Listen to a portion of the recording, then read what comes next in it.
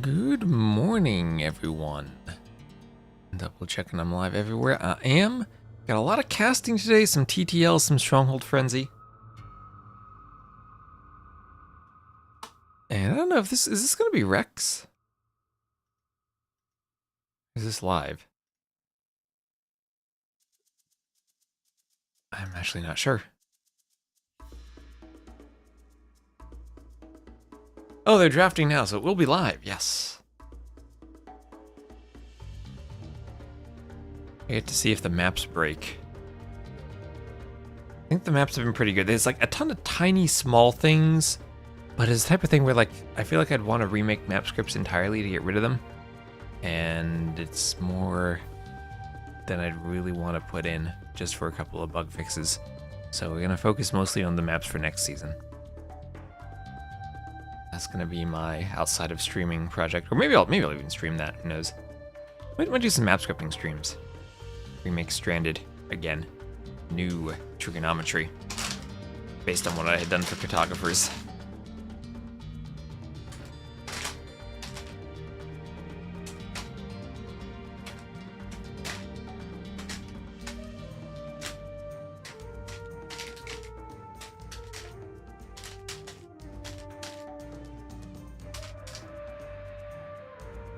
Alright, I'm also gonna eat a sandwich as I get ready.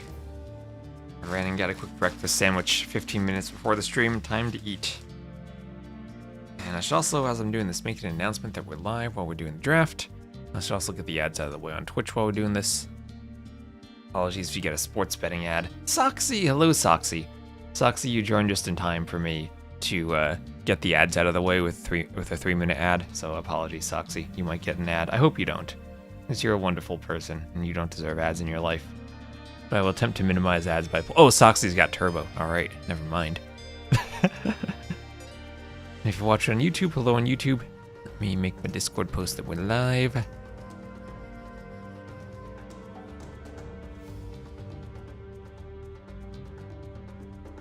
Lots of TTL and Stronghold Frenzy today.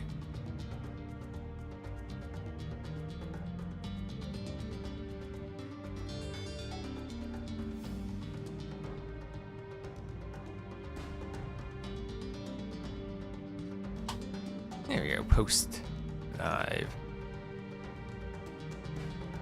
3-minute ad per hour and try to get in between game. Yep, Soxy, exactly. Because if I don't play the ads myself, then people get pre-roll ads, and then like as you're joining the stream, you get an ad, and that can occur during games. And if I put them all between games, then I end up playing the ads while I'm like running to the bathroom or getting a drink or something. So it's not like you're missing anything anyway. That is at least what I try to do. And then if you want the complete ad-free experience, you can always watch the YouTube stream.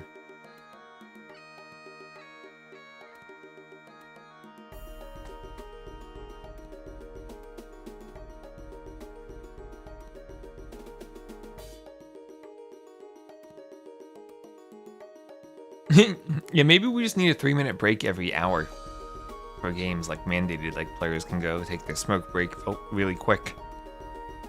We can go play the ads.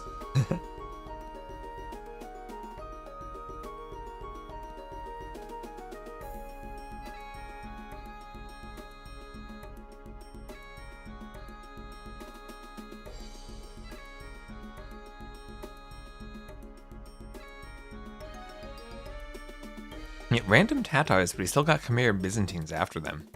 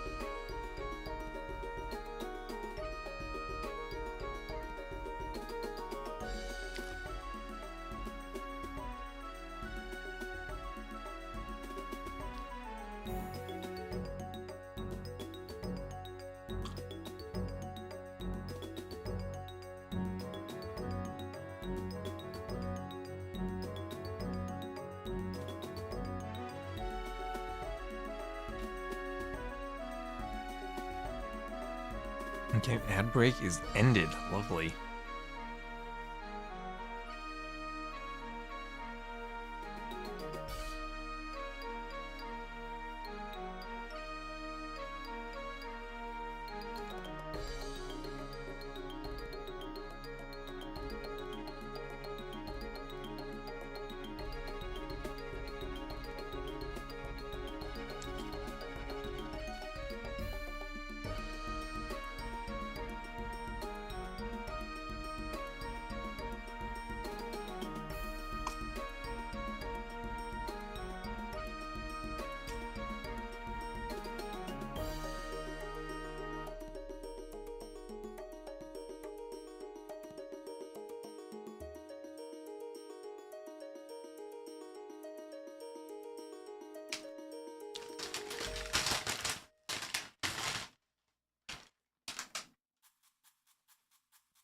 Sandwich is eaten. And don't see you. Oh, there we go. Blue is in a lobby. So we'll have Kilimanjaro as game number 1. Nice, nice, nice. I wonder if we'll see a fish boom. Evacuation, we could see a fish boom. Shoals, we could see a fish boom. Jungle Swamp, we could see a fish boom. Ravines, at least, there's no water. And we have Blue, saymyname, and our base all in the lobby together.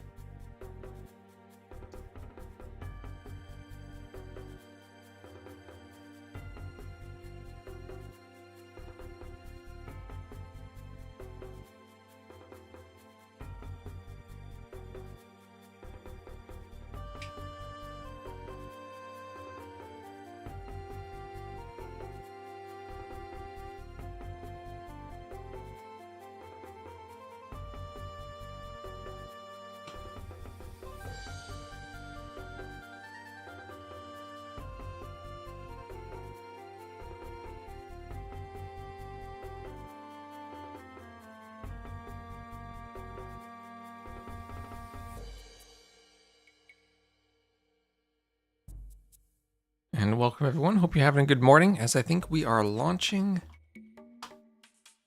And we are ready to go. I need to update my capture rate scoreboard once we're in, but we're good to get started. Welcome, hope you all are having a good morning. I woke up early for this, gonna have lots of TTL and Stronghold Frenzy today. And see there, an update while they're loading in. TTL bronze around of 64. Capture rate didn't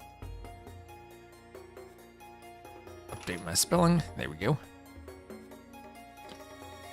And I'm actually, wait, let me double check. This is still the round of 64?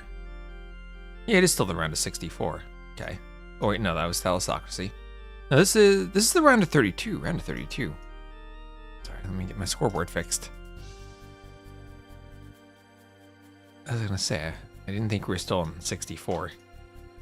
There we go. Better power of 2 there. Do y'all know your powers of 2? 32 is 2 to the 5th. 64 to the 6th. Those are good things to know, your powers of 2. You guys play 2048. Maybe that could be a fun game if like you had an option to display like the exponent power of 2 instead of the number. I guess the number is what makes it fun. Do y'all remember that, 2048?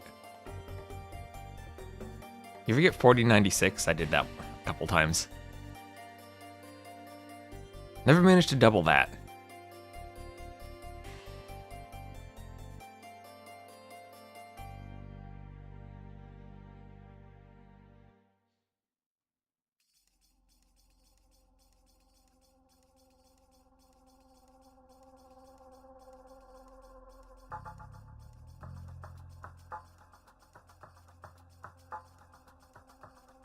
Mary's story is crazy. Well, it's I don't think it's something is 0 chance of winning. I think the hope would have been for him to, like, you know, double qualify for silver, and then where there's like a payout per game won. But you know, we're not gonna worry too much about that. Okay, so this is now the awkward thing where we have to figure out how to put the players in their right colors. So I'm going to take saymyname, and I'm going to put saymyname in yellow because his name is yellow, and then I'm going to take Blue. And I'm going to put him in blue, because his name is Blue, And that way when we say yellow or we say blue, we are actually saying the players' names, okay? saymyname goes by, his other name is VNS Yellow. And the BLVE, I've been told to say the V as a U, so his name is Blue. So we're gonna play yellow versus blue, and that way the cyan versus blue, I think that'd be hard to see, and I'd say blue, and then I'd be saying saymyname, and it'd be all confusing. There we are. Alright, so, saymyname, he will be playing as the yellow Khmer to the north, and blue, he'll be playing as the blue way to the south. This will be Kilimanjaro. Everyone has 2 shorefish in a pond. We might see some players docking and fish booming. We have seen that before. Any cheeky docks? Let's see. Yes, we have. Let's see. You could. I mean, blue definitely could wall here, wall across the front, and then have a safe fish boom. Remember, a dock is only 50 more wood than a mill, and you're gonna mill the berries anyway, so it's only an extra 50 wood.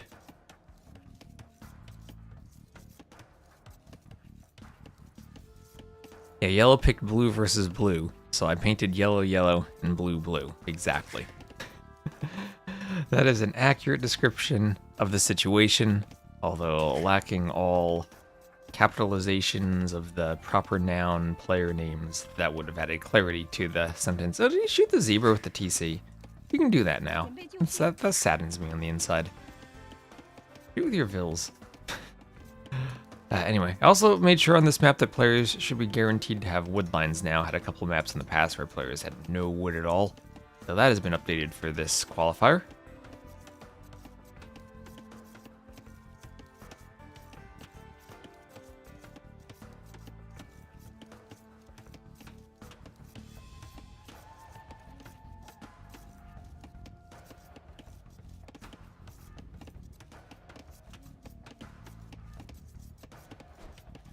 On its way in, hunted by the vills. There we go. Nicely done. And this vill will go add some palisades over here to the side. And the zebra will be pushed in here from saymyname, and we'll have a mill coming up. So milling the fish, and yes, we're doing it. Soxy, you're getting your wish. We have a dock. Oh, these fish were perfectly spaced out to have the dock between them, too. Maybe I need to ensure the fish always have a perfect 3 tiles between them. That is. I guess you could go here. This is perfection. Needs to stop fishing. Oh yeah, you're saying you need to avoid fishing with the villager so your fishing ships have as much food to work with as possible because you only have 2 shorefish, and this vill can go back to hunt. Which is essentially the same speed for vills anyway, 0.41 versus 0.43 gather rates, so pretty similar. Yeah, I think I agree with you there. You can start walling up, or just have this vill start doing your walls and another vill goes to the hunt to minimize the walk time. Yeah, so looking at the relics look pretty darn even. We'll have 1, 2 down here for blue, 1, 2 over here for yellow, and then 1 in the middle, maybe slightly favoring blue, but all in all, that looks pretty evenly spaced. The middle, of course, I had updated the map for last season of TTL so that there is a clump of gold and a clump of stone on each half of the middle. And then we will have some walls up here from yellow. I'm gonna take a second wood line at the front. Fish in way extra vills. Ooh, that does sound quite nice. Extra fish, yeah, especially if you're going like 3 fishing ships, you don't need that vill there. And he'll be nicely walled up, a couple of tiles over here, and he'll be good. Get a lumber camp on this wood line. And there is the feudal age on the way. Can move everyone over to the trees. Straggler acacia trees have extra wood on them.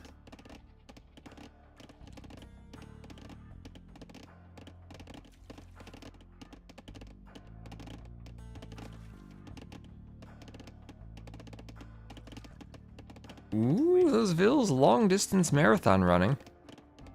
I like distance running, but not as a lumberjack.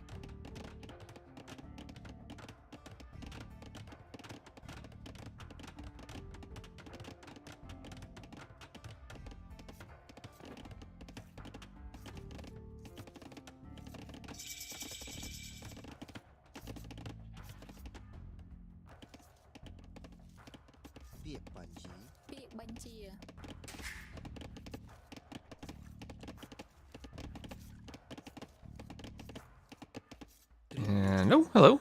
Hello, villagers. What are you doing over there? Gonna build something?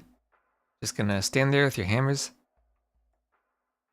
Thinking about, yeah, hammers, not the tools for collecting from these bushes. We didn't come prepared for our jobs today. Management didn't give us the right tools. Oh, the game is paused.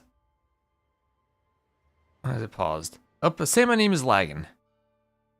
Saymyname is lagging. That's why we have a pause. Those villagers, we're gonna blame their idle behavior on the lag. Saymyname getting a brief lag pause in, and hope that the lag subsides. Hammers are for berry juice. For berry juice, you take the in the map scripts, these are called DLC orange bushes, but these definitely are yellow and not orange. Like it's not just the player color. Like I can change this around. They are yellow.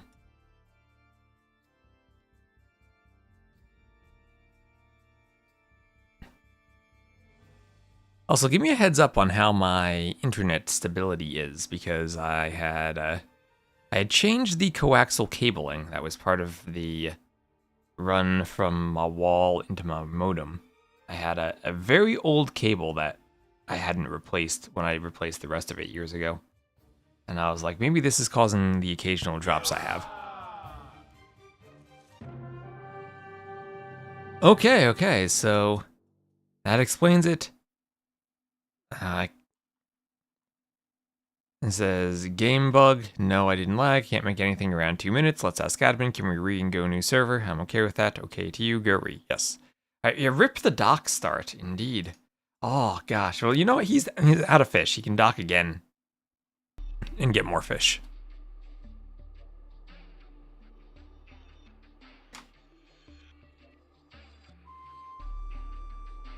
Yeah, maybe this time not gather with villager. This time needs some advice.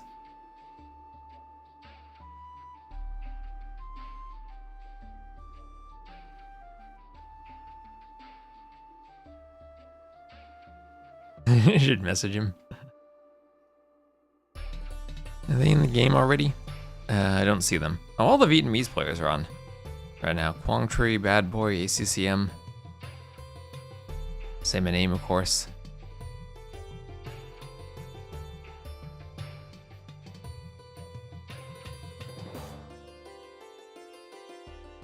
Who would be Vietnamese like Nations Cup now? Because obviously we don't have Backed playing, and I haven't seen Cool playing in a while.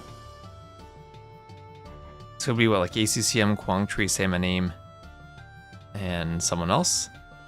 So I know Song probably wouldn't be playing from the cheating stuff from years ago. And I don't know if Bad Boy would count there. Maybe Bad Boy would be there fourth. Cool come back for Nations Cup. That would be the best if we had ACCM backed, saymyname and Cool, like the classic Vietnam team.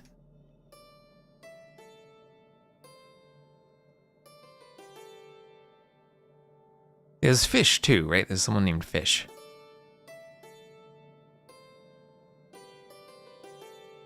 Okay, still don't see them up in a lobby yet, so hopefully saymyname's internet is holding up.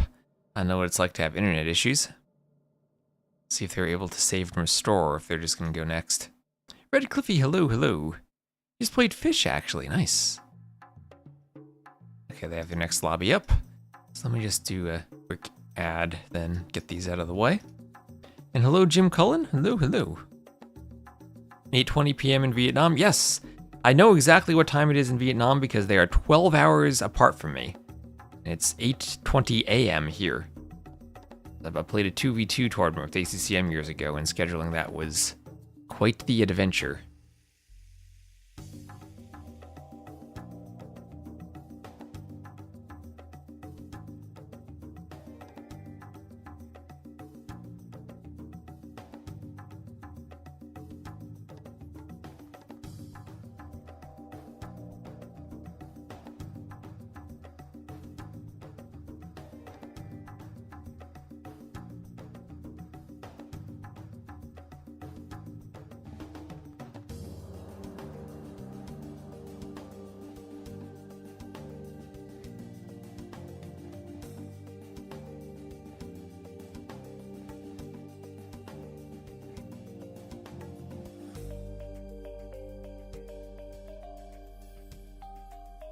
They have their lobby up. Hopefully everything will work out. Remind me to get their colors organized properly again.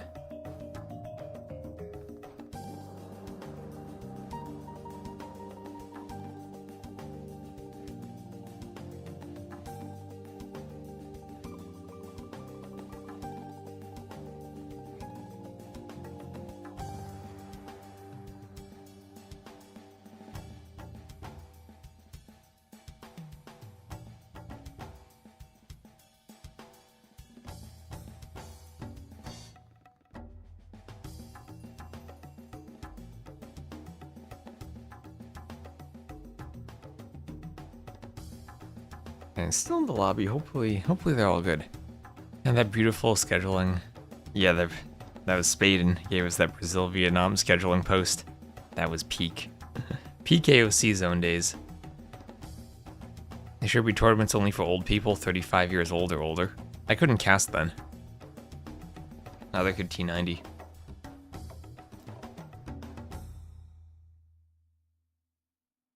Not that old yet.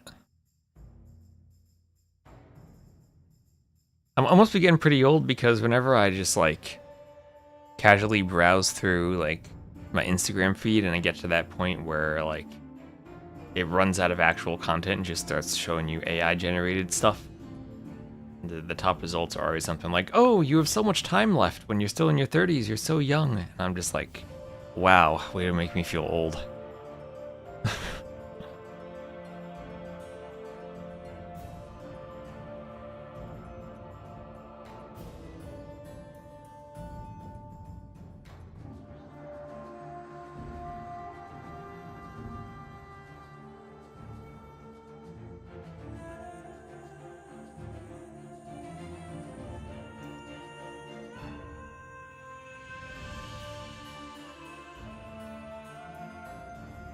Tata would clap that. Yeah, Viper wouldn't be able to play in that either. That'd be like Tato, Doubt, Yo. I think Yo's over 35.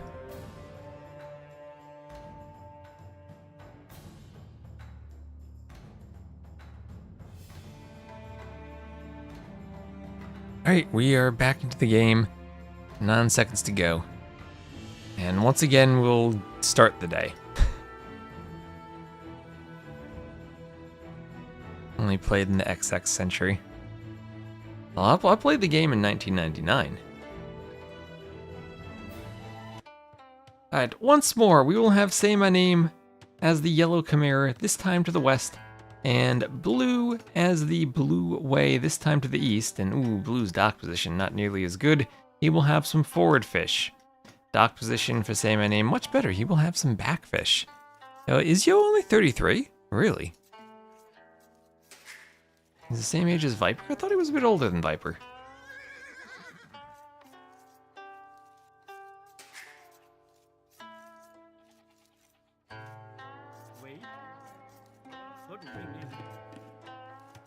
Oh, double deer push. Double deer push from Blue. Let's go. One more in. There we go. Oh, Blue. A man of culture. He knows how to push those deer. When I say deer, of course, this is a zebra, but a zebra's just a reskinned deer. Lots of shooting with the TC, though. Kill the deer. That kind of surprises me.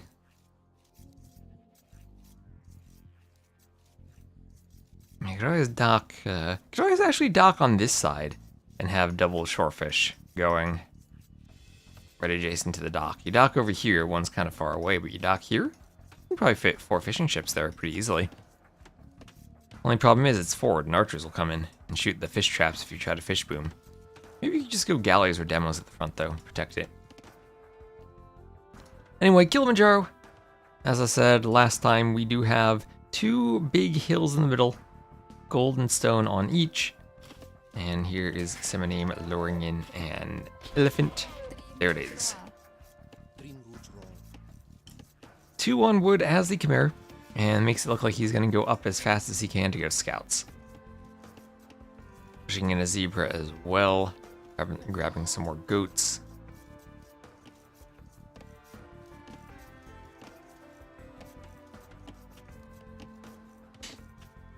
Now this time saymyname, it has a bit more of an advantage with the relics.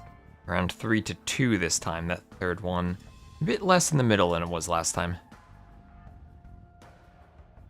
I still allow for a good bit of randomness of the relic positions on this map. I always like that when they're not fixed. Sometimes one player has a bit of an advantage, but that's AoE too.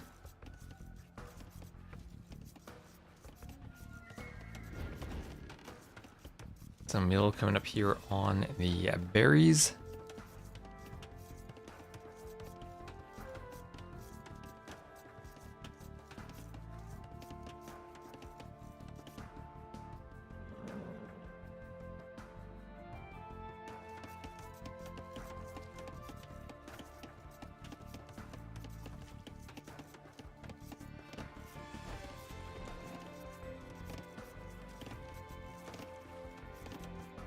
And why don't you say hi, hello?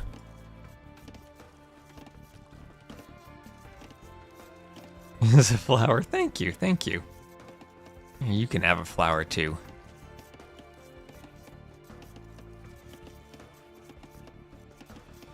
Real OGs know about the Voobly flowers. Those are really cute flowers.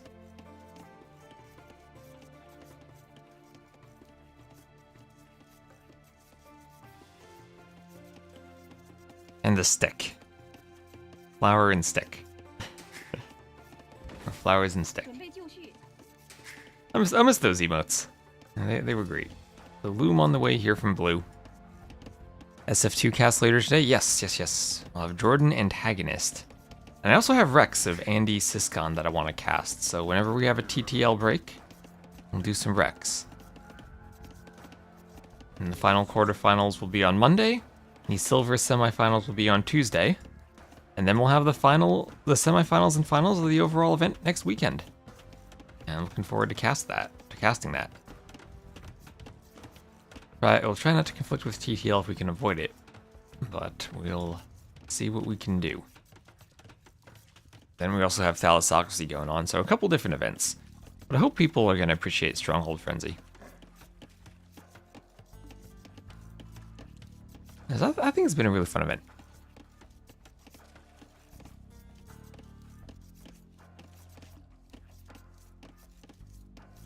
You gotta play in the first 15 months of its now 26-year lifetime in the 20th century. Oh man. You know, the weird thing is reading... I don't know if anyone else has this experience, but I read a lot of math textbooks. And it's always weird to see something that was written in like the 60s referencing stuff from the last century. Because now that's like 2 centuries ago. I'm like, the 1960s doesn't seem that far away compared to the 1800s. But honestly, we've come a long way technologically since then. There's a lot of space in Siberia.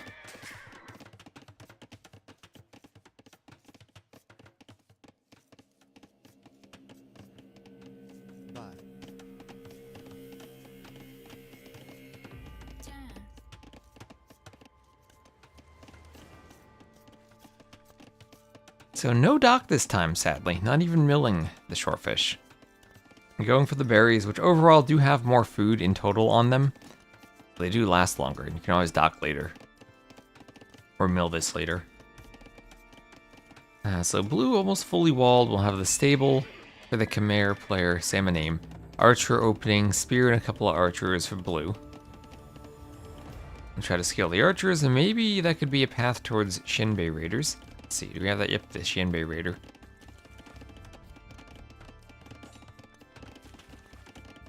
It says weak versus camels. I don't know if that's true. If you micro them, they might still be good against camels. So one archer a bit out of position, not near the spear, will get picked off by saymyname.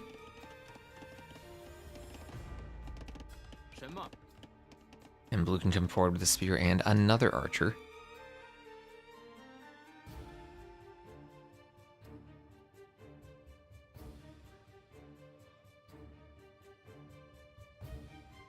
Now see, that spear's enough to defend against 4 scouts. Could be a fight where saymyname would just pick the spear, then pick the archer, and keep the other scout away. Lots of spears at home, as Blue's trying to keep the archers at home. One spear, one archer. Don't think he'll be able to harass too much. We don't have the forward mill for saymyname. He had just taken his shorefish, and he does have a safe wood line in the back.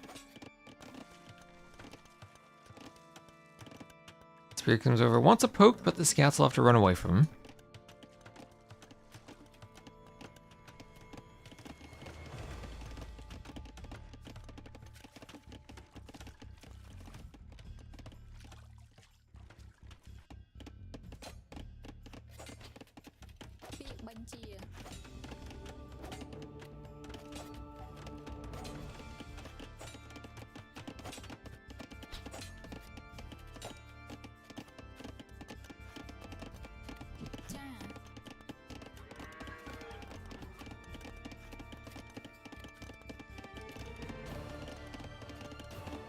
As the farm goes up.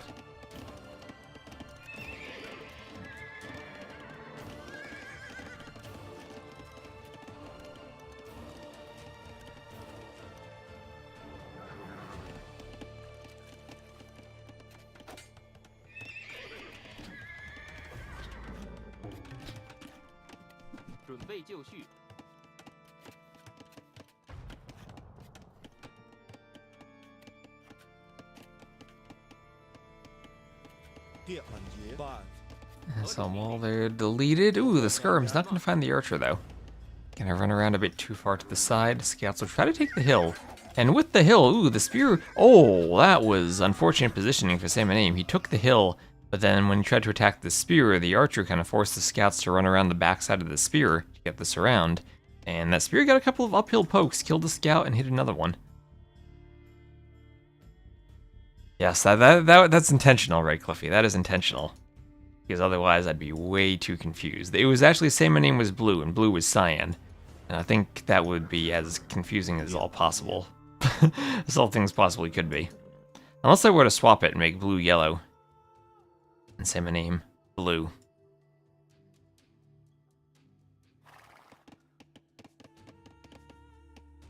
I had some black coffee. I have mine in front of me. I'm letting it cool down a tiny bit before I start drinking it.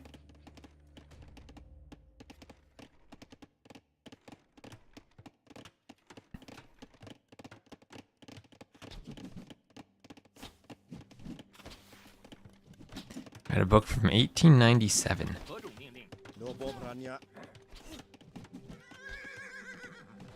That's fairly old.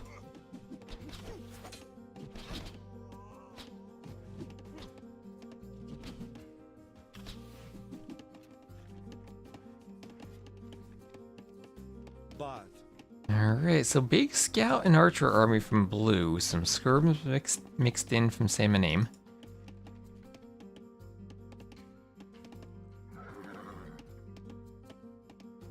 And Castle Age clicked first for saymyname. Slightly ahead in resources, blue won't be too far behind.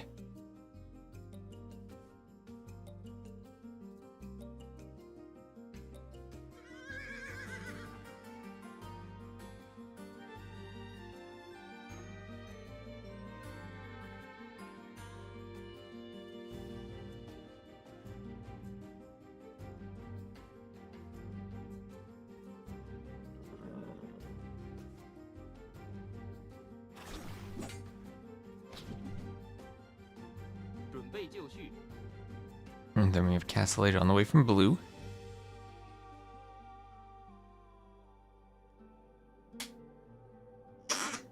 Okay. And I don't like these new lids from Duncan. I like... really difficult to get the flap in and properly set up.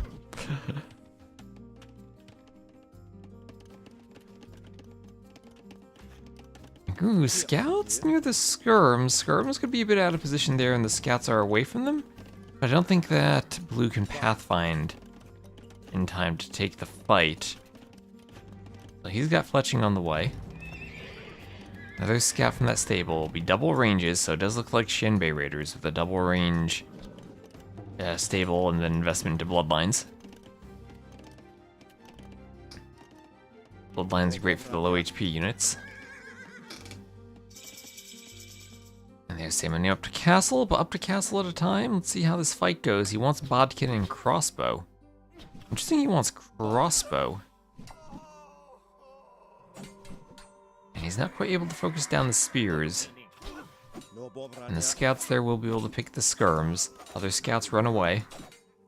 But the archer mass stays alive, which is good if he wants to upgrade it. And right as bodkin comes in, the skirms go down, so no castle age upgrades for them in that fight. Nice timing from blue to clear that army. Villain armor count's still pretty similar.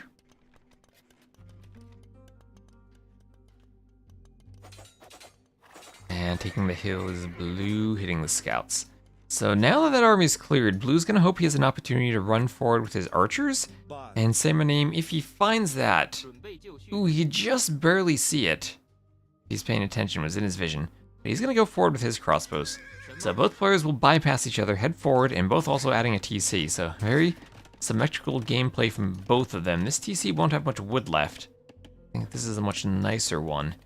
And, ooh, okay, unfortunate timing there. This is exactly what saymyname wanted, getting the crossbows in a position when they were forward and unscouted. And this is the chaos he wanted to cause. Probably just kill that Shinbei Raider. But yeah, he picked a Vil and 2 or 3 military units. Got a second Vil walling then. When I think the initial wall was deleted because of the way this base is set up. The stable and the range are inside the walls, and to head to the left of the map, the wall needed to be deleted so they'd path out, and the crossbows were right there to pick off the units. And oh, actually, third TC, didn't see this on the mini-map. Third TC up here for saymyname, and it'll be up in time to keep blue out. So I think that was a very nice opening to the castle age for saymyname. Killed enough military units. I almost said unitary millets. Killed enough military units to stop the pressure. And give himself some time to get those TCs working. Has to be careful in case those archers hit the Vils over here, but they're just archers and not crossbows.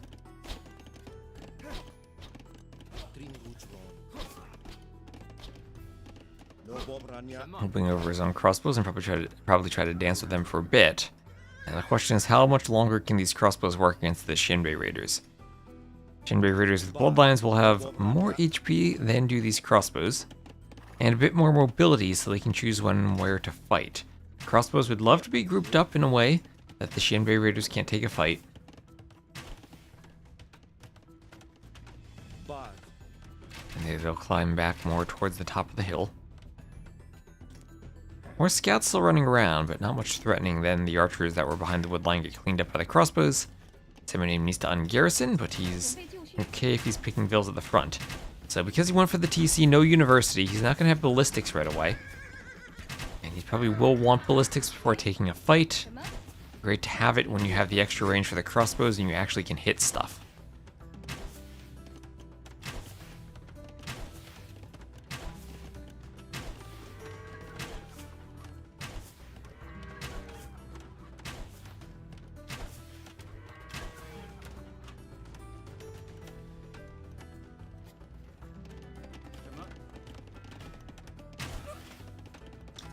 Do some walling up from blue, but at the cost of a few Vils.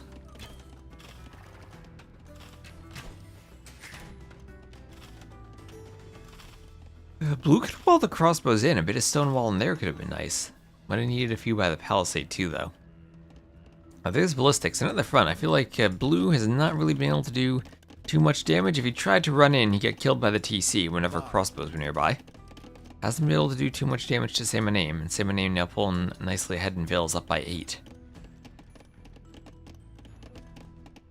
Shinbei Raider count, though, starting to climb. Starting to climb indeed. 19 of them to 27 crossbows. And the crossbows were not patrolling.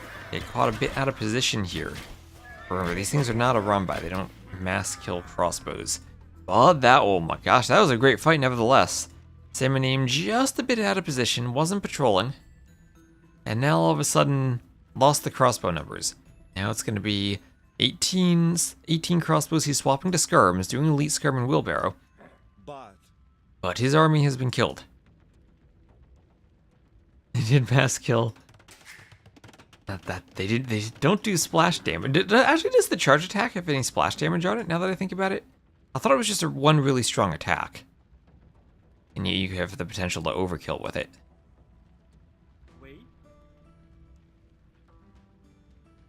But regardless of the mechanic, Blue feels that he now has the lead and will be confident sending a villager forward.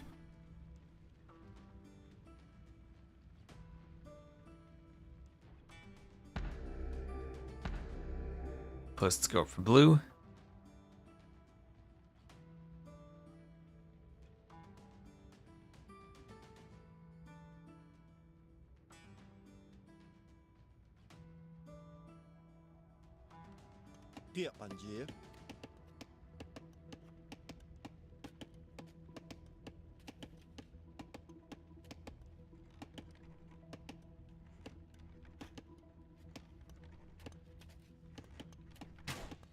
Then leather archer armor on the way. Ooh, Vil goes down with ballistics in. Can he get the Vils? He can get a second. He'll stop dancing at the last moment. Maybe thought he was away, but nope. Like the outpost from Blue, always good to have vision. And Blue's starting to take the middle. Starting to get that golden stone from the top of the hill. Ooh, some skirms mixed in this time though, but the Shinbei Raider numbers are still looking scary. And here we are, 28 to 18 total military. I think they just take this fight despite the skirms. They're uphill. They have ballistics. And okay, things looking good for Blue there.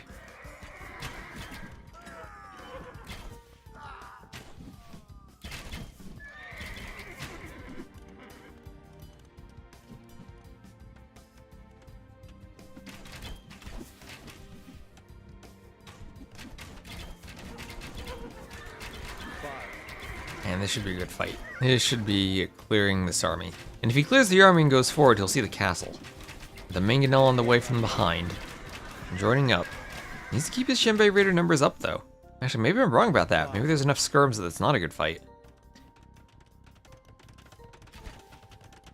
Tricky thing to judge, because you feel like you have the numbers in the hill, but then skirms are the best unit in the game.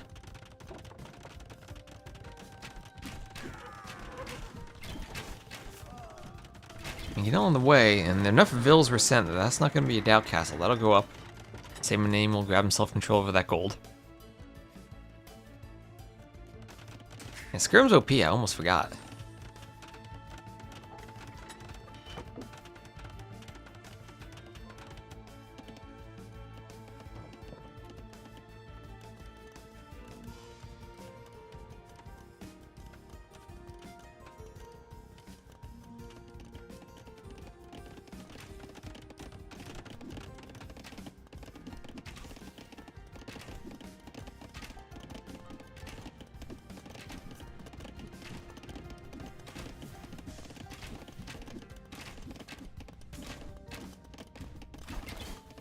And these Shinbei Raiders on the hill will shoot the crossbows and rain some arrows down on the skirms as the mangonels come around. It is, remember, Bodkin in for Saymyname, so the mangonels have to stay away from that castle. Although I'm sure they would like to hit the gold. We do have some forward Vils here. Oh, okay, castle timing for Blue. Treadmill crane on the way. This could be a risky castle with Saymyname up to Imp and maybe ready to go for a Trebor. Pathing on these mangonels. Tricky to get them around the wood line. Don't want to run into the castle again. 40 minutes spamming skirms for 900 kills.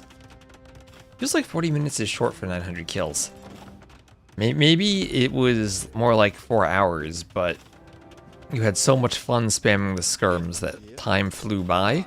And it felt like 40 minutes. And hello, Alancitas.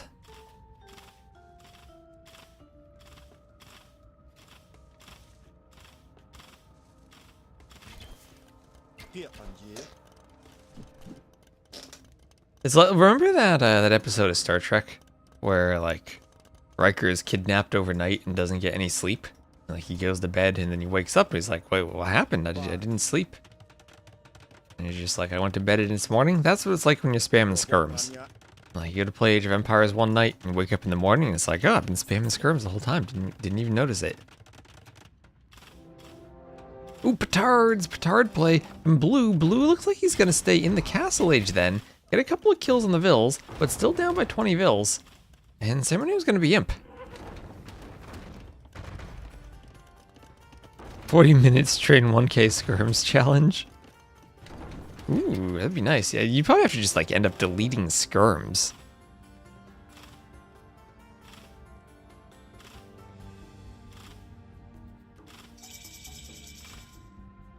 You're spamming skirms, time flies like a javelin.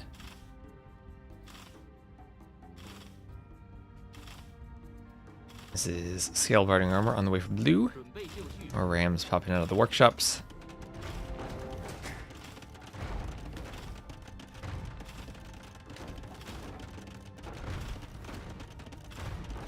And this TC getting mangled down. All this map control. Love to see a forward dock. Can you make cannon galleons while you're in the Castle Age? No, but just prepare. Can you make cannon galleons as the way? No, but you can make the Luchuan. Go Imp and use them to take out the castle. Probably in range of the castle and would just die. Yeah, they would. That is a horrible idea, but it'd be fun.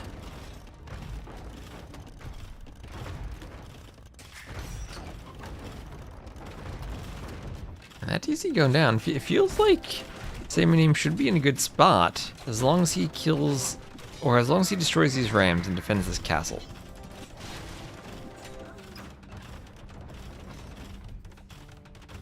Spinning to the top corner too, yeah, and Blue had outposts out there, but I don't think he quite, oh wait, maybe he does know. He has some Shenbei Raiders out there.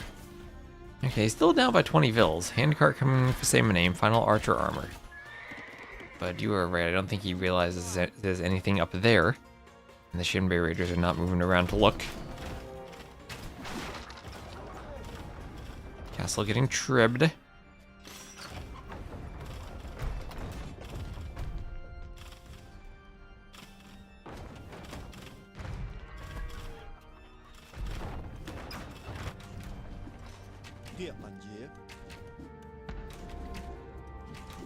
Man, chemistry really makes those skirm javelins look scary. Imagine that, a flaming javelin? Has anyone ever actually done that? I'm sure people have tried it. Should we try that, like, IRL one day? Like, AoE 2 chemistry-themed skirmisher javelin party?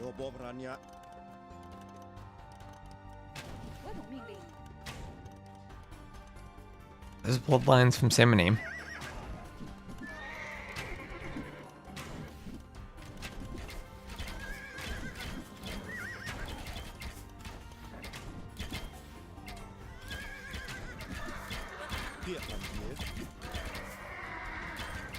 Tiger Cav, well, Tiger Cav taking out the skirms. But it's still Imp versus Castle Age with a Vil advantage for the Imp player. Do it in the woods? That sounds like it might burn stuff down. I think we'll need to find like an open area that doesn't burn, like maybe a parking lot, and then try it. No cars around.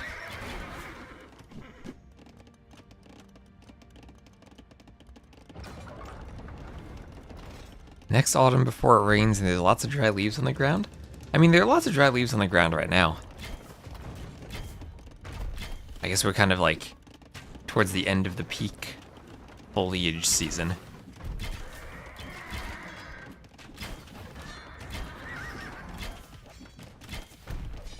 Saving resources for the Atomic Age. Saving for the Enlightened Age. What are the Rise of Nations age names? Now you got me trying to remember.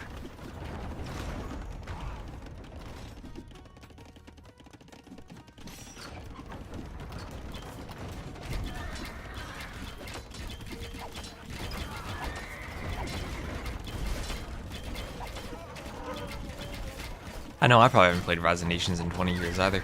I had a CD, but I couldn't get it to work. There were like some missing DLL files in modern versions of Windows.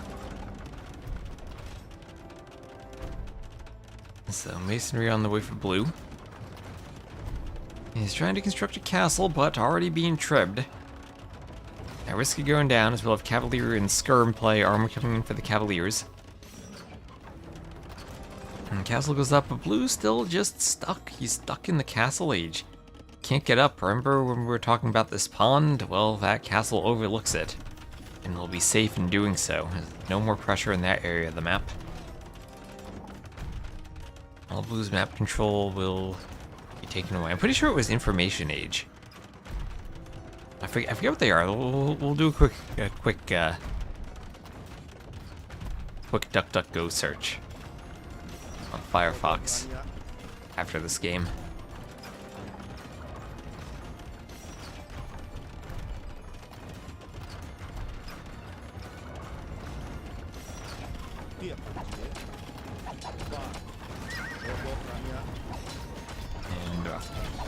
Isometric viewpoint, I thought those trip shots were going to hit the mangonel. They were aimed at the workshop. Those two things were not next to each other at all.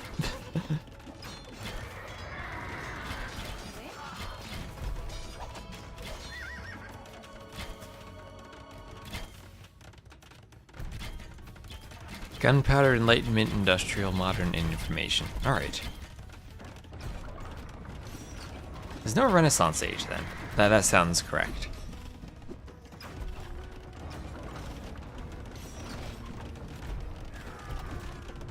I guess modern would be, at this point, pretty old. And now we'd be information. Like, information's modern now.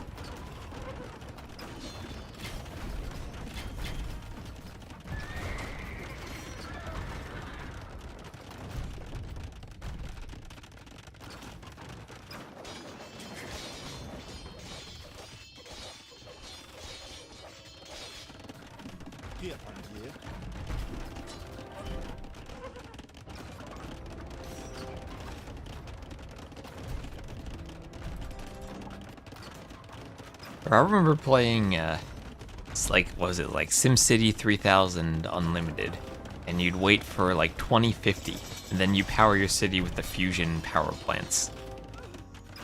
No pollution, no explosion. Just fusion everywhere.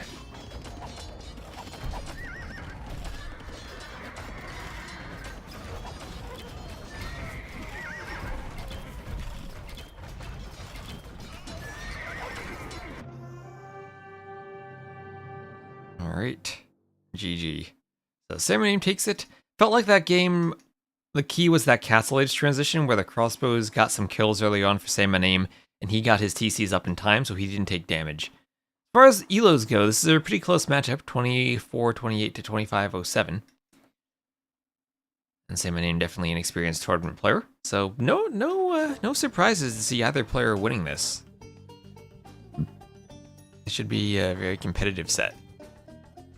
Well, that'll be a win for saymyname. There's a Roblox Resonations. I've never played Roblox, but I've been kind of skeptical of it. I get all those like mobile ads telling me to do Roblox. I could get like sponsorships for it, but it seemed like it's kind of a questionable thing to do, introducing unsavory mechanics to children. Same way we don't do gambling ads.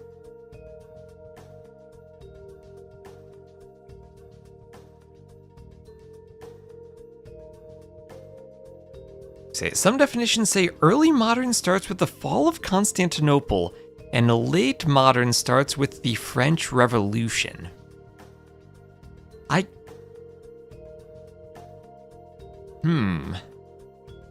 I feel like those definitions might be a bit old. Modern can refer to anything from 1453 onwards.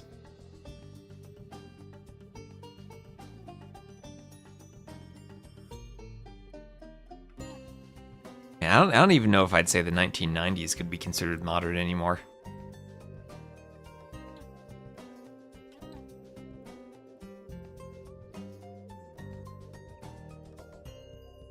Am I ND Nile right now? No, Nile Delta.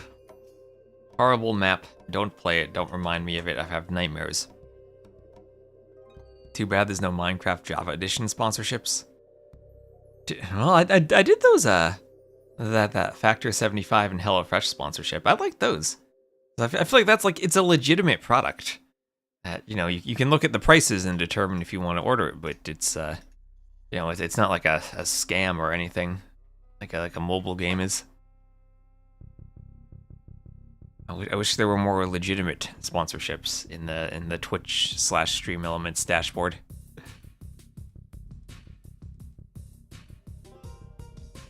With tripartition, you can have classic, middle age, modern. I guess that's true.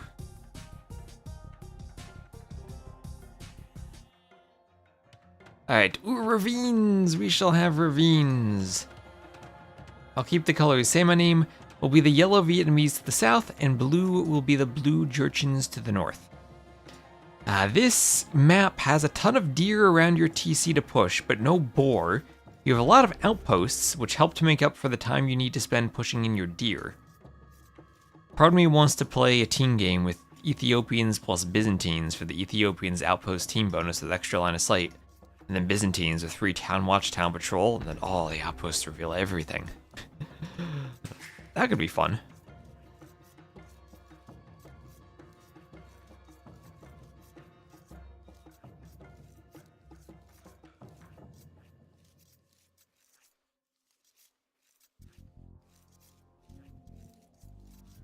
Oh my gosh, freaking privacy policy changes.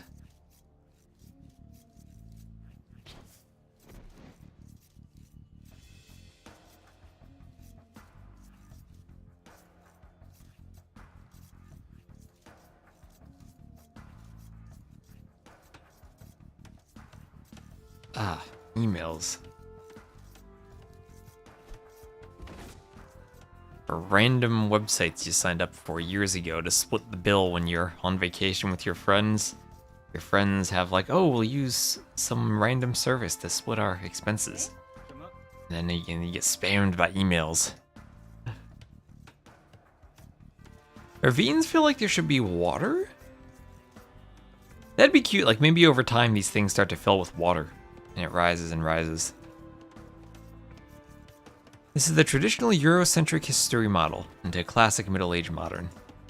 Alright. I feel like that can't really be applicable anymore. And that there needs to be like a post-modern, if modern is gonna end in like the 90s. Maybe in the aughts.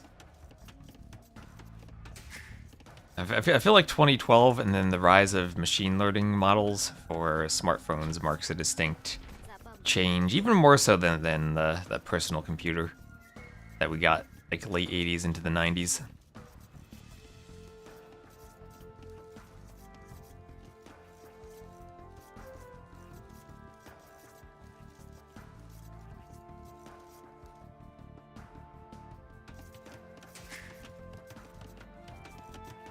What kind of math do I like? I like lots of types of math.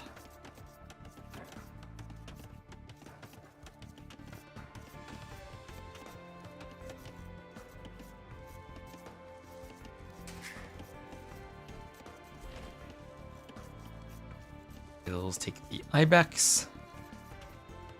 I'll have an Ibex pushed in over here from blue.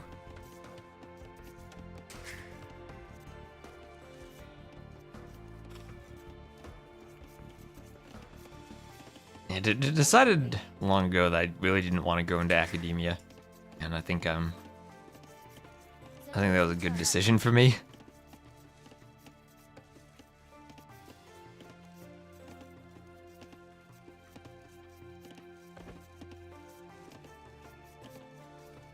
There's some textbooks that I want to write.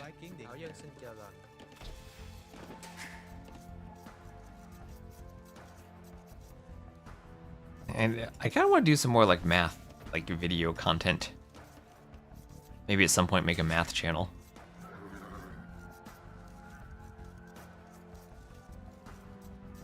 So Ibex is here being pushed in by blue.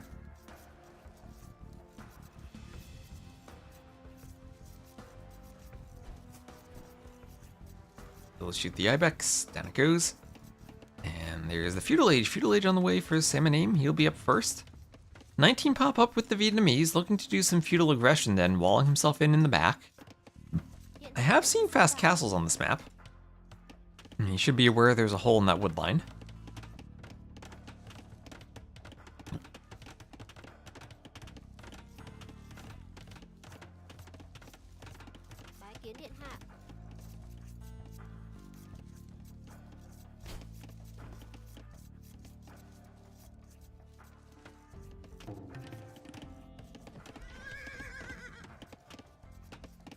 Talking about different ages. As I say, Age of Empires 2 has to... The end period has to last until at least 1614. And that is because of the Gujars and their mills. Because the formula for determining the food generation uses a logarithm. And logarithms were introduced, or the first publication was 1614. A Scottish necromancer. So now the Gujars pushed AoE 2 into the future. And then the Three Kingdoms pulled it to the past. Wish he plugged it with a house? A house here more pleasing? I guess so. Could be a bit more girth to the wall to keep crossbows away later.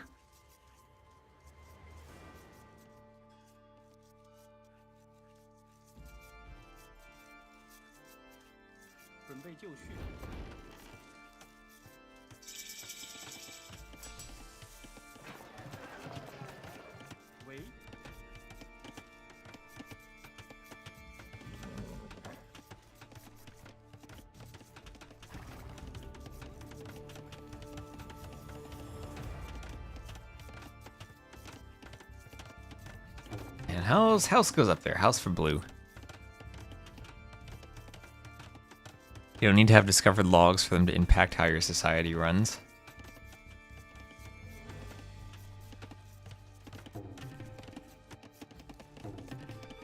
I guess that's very true.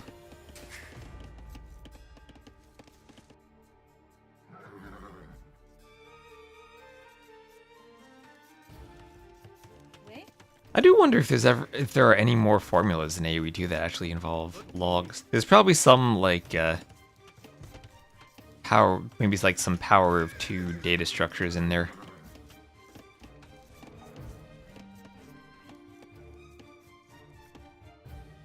Well, like you'd see like in an intro sort, where you explicitly calculate a log for the depth.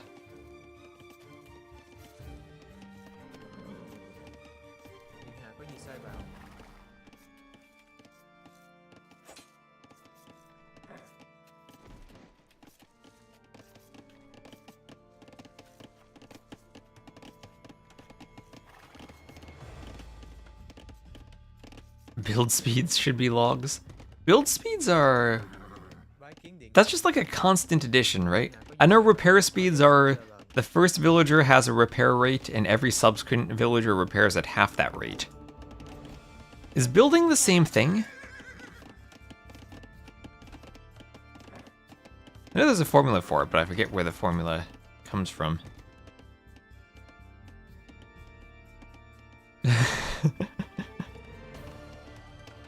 And Doubt's castle is, it can't be a log because logs are unbounded. Doubt has to be like a logistic function that approaches an asymptote. It doesn't actually hit 100%.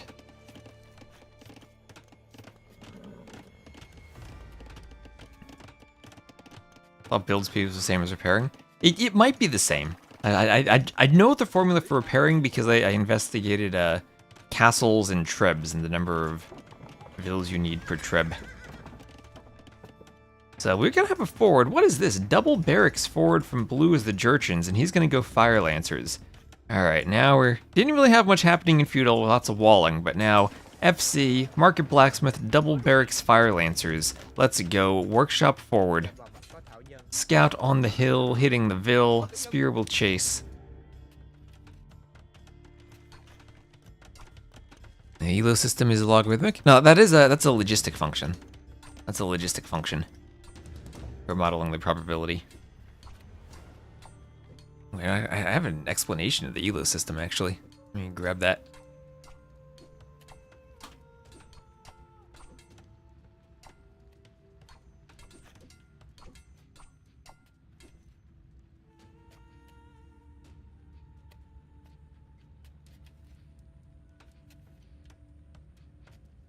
Or are we? There we go. Have a nice formula there.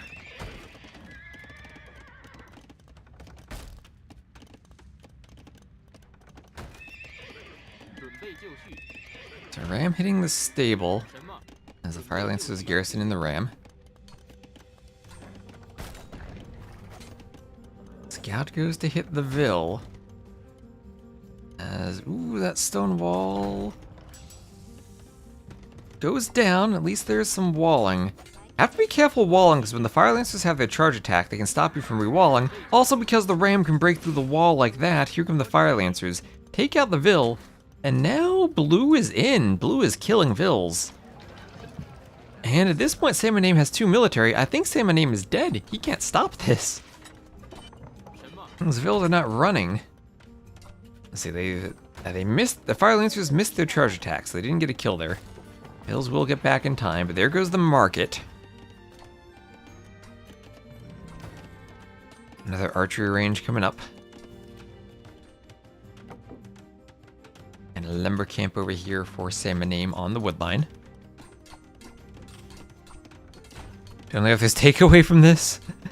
Picking civs that represent themselves. Oh, that's true. saymyname taking his home civ.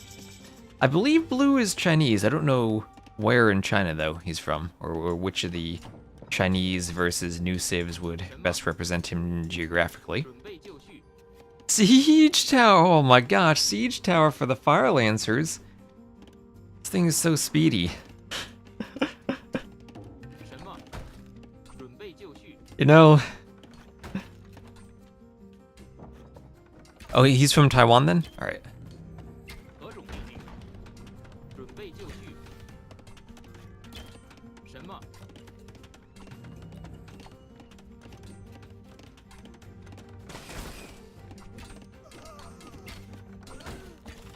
Okay, Fire Lancer's taking out some Vils.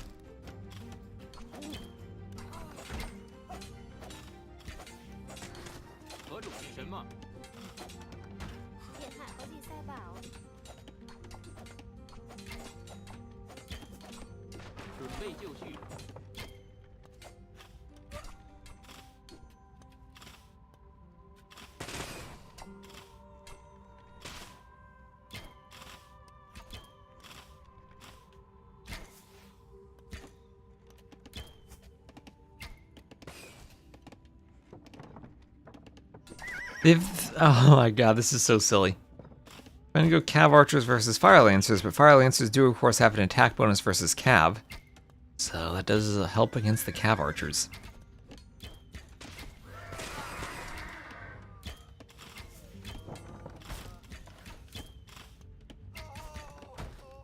Fire Lancers go down, and Ram goes for the range.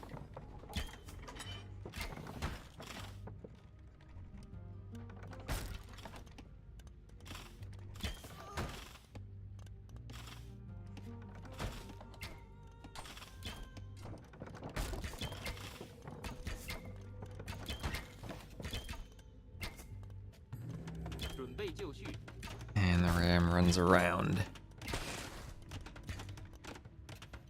Our Fire Lancer's on the hill.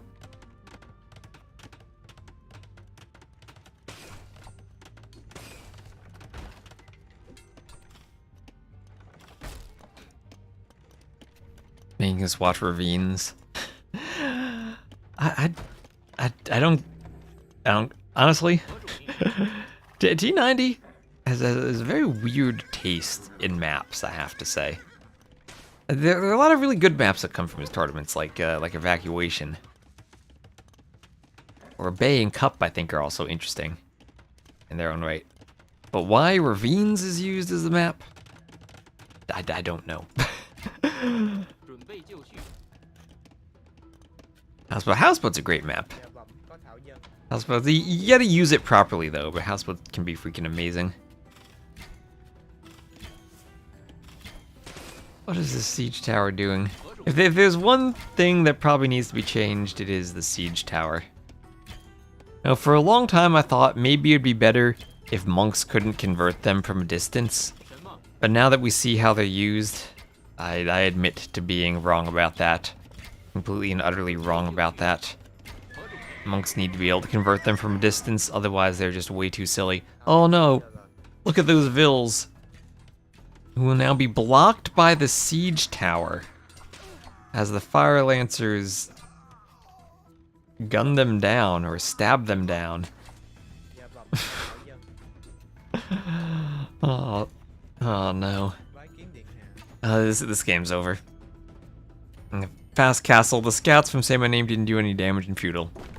Fire lancers came out and devastated everything. This is completely a realistic unit behavior. How do you think medieval sieges were? I think medieval sieges involved digging tunnels underneath walls.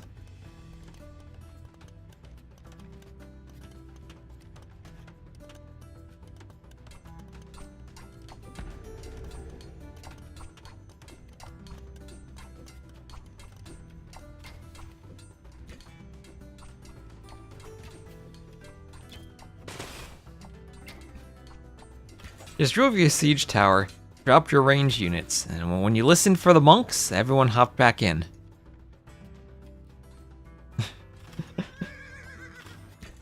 Let's see, saymyname is trying to get away with a clandestine economy. I mean, he's only down 8 vills, but they're pretty far in the resources collected. Oh look, another siege tower. Oh, this is so silly.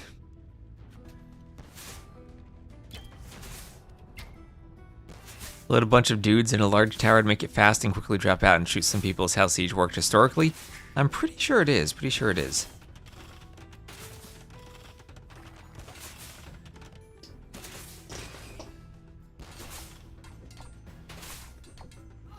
go the vills, running towards the rocket cart. Rocket cart trying to shoot the vills.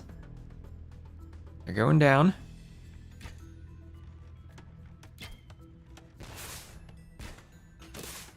Rocket cart hits the TC. Ooh, Vill's going down. Oh, rocket cart hitting its own siege tower. Oh my gosh, the Vills, the rocket carts, the towers, what is going on? Now it's 45 to 24 Vills. Clandestine economy still holding out down there. This is why the Trojan horse was such an effective strategy. Oh my gosh, can you imagine that? Remember building the Trojan horse in Age of Mythology? Imagine if that next part of the scenario was just running around with the Trojan horse like a siege tower, popping out and back in with Odysseus to snipe off Trojan units. Arcantos would do his like charge attack and the Trojan horse would suddenly get a huge boost and just run around. Get Trojan horse armor as a DLC for the siege towers. Oh my gosh, you're giving, don't give them any more microtransaction ideas. It's bad enough we have gambling sponsorships. We don't need more of that.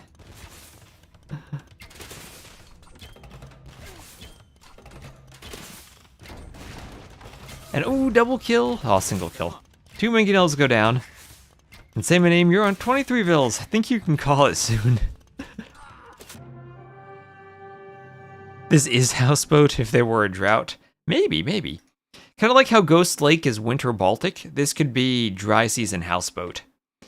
So there's military 45 to 24 KD, FC Fire Lancers, OP. See, 4.5 minute difference, almost a 5-minute difference in castle time. I don't even know what to say about that game. Fire Lancers are such a weird addition. Something that probably belongs more as a unique unit.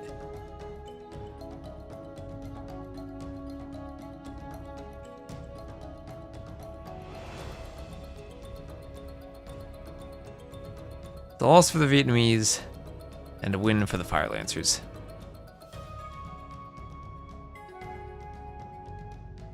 They hit the last 18 months of AoE.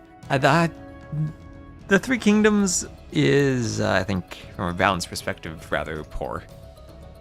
And the more I see it, the less I like it.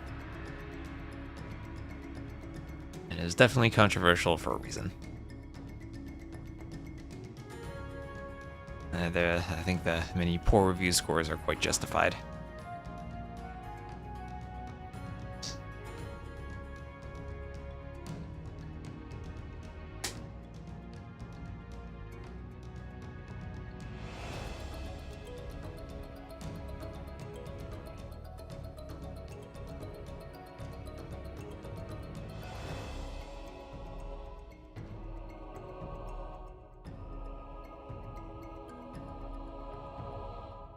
Yeah, it's weird. It's kind of a weird state where we have such strong unique unit stats now, or strategies with unique units, like organ guns or Rathas, that it makes the old Drush FC plumes or Drush FC conks look pitiful by comparison.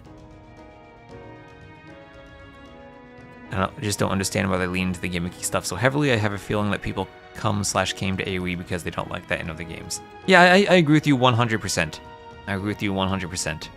I think people really dislike stuff like the Shravamshriders and the charge attacks, and they've just kind of doubled down on that, and have kept going with it. And I feel like that's, if you look at like AOC, the original like unique abilities of the unique units were locked behind unique text, like the Cataphract splash damage, or the Berserk healing. Now you see the Wu, like everything just heals, or the Georgian Scouts, they just heal. And it kind of removes some of the uniqueness or specialties of the older units by just kind of plopping those things, or putting those bonuses everywhere.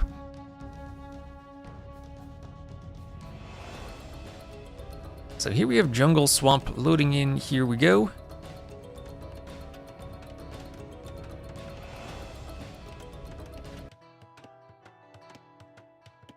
And once more, we'll put blue in the blue and saymyname in the yellow.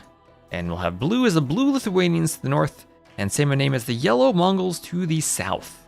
All right, it'll be Jungle Swamp. This map has a ton of hunt around the outside, and I think the Mongols are probably going to be the best civ for this map. Lithuanians can be nice if you go for the early dock. Went from having a somewhat flawed rock, paper, scissors to having rock, paper, scissors Apache helicopter. Right, and that's supposed to be Rise of Nations. That's rock, paper, scissors Apache helicopter. Shravamshriders are still your least favorite thing in the game. I agree with you there. Maybe the heroes surpass that for me, but at least, like, kind of a weird thing. The heroes are just, like, at least restricted enough that they're not used. Oh, we have a brief pause, maybe another lag issue. Saymyname asking for a pause.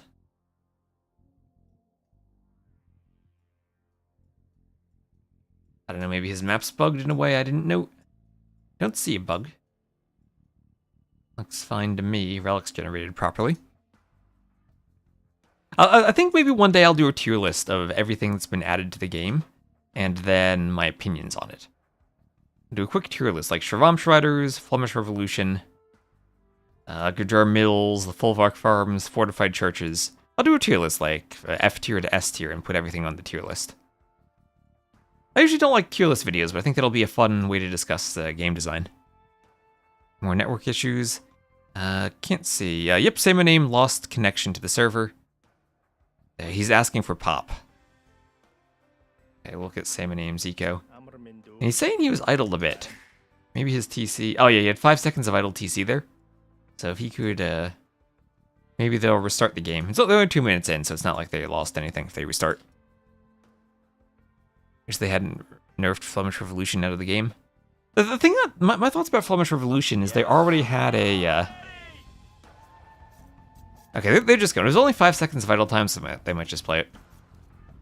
Is that they already had, like, a better version of Flemish Revolution for the Spanish, because they had Supremacy. And they already had a, like, turn villas into combat unit thing in the game.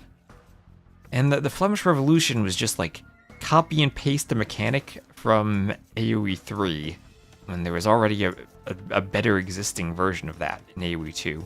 Or copy and paste the Ragnarok from Age of Mythology. I think that those individual things made more sense in their respective games. Okay. Sec adminry. Okay, they're gonna restart this.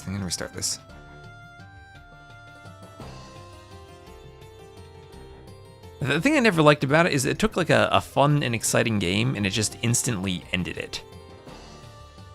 And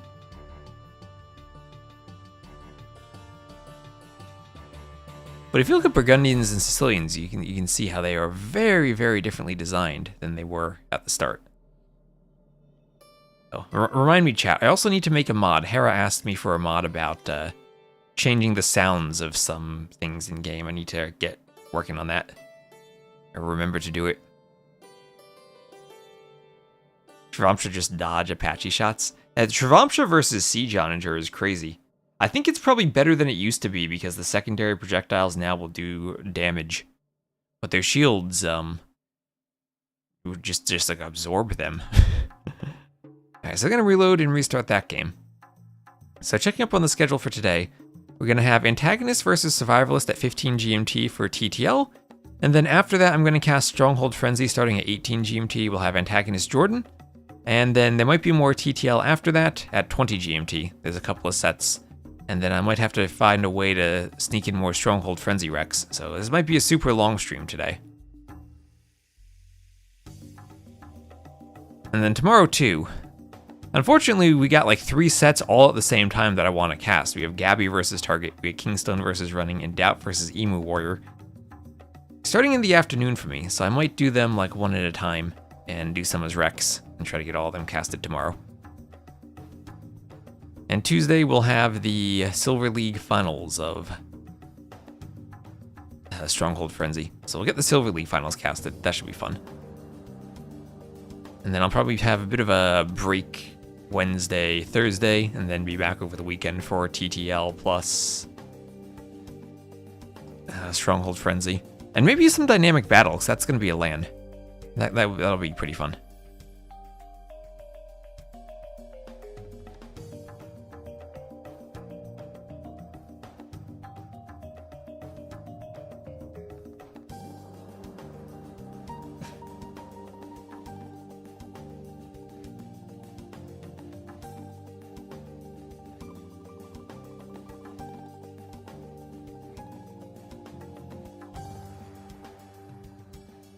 What happened to the Lingwen tournament? That finished. I have the finals. I casted that on my YouTube a couple. Was that like a couple weeks ago now? Yeah, that was 2 weeks ago. If you wanna, I didn't really cast too much of that because the game started at 1 AM my time, but the finals were around. I think they started around 7:30. So I was able to cast that. That VOD's up if you want to see that. Yeah. Hera also got chased by someone, so he ran away, got lost in the woods, and Hart had to come pick him up. he used an interview of that on the GL podcast if you want to hear the crazy story that happened to him.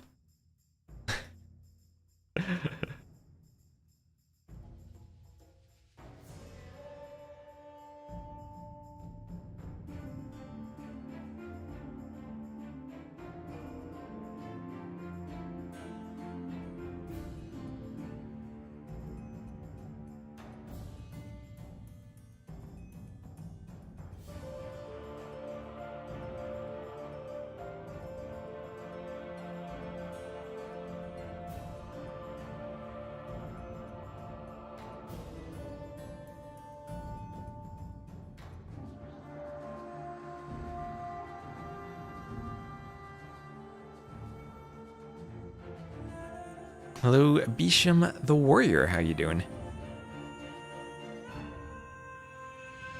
Attacks like Flemish Rev, you can't really balance it right. Either it's kill all endgame or it's useless. Yeah, that's kind of what we've seen from it at least. And we'll watch. Nice. This week's TC podcast was great. Makes you feel bad for someone wanting to beat him. Yeah. I still have a video I want to address the gambling thing, so I'll probably make a video on that this week. I had to try to fix some settings on my camera so I actually could record in 4K, and I still feel like I don't have the focus right, but I will attempt to get a video out. It'll be a bit late, but I figure it's good to reflect on this and get my thoughts put together. I think my big takeaway is that I agree with Hera where he says that, you know, if you have you have a responsibility as a content creator not to put questionable things in your endorsements, and that you can't just say, oh, I'll show this and people can decide for themselves when you're dealing with particularly dangerous and addictive products. Because, you know, if you have, what are the estimates I've seen, like somewhere from like 1 to 3% of adults in the US have some type of moderate to severe gambling problem. Which, I mean, might seem like a small percentage, but it's not a small number. And if you're even a AW2 sized content creator, your video is going to be seen by thousands to tens of thousands, or if it's a really big one, hundreds of thousands of people. And there are people there who are going to be endangered by promoting gambling content. And, you know, it's one thing if you're okay with that and you're, you know, making sure everything's done legally and you're taking care to try to be as responsible as you can be with it. But doing something that you then later find out, oh, this might be illegal, is not good.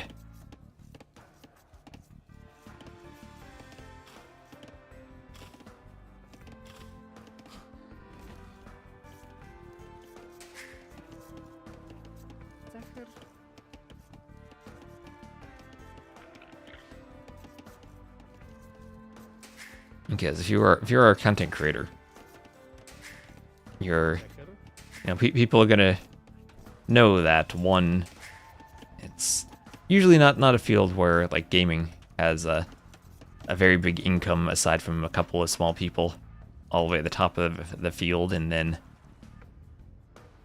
there's also a lot of people who probably didn't have any formal training in the business or legal aspects of content creation. And when you have a large audience, people are going to look at that and say, you know, these people might be vulnerable to try to get these products out towards that audience. And you're going to be, you know, it's one thing for, you'll see scams online. Is content creators are going to be targeted by scams more than anyone else because of the impact that they have. It's like, you remember that time T90's Twitter account got hacked. And he has a rather, large following on Twitter. Which is kind of silly how it was, but it's like that type of thing is going to be hit by everyone constantly. Like there was that time Viper, I think he opened a PDF from a sponsorship, and the PDF itself was like a virus, and like locked him out of some of his accounts. And you gotta be constantly wary about that. And even people who might be like well-intentioned and offering you something that is, from their point of view, legit, might still be something that ends up taking advantage of you.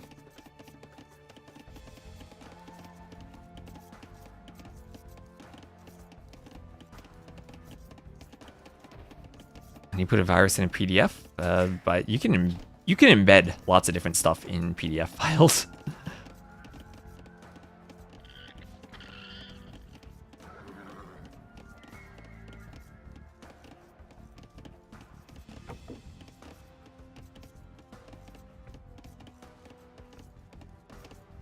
And I'd always be careful opening PDFs. You would hope that like Adobe Reader or whatever he used to open it would protect you against that, but I don't know. I haven't actually looked at the PDF format though. That's an interesting question to look into.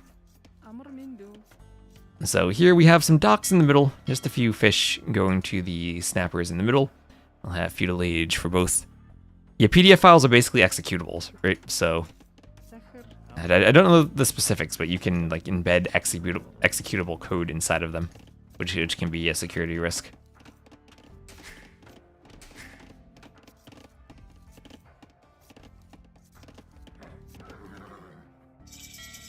So there's feudal, and we're surely going to see fire galleys out for saymyname. So as the Mongols, saymyname, he's going to want to move around the outside of the map and take as many of these deer patches as he can. The more deer he has as the Mongols with their hunt bonus, the better. And that's going to mean, as much as you like to be walled in on this map, so that the scouts can't hoover around your economy, he's going to want map control so he actually can be able to move out and take those deer. He doesn't want to be trapped in, constantly relying on the walls to defend from raids. He wants to be forward, applying enough pressure that he's not going to be trapped in. On the other hand, blue is the Lithuanians, adding in the stable. We'll have the faster moving spears. And what just happened there? Is that a demo? Wait, how did that fire go down? Wait, what? I guess two fires must have killed each other at the same time. That's probably what happened. So fire pops out from blue. Lithuanians have a good uptiming to control the water. And fishing ships going down in terms of total amount of fish left on the water.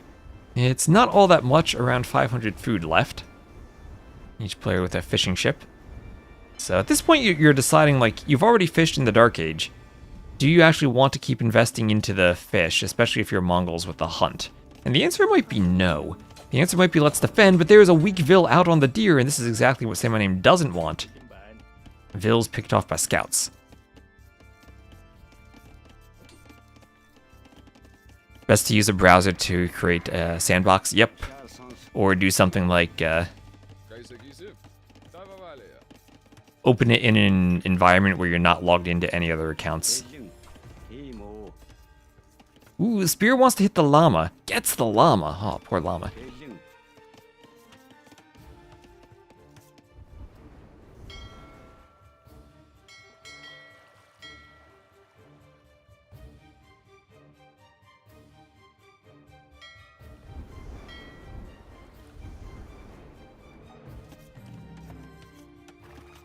And archery range for blue. And we see how saymyname still 500 resources collected ahead despite losing the water. And that is all the Mongol hunt bonus. But now he's down by a Vil and leaves the two fishing ships back to blue. So that'll be how blue stays somewhat in touch in the economy by having the fish left over. That's why you pick Lithuanians on this map, to have a nice smooth Dark Age into an uptiming that'll let you win the water against the Mongols. You can match them in their initial uptiming with your free food versus their eco bonus.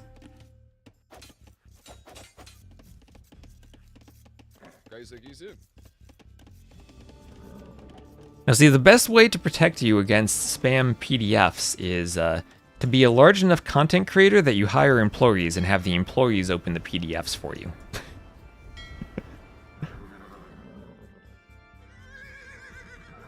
That way you're in no danger.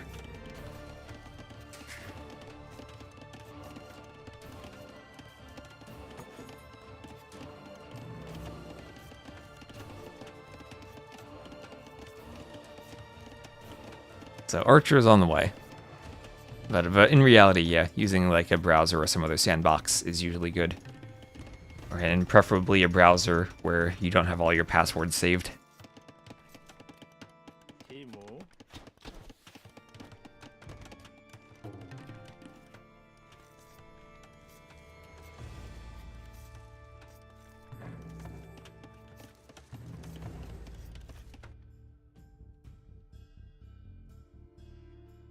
Hello, Noob Netrum.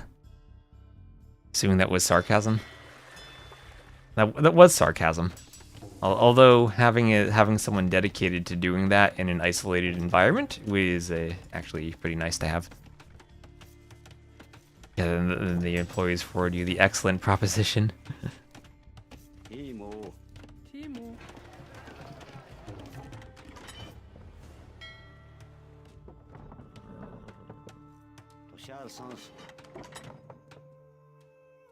So scouts running around. This is the nice thing about having the scouts on this map. If you want to, you can go hit the fish. You just have to watch out for demos.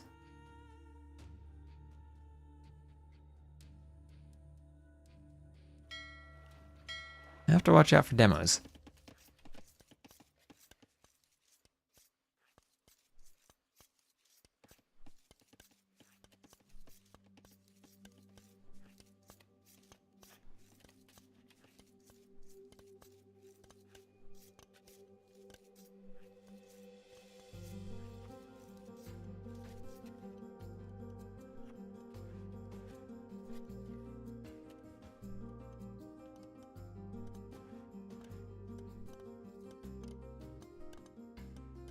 Yeah, I mean, it might have been an EXE with the PDF icon.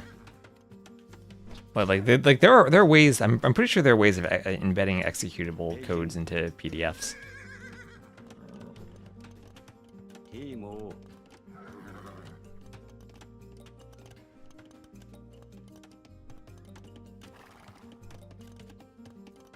Lots of vulnerabilities in program like Adobe Acrobat. It's too big, so they'll never find them all. Well, that's true too.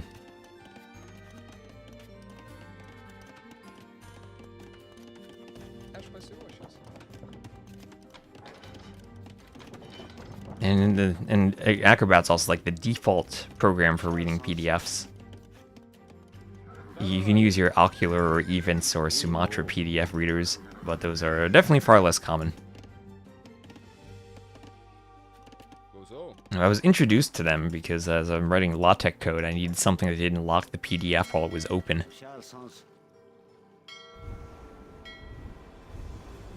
So here's a fire popping out. Scouts attacking the other fire galley. That'll go down. And we'll have Castle Age on the way from both players, as this fishing ship is taken out by the fire.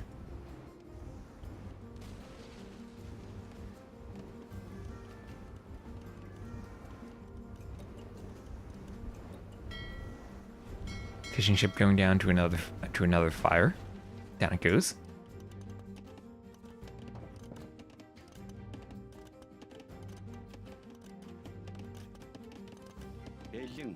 And here come the archers forward. We'll have bloodlines on the way, padded archer armor on the way. And say my name up to the Castle Age. Have bowsaw and bloodlines coming in.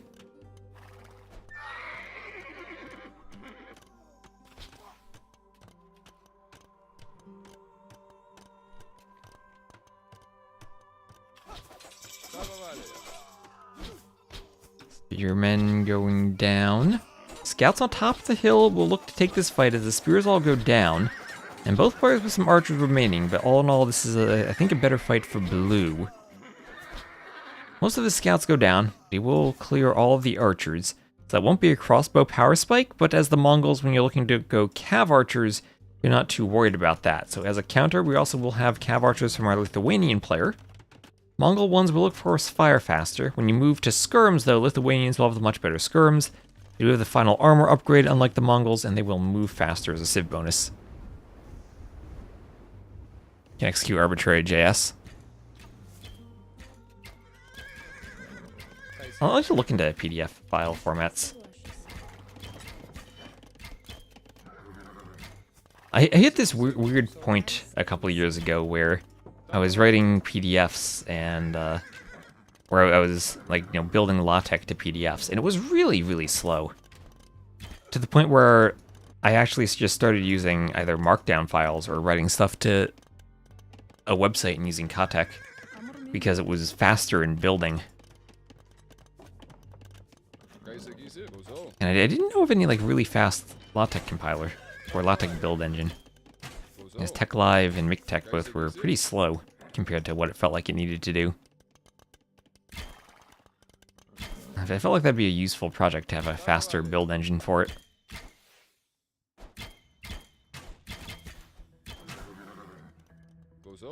Yeah, right, like, and executing stuff in PDFs might be something that's like disabled by default and needs to be activated. So I don't know the specifics of how Viper got hacked by opening a PDF, but it did happen to him once several years ago. You always got to be vigilant about that stuff. So cav archers from both. Slight Vil lead for blue. He did get a second TC added in. So Say My Name went for 3 ranges and the early ballistics, and he's going to look to take an early fight and press the advantage against the cav archers. Blue will look to start his boom and try to get a villager lead and delay the fights for a bit. He just has ballistics coming in now, but his numbers won't be there. We see it's already 15 to 8 cav archers and Thumbring and armor even coming in for Say My Name. So Say My Name is going to try to force a fight. What Say My Name probably sees is how forward that gold is on Blue's base, and he knows that if he can take a good fight, he should be able to win. The problem is his gold is also forward, and he's kind of pinned back by having these crossbows here. I think there's also an overchop on this wood line. Oh, no, there's still a tree there. can deselect that and that. Okay, no overchop yet, so that's still walled. But here come the crossbows, and the cav archers need to move out at the right time. So he'll try to do a TC himself near this gold, and crossbows with ballistics will pick off a Vil. Might get a second, yep.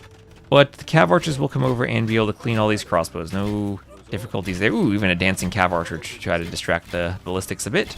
So everything there goes down, and now the cav archers can move forward as we'll have a TC going up here in front of the gold. And with that TC in front of the gold, now he'll press forward, and I think he wants to head right for that gold at the front of the base. So second and now third TC's coming in for blue, and he will have a 15 Vil lead. And now it's the time where saymyname has to pressure with his cav archers, especially with the early armor and thumb ring. And this will be where he has the biggest advantage with the faster shooting cav archers with their upgrades before the skirms can really pop out for the Lithuanian player. However, if he's keeping the cav archers at home, maybe thinking of doing an extra TC over on the deer and the hunt, yeah, that'll keep the Vils safe, but it'll also be the opposite of what he wants to be doing with the cav archers. He's worried about the Vils, and he's saying, okay, I think I'm safe to go forward now. I see there's nothing around here. I have 12, 13 Vils in the TC, that'll go up quickly, and I'm going to move forward. And if he moves forward, we'll find a wood line. Will he find the other cav archers? 19 and more upgrades, more bonuses than the Lithuanians. Lithuanians, no thumb ring yet for blue. And in an equal fight, this should be a great fight for saymyname. Blue gonna try to fight. These cav archers are stacked, so it's hard for him to tell the numbers. This is where you just need to make sure you're right-clicking a CA that isn't being microed and isn't dancing. And there will be reinforcements, though. Blue. And then the question for, try to be walled in. For saymyname is just, can he take a fight against the reinforcements? And the answer looks like no there. Some good micro from blue. A couple of cav archers that dodged volleys. And now blue looks like he's taking a huge lead. 55 to 70 villagers. And he evened up the cav archer numbers. So one good fight from him brings everything back. And that's a tricky fight to take, because the Mongols plus 25% faster attack for the cav archers and thumb ring against not having thumb ring and not having the numbers. Some good micro and then some reinforcements helped him. That's the advantage of fighting at home. And now some more walls will come up, and an extra TC now for blue, going for a fourth TC. And this wood line that was forward and exposed will be secured. Saymyname adding more cav archers. And we'll have another TC going up to the side by a gold, some deer, and another wood line. You've seen real-time LaTeX compiling?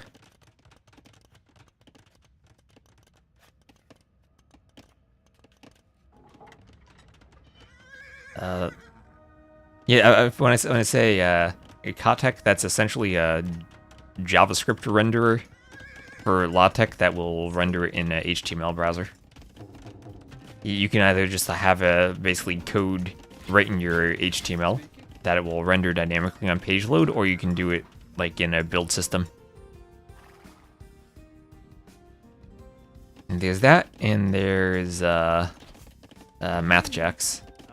From my experience, MathJax is a bit slower on page load, but I think there are a few more accessibility features added in. But it's been a while since I've actually checked up on the status. But those are the two big render LaTeX to a browser engines out there.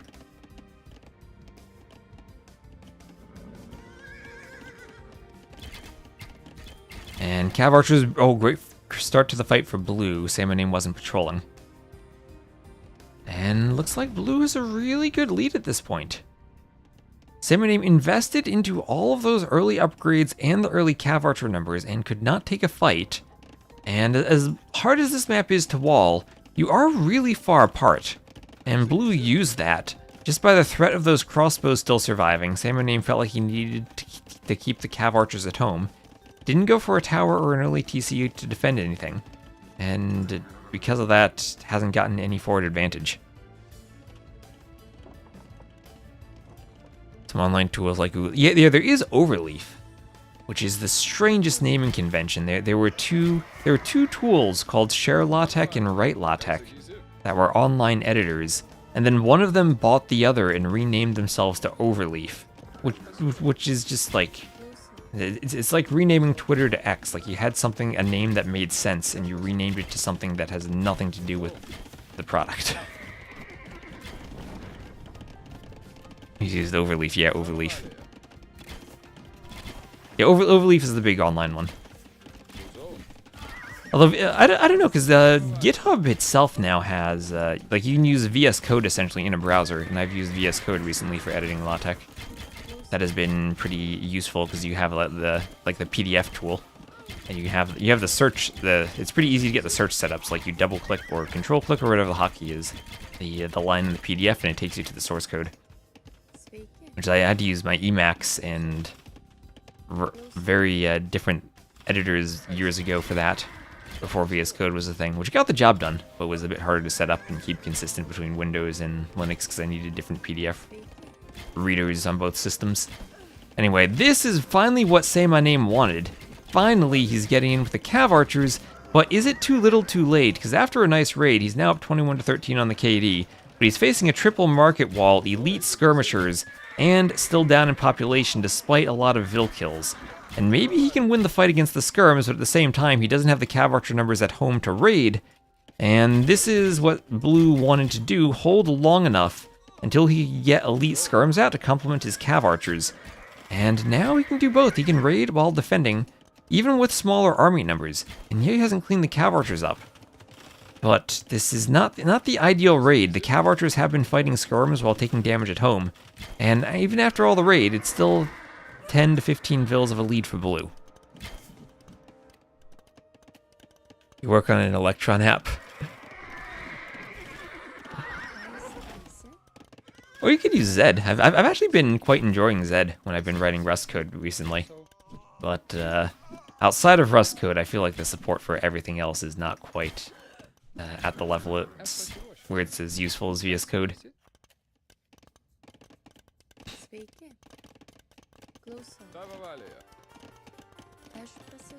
Even something as simple as HTML, like VS Code's live preview extension, it makes it so much simpler to have live updates while working on stuff. And like if you're using like Vite or some other build tool where you can run a dev server, then that doesn't matter as much. But for very simple things, if you're just like hacking around in HTML, that's just an extra step, right? It's like modding DE to add the campaign voice acting. The fewer extra steps you use, the better.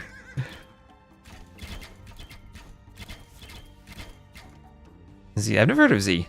I said Zed, which is it's a code code editor written in Rust, made by the team that originally made Atom. So the team responsible for inflicting Electron upon all of us.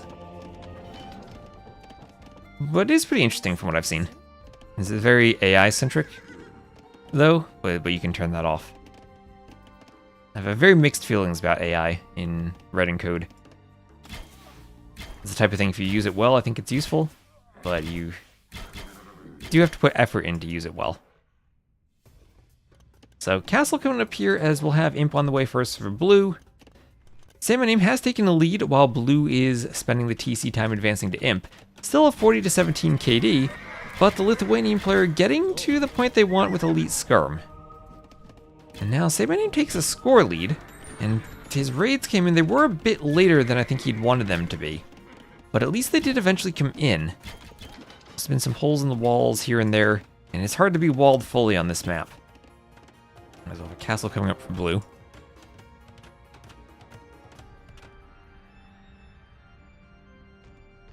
Field you studied had one use case for AI, and it wasn't expected. Okay, so treadmill crane on the way for Blue.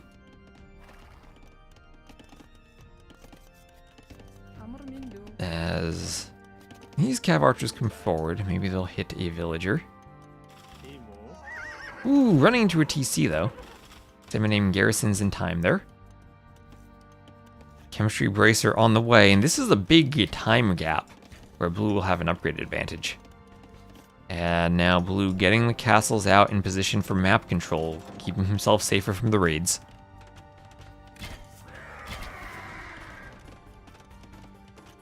Theology you'd think would have a giant bank of sources that an AI could sort with a limited LLM and find stuff easily, but it was terrible at that and got like basic stuff wrong.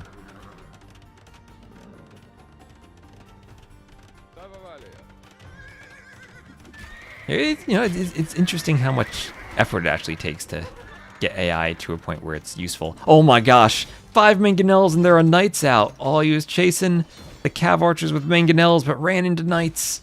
Blue, anticipating he might need a cav component to his army, a melee unit, and gets right where he needed to on the mangonels. Ooh, yeah, I mean, you wouldn't even want to fight Imperial Age cav archers with mangonels. What was saymyname doing there? And now his army getting picked off again. And yeah, he's up by 10 vills, but it's 120 to 135. It's not that big of a difference, and blue still has around 2,500 more resources collected as all the cav archers are going down, running into skirms. Running into castle fire. Down they go.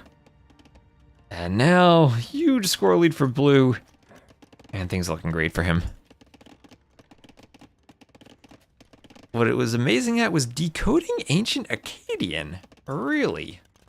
The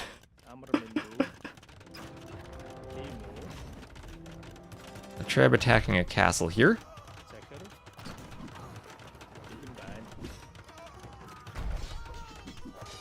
Picking off vills.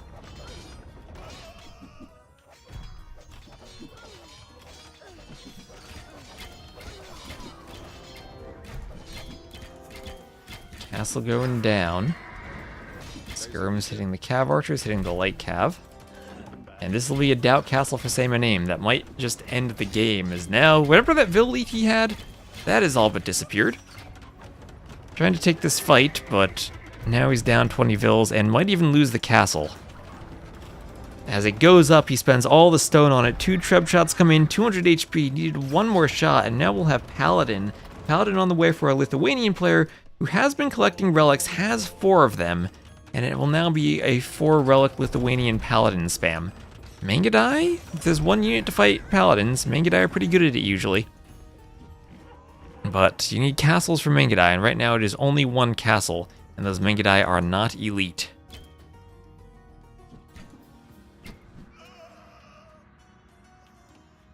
LLMs are surprisingly good at figuring out ancient languages like stuff we haven't translated that are sitting in the basement of the British Museum. Interesting. Not surprising that like the field of natural language processing would be appropriate for that task, but interesting to see that LLMs that are probably mostly trained on modern languages would be applicable to that.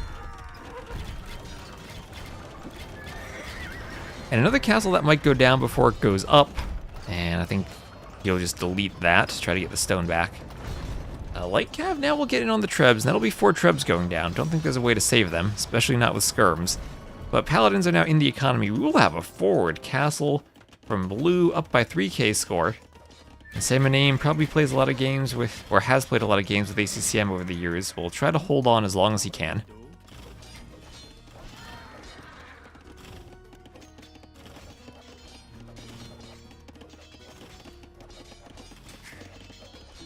Yeah, it's being used to track in time. Yeah, that's one of the very sinister uses of AI.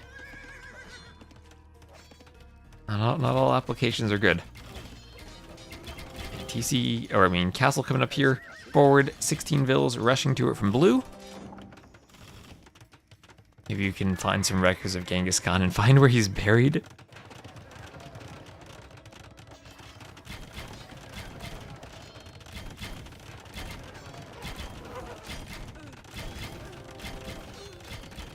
Oh, could be a doubt castle, could be a doubt castle. 83%, I don't think there are enough vills there.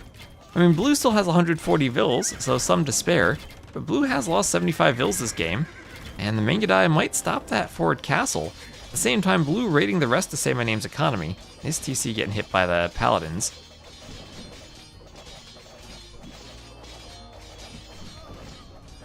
In Hemra, you've seen people try using LLMs in translation work of historical fencing manuals, and it's rarely gone well.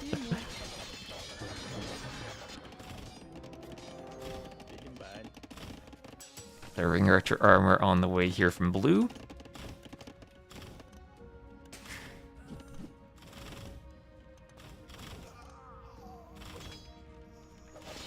And skirms looking forward, look to pick off some vills.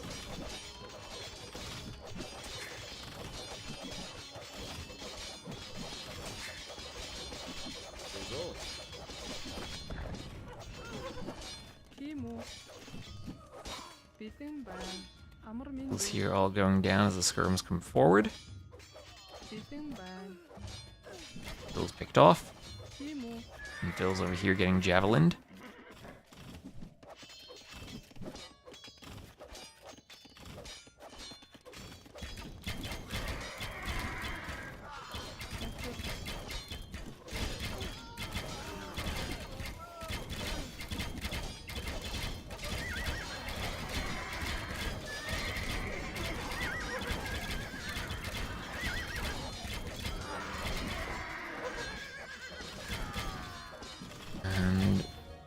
Skirms pushing into the Cav Archers and into the Mangudai.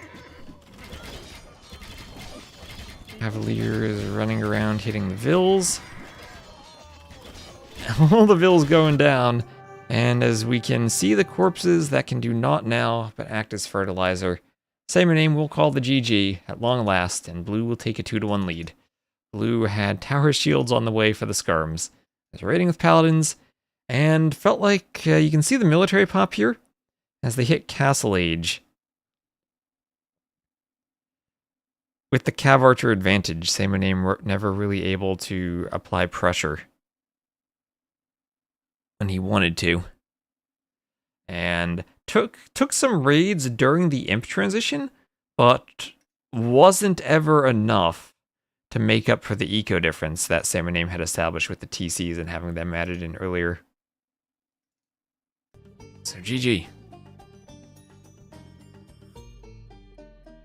Oh yeah, I didn't even get to research Wheelbarrow.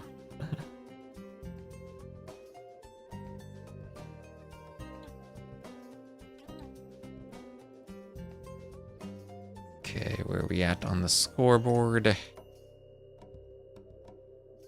2-1 for Blue.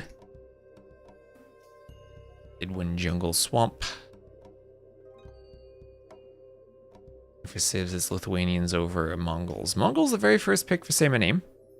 And Blue still has Dravidians left as his first pick. It's AoE1 music. AoE1, AoE2, and AOM. The AoE1 music's from the DE soundtrack. Which they oddly enough put a lot more effort into the AoE1 DE soundtrack than the AoE2 DE soundtrack. Actually had a full orchestra record it, which is pretty nice. One day we'll need that effort for AoE2.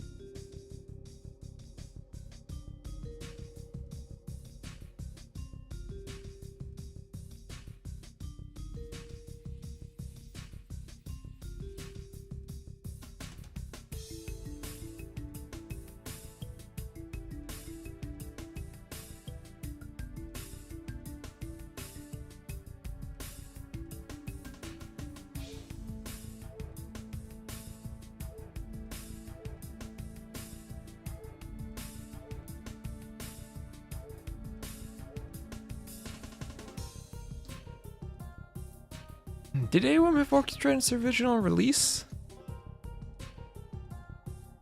Don't know about that. And let's see. Oh, there we are in Evacuation.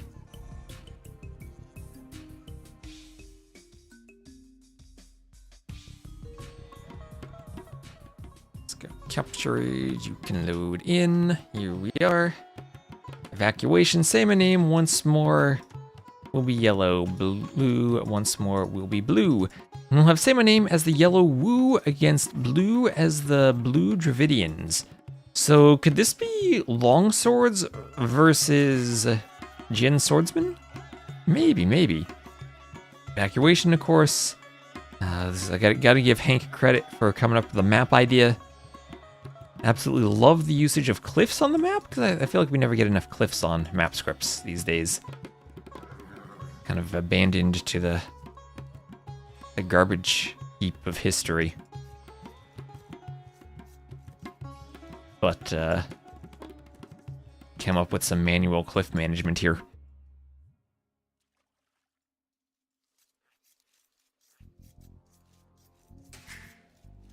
And two good water civs. The Woo, of course, have been dominating hybrid map picks recently. Both good on the water, getting a nice eco boost, 65 food every time they build a dock, and then having infantry that regenerate, so they can go from men-at-arms into their Jin swordsmen. And then also having good monks to complement the Jin swordsmen. You could try to fight them with knights, but then the monks come out. Could try to fight them with siege, but then the redemption comes out. And could try to fight them with longswords, but they're so fast and speedy they can run away from the longswords. So whatever you do against them, it's tricky. The Dravidians themselves do not have good monks, but at least have atonement. They could be useful in a monk versus monk fight, if not against siege. Evacuation. Hello, Deep Moon Wave. And what is this? Scout fight in the middle, saymyname, getting the HP advantage up by 2 hits, 36 to 30. And we'll chase Blue's scout back.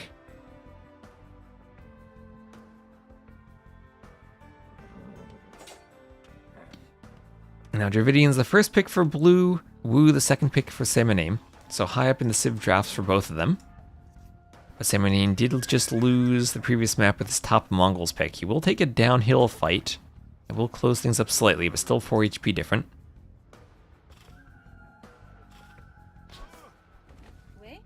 And it'll be a forward dock from saymyname. And that is a very interesting dock spot because there are no deep fish here. He does indeed place the dock there. On this map, we set it up so that there are only shorefish in the middle and no deep fish. Just to make it so that you're not always docking the shallows and contesting the water on top of the shallows. He walled the Ville in a way where he can barely make a dock. And this is interesting. I mean, this is not a new map. saymyname should be aware that there are no fish over here. He's going for the dock anyway.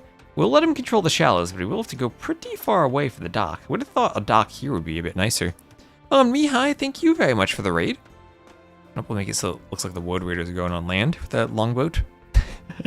Thank you very much for the raid. We're here casting saymyname Blue. We have a lot of TTL and Stronghold Frenzy coming up today. Admiral Reek is no deep fish. No, this map is generating as intended. Here we have Blue going for the back dock for lots of deep fish access. So in terms of fish, you'll have the better dock. In terms of maybe going demos or fires to control the shallows, saymyname will have the better dock. But I think in general, I do like Blue's dock a lot more. Saymane's dock had been like 10 tiles higher, I'd have liked it a lot more because you get that initial Dark Age fish. I think your ships are still in position to get to the shallows. I never mind having a second dock in the corner, because I think having the second dock when you already invest into some fishing ships and can move them back here while also training them is nice. And you have a lot more access to the deep fish in the corner. So loom for both players, tiny bit of idle time for Blue on the TC, and then they'll both be going up. So hope you had a good stream, Mihai. Nice to see you around. And everyone give some flowers in the chat for the Mihai viewers.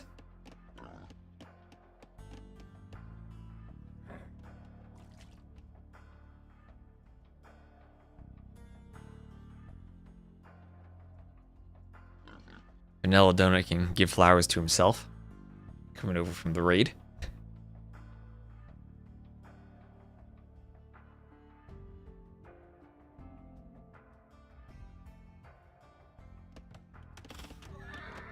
Ooh, TC hits the scout. Down it goes, and we'll have a mining camp going up on the gold here for saymyname.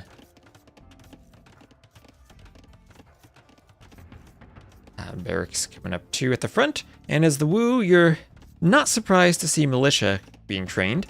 barracks a bit later for blue, so it looks like blue isn't going to want to go for that militia opening. And actually isn't on gold, so everything at his home island, if he walls to the edge, could be pretty safe. And there is a lot of leaf terrain here, but I think that's just a terrain patch, and this should still be cracked terrain. Oh, you have flowers on YouTube too, nice. I wonder, do the YouTube, I think YouTube members get emotes. I don't even know what emotes I have. I need to check up on that. Let's see how it goes.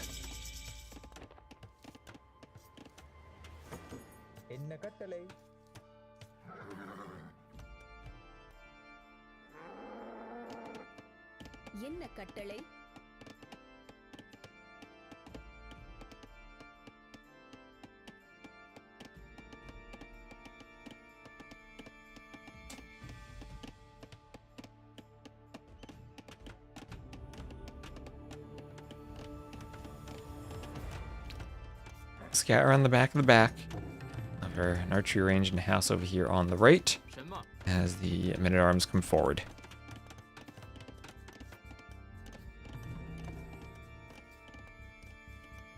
And looks like the wall will attempt to go all the way to the coast, but if that happens, the men-at-arms will probably be in before the wall goes up, especially on the cracked terrain too. Men-at-arms will have a great advantage in pushing through it. And remember, those woo men-at-arms. Houses built faster as a team bonus. Okay, interesting. Those men-at-arms will heal 10 HP per minute in feudal, and more for each age. As I was saying earlier, those Viking berserks had their healing locked behind a unique tech, and the conquerors. Now the woo just heal right from the start. The dope team, but I know, combine it with the Spanish, right? Have a Spanish player with a woo teammate. Oh, build the houses so quickly. We put like one vill on each on a house, make 3 houses right at the start. Oh, the efficiency. So now the men-at-arms will find the vills on the wood line. One vill goes down right away. Maybe another vill can be blocked. Nice recovery from blue to run the opposite way around the lumber camp. Ooh, the men-at-arms will slightly have a hill, but the blocking not quite enough to stop the vill from getting back. Men-at-arms will turn around, and now the archers will start pouring in from blue's range. We'll go defensive archers against the men-at-arms. And if we do see a range here, it'll be archers from saymyname. Not going to go for the skirms. Hard to get the skirms forward in time to assist the men-at-arms on this map. They will be running around. And they will hit the scout. Men-at-arms hitting the archers.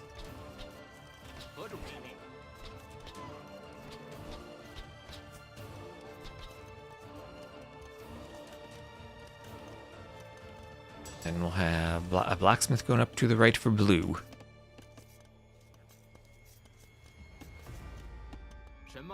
As the archers chase the men-at-arms around in the south. And they might be walled in. Remember, the beach does not count as cracked terrain, so walling them in with a palisade on the beach can be nice. That's the best place to put the palisade. Don't know if the blacksmith would go down, but has enough HP on it that it probably would take a while anyway. Could get a quick gate and a garrison to stop that last man-at-arms, but the archers themselves will chase. He's almost dead. 8 HP left, but he's a woo man-at-arms who heals, so you gotta make sure you chase him down, don't let him heal. And down he goes. A bit of idle time for blue. Hard to avoid idle time on this map when you're microing in so many different places, and now saymyname with his archers. He's done some damage with the men-at-arms on the mainland, gets his archers over to the berries, and we'll try to get the kill on the villager there. Gets 2 vills, and some more vills will turn to fight. And blue needs to pull back. 3 vills down. And saymyname with some early aggression, doing a great job. I'm worried about his fishing ships. This is such an inefficient dock. He has 3 fire galleys out. If blue tried to do some damage on the water, didn't quite get there. Blue has a couple of galleys. In the longer run, galleys will probably be better on the water, but they take a lot of micro and won't have the same power spike that fire galley to fire ship has in the Castle Age when you research War Galley. Archers, I wonder if the archers would ever consider laming that boar. Just make extra sure blue doesn't take it. There are 2 boars he could lame here. Now time for a counterattack though, as it looks like blue wants to go forward. Did establish a tower on his wood line to defend. And we'll have the same thing over here, a tower for saymyname. Oh, saymyname has 2 boars you could take at that mill. Bit alluring, but shouldn't be a problem for him.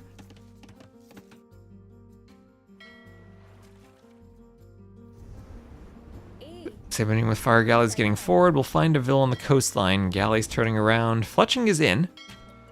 So that will make the galleys pretty effective. Fire galleys here. We'll just go for the fishing ships. 6 fishing ships for Blue, who's looking to use the water as part of his economy. Not microing the fight because he is in on the wood line. He will get some vills himself. There's the first blood, but it's still 8-1 in the eco KD. These archers will have their work cut out for them in evening that up. Vills do kill the deer, though.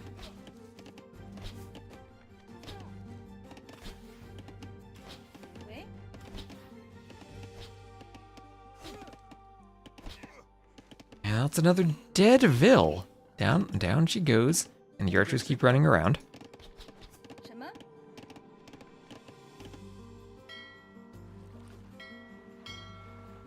And fire galleys getting in on the fishing ships again. Still 5 fishing ships. But a demo, ooh, that demo could get both of them, and it will get, oh, it won't be used. Hello, demo? Okay, it could have been used earlier. They will both go down, though, in the end. And Castle Age clicked up first from Blue. He'll be up. And saymyname not too far behind, but a bit of a gap in the timings. He is trying to get more vills, though, swinging around with another group of archers, getting in on the wood line. We trapped in the corner, but fletching versus fletching, whoever micros more wins. And initial micro advantage for Blue. saymyname still needs to find a way to click up. Get a market, he'd be up.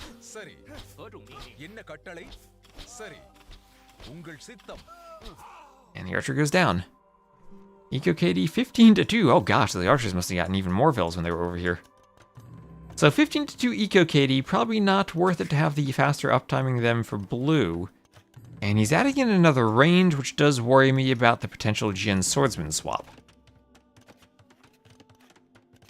As we'll have Castle Age also on the way here from saymyname.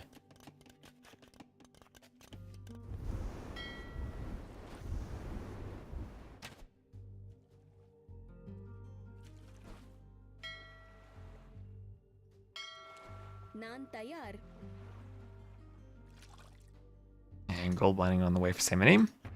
And we'll have another barracks coming up over here. Mining camp on the way too. As the archers pop out.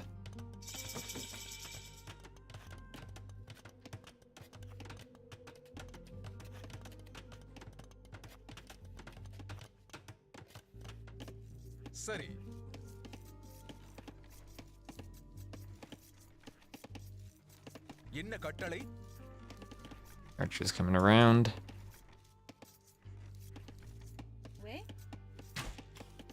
And well, they'll start hitting the vills as the tower shoots back.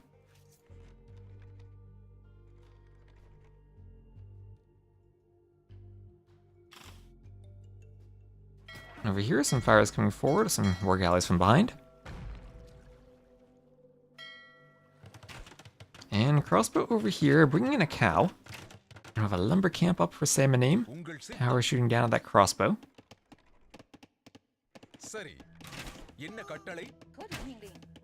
And vills picked off by the crossbows. Down it goes, and we'll have another house coming up for the vills over here. So saymyname pressured a bit, but he is now up. And can do a TC, but with the forward crossbows, might not have the best location for one. He's still taking some more losses, and will need to get his own crossbow upgrades in before he has a secure location for the TC. Has to run back, be idled a bit. Crossbow Bodkin on their way in, Bodkin just coming in for Blue, so it should be an even fight, but with numbers for saymyname if they do engage. So now maybe room to do a TC. Could go out front and have a better defense in this area of the map, or could even go over here by the gold or by the stone, try to take a woodline and another resource. His dock now threatened, war galley on the way for him, but won't quite have it in time. Crossbows there hitting the fire. His fire is chased by war galleys, won't be able to stop them from coming forward. And now Blue getting atop the hill. So 15-7 Eco KD, but now Blue looking for some counterattacks. And with the water control, could be doing ballistics soon. Feels like he's managed to pump out crossbows and have them in good positions. Here comes some Jin Swordsman. Jin Swordsman looking to come forward and raid. We have raids in 4 areas of the map now, both TCs, both woodlines. Crossbows here, though, getting cleaned by the crossbows of Blue, who does now add armor onto them. And crossbows here in the back for saymyname. saymyname will look to run.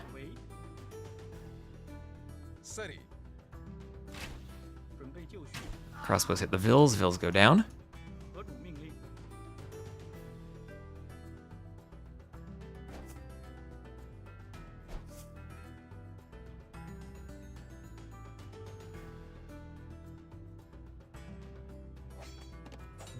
And down here, though, there is a messy woodline. There's one Jin swordsman attacking the Vils. Vils will turn to fight him, but he'll get some kills here. We'll get a Vil. Okay, all those Vil. Enough of a village turned. What was that? 11 Vils. I think like 8 of them were attacking at once. Oh, and a militia. Let's not forget about the militia and his contributions there. Stand on that wood line. Oh, here come some fires to find Vils as they're crossing the shallows. Vils pretty resilient once they have loom to fires, though. You have enough armor to stave off the damage from those attacks. Take only, I think it's only 1 damage per attack, yeah. And they can run to the safety of the mainland. Maybe 1 Vil gets burned.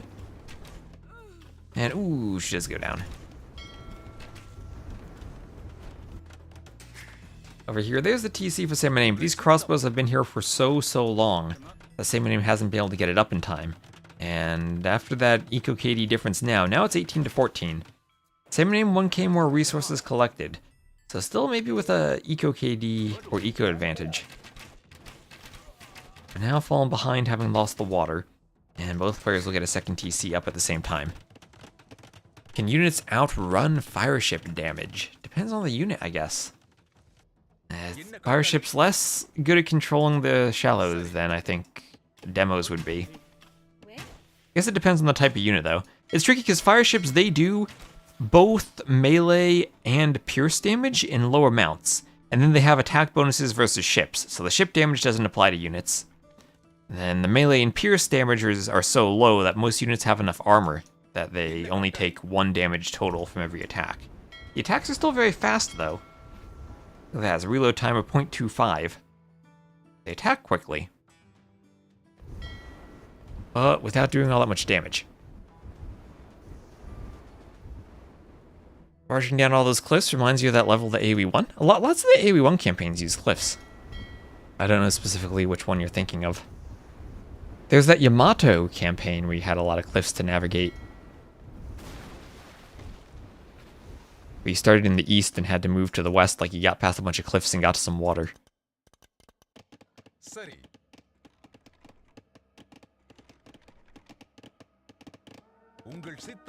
Crossbows running around, getting behind the wood line. I'll hit some Vils. Vils going down. Going down everywhere.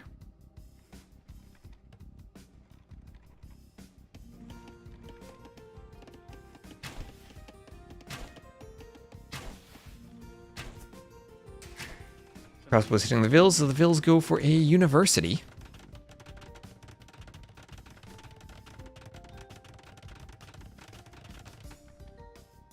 University on its way up. As the crossbows keep moving around, more crossbows on the side for Blue.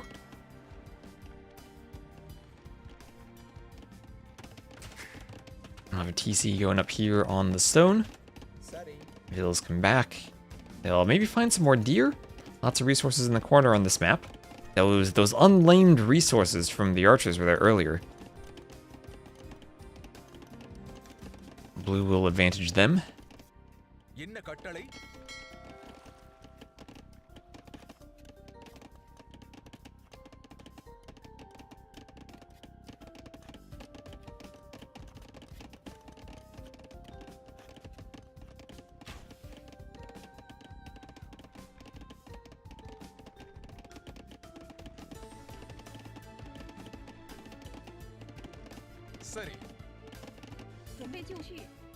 Lots of weak Vils in that wood line. They do have to be garrisoned right away. There's ballistics, and ballistics right now, same thing, TC defense. We'll see if the crossbows can find a way to slip in, but this is a good forest wall at the edge. And Blue actually, if you count that TC, is fully walled. Crossbows could just slip through though. Nothing garrisoned in the TC right now, And with ballistics, this will be a threat to the Vils. 3 Vils go down. Only 1 Vil in the TC right now, so no threat to the crossbows whatsoever. They'll tank 1 Vil's worth of arrow fire. And maybe the wood line provided a false sense of security for Blue, as now his Vils suddenly get massacred. And now it's an 18 to 15, or 28 to 15 KD again. I think saymyname loses the rest of his army. He might get another Vil. Vil's just trying to dance, and yep, she does go down.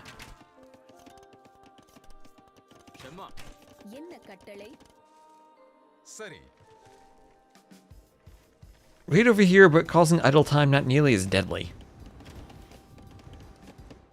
saymyname could try to wall up here, and then maybe just play, wall here, and play some defensive structures in the middle. And ooh, crossbow's not patrolling for Blue. He had the numbers advantage, but we'll just run right into saymyname's army. Everything there goes down. Hello, is this a bug Nagome gen? Hello, Marintho. No Nagome right now. We'll see that at 18 GMT though. We'll have this, then another TTL set, and then his antagonist Jordan. Actually, if you're around and you could maybe type in the scheduling channel, just they don't have to reschedule if they can't, but if they could, like time it for the end of the next TTL set, that'd be lovely, because we go right from TTL into that. Either be willing to wait if it goes late, or start early if it starts early. Up to them, of course. Yeah, just ask if they have the option. And if they don't, that's completely fine. But would help scheduling if they themselves have some flexibility. I know Jordan's probably doing a lot of traveling, just getting back from the Brazil boot camp, so he might not have the flexibility. But if they do, that would be lovely of those gentlemen. So big crossbow force over here. These Vils are running back to the mainland. Crossbows there. Oh, they go into a transport ship. We're going to a transport ship. Where are they going? What's going on here? What's getting to that transport? Crossbows and Vils. 20 garrison space and it can't even hold everything. Where's that going? What is Blue doing? I mean, this isn't really walled. There's a tower there, so you're not going to drop off there. Is he just going to drop off on the shallows and attack from this side? So triple barracks, armor on the way, probably some Jian swordsmen coming into play. Where is that transport going? I mean, saymyname should be able to see it. But he's just dropping off here? Why didn't he just walk there? Like he could have just walked there. What? You didn't need the transport. Okay, well I think he's walking for a castle drop. It will be a bit too late as the Jian swordsmen already are out. And as they have armor, is this enough crossbows? You'll see the Vils, and it's only 5 Vils. That castle would not go up all that quickly. Yeah, more crossbows coming forward. Now the Vils just end up having to run away.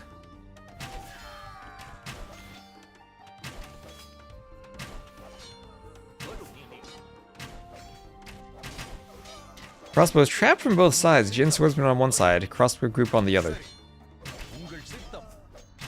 Will perhaps go down. Down they go.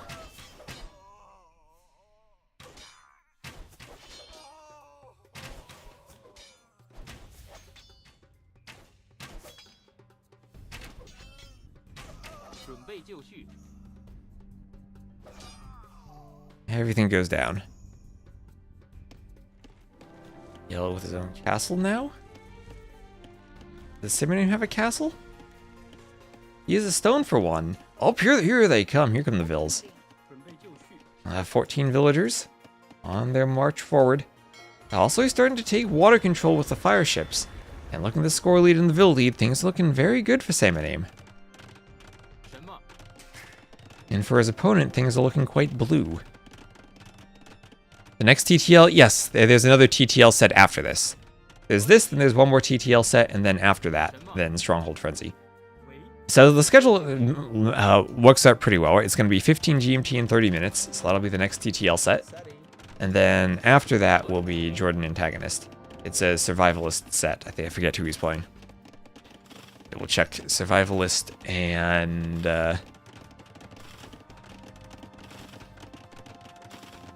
Oh wait, that was on the schedule earlier today. What happened to it? Wait. Oh, that was scheduled for 30 minutes ago, Survivalist Antagonist. Oh, so Antagonist will be waiting until after that set no matter what. Never mind. Never mind. Survivalist playing Antagonist. Yeah, okay, that was the one I was gonna say they should wait. I remembered it was Survivalist. Okay, Antagonist. So then yes, they will be playing after that. No need to ask them then. I looked at the schedule. I remembered Antagonist was later. I completely forgot it was 2 back-to-back sets of Antagonist. And my time zone, because of the time zone change, I forgot 15 GMT is now an hour earlier than it used to be. I was thinking 15 GMT is in 30 minutes, but it's actually 30 minutes ago now. Time zone change still messing me up. Yeah, that definitely removes the need to ask. For sure. So University going down. It looks like saymyname's gonna force a game 5. I get so confused because the dashboard immediately removes tournament sets from the schedule tab, like once it hits the time when they start. Oh my gosh, look at that patrol. And that always messes me up because I go to look at the tournament tab, but I'm too late and I don't see it. I get all confused. One time zone for the entire world, wouldn't that be lovely?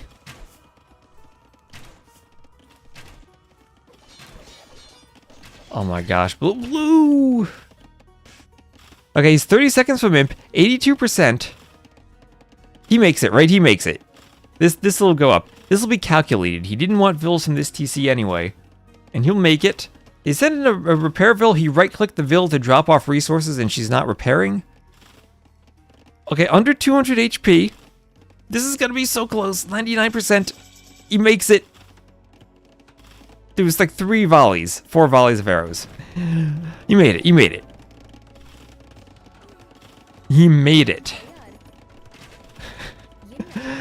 Oh yeah, that's the... Okay, more Jin Swordsman here, so he might make it just to die. Might make it just to die. And his crossbows want Bracer. And Jin Swordsman don't have their final armor, so Bracer will be nice here. Nah, it's still 1 damage, though. Still only 1 damage. They have 7 pierce armor.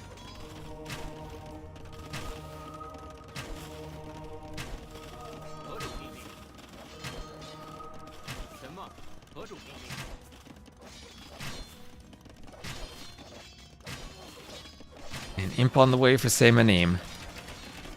And once he gets up, should be able to win a Trub War. That's the danger. Usually you don't want to use the repair hotkey because Vils group up in the center of the TC then and are vulnerable to mangonels. Like 1 mangonel splashes all of them. So, and you want them instead to repair around the outside, so you right-click the TC, but then you run into the issue that a right-click tells Vils to drop off resources, not to repair, so you have to right-click and then right-click again once they drop off the res. So that can affect your TC repairing. There's no one single clean way of repairing the TC, unfortunately. Maybe the repair hotkey should just repair from the outside. Yeah, Imp doesn't do much against the Jin Swordsman. It will once Chemistry comes in, then you'll be doing double the damage. You get up to 9 attack instead of 8. And Chemistry and Arb is useful, but then the Imp armor can come in, and these things get up to 9 pierce armor. Hello, Kai World. So TC taking out the Jin Swordsman as the Trib gets repaired.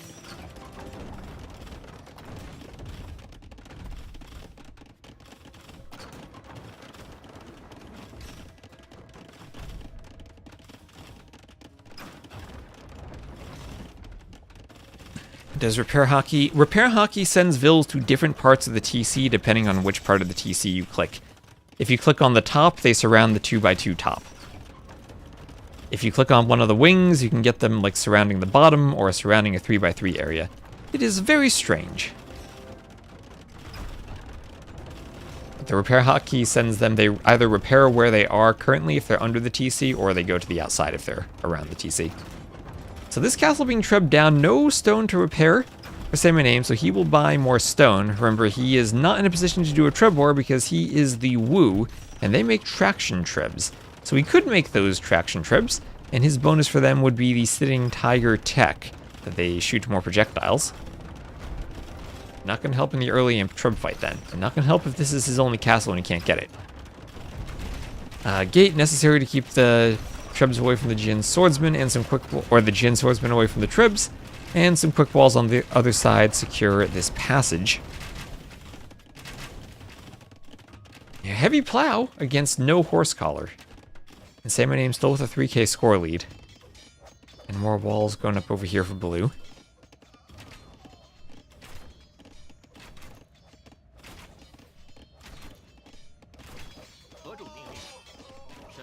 The Arb's taking out the Swordsman. 2x pop.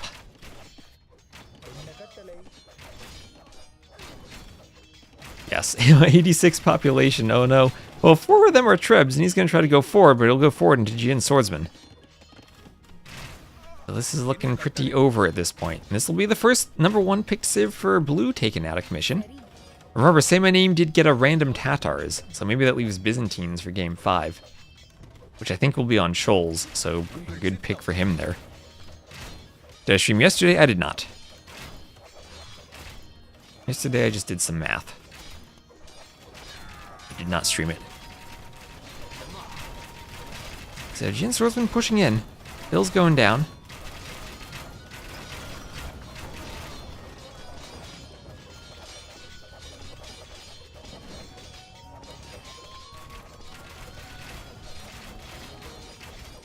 Lizumato 5, the Canyon of Death. You meant Greece 5, I'll be back. Okay, yes, that makes sense too. The one where you start from the top of the map, have to run to the bottom, and then transport back up. Oh, thank you, Age of Empires 2 HU. For the raid.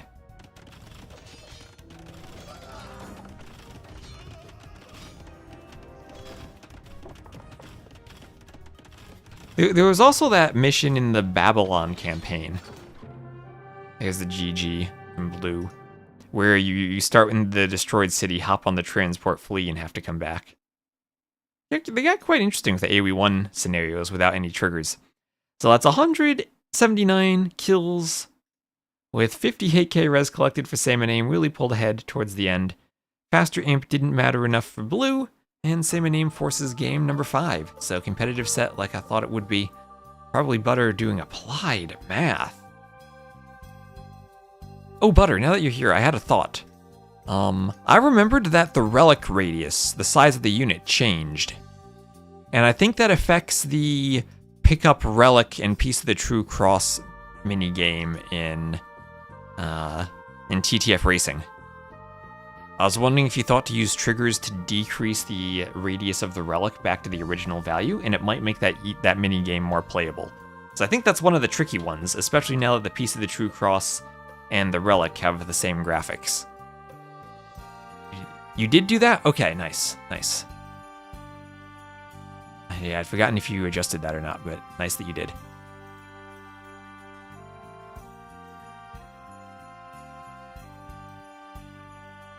Okay, where are we at with the ad situation? Right.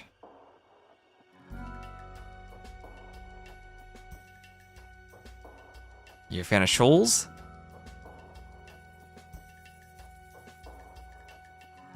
I do think we'll see Byzantines here. Don't know the civ for blue, though. Koreans or Malians, he could go either way.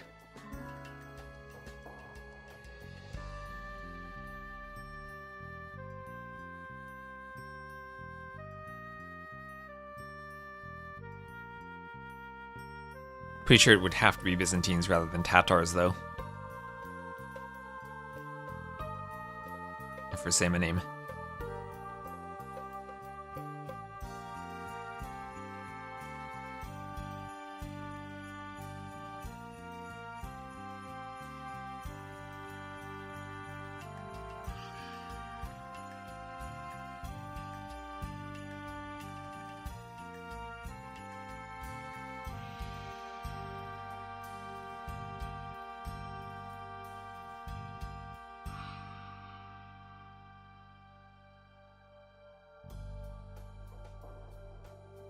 Alright, first set of the day, and we'll go the Distance Forest, game number 5. On the way in, let's see, spec delay, just about to end.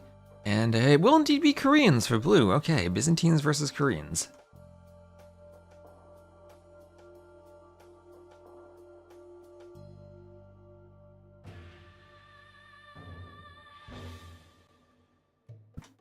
And here we are, saymyname once more shall be the yellow Byzantines to the southwest, and then he will be against blue, playing as the blue Koreans to the northeast.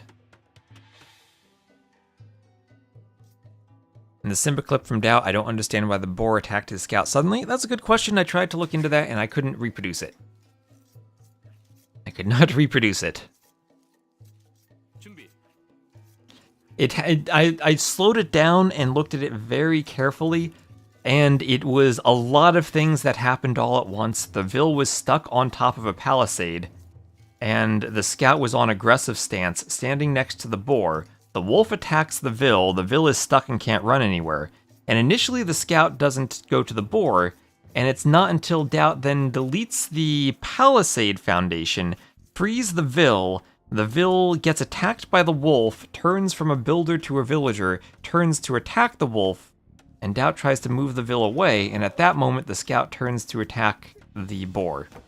So it's a lot of commands that all happened at once, and Doubt might have just somehow done something crazy to cause the scout to attack. I wonder if Doubt attack moves the scout? Other players I'd think maybe yes, but Doubt I'd think no. Maybe if the scout had an attack move order, it might retaliate against the boar. I didn't try that. That's the thought I had. I guess Fire Lancers. Ooh, you know, Koreans could go Fire Lancers here. Would be late game hard countered by Cataphracts, but they could go Fire Lancers. Usually you think of them more as going towers and war wagons. Late game Byzantines have cheaper skirms, minus 25% on everything, so that's food and wood. Koreans also have cheaper skirms that are minus 50% wood. So both with fully upgraded and discounted skirms, I guess Byzantines, they have all the upgrades, right? Yeah, they don't miss Thumbring or anything. Yeah, same for the Koreans. So both fully upgraded, discounted skirms. Koreans probably a bit of a better late game though, with their towers that outrange the bombard cannons. They get 13 range on their towers with their unique tech Upsiung, plus 2 range for the towers. And then Byzantines do not have siege engineers, so they can struggle against Koreans in some situations, but usually they get there with a better eco with their cheaper imp. I think Korean skirms might be overall cheaper. Depends on if you value food or wood more.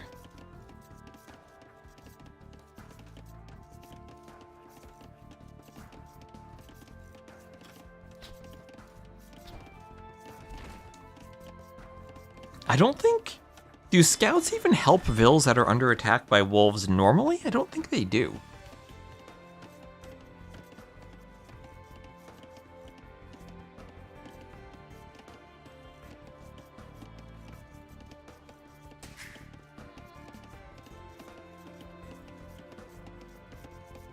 And you're pushed in by the scout. Taken here for saymyname, who will dock. Dock near the tower, and he might immediately take the safe fish that's by the tower. Dock far from the tower here from blue. This is usually what I want, what I like to see. You put the second dock by the tower, then when you take the deep fish, you're covered by the tower later on when you need the cover. Hello, sentient beast. Soup. I like supremums.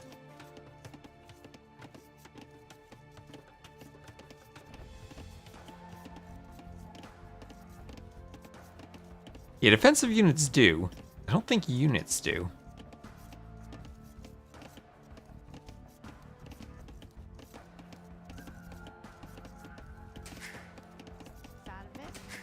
Value wood more than food. But remember, food takes wood. You have to turn farms or fish traps into food. So different speeds of gathering of food versus wood.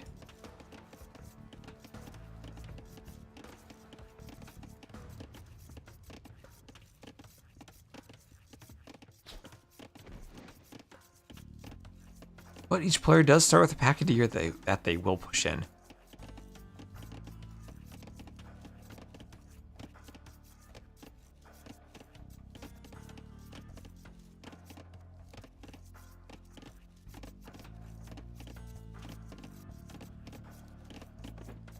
You're on its way in, and we'll have Feudal Age on the way for blue. Now, has this one set been 2.5 hours already? This has been a long set for a Sunday morning. Playing old docks? What do you mean playing old docks? wouldn't be surprised to see a second dock here from blue. But yeah, there he goes. It likely will be galleys versus fires. And you have to be careful because the Byzantines have great fires. But the Koreans have extra cheap galleys. So it comes down to whether saymyname can force good fights, or if blue can get fletching fast enough and avoid them. Dockyards. Oh yeah, this is not the Thalasoxy patch. No. And it's not the beta. I thought you meant like the dock graphics, like against the special docks people use for the Black Forest fish booms, so you can see behind them. No. It is old water graphic, or old water balance, or not old as in AOC, but current as in fire galley and galley. So galleys from blue, and now we check to see how quickly the blacksmith comes in and how quickly the wood upgrade comes in. Because now I think your priorities are wood upgrade, then blacksmith for fletching, but the other priority could be you do a mill on the berries and send vills to food so you go up faster. Does the dragon ship from Chinese beat a Byzantine fire ship with a Greek fire? That I do not know. I've not tested that. I only saw the dragon ships once, and they seemed pretty bad, but that was maybe in a team game with Ornlu, so maybe a player with different micro might make them look good. Hello, Epic Sea Dragon. That should be an upgrade. The Chinese and Imp should get Epic Sea Dragon ships.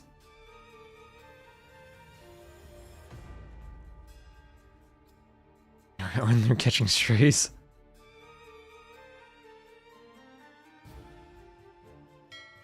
Here come the galleys. Want to avoid the tower fire, but they will start getting the fishing ships. And that's what I liked about keeping the fish under the tower for later. Would avoid this situation where the fishing ships have to be so far from the dock.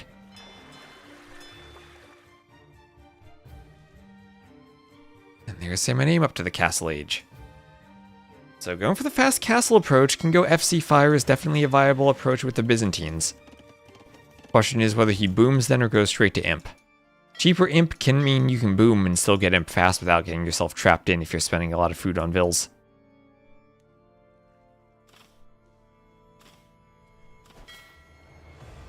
And the sea tower will get a kill on a galley? It will. So it gets a galley, trades one fishing ship for one galley. And blue will try to sail away. Fire galleys on the way for saymyname. Remember, turtle ships now are awful, and even though they changed them slightly, I don't think that has made them any better. So Koreans don't really have a great counter to fire ships other than having a big enough mass of their own galley line. Because remember, the Koreans do not get demos. Aerosave that does not get demos. It's them along with the Romans. I think that's all that don't get demos in the current patch. Koreans and Romans. Unless maybe the Three Kingdoms civs don't. I guess that would make sense because it's a gunpowder unit. But maybe they do.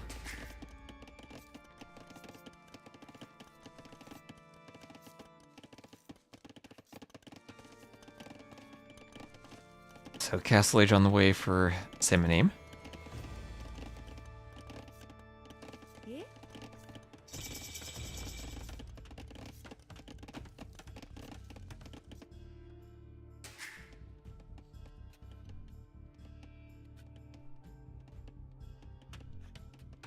American things get explosive. American civs get explosive things. Yeah, but the Montezuma campaign explained that. They stole them from the Spanish. And they had turtle ships for no reason in the campaigns that were sadly replaced with cannon galleons in DE. It's okay.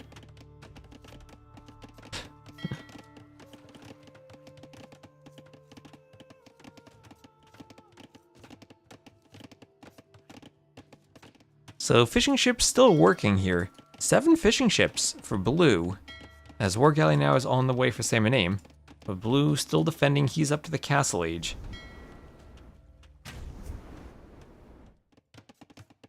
He can maybe keep pumping more galleys. Gonna go for a round of fire galleys. Put something in the front.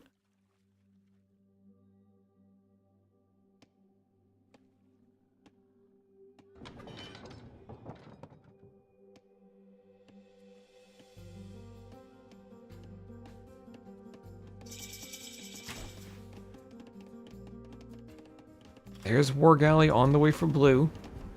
Ooh, doesn't even have fletching, though. Ooh, no fletching. That is rough. That is rough. The galleys need fletching and bodkin to fight.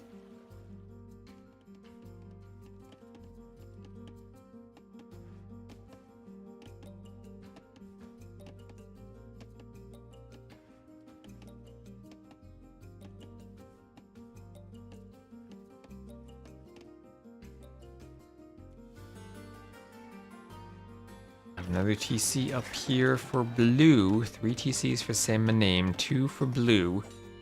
But there is War Galley. 1 fire getting forward. We'll get to a dock that doesn't have any fish near it.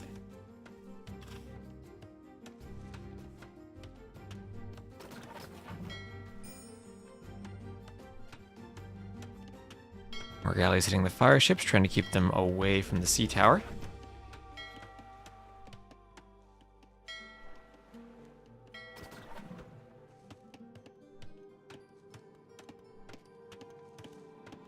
It would put them at a terrible disadvantage in sudden death. Worm's going up around the TC with fletching on the way there from blue.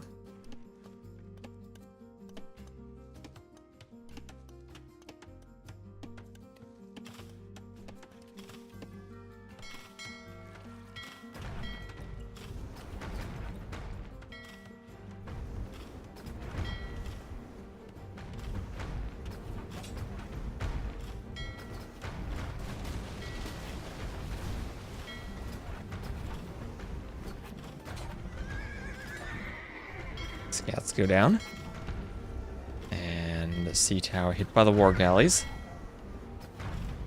Fire ship going down. There we are. And the war galleys still can hit the sea tower. That sea tower will go down. Fire ships have enough armor once you get to the fire ship that they survive the sea tower. And it goes right down. Fish cleared now from saymyname. But player who went feudal, kept amassing galleys, won the water. Not too surprising to see that. Enough room to micro on this map against the fire ships, even if they are Byzantine. Demo on the way, but the boom. This is what the Byzantines can do. They can add TCs and boom and still get a really aggressive imp timing. Not that many farms, though. We'll have to make up for the lost fish.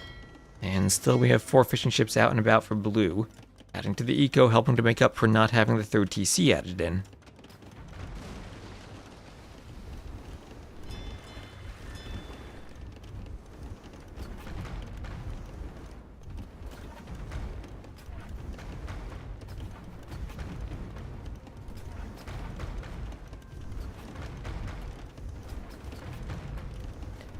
Dock here, taken by the fires and the galleys.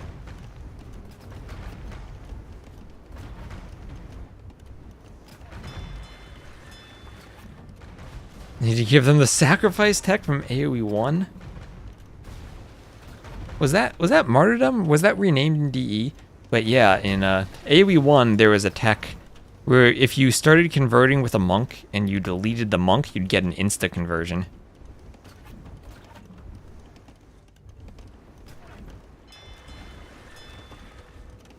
So the dock on 71 HP, that is almost done.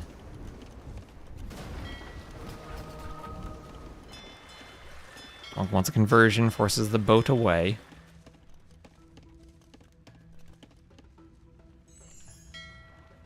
Fire galley still out on the side.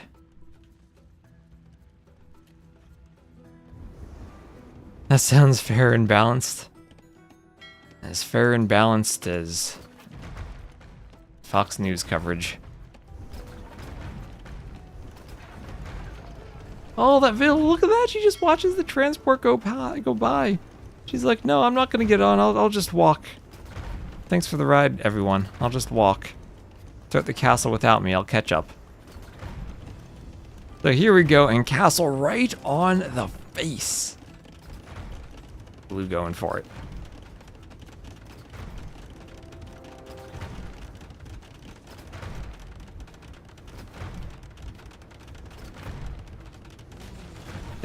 They renamed Martyrdom to Sacrifice in DE, then removed it for Theocracy in Return of Rome.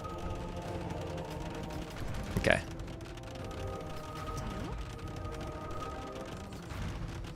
It is kind of an unbalanced tech, to be sure.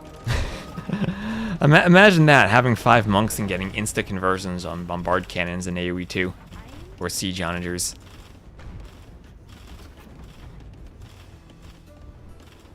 Has anyone here seen a duck? Like IRL? I see ducks all the time.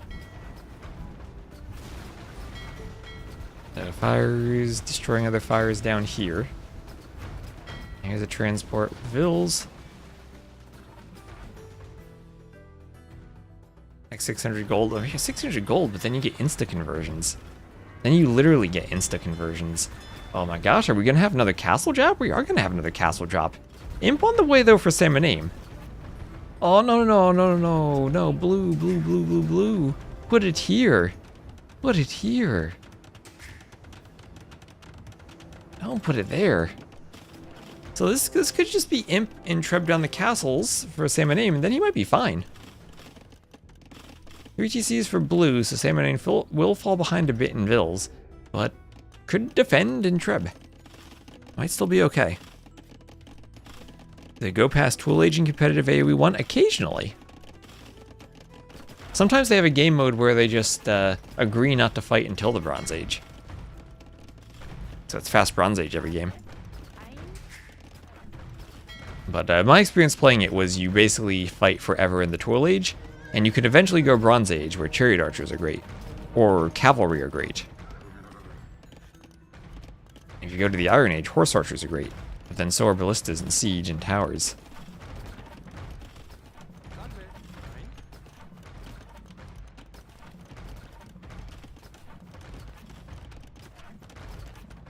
Yeah, there's the Jihad tech in AoE 1.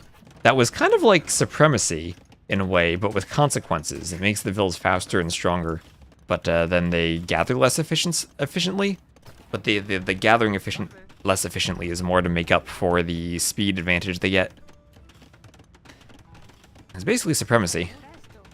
Or your Flemish Revolution equivalent, but again, done in a way that I think is more suited for AoE 1, AoE 2. I don't know if Vil Rush is ever a thing in that game. So here we have Imp just about in for saymyname, and then we're going to see Trebs. We all know, once the Trebs are popping, the castles are dropping.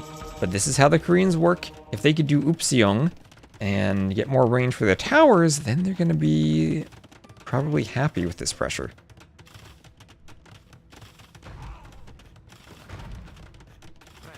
Bill's under the TC, not enough room to garrison, and the War Wagons will tank some TC fire with their free armor and take them down.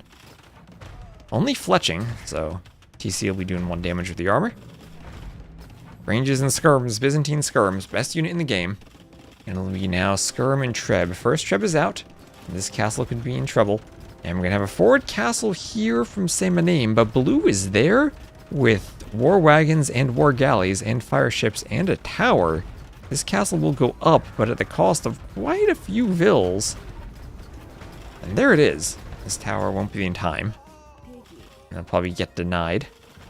But now it's 97 to 67 Vils, and blue is looking in control at this point.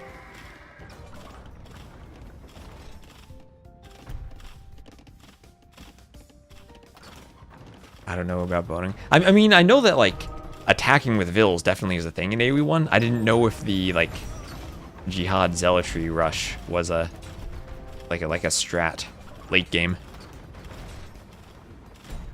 How bad the minus 80% carry capacity hits, it feels more like Ragnarok. Okay, I don't have a feel for how affected the eco is for them, but I know it is definitely a significant nerf to it despite the speed. I'm not sure if it actually makes them worse or if it just balances that out. I'm pretty sure it's the only tech with consequences, though, in AoE 1. But you actually make something worse by clicking it.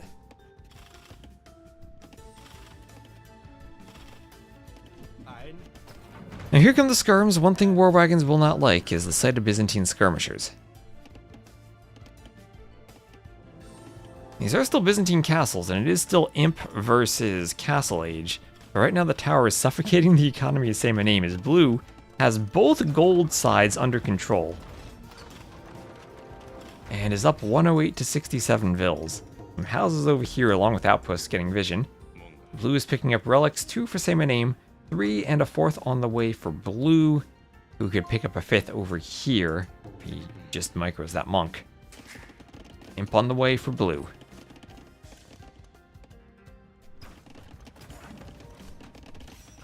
The guard tower, it's the Korean keep with Opseong. Yeah, right, and blue is losing all of the castles. So all of a sudden, I mean, the Byzantines could still Byzantine their way to the late game. Destroy the castles, get through. Look at that, 1333 idle TC time for blue. Elite, he needs to keep that the rest of the game.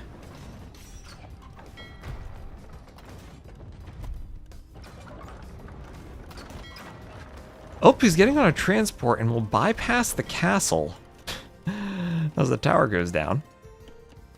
Looking to save the war wagon, so he's just going to transport over here and run into the eco to the farms in the back. Or maybe do that over here where he has more tower coverage. Get a TC on the other side and he'll go pick up that final relic. So it'll be 5-2 relics in favor of blue. He's getting trebbed on the right. We'll have some Korean light cap to deal with the abundance of skirmishers.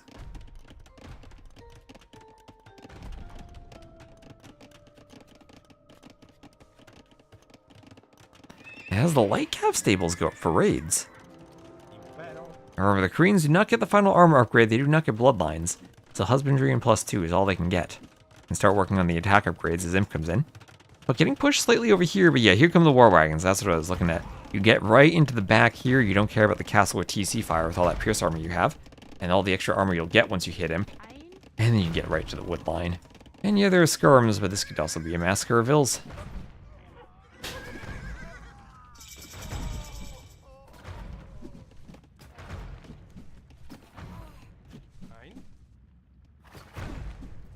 Vills go down. Skirms are a bit stacked, but doesn't matter. No pass-through damage for the war wagons, as much as they might look like a scorpion.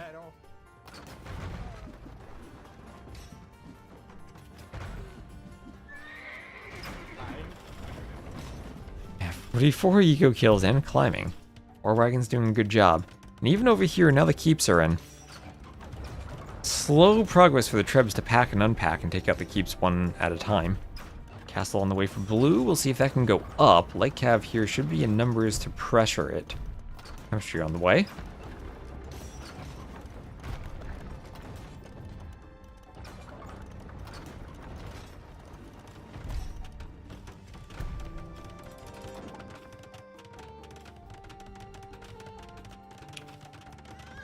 And now light cav coming forward, as this could be a doubt castle. Another defensive tower. Some light cav go for the trebs, some go for the castle vills. Can they be spread out in the right formation? Forging coming in for the light cav. Does this castle go up 80%? And I think it does. It does go up. It does get denied. It does get denied. Okay, the vills running back. And market wall. Keep vills away from the castle. And the trebs go down, the vills go down, and that might be it. That might be a double market wall. Making sure no more vills get to the castle, more vills on the way. But now the war wagons are over. And with the market wall, vills have only a very limited sliver to the right where they can go for the castle. Or they can try to thread down the middle. I don't think you can get through there.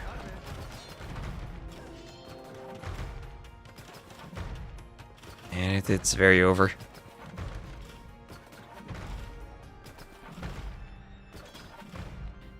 Chaz suggested it, which he tried in game 1 and lost. Yeah, no, I played, I did beat ACCM in a game of AoE 1 once, as we see a lovely cataphract, but maybe a bit too little too late for saymyname. His strategy was to go fast Bronze Age chariot archers, which you basically have to research a tech to unlock them. Imagine like kind of how chemistry unlocks cannoneers. Imagine like that, but for unlocking cav archers. Basically, he did that, and then he realized that his civ didn't have chariot archers. And then he didn't know what to do. He had to do wheel at the market. Why didn't he have more military to defend the vills building the castle? He is really far behind. That's why he's been behind for a while. His eco is constantly being raided, and he's been trying to clean up the raids. You saw those hussar raids. Because the war wagons have so much pierce armor, they don't care about the castle fire, they just run in.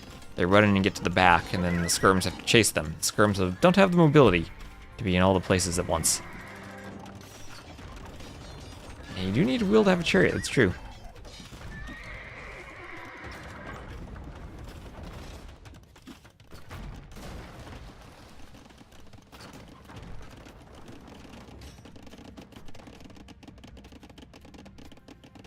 More skirms at home, but now the pressure coming in from the other side as well. Some of these towers have been cleaned, but more castles, more control over here. Treadmill crane on the way. This castle... is he even more vills? Is he gonna go for it again? That's just a repairville. Oh, but towers are everywhere. There's fast fire, chainmail. He'll think about getting on the water again. Don't think that's gonna work.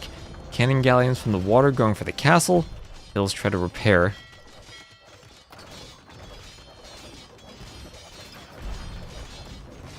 Chariot sounds kind of cozy compared to Streitwagen.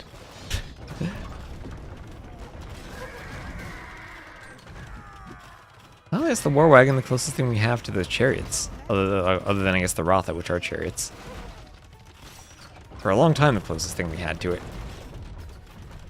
The 3 cannon galleons and a Treb all attacking the castle. I don't think the repairs will hold for much longer.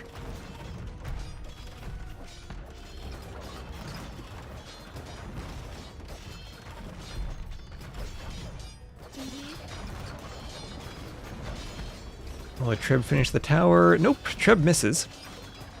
And the low accuracy of the Trebs hurting there.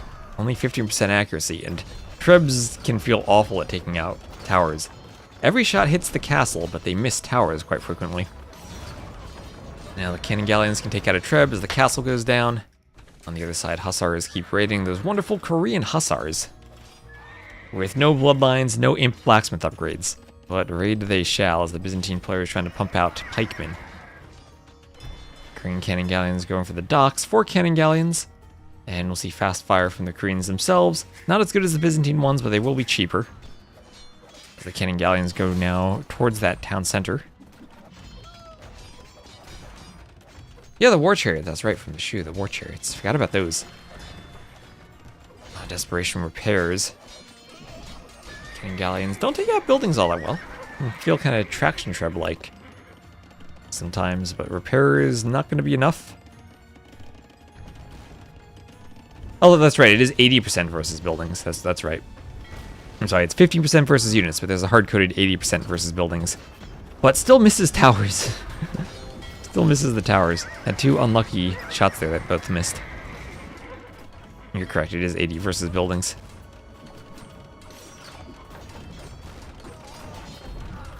Telepolis Ballista upgrade requires the woodcutting upgrade. Yeah, there are all those weird upgrade prerequisites in AoE 1. Like, you had to go to the monastery and research a tech there in order to upgrade to the legionaries. It'd be like if you had to go to the monastery and research illumination before training champions. It'd be something like that.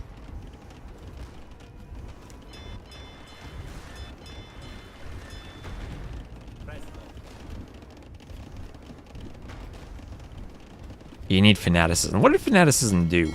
I forget that. We do have legionaries, only for the Romans, though. Or the custom scenarios. 5k rule, we're just about there. No more water control for saymyname. I get he wants to hold on, but there's the GG. And that is now 3-2 in favor of blue. So 193 to 117 KD, and the stay feudal. Win water with galleys, then apply pressure position strategy worked well for blue that game. saymyname got in first, but couldn't quite treb his way out.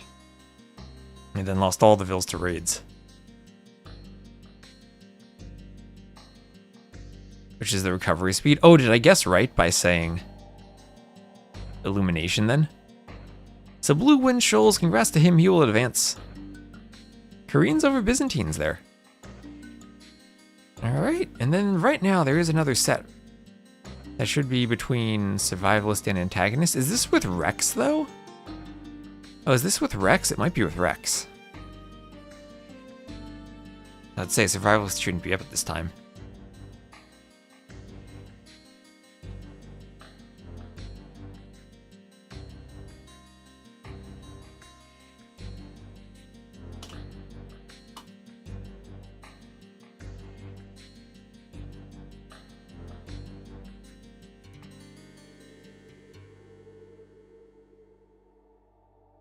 Should be Survivalist versus Antagonist next.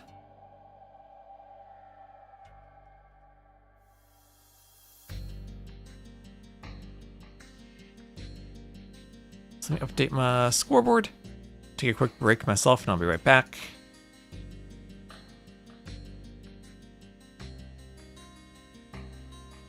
And see if there are any wrecks for this.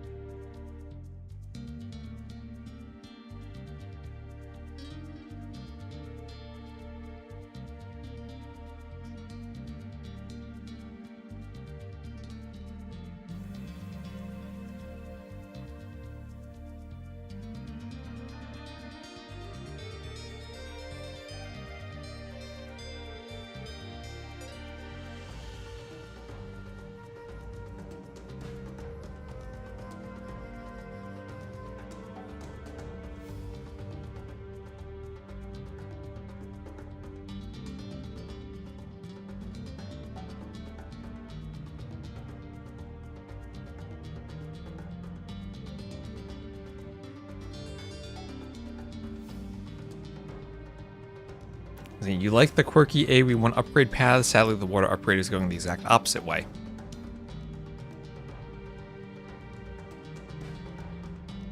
Yeah, I don't see any announcements on what's going on with these wrecks, so...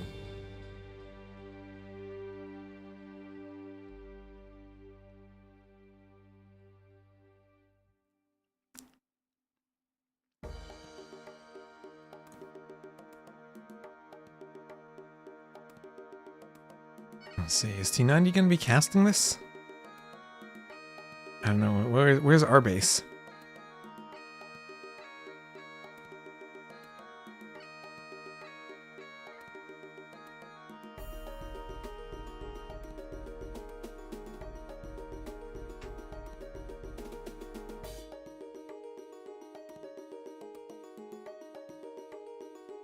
Okay, Rex in 10 minutes. What do you want to do for 10 minutes, chat?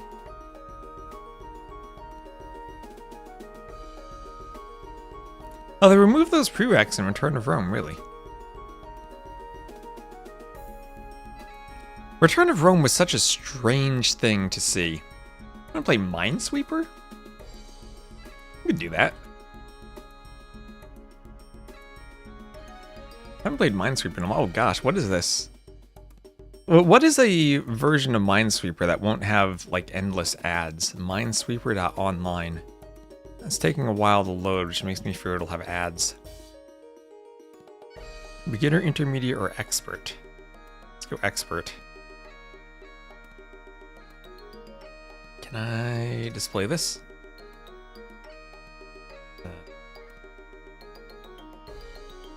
There we are. Someone suggested it, so we'll do it. Oh gosh, what is this? Scrolling.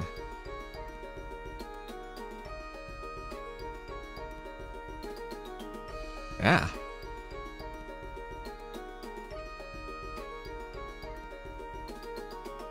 Messing up my display capture scene. Okay, there you go. Carry the XP version. Let's see. I haven't done this in a while. Oh, what a useful start. Okay, 1, 5. Okay, that was the worst start I've ever had in Minesweeper. Okay, aside from that, 1, 2. Give me a good chunk of stuff. Okay, there we go. Now we get something to work with. Okay, so 1 there. That's safe. That's safe. That's safe. There's 2 there, so that's gonna be safe. That's safe. 2, 2, 2, 2. That's tricky. That's 1. It's only near 1, so we're good there. Only near 1. That's near 2. That's near 3. Okay, there's 1 there, so we're safe here. 1 there. Oop. Okay, that's near 2. That's near 2. That's near 1. There's 1 there, so we're safe there, and this has to be a second, so 1, 2, safe there. And there, 1 there, there, 2. That's next to 2, that's next to 1, so that one's safe, that's safe. That's safe. 3, 1, 2, 3. This has to be 1, 2, 3. Like Generations never having a 50-50 corner and such. Cooking. At some point you have to reason probabilistically on Minesweeper. And look, that's next to 1, so these are all clear. 1, 2, 3, it's next to 2, those are clear. That's next to 1, so that has to be it. Clear there. Again, next to 1. Ooh, look at that. Oh yes, I cropped the scene so you don't see the ads. there is an ad. That's next to 1. That's next to 2. Do we have anything else that's guaranteed safe right now? I don't think so. This one's only next to 1, so we got a good chance of not having anything there. I think there's probably a way to guarantee that there is... I mean, maybe not. This one's next to 2, 2, and 2. Okay, let's think about this. So if it's this one, then both of these are next to 2, and then this one's only next to 1, so this one's not next to anything.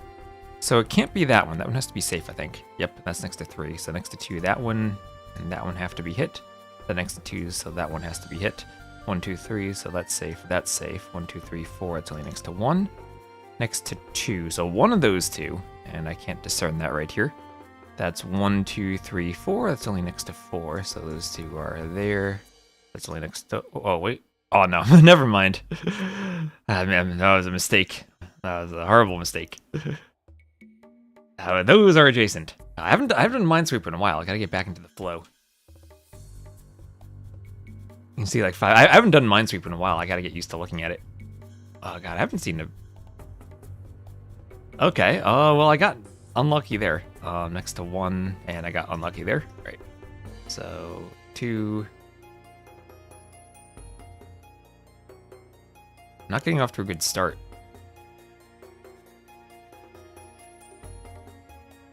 All right. Alright, there we go. Now we have something to work with. There we go. 1 next to 1, next to 2. Next to 2. 1, 2, 3. 1, 2. 1. Oh, that's not right. Wait.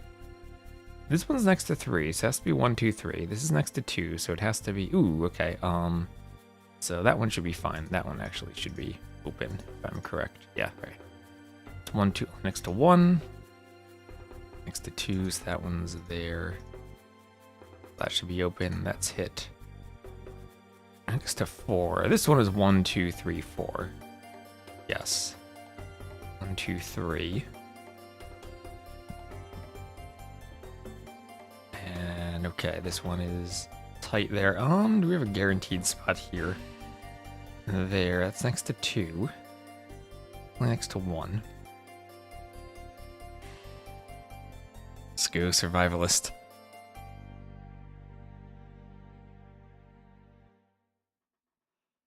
Alright, so I'm gonna keep an eye and let me know when the recs are posted. I'll be playing Minesweeper.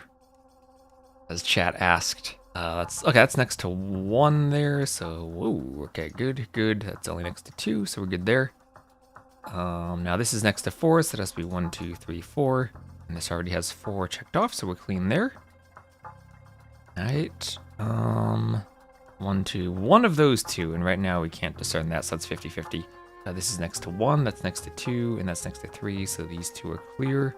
Ooh, a 5. This one is next to 3, that's already taken. This is 1, 2, 3, 4. Right. Oh, is being in dark mode confusing me? Wait a minute. Okay, that didn't make it better. Late theme. Oh gosh. Okay, that makes it easier for me to play Minesweeper because I'm more used to it. Oh, I can open it in an editor. Interesting. Screenshot it. That is easier for my eyes. I'm used to this. It's easier for me to... Okay, that's next to 2. Although now I'm blind. Okay, let's go back to dark mode. I'll go back to that. It's better. It's harder for me to... There's lower contrast between the raised bits and the non-raised bits, and it takes my mind a few seconds to adjust to them. That's next to 2, so that one's cleared. That's only next to 1, so everything around that is fine. That's next to 2, so that one has to be hit.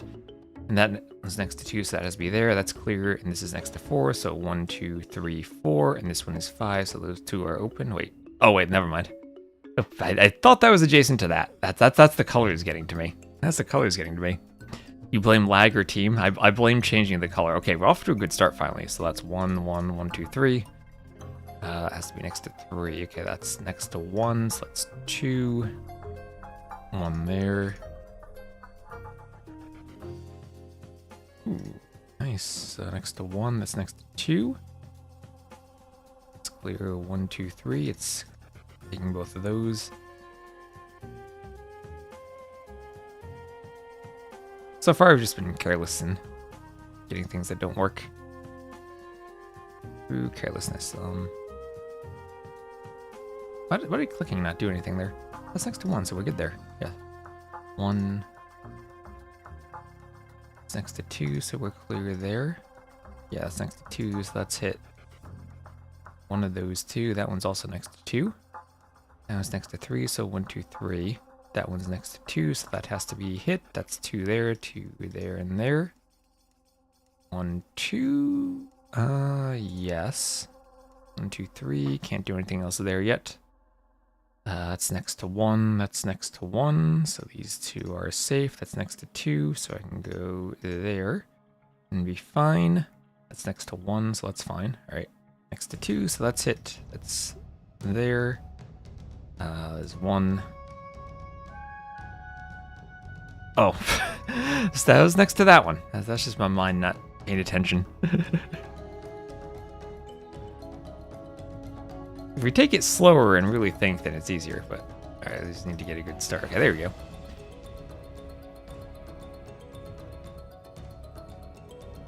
And adjacent there. That's next to 2, so that has to be it. That's 4, so that's 1, 2, 3, 4. The different color scheme is really messing with my thought process. So that's next to 1. There, that's next to 1. We're good there. That is next to 1. So we're clear there. That's next to 2, so it has to be there. You're next to 2, so that has to be flagged there. 1 there. You're next to 1, 2, 3, and you're then 1, 2, 3. So clear and clear. You're next to 2, so clear there. Oh, nice, wonderful. That's guaranteed, so that's gotta be safe. 4, 1, 2, 3, 4. That's next to 2. That's only next to 2, so we're good to there and there. It's next to 1, so we can go around there. That's next to 2, so we can go around here, and it has to be guaranteed there. Next to 1, so that's there. You're 5, it's next to 5. Top AI play Minesweeper with 40% win rate. Okay.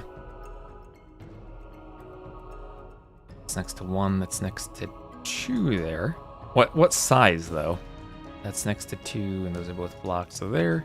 Because at some point, the reasoning does become probabilistic, but you can maximize your probability.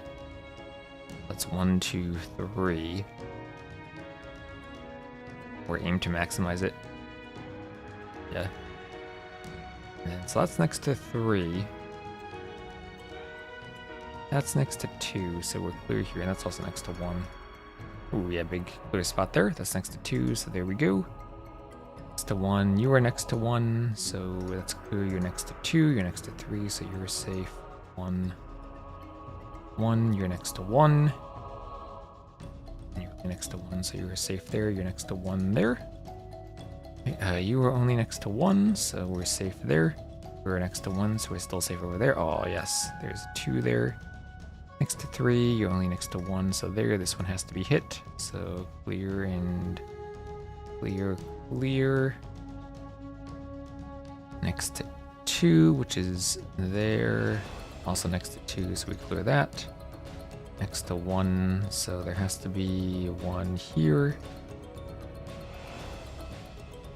There. How are we doing on this Rex, chat? How are we doing on the Rex? Double check. I think we're gonna have to get that soon. I don't even know where I have this server on my list of Discord servers. It's here somewhere. Game details. Oop, okay, we have the Rex. We have the Rex. We have the Rex. So time to actually cast what we're here to cast. We can go back to this later. I enjoy some Minesweeper.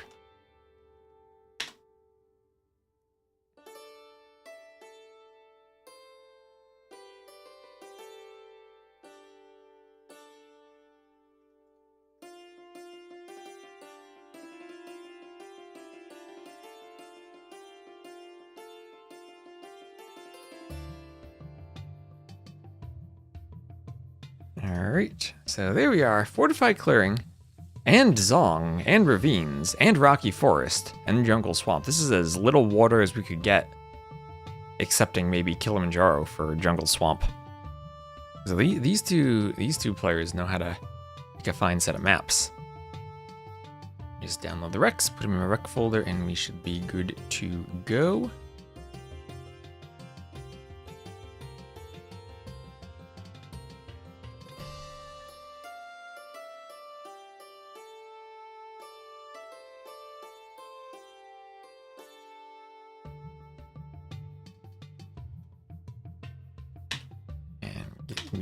These Recs managed in my save game folder.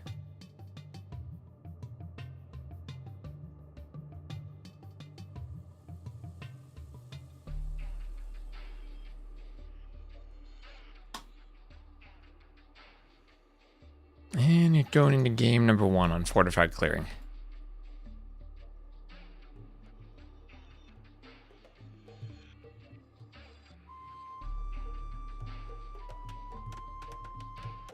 And here we are. Look at these players picking red versus blue. So we'll have Survivalist as the red Portuguese and AntagonisT as the blue Malay. Oh, we should make Minesweeper, but like in the AoE2 scenario editor. That could be fun, with like different units with different colors indicating like the 1 through 8 colors of how surrounded you are by mines. I've never seen that, like an 8 or a 7 in Minesweeper.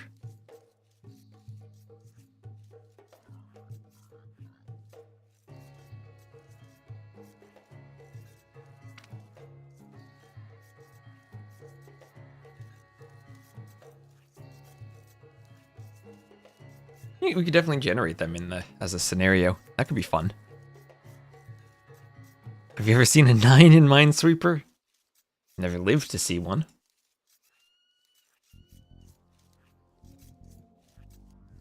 So ooh, antagonist with a lumber camp on a woodline that's kind of close to the edge. Wonder if we could be pressured in like early castle age. Survivalist goes for organ guns right outside the walls, or even monks. So Malay Portuguese, two good monk civs if they want to clown around. Otherwise, Portuguese have organ guns, Malay have the really fast imp. And two of the civs that would be top in the TTL draft, both because they're good on the closed maps like Zong and Fortified Clearing, but also because they're good on the water maps. So you have quite some flexibility with where you use them. But here, going for Fortified Clearing, we'll have 3 relics to the south, 1 to the north. There's a total of 9 relics on the map. And then 5 that you can take in the middle. Usually you do see a lot of Burgundians on this map because of the relic bonus that they have. And unfortunately these days, no Aztecs, despite their former prevalence on Arena. Just been power crept and nerfed a bit too much, even with a relic bonus on a map with 9 relics.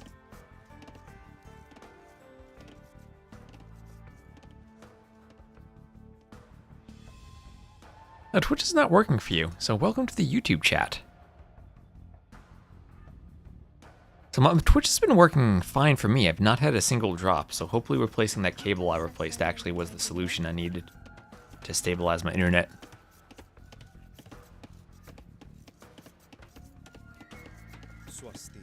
And if it is stable and consistently stable, I can think about upping the bitrate a bit for the YouTube stream. Having an even higher quality 4K stream. If I had fiber and I could actually push it to the upload limit of I think it's like 50. That would be insane. We could actually have high quality AoE too. I think it might be a browser thing. Might be a browser thing. If you have like some type of ad blocker, Twitch might act up. What are Malays supposed to do against Portuguese? They can go monk, they can go for a fast imp timing. As if the... I actually do really like a monk defense against organ guns. No Theocracy for them, and no Fervor, which they don't have the best monk tech tree. But a good eco into like a 2 Monastery Redemption defense into a faster imp to tread down if there's a forward castle is usually a good play for the Malay. Depends on what exactly Survivalist wants to do with the Portuguese. But yeah, play for better timings. Better timings and a good eco from those timings.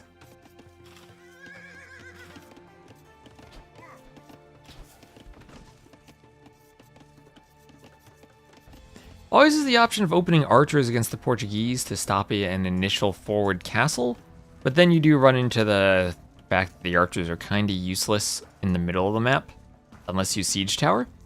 Maybe on Fortified Clearing you have more room to run them around the outside of the map though. Or at least control relics there.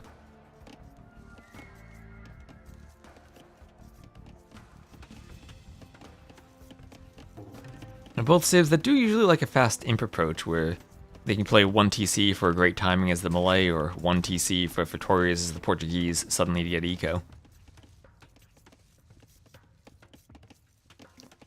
I don't think you usually see much 1 TC play from the Malay though. Usually it's a bit of a mini boom, and then a faster imp. Can kind of put you behind against the Portuguese though, if they're very aggressive.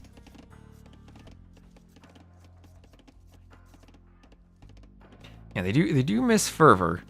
So monk versus monks, if their monks are slower, that can affect them. They can't run away, and then the opponent monks can.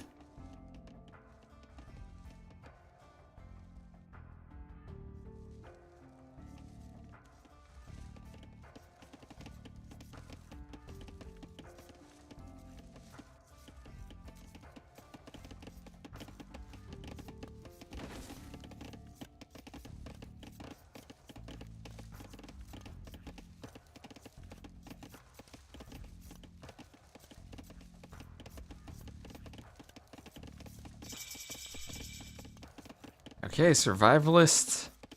Someone can read that for me. Yeah, Portuguese monks are cheaper. They themselves will miss Illumination, but that's not until you get Imp.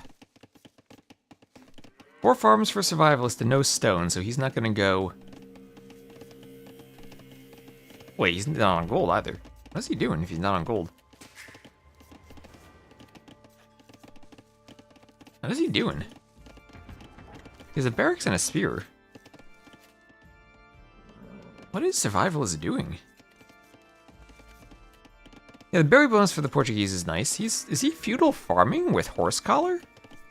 Is he gonna go fast imp after this for Fetorias? Does he have like a siege tower play and a special build he's gonna do?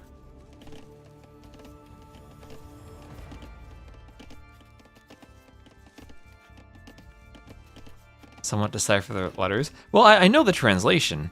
Survivalist has advanced to the feudal age, but I have no idea how to pronounce that. Backwards N, or the lowercase capital K, or capital B. Those always get to me. Or like this like W shape,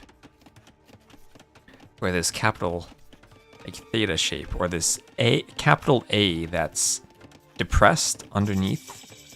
And the backwards capital R, like backwards epsilon that makes a 3. Now that's what I had to deal with when I first taught real analysis. The students had never seen an epsilon before, and they wrote their epsilons backwards, and it took me a moment to realize, oh, that is not the number 3, that is an epsilon.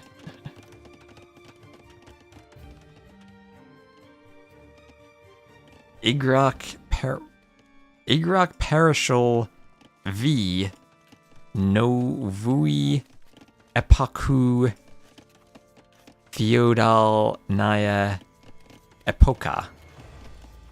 Okay, I'm pretty sure that's not how we're supposed to pronounce it based on the fact that I just read that and had no idea what I was saying. So maybe a better pronunciation of that sentence would be right, but don't say it how I said it. I had to attempt it. Okay, there is the scout's first hit from Survivalist.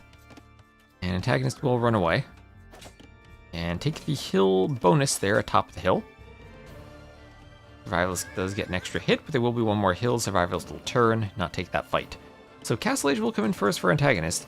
No surprise there with Survivalist's feudal boom approach.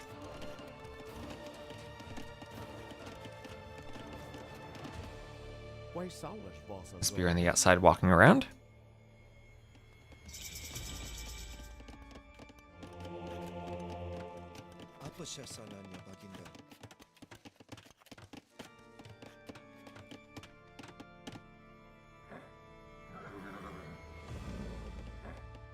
Two scouts in the north.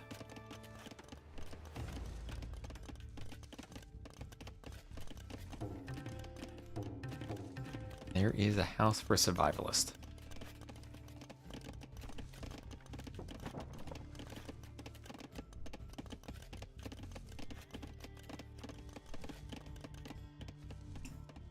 Sim. Quais são as vossas ordens? Sim.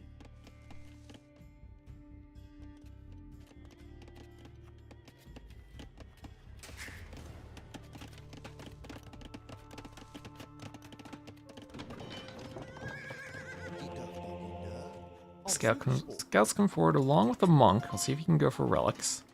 Quais são as vossas ordens?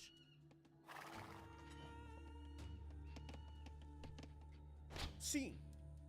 Ao seu dispor. Monk on the hill goes for conversion. So archer opening from Survivalist. So feudal archers while feudal booming.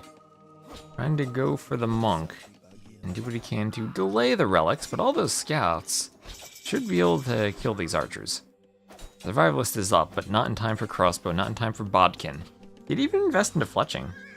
And the archers will the scouts get one more archer?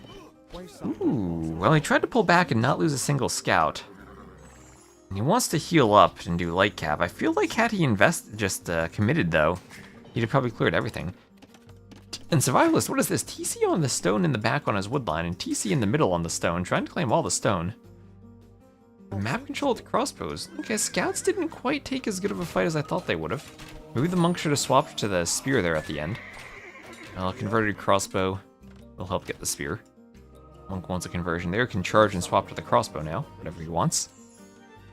Oh yeah, there was also like a mini patch the other day that fixed the issues with monks not converting properly. So that's a thing again. I can actually make that video about locking gates back and forth for monks to get infinite conversions.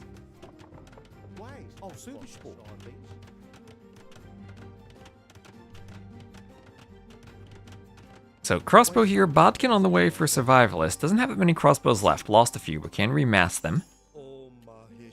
And then on the outside, looks like he has his scouts and a spear out there, just keeping track of the relics. And that converted crossbow will be annoying, but with the TC in the middle, he could hop inside of it, like it were a siege tower.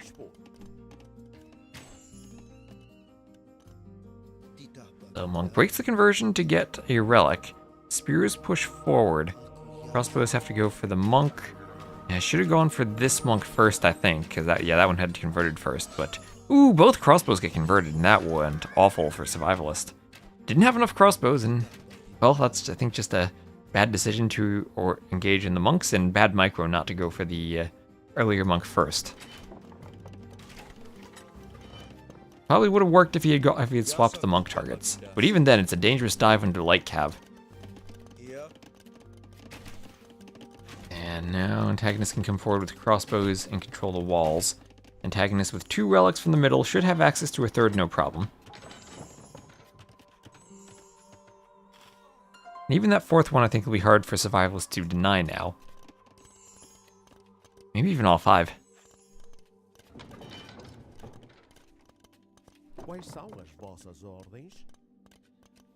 Crossbow opening, I think really tricky these days. It used to be an opening on Arena back on the Boobly days, but with how the crossbow price is more expensive than it was back then, I think it's much harder to pull off.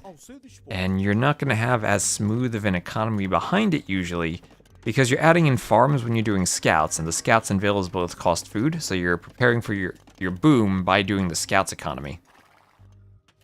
For the crossbows, yeah, overall they're cheaper than the scouts, but you can't plop down as many farms right away when you go for them, or get your TCs running as the same way you do with scouts.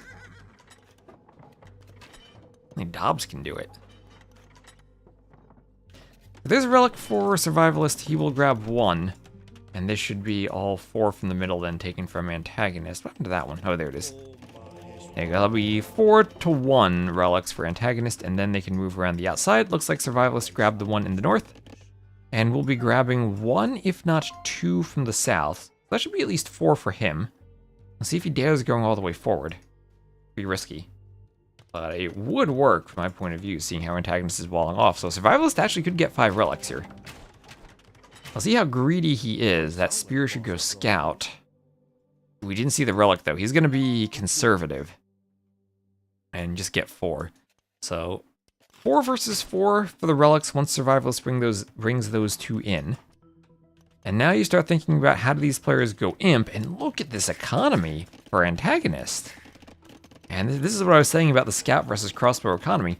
Look at that resource management and how close he is to imp. He's got 10 additional farmers, compared to Survivalist with 13.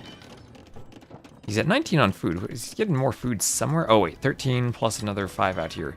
So it's like 20 farms, wasn't able to rebuild some of them. Did go double monastery, interesting.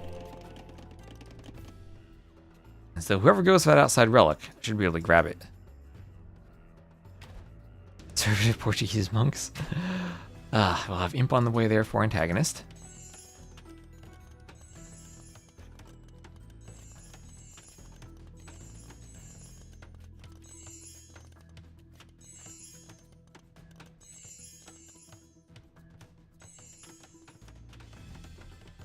What time is 18 GMT anyway now? That's 75 minutes from now about. There's Redemption on the way for Survivalist. I think I'm going to prefer Antagonist's position here. I feel like his eco has been much more smoothly set up. And in imp, he should be able to deal with the crossbow numbers. Correct? Thank you. Always extra hard for us Americans. We need to both change a time zone and also change from 24-hour to 12-hour time.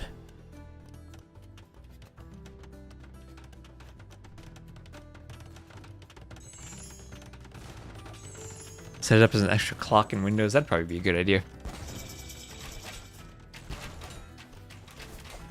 And hello, Miss Lunar Rain. It's coming up to 5. Are you in the UK then, if it's 5? Because I'm usually 6 hours from Europe and 5 hours from the UK. Unless we have some weird shenanigans going on with time zones. So monks here have redemption. They want a conversion on the mangonel. Antagonist is going to run that mangonel back and not let it get converted. Go for his own monks. So ram push on the way. Antagonist might want a house there just in case. But his mangonels are coming forward. Chemistry on the way. Okay, he's going for a castle. Going for a castle. Survivalist might want a forward castle, but he's still in the castle age. Taking a bit of a score lead. And will this castle go up in time? Or will the crossbows be able to deny it? There's that house. A little bit late. Maybe the castle needed to be like here instead of here, but yeah, it looks like it'll go up. It'll go up. And actually, no eco-cave either, despite the forward presence of all the castles there. Just one Vil dead. All right. Maybe Antagonist didn't Survivalist didn't micro the crossbows properly there, but did not get a single Vil on that castle. The ram goes down. Still 4-4 relics. No one going for the final one.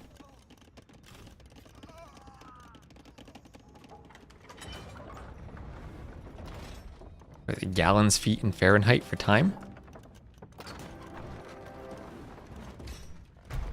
Don't know about that. In Windows, maybe I should just switch to Linux. I feel like Survivalist is at his bet when he plays weird off meta strats, and this is looking very standard. I don't know if Feudal Age booming with archers into crossbows is standard. But maybe not all that weird and off meta. Treb's there hitting the castle, can turn for the TC.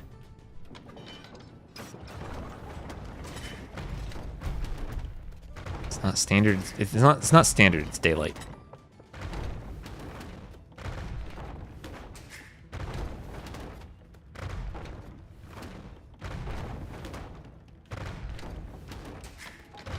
I actually had a problem with my laptop the other day where the sound no longer plays from the laptop speakers. It does work if I like connect my headphones to it and play sound, but it hasn't been playing from the speakers. And when I went to the audio settings in Windows, I got some weird message about like not having the proper troubleshooting in Windows 10. So I wonder if it's some type of Windows 10 issue. I'm hoping it's just like a driver thing, and I can update them. I guess I don't really need speakers on the laptop, but I mean, it is nice to have them. Does Antagonist know about the last relic? No, neither of them have scattered the final relic. Neither of them have. Survivalist going for more TCs in the north, but still stuck in the castle age, not imp yet, and dealing with Treb pressure. That's 2 Trebs and a third that'll be on the way. Oh, a third behind that already, so that'll be 4 Trebs. And 4 Trebs usually not something you can prepare against for all that long.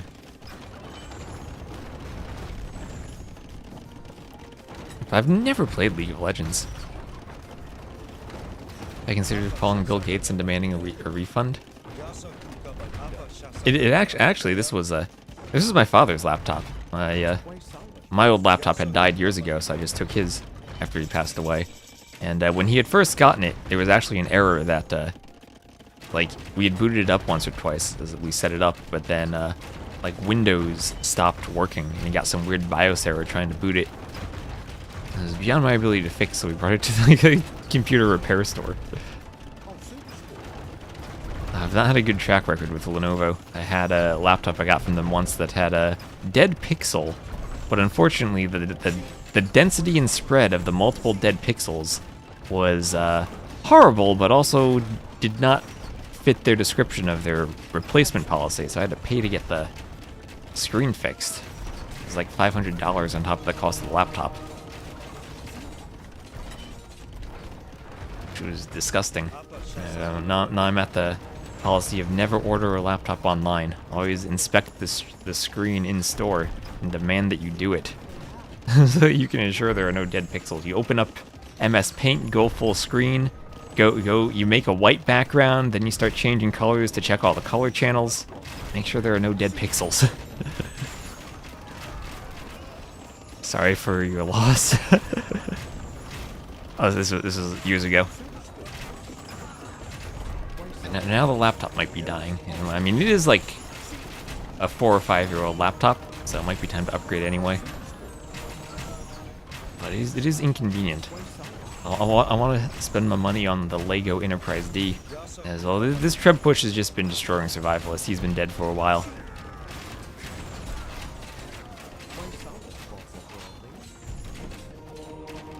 For your crappy dead pixel policies, yep. Okay, Treb shot's landing. Taking out a monk, taking out a monk. Ooh, more monks going down. Yeah, classic Blve push, right? You get imp faster, you push with the Trebs, and because of the way their eco's set up, you can boom with 3 TCs, and we even have a 4th TC set up. Survivalist trying to leak around the outside with more TCs, but not going to work for him. He'll call the GG, and Antagonist will win. Go up 1-0. Antagonist, I would assume, is the favorite in this set, and quite heavily, especially when they have clan maps.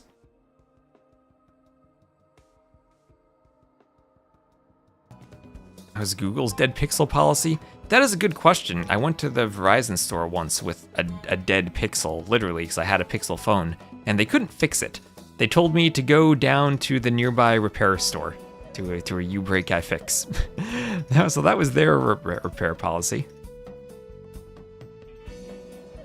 I have dealt with dead pixels in many forms in my life, now that you mention it. That bug I squished in my monitor. Okay, so a win with the Malay. Survivalist didn't use Burgundians. Maybe he'll save them for Zong. And we'll get into game number 2, which will be Rocky Forest. Let me just make sure we have ads out of the way, then we'll get to Rocky Forest. I think we can repair our own products. Yeah, and it probably does get worse with laptops than actual monitors. I have a lot of upgrades. I need to get an actual 4K monitor. Right now I'm just doing a 4K stream, which is fine for streaming, where I like upscale from 1440p to 4K. But it would be nice to have an actual 4K monitor. I appreciate AOM music, indeed.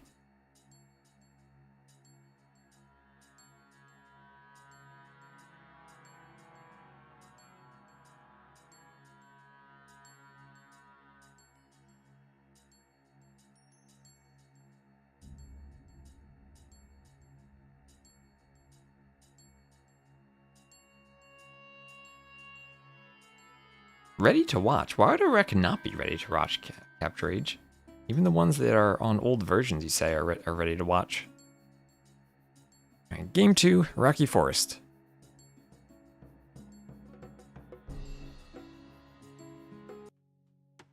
We're moving in an absurd direction where companies are against the right to repair and offer horrible repair warranty services, not to mention returns. Yep. So here we go, Survivalist. He will be the Red Armenians to the north, and Antagonist, the Blue Georgians to the south. Laptops are amazing.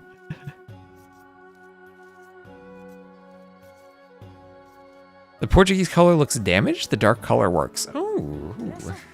Oh, you know what? If I ever do like a castle tier list, I'll need to examine the damaged castles. That's a good thought. And the destruction animations. Wonder if I personally will see an improvement using a 4K or 120 hertz monitor. For AoE 2, like the advantage of the resolution is just being able to zoom in and out more. Or to zoom out more. I guess it does restrict your ability to zoom in.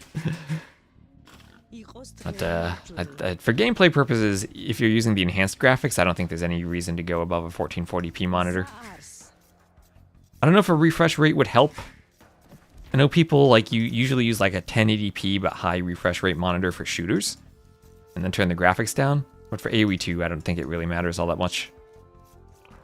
And I think the big thing is just resolution for the zoom distance. Companies don't want you to own your own product. You ever play AoE 2 on Game Pass? So Rocky Forest, one change I made to the map was to add a guaranteed deer spawn that's close to players, so they at least have a group of deer that's pushable.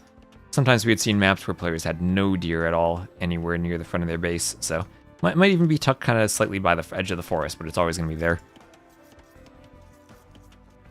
What if you're on your phone? What if you are on your phone?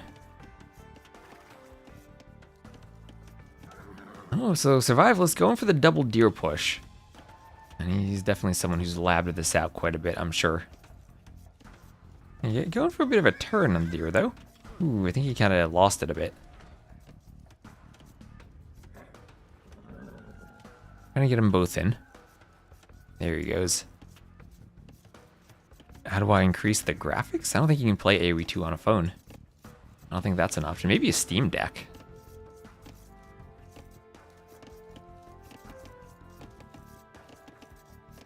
Yes, patrastem.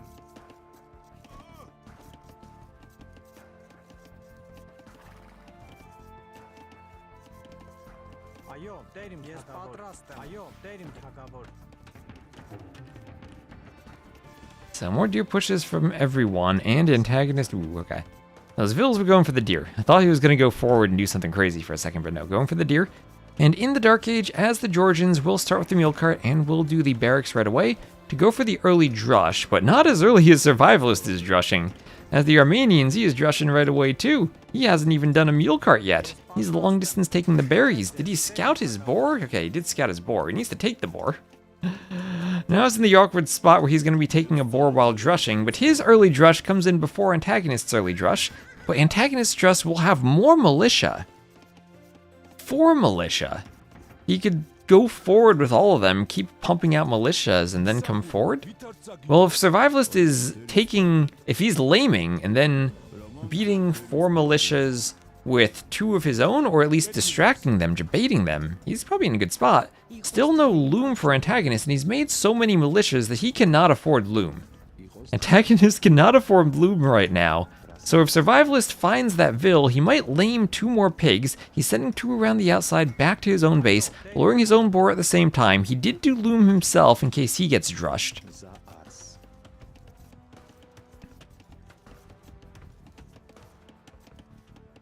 Close to 1k hertz now? Yeah, because my monitor here is 1440p and like 165 hertz, I believe. But it's also pretty old. I got it in, I think, 2018. But it's been a nice investment. It has held up extremely well. But it's just, do need that 4K resolution, I think, soon.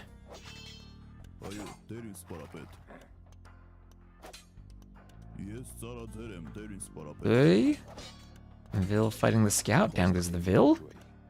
Vil's chase a scout around. Scout hit. Militia can turn and fight the scout. Scout gets a hit.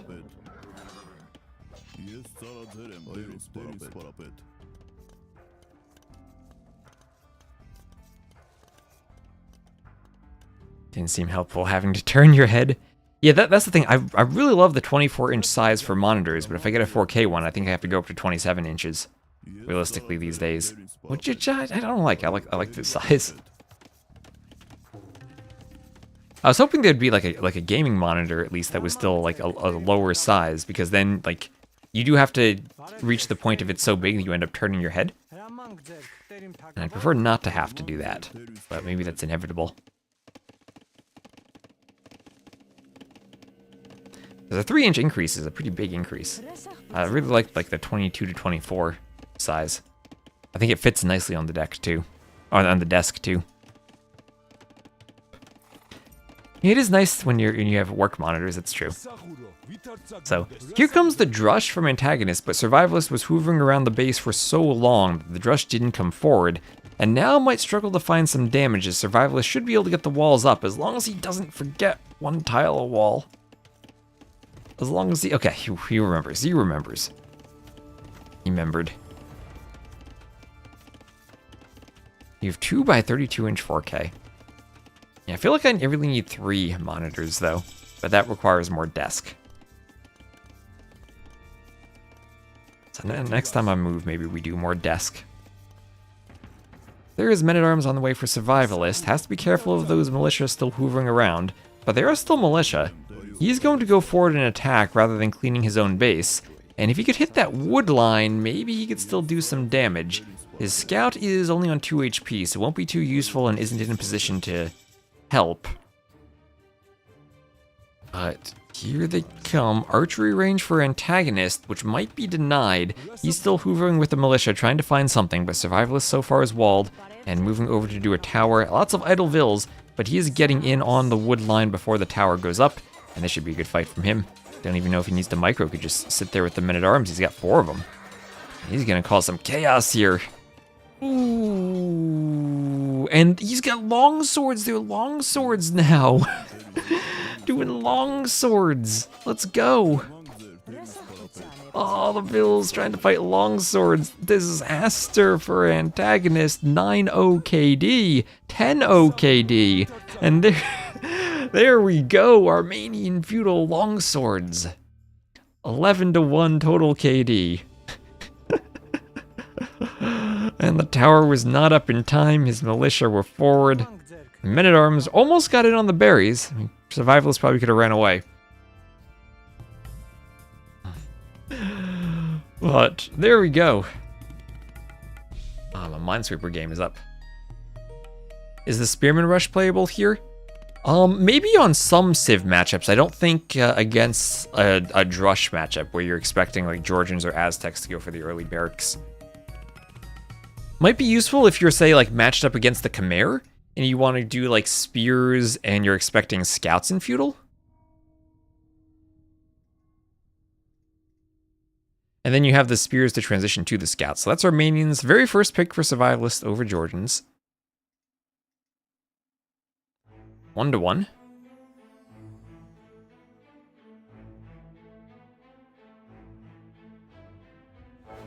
Just let the ads settle before the next game. And again, in about 1 hour, we do have Antagonist versus Jordan for Stronghold Frenzy. So stay tuned for that.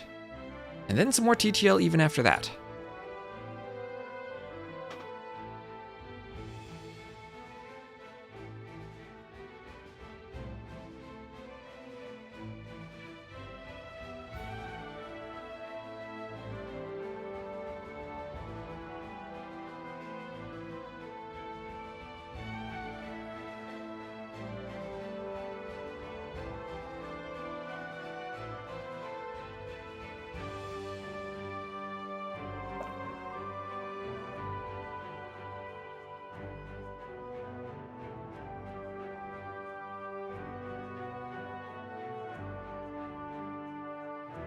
And hello, Thror, over on YouTube. How you doing? Oh, that was one heck of a game. Maybe I want to cast that one just like as a short YouTube only content. Get some YouTube videos out, even though like it's already on YouTube, obviously.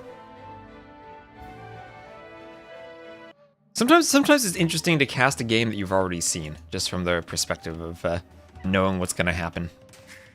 But anyway, here we shall have Jungle Swamp. It'll be Persians for Antagonist against Jurchens for Survivalist. I have seen Jurchens played on this map before where they try to go for some type of FC sneak forward barracks. Firelancer thing. Didn't work out because they were discovered. Was that even against Antagonist? I forget who that was. But it didn't work out. So 1-1, Survivalist gets a point.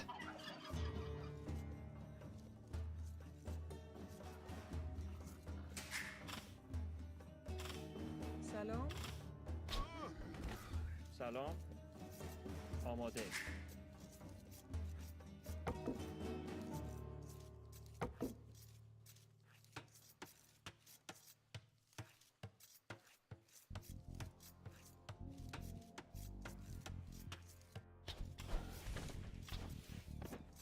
And have Lena here for Survivalist.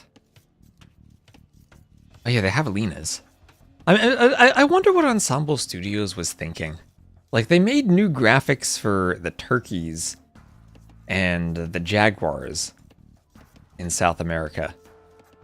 But then they just took the boars and renamed them to Javelina and didn't change them at all. And they're exactly the same graphics. Do they actually look that similar IRL, or should there be a difference? One of boar, but different name.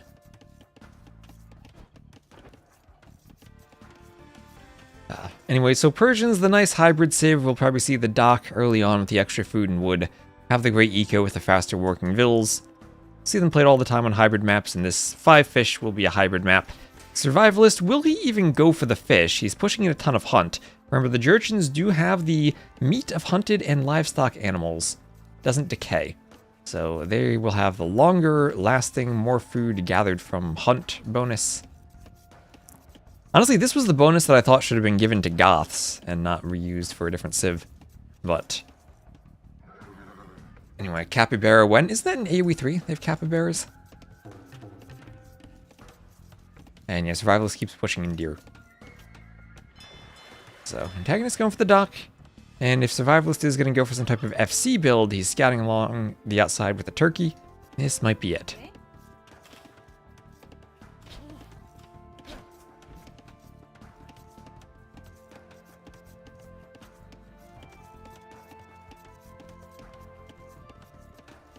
FC Fire Lancers might actually work with the Jurchens on Empire Wars. On Empire Wars, maybe. On this map, I feel like the FC builds are kind of tricky to pull off because you're really far apart. Which, yeah, does make it safer to go FC, but it makes it harder to do damage initially. Like we saw that Ravines game earlier, where the Fire Lancer push came right at the start of Feudal. Right at the start of Castle with the double barracks and workshop forward. I think if your opponent does anything in Feudal, scouts, archers, anything, and they scout properly, you shouldn't be able to get the barracks forward. And without the forward barracks and workshop, then like you're going across the entire map. And by that time they can wall, they can get up to castle, they can get their defenses in order. Any thoughts on the Buri Saga? I don't think there's too much to say, really. I think he did a pretty thorough investigation to check that he cheated and with the multiple accounts, and I think the punishment is fitting for that, I guess. So that's about it. Nothing to make a really big deal about, I'd say.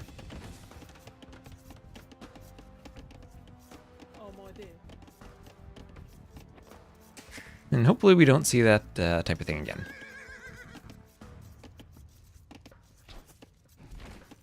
In general, I have no problem with players having multiple accounts, but, you know, you shouldn't try to sign up for a tournament as two people.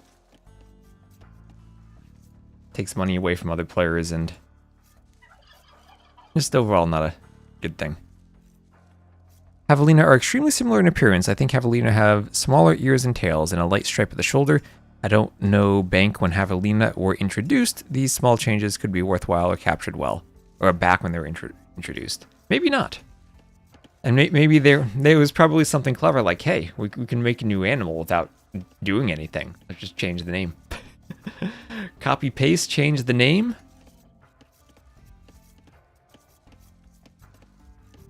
Like a child writing an AI generated essay, only you're copying yourself, so you have the rights to do it. So there's AntagonisT up. Survivalist staying in the Dark Age much longer, and looks like he indeed, with 22 vills, will be going for a fast castle build. Sending vills out to gold just now, going for a mining camp. Don't know if he'll get the gold quite in time, but if he's going to plan on using the market and selling stone, then it doesn't really matter. Might be good to learn microing siege? Yes. Honestly, mangonel micro plus repairing mangonels properly with villagers is, I think, one of the really key things for learning how to play mid-game Age of Empires. And understanding how to keep mangonels safe and making sure they're not exposed to knights. And lots of things go into that. And can win and lose games easily. Ooh, you think it's going to be not fire lancers, but grenade throwers. Ooh, grenadiers. Well, let's see. I could see Survivalist doing either. I could see Survivalists trying to go for that early siege engineers that they have with the discount and availability in the Castle Age. So, AntagonisT there was looking to hit the Scout, but Scout for Survivalist survives because he hit Feudal Age just in time. And with a few archers walking forward looking to do some early damage and potentially prevent that FC forward barracks play. There's the market, there's the blacksmith. Survivalist might need to tower his gold. Does have the stone for it. He's trying to wall it in. But no military of his own. And needs to be careful with the gold. It's not like he's going for a phosphoro build where he'll have a castle right away to plop between a gold and a wood line. He needs to protect the gold, and right now has no military for doing so. Are these the villas he was going to try to send forward to do barracks? That's not going to work. And immediately he YOLOs the entire village to raise the tower. Needs to do this to keep the gold safe. Could wall the scout in if he's being clever. That Vil looks like he'll die. And here still taking out the scout. So this has been 3 Vil losses for him. Let's see if maybe a 4th goes down. Should be able to run that one. So 3 Vil losses and a lot of HP going down in case other units were to get in. And also some idle time at the TC. At least his food won't decay. But more archers forward. Yeah, there he goes. He's up to castle, but the archers keep pouring in. They'll take out his scout almost down to 5 HP. And there's another sneak Vil. Will the archers see it? This is now for AntagonisT all about making sure it doesn't get caught out of position with Vils. Could even be a situation where right now, looking at that count, instead of training more Vils, he just does Town Watch and then goes up. Actually, if he just cancels those Vils, he clicks up then. Yeah, he just drops off the food and goes up. Yeah, a tiny bit of idle time, but he'll be up no problem. Yeah, there he is. And Persians will make up for the idle time easily. He'll do a siege tower with Grenadiers. I mean, the plan was either FC Fire Lancers or FC Grenadiers. It was one of those two. But if he had a tower on the gold right away and didn't lose 3 Vils, would have worked out much better. But as I said, you're so far apart on this map, it's hard to get your FC pressure in a position where you're going to do damage with it against the feudal military. And whatever you do, Grenadiers or Fire Lancers, they're kind of slow to do at home. It's not like you're doing Rathos or Conquistadors where you can basically get across the map with their mobility right from the start. Here it's going to take some time, and even feudal archers can, in small numbers, fight these castle age units. Should it be AntagonisT versus Survivalist? What?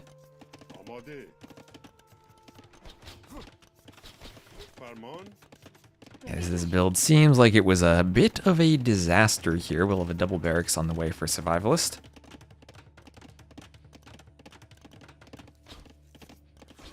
That's where your win rate really suffers.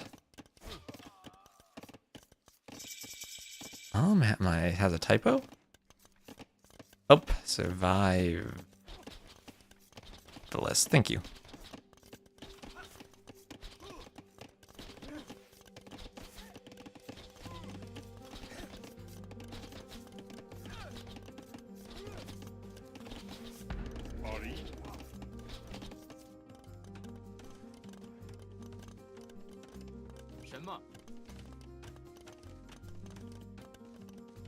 Yeah, so now the Fire Lancers hoovering around. Maybe they can get in, but Castle Age is here and Crossbowmen are on the way. How do Crossbowmen do against Fire Lancers and Grenadiers? They should win, right? Maybe not when the Siege Tower comes out.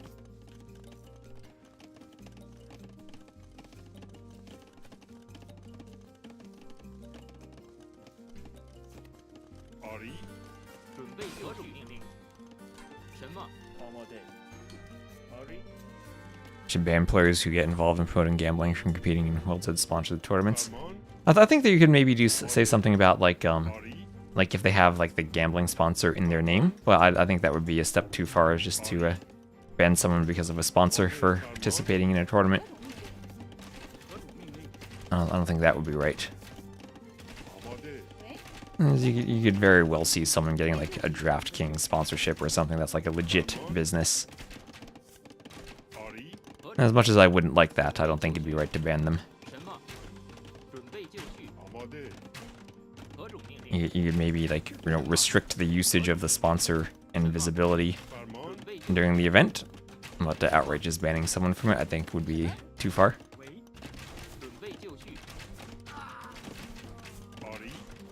And well, there's the Siege Tower Fire Lancer. Oh, Fire Lancers do make the Siege Tower faster. And faster than crossbows even. But Survivalist going to lose even more Vils here. Now it's 6-1.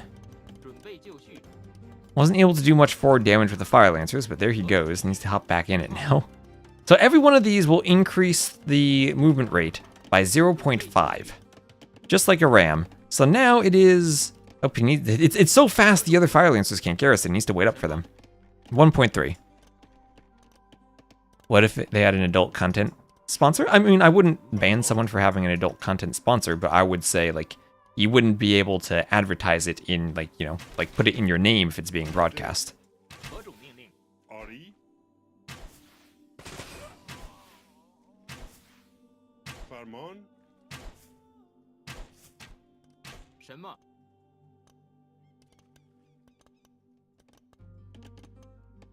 If they're their own personal sponsor, they can do whatever they want, but would need to be separate from, like, official broadcast of the event. That's what I would say.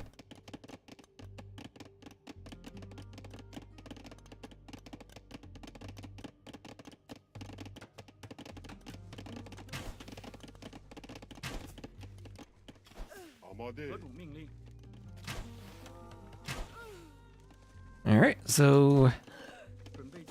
Okay, this is a good crossbow raid. Well, the siege tower not there in time. Look how speedy that thing is. This unit needs a change, for real. This is, was kind of hilarious when it occasionally worked when it was a meme, but the fact that this is now the best way to use infantry units, and the Fire Lancer is like a perfect unit for doing it, is insane. But there's the GG from Survivalist. Antagonist goes up 2-1. And that's 22 to 13 KD.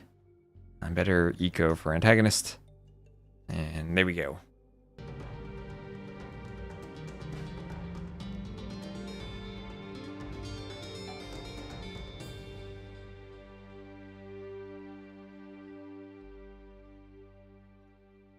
Two to 1 for Antagonist.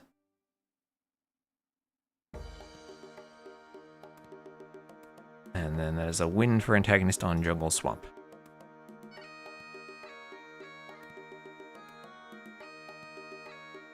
And what even was this? Persians. Persians against Georgians. And that will bring us to Zong.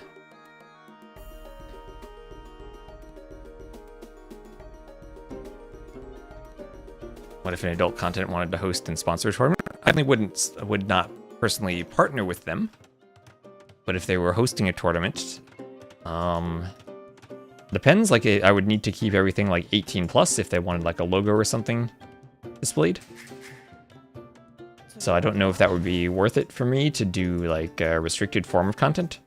But like morally, I wouldn't necessarily have a problem against that, like I would with like gambling. Yeah, I wouldn't want to do ad reads for that for sure. And it depends. No, that's more of a. It depends on what are the sponsorship things, right?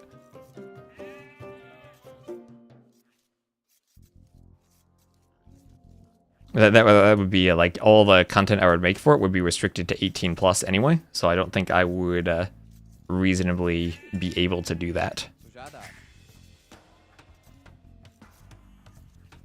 Now, I legit one of the earliest messages I got about doing sponsored content was someone who messaged me back when I was doing those Passus videos years ago, and said that he was the manager for an e-girl and asked if I would make AoE 2 content with her.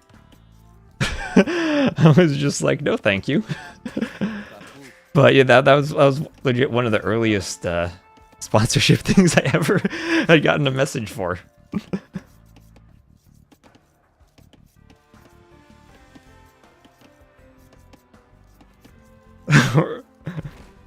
Horse collar for your bedrooms. Yeah.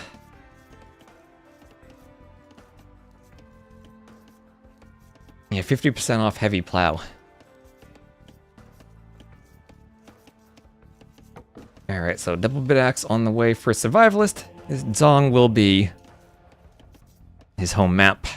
And try and get another win. Burgundians, Bohemians, a matchup we're going to see on closed maps all the time. 5 relics right across the middle. And Burgundians really well set up for Zong, both with having the relics generate food in addition to gold bonus, and also having those eco upgrades cheaper and available early means they're in a great position to do a feudal boom, while making the priests and collecting the relics. Could go for scouts and priests and try to grab as many relics as you can. If I started just asking any other questions, oh boy.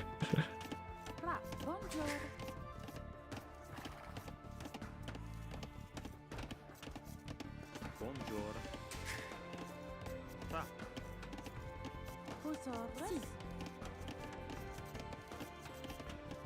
Sì. Bonjour.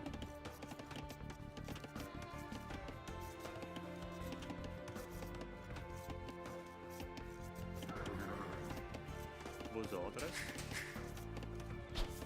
And Vils take the deer. Si.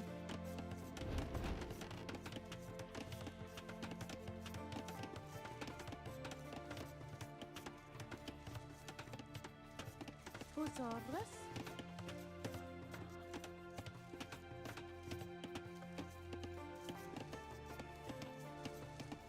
Dave/Danny chatters aren't brand safe for adult content.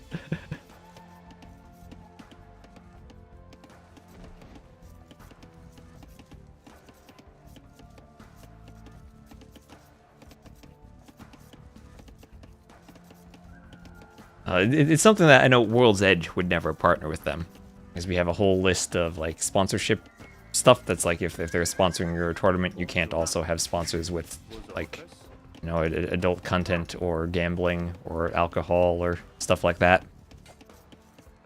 Yep, and Survivalist is going to be luring the boar here with the scout. Usually on Arena, this is, I'd say, usually a bad idea, even though Vinchester does it. I don't know if any other one does it, but Vinch is the one I know. Maybe Antagonist occasionally. But it's good to do here if you're going to go for the early priest, because then you can heal your scout up, and losing the HP won't matter. So Antagonist actually up first. Maybe just going to FC. All the fun things in life. I mean, it's kind of ironic, though, that they have an anti-gambling policy when they, you know, push addictive practices in their, you know, microtransaction mobile games. So there definitely is some hypocrisy in the Microsoft policies there. And you do have to wonder eventually if, you know, they realize that the gambling stuff would be profitable if they drop that policy.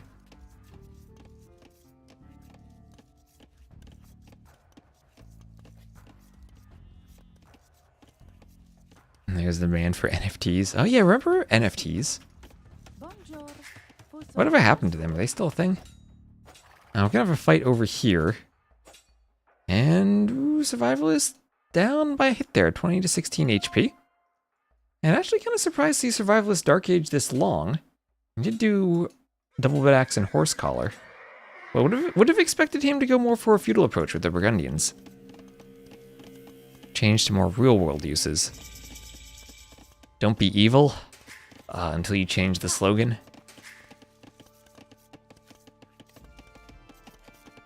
New website only skirms.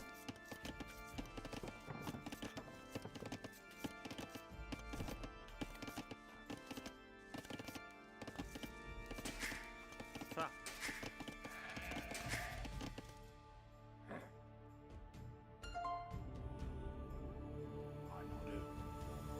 And so Monk bringing in a relic.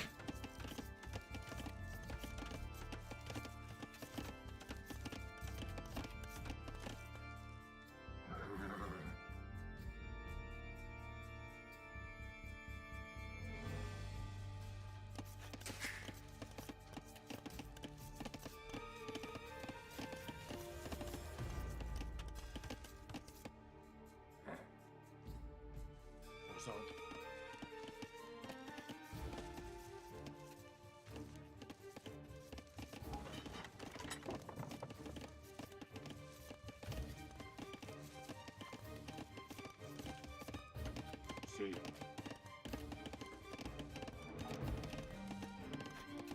Observis. So barracks at the front for Survivalist.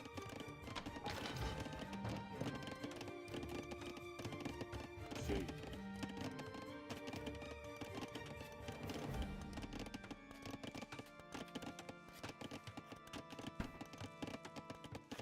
And Super Silicious Dude, thank you for the follow. Welcome to the stream. And now feudal for a Survivalist, but still kind of surprised about this. Also, he lost the scout despite having priests, which is not good. And now we'll lose a foot race to one relic.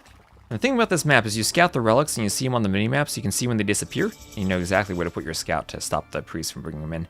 So yep, Antagonist will have saw that the relic disappeared on the minimap, And now we'll be hunting down the monk. We'll find it, and... Ooh, okay, will the relic teleport? Sometimes the relic teleports if you're against the wood line. Okay, no, he drops it in a good spot. There he goes. And yeah, just, I mean, fast castling certainly viable on this map, but just not the build I was expecting from Survivalist with Burgundians, if you're going to use them on this map. Like Scout, Spear, Priest, Feudal, Boom. Oh my gosh, Survivalist! He forgot his boar. Survivalist forgot his boar. Oh no.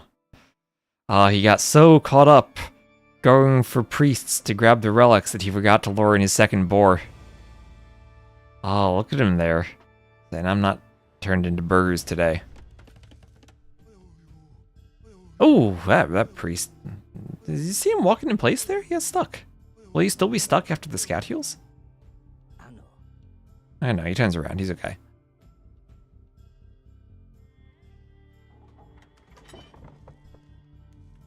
See. Позото. Абутайвис.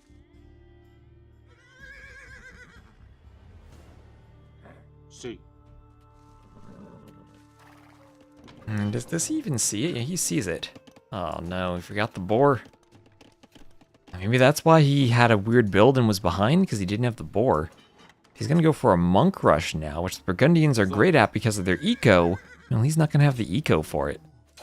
And ooh, that was weird. He had the poke on the scalp and then didn't get it.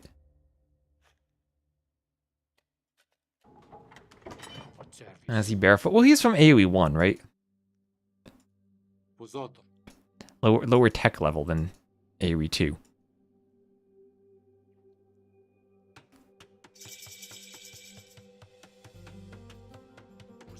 And well, he grabbed the relic. I think that'll be... Well, he didn't even get the relic over there, so I think this will actually be his first relic. And both castle at... No, within 20 seconds. Poor blacksmith, though, he's trying to go... Oh, he's trying to go siege tower, Flemish militia. Second TC there for AntagonisT. A couple of priests and a spear. He has 3 relics already himself. University in the back and then a TC coming up, so he will go maybe just fast chemistry hand cannoneer against Flemish militia. And I don't think they'll be able to do too much damage with 3 TCs up in the economy. Only thing they could really get over to would be this shrine, but the Vils could move to this woodline. Could even run outside and take wood outside if Survivalist Siege Tower hops. And I don't think AntagonisT will be surprised to see this from Survivalist. There's the workshop. But yeah, forever on the way, and I think that he yep, he saw that. So he knows what's going on. He's going to do chemistry, and we'll probably see 2 ranges and hand cannoneers soon.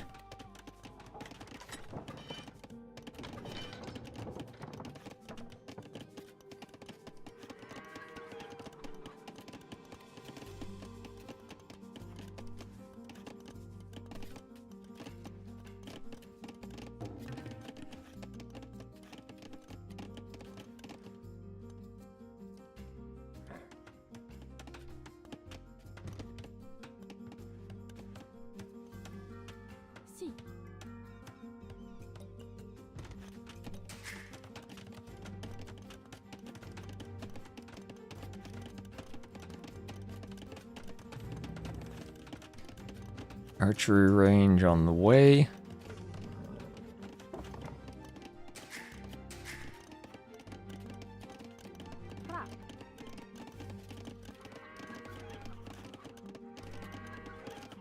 And the farms going up here. Farms for Survivalist.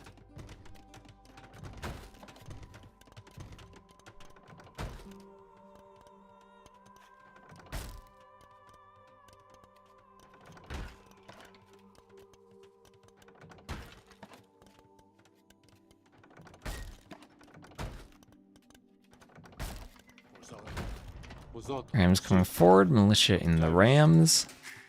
And the Rams will go for the TC.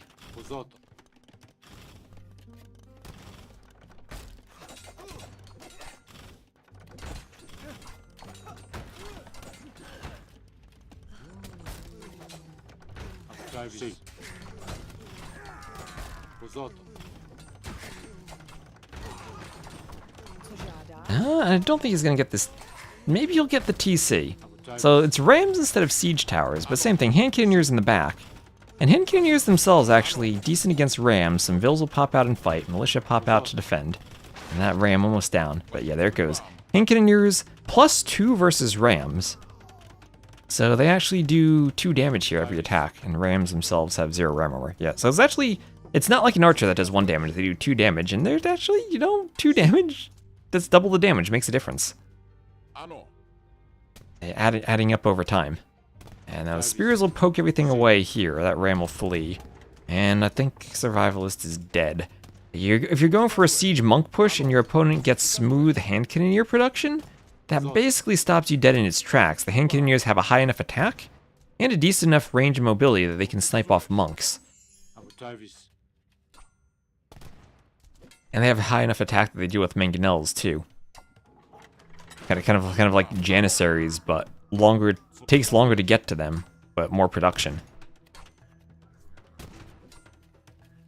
And not locked behind a castle. Boar is still alive. Nope, he did take the boar, although, oh no, he misclicked and his villagers are standing idle near the boar instead of taking it. There he goes. Oh, that boar has not been Survivalist's friend. Oh, but wait a minute. Who's ready to see another Imperial Age unit? What counters hand cannoneers? Maybe it'll be Cavaliers from 3 stables if he can pump them out. I mean, he's at 67 vills. He has a vill lead behind this somehow. There's some vills out here. He's getting pushed. What's that? Just no rams though, just hand cannoneers at the gate. And he has a bit of time then where he can wait, amass some cavaliers, and take a fight. Maybe it's not over. Needs some upgrades, but maybe it's not over yet.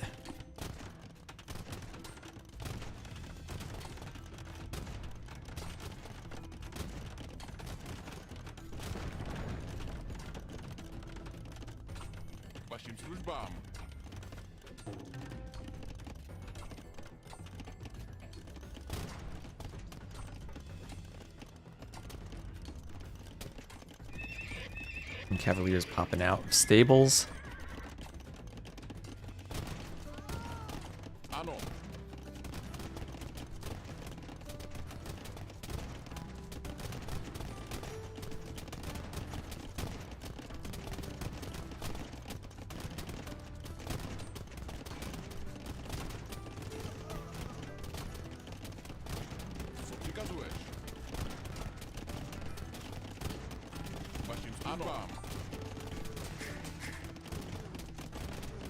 Does it take longer to get to Bohemian hand cannoneers than to Janissaries? I mean, if you want to go Janissaries, I think, you know, you do a build where you're mining stone and dropping the castle. Your first few Janissaries come out faster. But if you're going to stay for a long time in the castle age and keep pumping them out, like you've got 20 hand cannoneers here and more on the way, usually you don't get quite that many Turk Janissaries staying in the castle age. You can if you're, like, you know, going imp and keep adding more. Or if you stay, like, eventually go for a continued castle push and go double castle. But it's a bit of a... They probably hit a bit later, but if your eco's untouched, you're going to have a lot more of them. Too many for... Yeah, well, he has 19 Cavaliers. Some pikemen being added in. Has to be careful of the monk. If you can get another round of Cavaliers out, then maybe you could think about taking the fight. You could always, yeah, delete the walls and then try to surround them from the back. Go for the priests and the monks and the reinforcements now. The hand cannoneers, they keep being pumped forward. But yeah, what Survivalist does now is he goes for the reinforcements, and that means the army has to group up and get outside the walls where he can get a better surround on it. Maybe he needs some devotion, but he's doing iron casting. Still could use armor. Oh, those monks want conversions. They stop walking, though.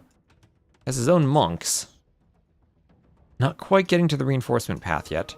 And Light Cav going for the monks, or running back. They probably should have committed there. Afraid of the pikemen, maybe. How does this fight go? Are there too many hand cannoneers here? Survivalist trying to get us around. And he's kind of getting us around. He's healing. More units being pumped forward, though, with the pikemen. And maybe there are just a few too many pikemen here. Yeah, an antagonist didn't really lose any hand cannoneers in that fight. His pikemen numbers were cleared, but he can add more of them pretty easily. Survivalist lost a lot of cavaliers, and that's expensive for him. Still is up by 1.5k resources collected. And he's doing elite skirm.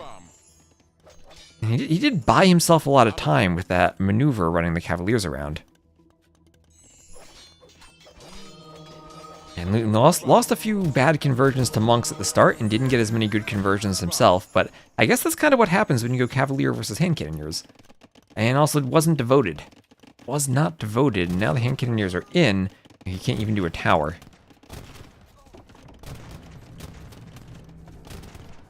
Well, if he can get out like 10 skirms, but he needs upgrades on the skirms for armor too. And again, this is where he's sitting in his base with the Cavaliers, instead of being active with them. If he's active with the Cavaliers, he's doing the same thing that happened earlier, where this army has to be wary of the Cavaliers in the middle of the map, and the reinforcements can't join up right away. Now the reinforcements have a clear path to join these Hand Cannoneers, and the antagonist can just spam them across the map.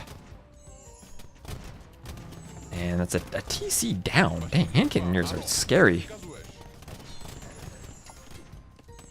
He has 17 attack with 7 range. They outrange the TCs. They'll take out TCs right away. That's 7 pierce armor. That's 10 damage against the TCs. That's actually really good at taking out TCs. Oh gosh, you can just go full Hand Cannoneers in the Castle Age. Same range as crossbows too.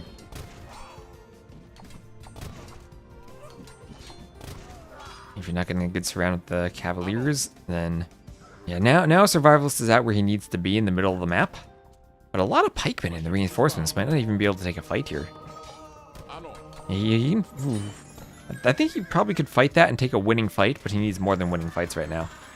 He needs good enough Cavalier numbers that he actually can win again and clear this. It's now 49 military to 27, and Survivalist does not have numbers.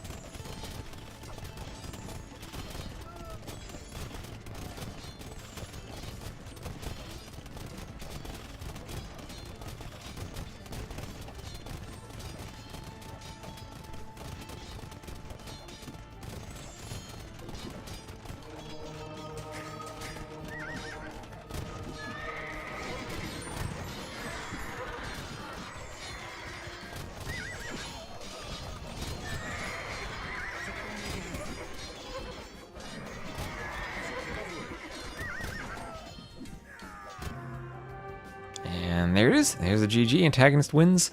Survivalist's meme didn't pay off. Forgetting that boar certainly hurt. I wonder if he would have had a chance maybe to go skirm instead of Cavalier or skirm earlier. Probably couldn't have matched the numbers though. That production started pretty early. But his eco was better for a long while. I just wonder if Survivalist would have been better off instead of going for the meme Flemish militia push. You just lure the boar in, go feudal to go scouts to fight for the relics, and then go up normally to the Castle Age and play like a normal game. Burgundians, Bohemians, then when you have relics. I don't know, because I do think Bohemians probably win this late game if they don't have the eco advantage, but if you go heavily to grab 5 relics while also like booming, and then you can open some skirm to stall out the Bohemians' early push, then I think you're in business. And hello Chicho, hello Geisen Jung. Love to see you make the next step.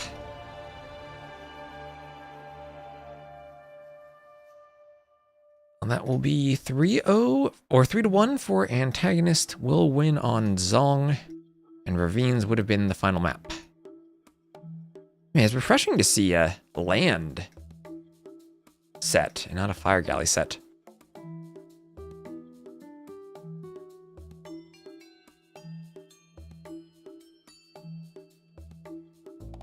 So we're going to move into Stronghold Frenzy then. We have about 20 minutes before the match. Yeah, Antagonist has been doing well. Aside from that loss to Deduzu when he had 0 vills. I gotta swap this around. This will be Jordan versus Antagonist, and this will be the quarterfinals of Stronghold Frenzy. Here we go.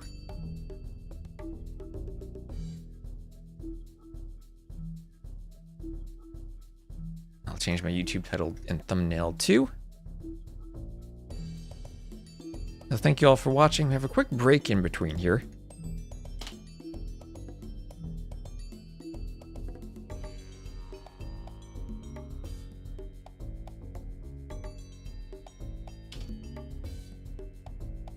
Adjust.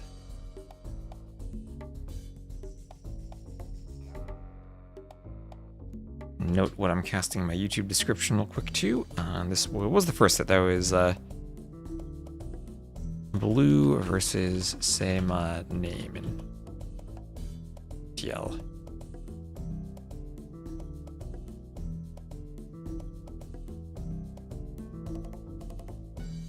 Jordan, yes, Jordan.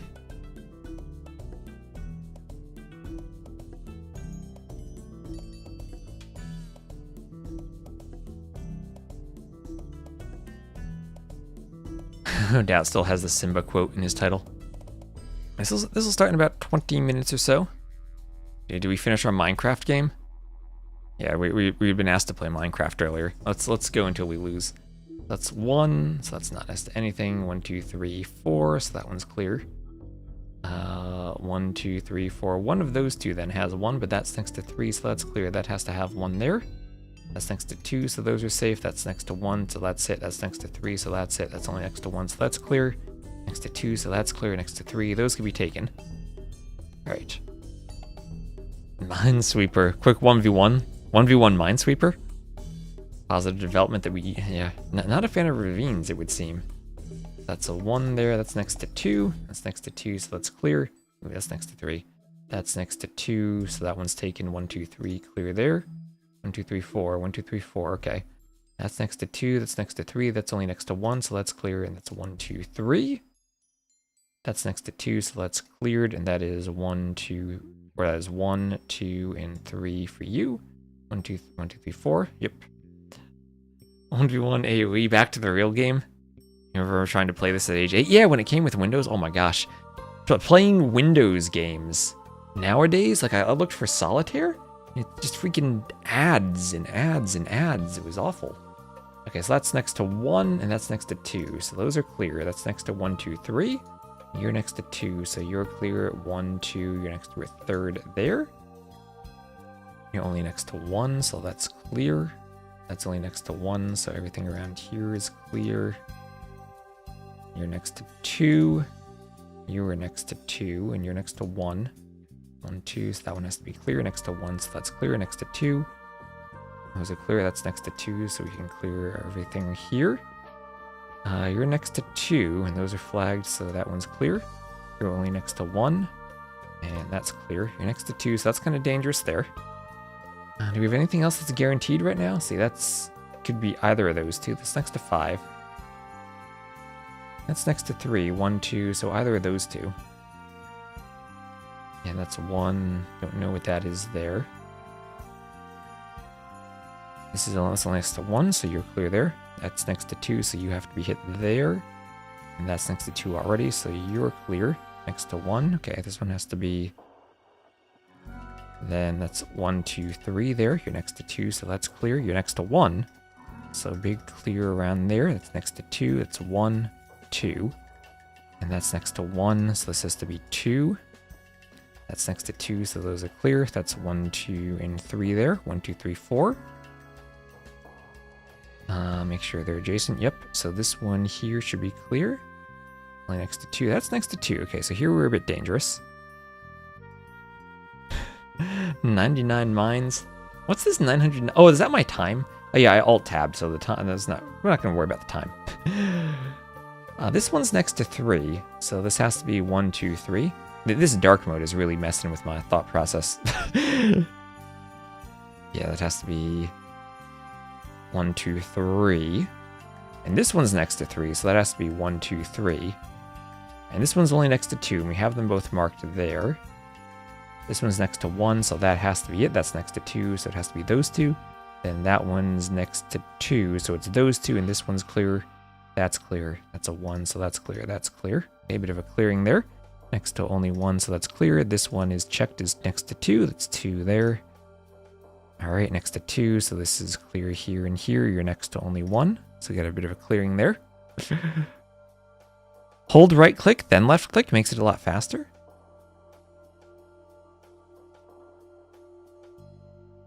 I'm not going to risk clicking something. So this one is next to 2, so that means this one has to be flagged. It's only next to 1. So clear that, clear that, clear that. This one's next to 2, so that has to be flagged there. And then that one's clear. That's next to 1, so those two are clear. That's 2, so that one's taken there. Next to 1, clear. Next to 1, that has to be then next to that, and that one's next to 2, so that's cleared. Next to 3, 1, 2, 3, so let's hope that's correct.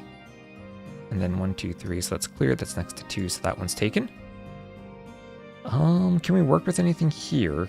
So this now is 1, 2, 3, that would be 4 there. And that's 1, 2, 3, 4, 5. This is 1, 2, 3 next to that one. 1, 2, 3, 4. So that one has to be flagged. And then this one has to be open. And then next to 1, 2, 3, this one has to be flagged. Alright. This one next to 1, 2, 3, so this is open. And then this one has to be a flag. Yep, alright, that's next to 2, so we're clear there and there. You're next to 3. And so you have to be there and there, and now you're next to 3, so that one's good. We're 2 here and 1, 2, 3, 4. So that would mean this one also is flagged because it's next to that. This one then has 4 surrounding it, so if we're right, this one is open. That's next to 3 already. So let's hope we're right there, and that's 1, 2, 3, 4, that's open. This one is then next to 4, so that's 1, 2, 3, 4. You're next to 3 and 1, so let's open. Alright, we got that corner cleared. If you mark all mines next to a number, then left-click that number, it will open up every unmarked file next to that number. Really? I've never played Lemmings. Oh, and thank you, UP. Nice graphics. Thank you for the sub. Yes, we got about 15 minutes until the next set starts, so thank you very much for the sub. Somehow we've gained viewers while waiting. I guess T90's probably done. Never heard about Lemmings? Okay, so there's 2 here. And as chat's making me play this in dark mode, I'm finding it extra difficult just because my mind's not used to looking at these colors. And the low contrast between the background and the foreground colors is getting to me. So there's 2 here. So that has to be next to 1. And this is next to 2, so that one has to be flagged. That's 1, so let's open. Okay, we've gotten a lot of progress here. I like this entire part of the board. Okay, so these ones next to here means we have some clearing here. That's next to 1, so that has to be checked. That is next to 1, so that's there. That's next to 2, that's only next to 1, so... Oh. Wait, what? Oh, it was next to that one. Dang it. the colors, they got to me. I didn't pay attention to that one. Don't hit the bombs, I hit the bombs. Alright, no more Minesweeper, we're done. Let me reset my display capture. I got pretty far this time. Let's see, can I just go to my transforms and remove my stuff? Position. 0, 0, 0, 0, 0, 0. There we go.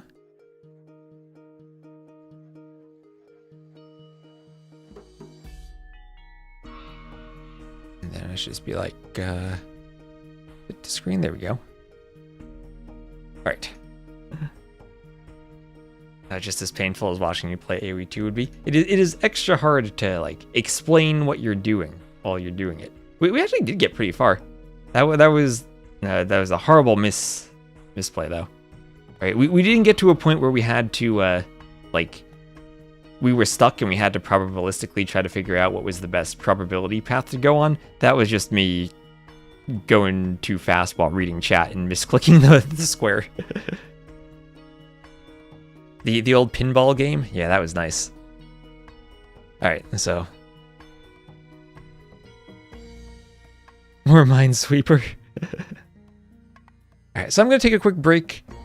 Just going to play a quick ad on Twitch so we can reset the pre-roll timer before getting into Stronghold Frenzy. I'll be right back.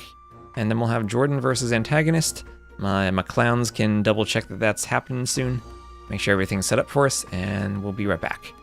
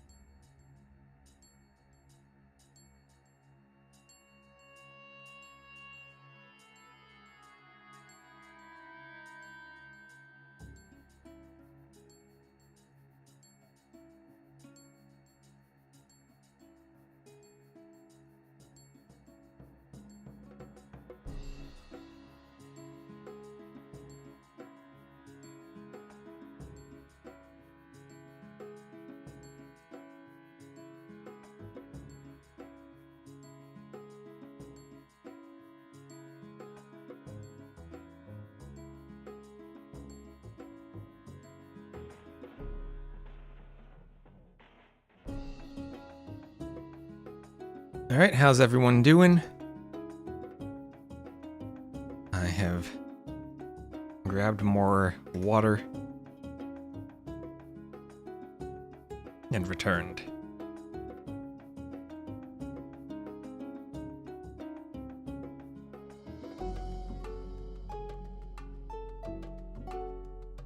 Munching on yogurt. Is yogurt something you munch on?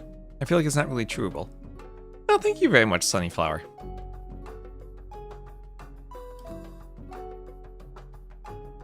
For that 19-month sub streak.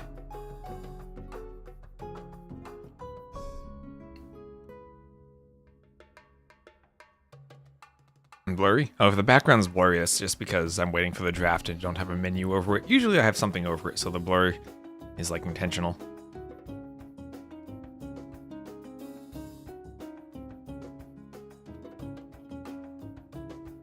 If you freeze it first, you can munch on it. That's true.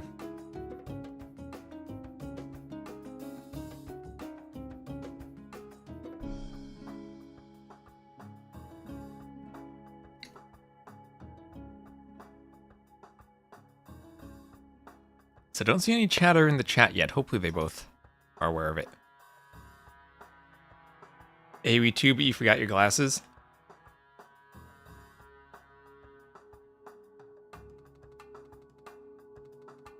Yeah, I literally rolled out of bed this morning at 8 a.m. to start casting. So I'm gonna... Not using the webcam today. No, it's not your eyes. The IQ. It is also the consequence of me streaming so early in the day that I'm not using a webcam.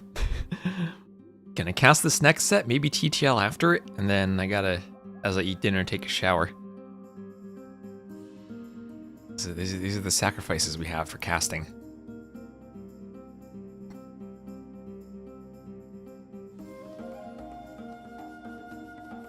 So what are you all thinking of TTL so far? I'm hoping that by the time we get to the normal TTL, that siege towers are nerfed. Welcome back, you smack on yogurt. Want more Minesweeper? I've made too many silly mistakes in Minesweeper so far. Maybe I gotta do it more and we'll get better at doing it on stream. TTL is nice. I think next season, As long as we're careful, we'll hopefully have a better map pool. Rex, right? No, this should be live, as far as I know. Yeah, UPudding's a really good player. He has been cooking.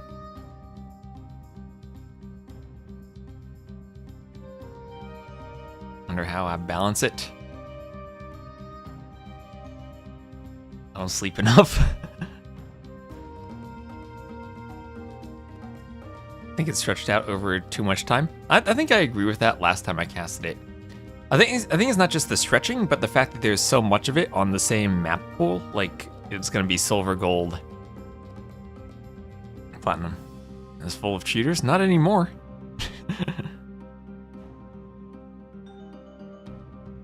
Unpredictable and often show new strats, yeah. As that part of me feels like having a map pool of like 15 maps might even be a bit too small, as much as that creates more work for me doing more maps.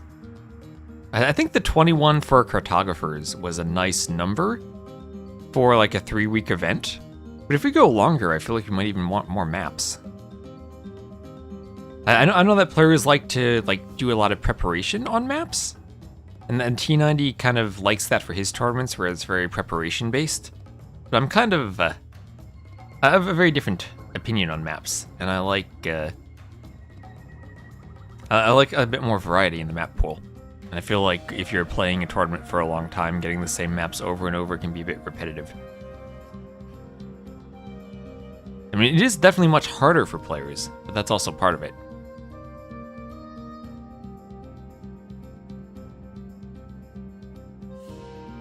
Almost blanket coverage over several months. Yeah, it's gonna be what, like January to March, so like 2-ish months of TTL basically. And they can get repetitive if it's the same maps.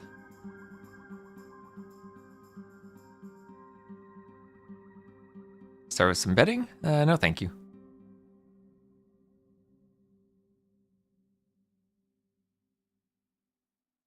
I think that the more specialized the maps are and less random, then, all right, they're both ready, they're drafting, lovely. Then they get more repetitive a bit more quickly.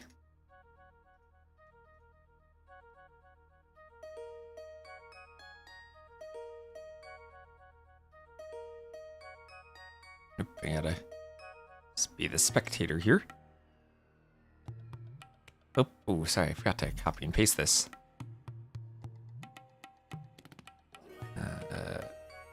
Copy. Darken the background. There we go.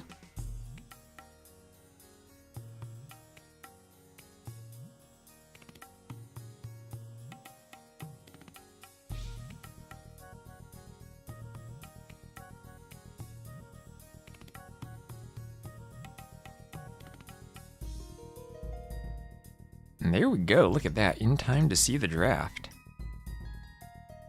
What is the hardest during map making? Every map usually presents its own challenge. It's every time you want to do something, you can usually get a map to like 90 to 95% of the way you want it without much difficulty. But then finishing it off and getting it perfect and not having any bugged generations at all while still being decently random can be quite a challenge and require a good deal of hacking. I've over time developed essentially a preprocessor, which helps me do that. Essentially, I can like use it to generate map script code without needing to write every line of code myself explicitly. And that helps me do some more crazy things, but it sometimes requires crazy things. How creative do you have to be? Well, there are different forms of creativity that go into it.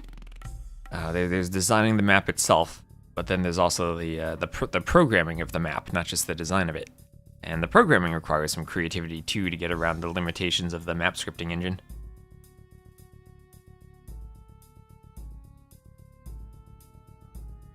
Have I created making a map related to a potential sponsor and hosting a show match on it? You mean like that Red Bull Wings map? I haven't. So if someone wanted that, maybe. I don't think that we're at the size where a sponsor would really be interested in that. I know people have asked about that, like including the sponsor logo on maps. in the past, but that's not very realistic.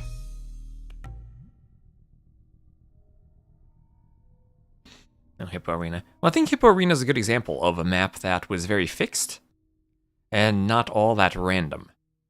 And I think the fun of maps is not just having walls on the maps, but having them be randomized enough. Like, Zimbabwe is a fun map, but it's kind of the same thing every time you play it. And you could never do, like, Masters of Zimbabwe as its own tournament, because I think it'd be a bit repetitive. And whereas something like Black Forest 4v4, you can play that over and over because there's enough within map variation that the map itself gives enough differences to make it interesting over time. Now, that's what Arabia originally was, but I think it's gotten a lot more homogenous. Zimbabwe is designed by an idiot. I mean, it's a good map, but it's one that has to work in context of a map pool, not by itself. I think quite a few of these maps are like that, but the fact that, you know, you have the map draft and different map pools allows us to use them.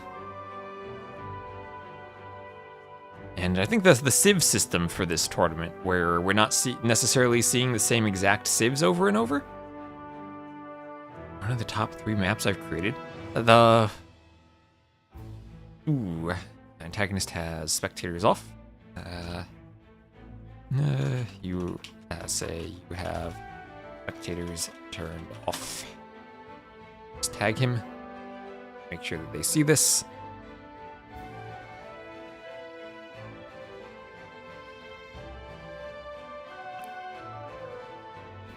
Personally, my favorites were probably 4 Seasons from the first Cartographers.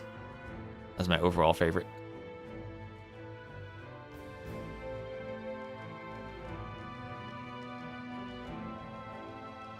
Let's see. What else did I make? I'm trying to think of ones that I've made myself. Valley of Kings was fun, because I've done a lot of map editing, but a lot of it has been like fixing other maps, or like making the small maps. I helped a lot with Evacuation, but I'd still say that's probably Hank's map.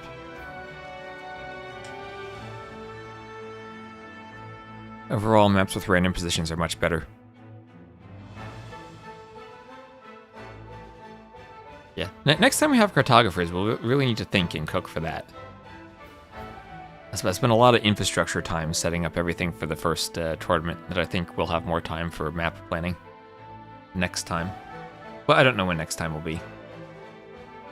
I'll definitely be next tournament calendar year, so it'll take a lot of planning.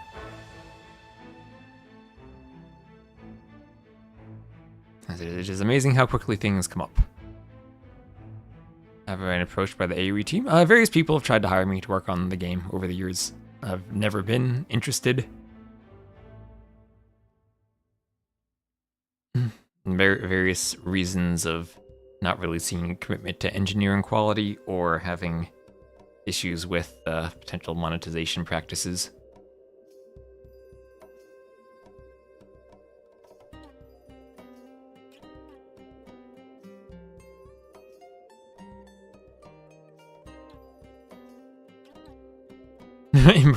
Hey, Jungle Rumble was great. Zawal has been great. I want to change it up a bit. We'll have to figure out what to do with the slinging rule too.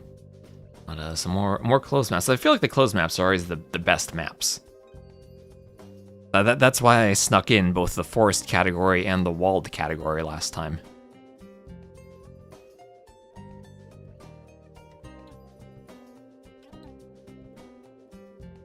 People seemed to like the number of 21 maps, but I'm tempted to go up to 9 categories and make it 27 maps. Alright, here we go. Launching Stronghold Frenzy. Let's go. Quarterfinals. Continuing with Jordan versus AntagonisT.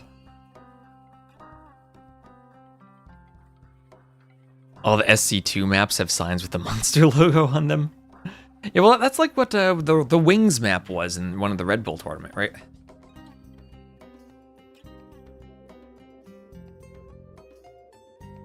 I approach with the higher expectation for quality. That's a lot of what I do with map scripting, right? Taking maps that might be by default in DE and trying to optimize them for tournaments. More categories, but 2 per category. Ooh, don't know about that. That's an interesting idea. Because all of a sudden that means if we have 21 maps right now, we have that would be at least 11 categories, right, to get 22 maps. That's a lot of categories then.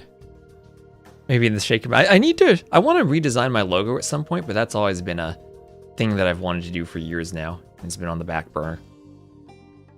I think it looks fine when it's large, but it looks a bit hard to see at a small size. And there's like too many small lines in the compass. It was like 10 years ago almost, not 10 years, but like 8 years ago. I just like YouTube searched for like how to make a compass and came up with the logo.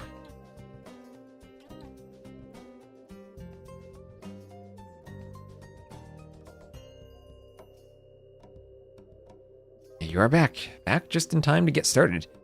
And here, just as the spec delay is finishing, I'll be going to Toad IG for game 1.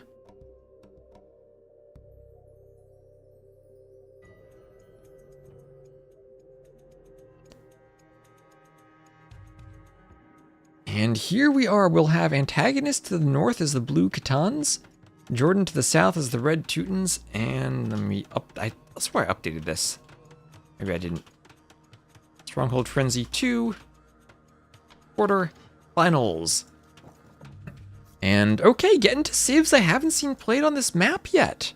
So this tournament has a setup where every round, or every game you play, you can pick any civ you want, but you cannot repeat civs at any point in the tournament. So you need to make sure that you use civs that you haven't used before. And it'll be Catans, Teutons. We have seen some maps where some civs have kind of seemed very strong. Lithuanians for Ngome, Saracens for Sardis. And, well, if you're forced into a tight 5-game set in an early round, you might have to spend those civs versus saving them for later. But if you save them for the later rounds, then maybe you're doing yourself a favor, but then maybe also players might be scouting them and figuring out counters to them specifically. But Teutons, Catans, haven't seen this matchup yet. Teutons usually do have a weakness to cav archers, which the Catans should make pretty easily, but then they don't have bloodlines. So maybe you're in a situation where hand cannoneers end up being good against cav archers. Ooh, I don't know. Both should have decent ecos, but the Catans should have much better pastures. And if they want to go for a boom into imp or a forward castle, that could help them. I'd imagine they're faster to imp than the Teutons are.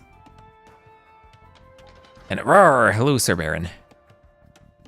So Catans, Teutons.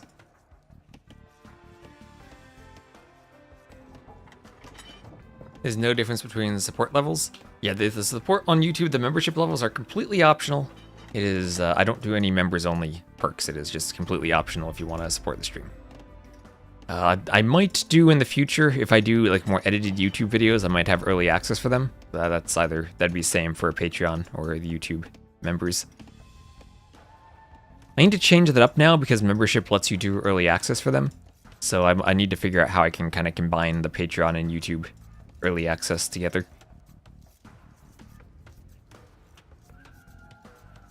Well, that's if I ever actually get to editing YouTube videos. Winning, Mr. T West, always winning when you're in the chat, Baron.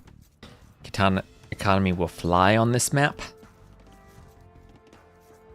Yeah, I'm never going to do members-only videos.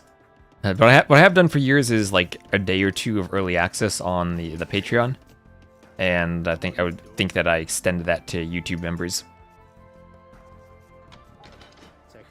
Too, because like I should be able to do that pretty easily.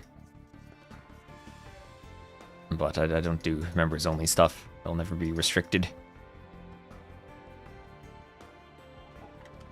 Is that still a tip or a donation? That in terms of percentages, yes.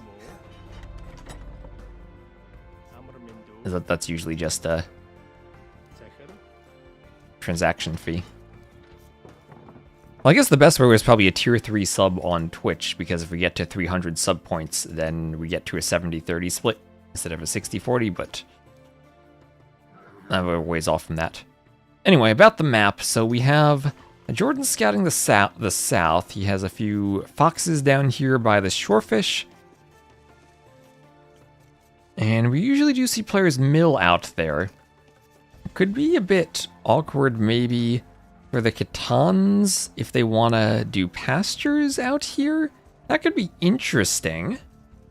Because you can drop off the shorefish at the pastures, but that takes a lot of micro on the vills and would leave the pastures exposed later.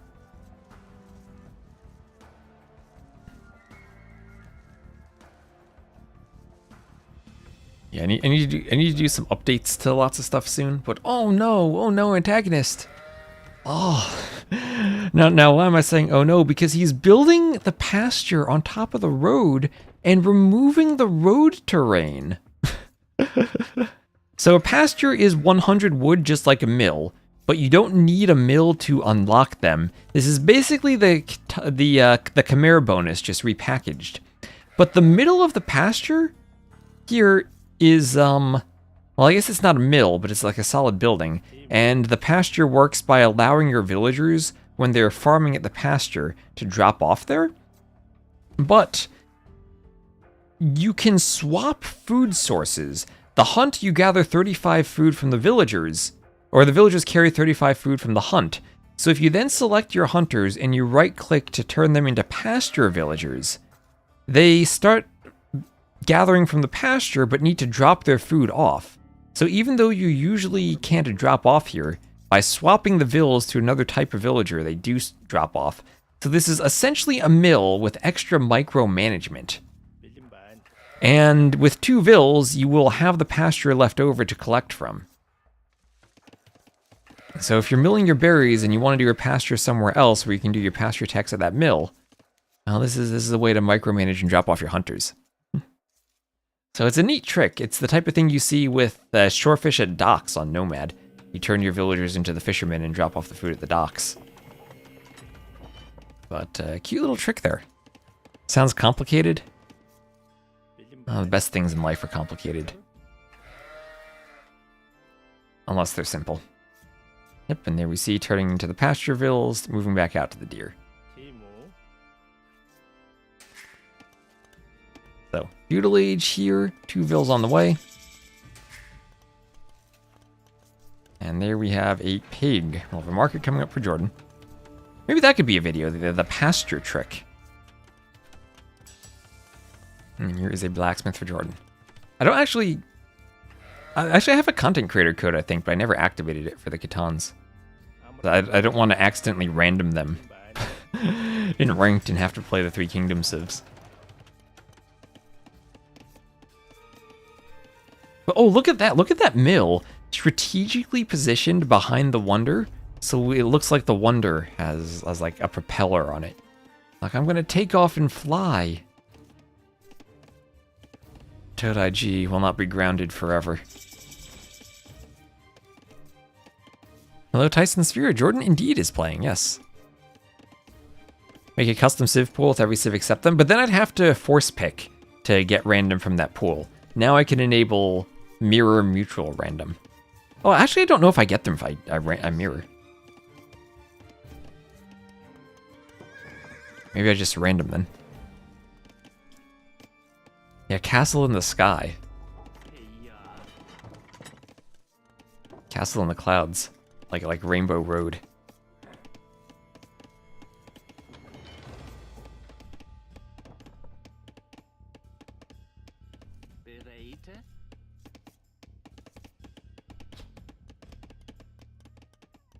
So now we're gonna have 1 minute difference up to castle, domestication on the way for Antagonist, and then a barracks in the middle of the map.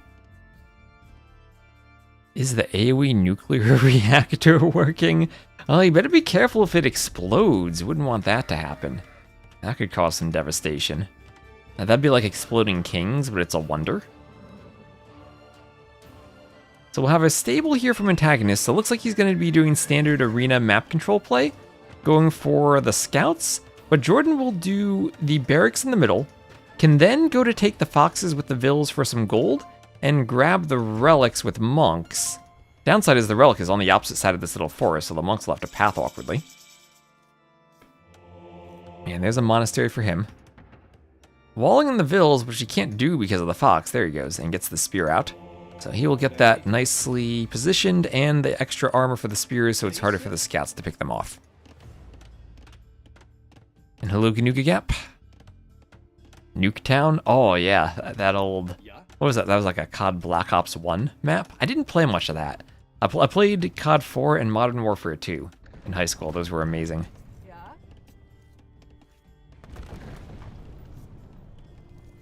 Didn't play much of Black Ops. Is Antagonist up to the Castle Age? And what was the one? There was a World War II one where you could call in the dogs. I played a tiny bit of that instead of a nuke.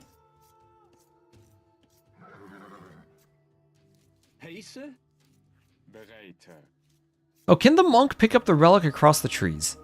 Can it go across the trees?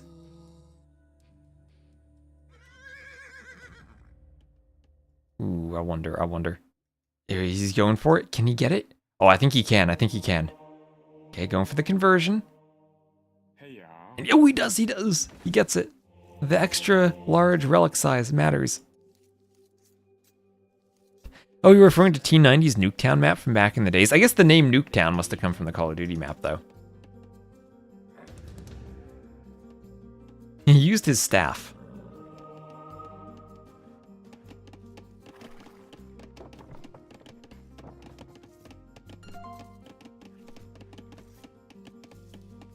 Oh, look at the differences in terrain underneath the trees versus the grass here. Ooh, also the flowers underneath the stone. Well, Antagonist didn't. Those were wrecks. They had played earlier. This is now at a different time. Oh, Jordan is deciding, I don't want to leave the relics in the middle. Let's bring them back. But at the risk of being hit by the light cab, he's going to lose both of his monks. And, ooh, didn't have the spears in the right position. Maybe he needed some box formation, but he'll need some more monks to bring the relics back to safety.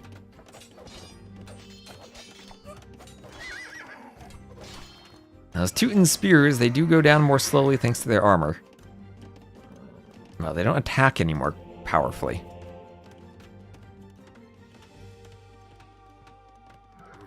Okay, 1 HP, 1 HP light cav. Almost said scouts, light cav. But just as dangerous to a monk as a full HP one. The spears are not in position. He'll plop that right through the window to get it in the monastery. And then he'll try to bring this one back. Does he have another? He does have another monastery at home, training more monks. He's just going to be like, you know what? I'll put him in the middle. Well, too many light cav out here. We'll be safe in the middle. And he's getting some good kills on the light cav with the spears. Good pokes everywhere. And they go.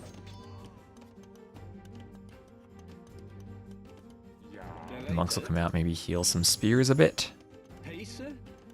Oh, and there he's going for it again. Grabs one. Grabs a second. And brings them in.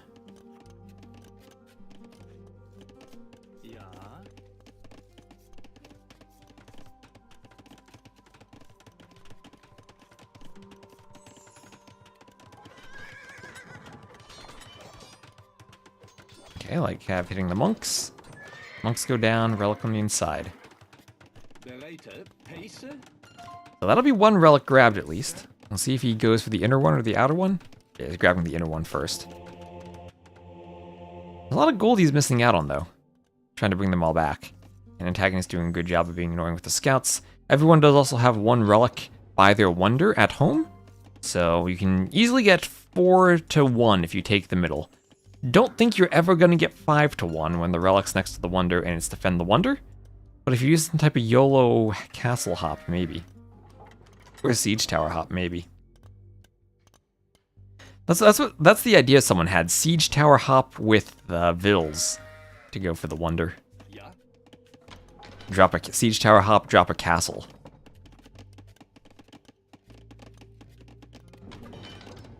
And remember, this is defend the wonder. You lose the wonder and you're defeated. So you get to imp and you get to trebs really quickly, and then maybe you're feeling good about yourself. And right now, Khitan economy, 1k more than the Teutons. Monk there wants a conversion.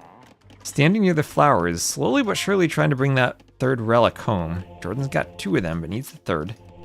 There's another monk on the inside for converting light cav in case they dive. Aztecs are allowed, yes. We have seen them played on this map a couple times. As I said at the start, this is a tournament where we started with a 32 players in a 3-round GSL stage, and then a 16-player single elimination. This is the quarterfinals here, so top 8. And once you use a Civ, you cannot reuse it at all throughout the tournament. So now that we're getting here, I don't think I've seen Khitans or Teutons played on this map.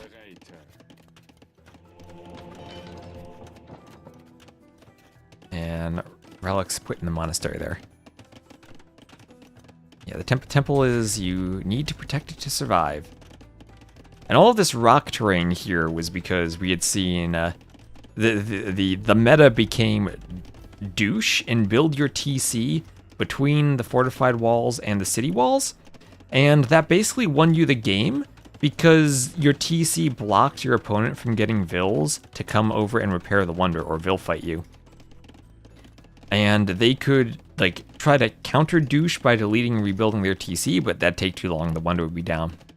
So as long as you got the TC positioning with the douche, it was basically an auto win. So perhaps you put a lot of effort into adding rock terrain here, so you couldn't do that. The longer it goes, the weirder the civs, or we might just see top players who've managed to save their civs having an advantage. So right, here we are. This is what I was afraid of for Jordan. The Khitans getting the faster imp and building the castle. Jordan sees the castle, wasn't defending this part of the map, and one tiny bit of walling stops the pikeman here. It's only pikeman, and he just needs to wall. Antagonist just needs to wall. Jordan should have engaged in that fight. Oh, he's gonna quick wall his monk. Go for a conversion. He's gonna kill a lot of light cav. But Jordan himself is nowhere close to going up. That's a lot of light cav dead. Will the castle hit that monk? No, but it'll hit the gates protecting him. Okay, they need to run now. There's the castle. Khitans, rubber Khitans, they do get normal trebs. No traction trebs for them yet. There, he's making the treb. And Jordan up by 20 Vils, up by 1,000 resources collected, but stuck in the castle age. Will need to repair the wonder for a while. Now, wonders actually, they have quite a bit of HP. You can repair them for a while. Teutons could do masonry on the way up to boost their HP, and Jordan's just about to go up.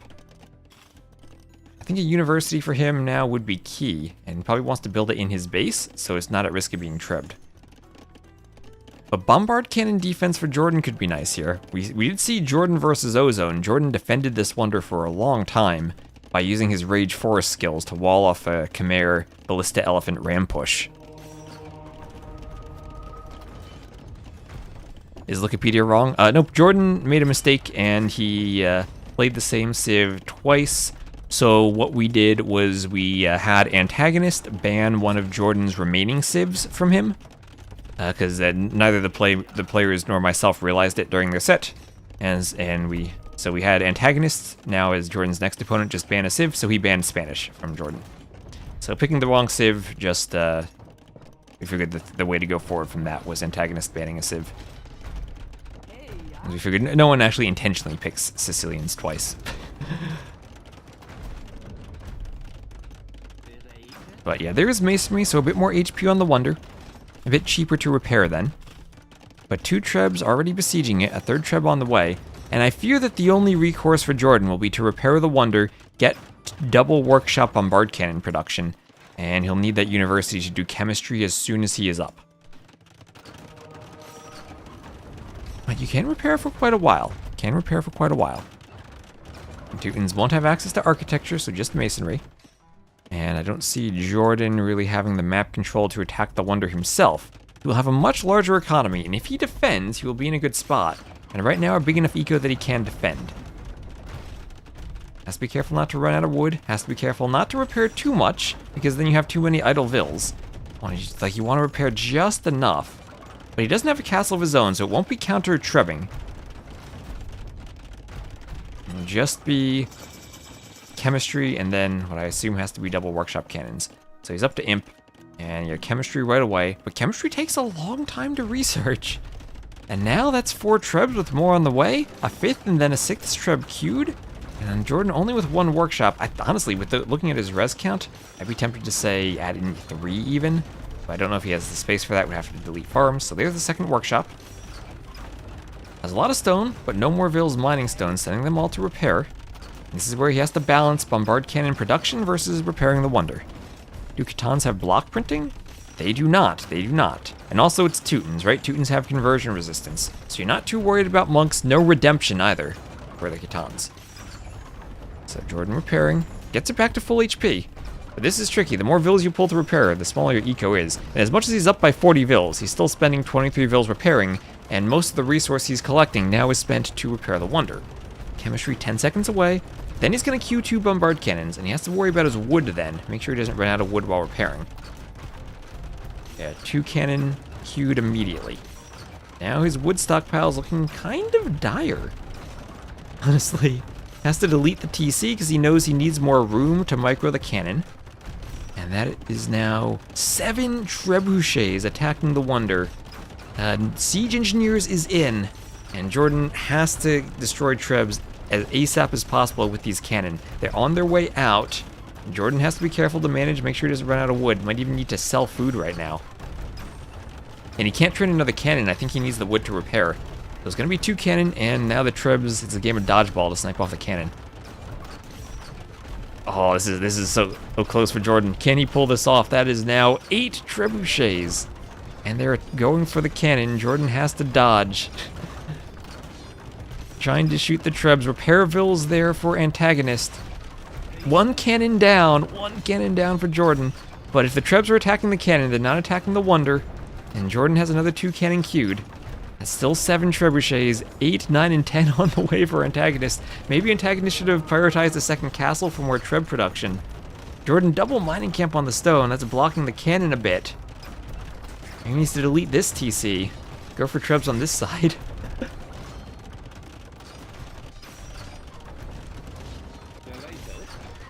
And okay, cannon not going. Remember, Trebs outrange the cannon. Cannon takes a hit. Ooh, the Treb survives on 3 HP. Raining Treb shots, but again, the cannon serving as a distraction. But doesn't destroy a Treb, and there are repairs. There are 9 trebuchets for AntagonisT. Jordan, I don't think he has resources getting a 4th cannon. He can maybe try to find grouped up Trebs and shoot at them. It's raining Treb shots on him. The Repairville's getting hit. There he goes, can 3 cannon get a shot? And you pick off 1 Treb. He does get a Treb and gets out. His TC is down. A Wonder still getting repaired. 114 Vils to 64, but AntagonisT with the score lead. Jordan with 5k res collected. How much res has he spent repairing the Wonder? He's out of gold now, and he needs to destroy the Trebs. And he loses a cannon, gets another Treb, loses another cannon, but gets another Treb. The cannon get out. The Wonder has good HP now. We're at 7 Trebs. And Jordan's out of resources to repair. Has a tiny bit more stone. He mined all the stone that was in the back. Oh, capture rate sped up. That's because I think, oh no, the Wonder. The Wonder, there are too many Trebs. 8 Trebs, and Jordan can't get close enough to win the game of dodgeball. Nice repairs on the Trebs from AntagonisT. And the Wonder goes down. The Wonder goes down. Does he have Ironclad? That would be extra melee armor for the cannon. No, he doesn't have that because he doesn't have a castle. And the melee armor would not matter against the Trebs that do pierce damage. That does end the game, yes. It deletes fully. Jordan thinking, maybe if I build a mill at the exact spot, I can trick the game into thinking it was a Wonder. AntagonisT does it. Okay, 34 to 24 KD, 6 buildings raised, one of which is important. And I think the mistake for Jordan was his army wasn't in the right position. I think he needed like some outposts over here to see when the Cav and the Vils were going for the castle, because he had the pikemen that he could take a decent fight, and he probably could have delayed the castle a bit. But enough Trebs were out that the cannon couldn't shoot them in time. He never himself did get siege engineers, so the extra range on the Trebs hit the cannon from an extra tile, right? Because that at its best, it's what, 16 versus 13 range for Jordan if he has siege engineers and AntagonisT doesn't. But when AntagonisT has it and he doesn't, then it's 12 to 15, and all of a sudden the Trebs have enough distance where they can actually hit the cannon properly. Yeah, Magic Bill appeared. Hello, Monaspa.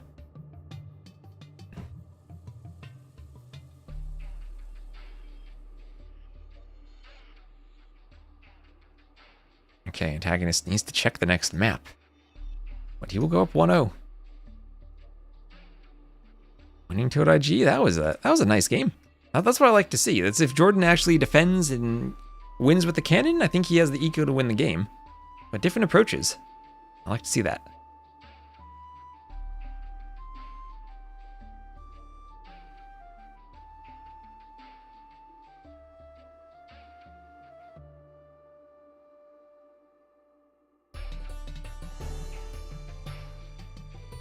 And hello, Debus.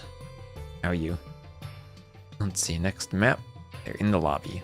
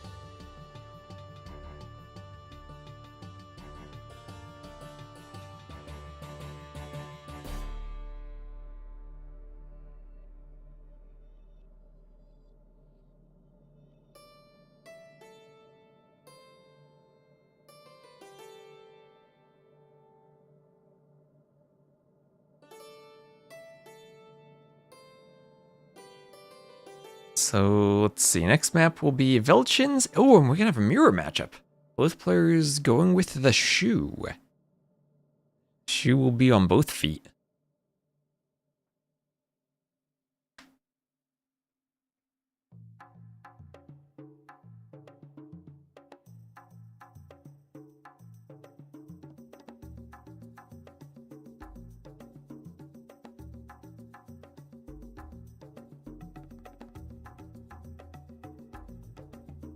Would have some rams to kill trebs have worked. I think the problem with melee units to destroy trebs is that the trebs can be walled out, or that the melee units can be walled out when the trebs are protected by walls. And then if you go rams, the few light cav that are left go for the rams. I mean, there probably is a play where Jordan stays castle and goes for a big ram push, right? Could even do ironclad to get melee armor for the rams. Maybe that would have been an option. Once he sees the fact that he's like presumably down in imp timing. Well, you had to go down and out and shovel the driveway. Oh, I'm sorry. That sounds cold. Oh, well, can't let the Cobra Car be trapped. That's for sure.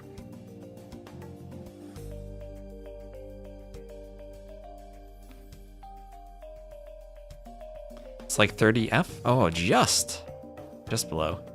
Maybe he shoveled dirt. Maybe you just had a fertilizer delivery and you're taking care of your garden. Anyway, we will have Antagonist as the blue shoe to the west, and on the other foot will be Jordan as the red shoe to the east. Jordan recognizing that neither of them is wearing sandals. They are both wearing shoes, and they have a good laugh and yes about it. And this is Velchin's. Lots of fortified palisade walls to break through. There are essentially 5 passages, one on the outside, one between the woodline and the walls, one directly through the middle of the map, and then the same thing on the opposite side. If Antagonist beats up Jordan badly, will he actually be playing his boot? Yeah, if Antagonist goes up 2-0, then Jordan would have to get a reverse sweep to avoid getting the boot. I also start with farms on this map. What the shoe, what do they have? They are lumberjacks, generate food in addition to wood, and they have a smooth archer play. That archer line and blacksmith techs, like fletching, they're cheaper. And also their siege weapons move faster. They could have war chariots, maybe we'll see double war chariot. They also have the white feather guards. Where's Emu? Emu, I'm sure would like the white feather guards. Emu's also playing Doubt. Emu warrior. Oh, Jordan's wood line betrayed him. Oh, no. Well, I guess that happens on the map. The wood lines are kind of sparse. They'll need to do a second lumber camp at some point. That's pretty thin. Yeah, no matter where he goes, that basically would have happened. Well, I guess same thing for Antagonist, too. You don't have the best wood lines in this map. Oh, Jordan going forward. He attacked a palisade. Okay, he's trying to stay on the hill and use the cows to block. Jordan trying to use the cows. Who gets the hill bonus? Jordan with the micro. There are lots of little things in the middle, from cows to foxes to wolves even, to hares. So you can send your vills forward. We have seen some aggressive drushes or men-at-arms on this map. We've even seen players try to wall off their opponents. There's a bit of rock at the top of these little hills, but it doesn't stop you from walling. As long as his hairline doesn't betray him.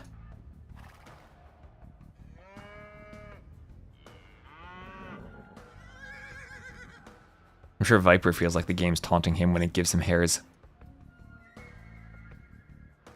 You can do a second lumber camp in the gap. That would be sick. 4 to 10. So Jordan should just go for it. Yeah, there he goes. Ooh, can Jordan block with the cow? Can he block with the cow?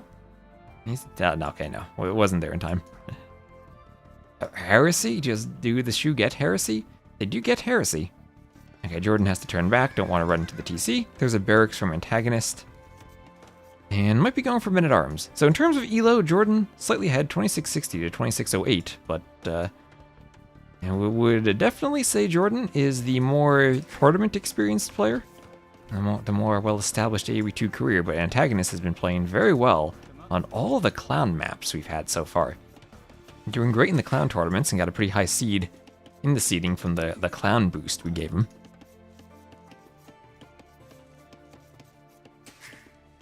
And we'll see. Hopefully Jordan doesn't forget about his boar like Survivalist did earlier. Let's see. Oh, no, he actually didn't find it. And Tech1243, thank you for the follow. How else would they shoo away the unfaithful? Shoo away, that's a good pun. I like that. Oh no, Jordan!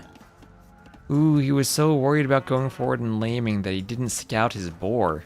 Maybe the boar will wander into his vision. He did scout it only one tile away, but now loom. Does he think he's lamed? Does he not realize there's another boar on the map?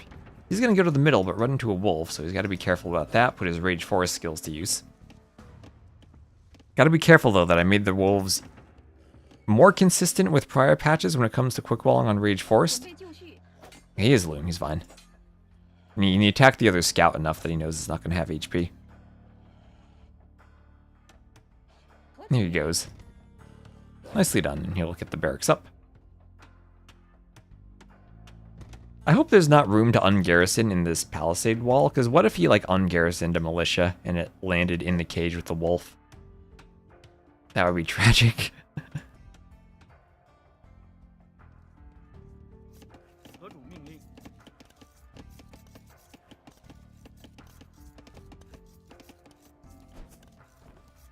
Civils go and take the deer. A couple militia pop out. Yeah, the poor wolf indeed. And here come the militia. Jordan will scout that. We'll get more line of sight on the scout once he gets up. Ooh, he won't scout it, he'll fight it. And okay, there goes his advantage. 2 HP left on the scout for Antagonist, but that is a scout. Is it just Archer Micro? Maybe it's War Chariot Micro. I don't actually know. I've never seen a shoe mirror. You need to come up with these puns on the fly.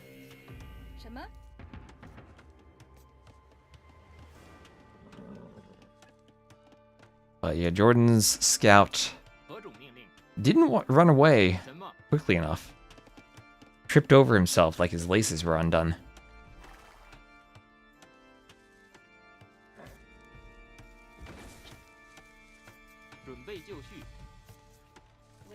Oh, he found the boar, he found the boar. Oh, could the men-at-arms kill the boar? That would be insane if they could. They took a bit of TC fire there. Oh, Jordan could trap. He walls the scout. Okay, he doesn't wall the scout. He places the palisade to wall the scout, but doesn't finish it. Doesn't need it. Ooh, maybe we missed a chance to trap there. Antagonist gonna run towards the hill and try to advantage the hill.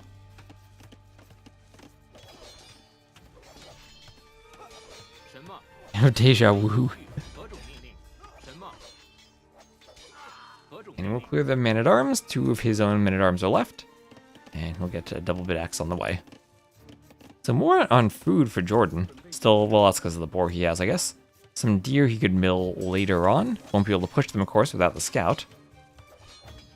And having a 2 HP scout alive after the men-at-arms war, I think is quite nice for Antagonist. He'll get a lot of scouting information that Jordan won't. Okay, this is what Jordan needs to do, okay? If he sees that archer running past, he could delete the palisades. Is it going to be close enough, though? If it walks by, on this side of the gold, you delete the palisades and you unleash the wolf. No, it's too far away. Too far away. So Jordan's trying to break through the middle. Yeah, get to another area of access.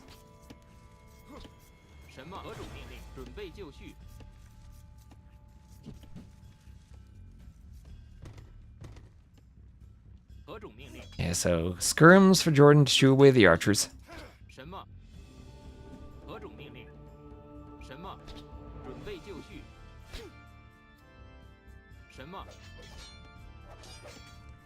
As Jordan moves out to the berries, but you have two patches of berries. You can do double mills here. Well, it must feel so awkward to realize your boar came in that late, though.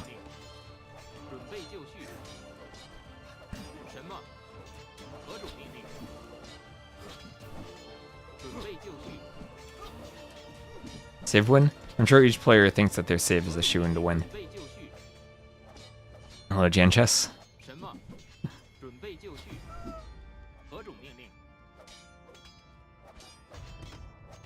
And the walls are through.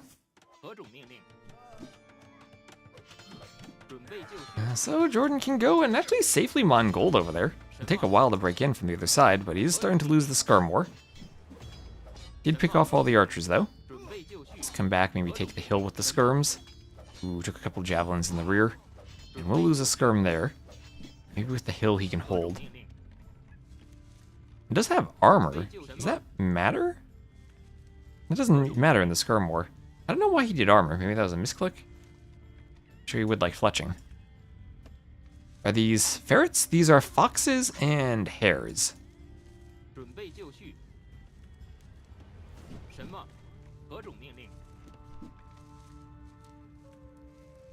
Even though Ferreters is a tech now.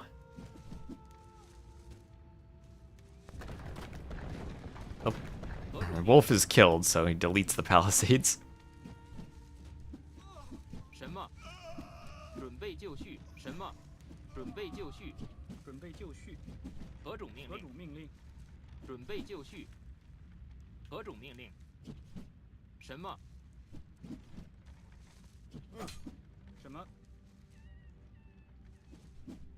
Yeah, the hares are fairly new. They hop around real slowly. They're basically reskinned chickens. So Jordan needing to pull a couple vills to fight. Ooh, tried to quick gate. Just wants to find a bit of leeway to protect his skirms without letting Antagonist in.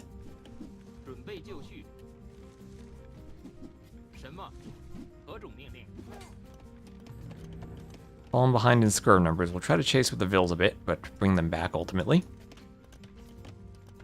He's on gold, and looking at the res count, Antagonist much closer to going up to the next stage.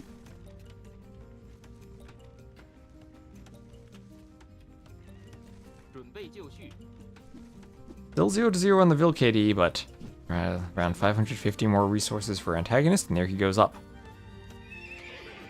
Stable for Jordan. Ooh, might Jordan decide not to go up and instead go scouts to push the skirms back? If he does that, I think he's very far behind. Amazing what being up by 1 or 2 skirmishers can do.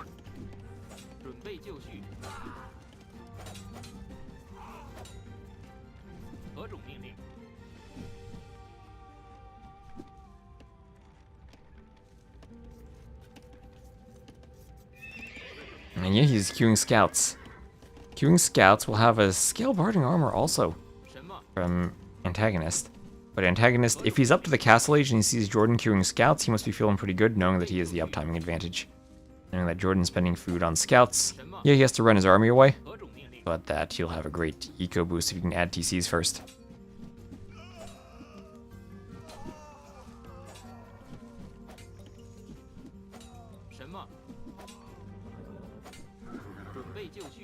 He needs to tell him to shut up as a shoe pun. Phonetically, I don't think that works. I'll allow it though.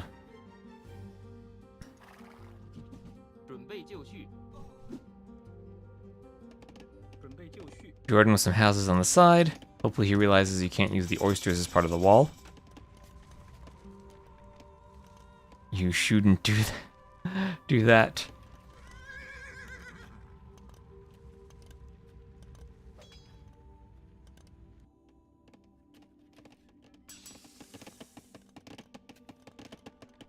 Needs to tell him to shush. There we go. To shush. That works better. That works better. There's a Huiguang Cav again. Cav to counter skirms. Jordan up a bit later. And if it's straight to double stable Huiguang Cav, maybe Jordan can wall up. I might even go for a stone wall, as mining camp is right there. But we'll wall up and keep the Cav out.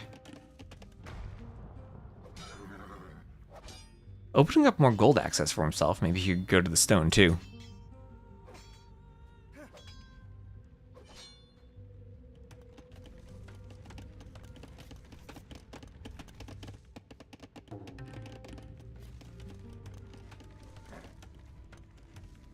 And now Jordan can shoot from over the wall to keep the Huiguang Cav out.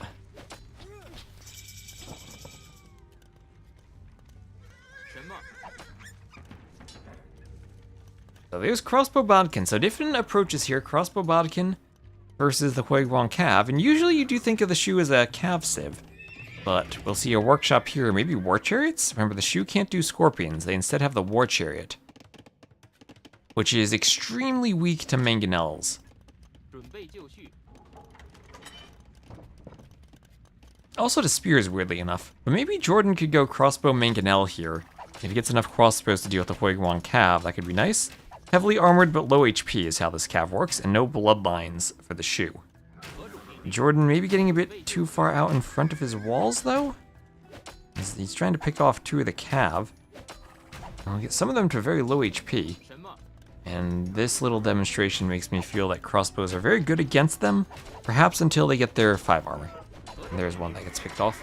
One crossbow for one Cav. I think I'd take that trade as Jordan. Oh, they came around the side. Where'd they get in? Somewhere around the side, too.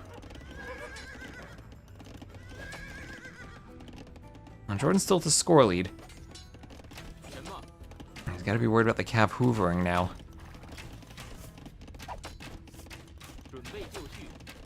You might see a Cao Cao versus Cao Cao fight. No, that's not this mirror. They have Liu Bei as their hero. Is that the Wu or the Wei? We have Cao Cao.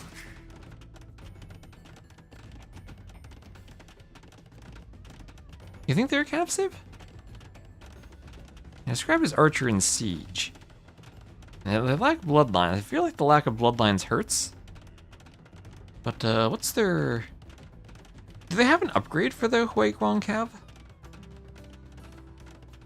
don't think that they do at all.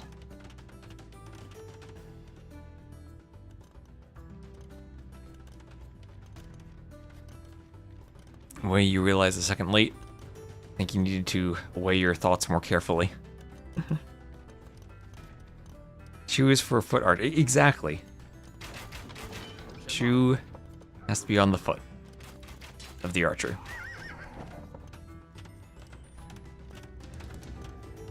Here's ballistics for Jordan, who has added 3 TCs, and Vil counts Jordan's okay.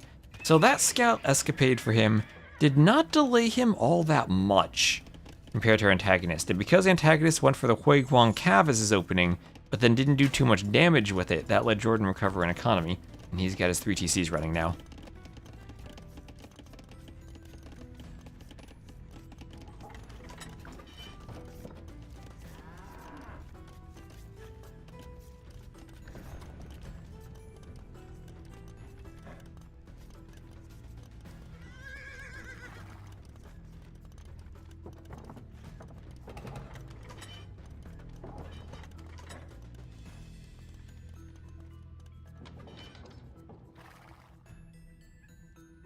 Yeah, right, Vilcat's pretty good for that difference in castle age. And there's Wheelbarrow for Jordan, already in for Antagonist. Antagonist gonna add a 4th TC. So you're a few war chariots out, but this Jordan going for the composition I thought. You do crossbows to deal with everything other than the war chariots, and then mangonels deal with war chariots, potentially skirms. 准备就绪。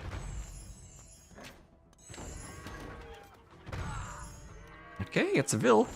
2-1 Eco KD in favor of Jordan. It's a mangonel for Antagonist now.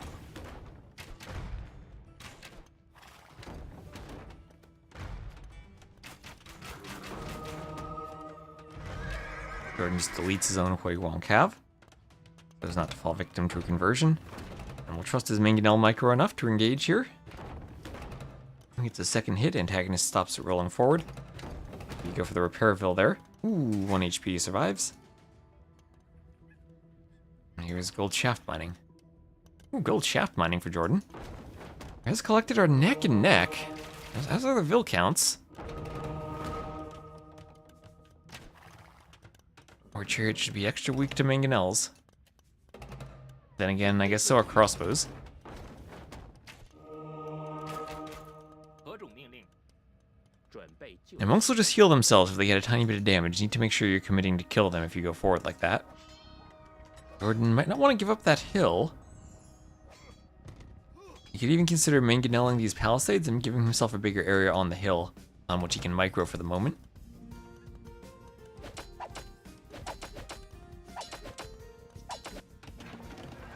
So market for Jordan. He's maybe thinking of selling wood and going up to get Arb. What do they have in terms of the Onager line? They have Siege Engineers. And no Cannon, no Siege Onager. Ooh. So you're probably not going to want to go for Onager in this matchup, but if you go Imp and get Arb first, then you can make something happen. Antagonist selling. He's going to go Imp. Jordan won't be too far away from Imp himself. He's selling. Had to sell a bit more, I'd say, but he's up. And both players with pretty much the same timing. Antagonist maybe 3 seconds faster. Well, Man-at-Arms don't open the wall for the Huiguang Cav.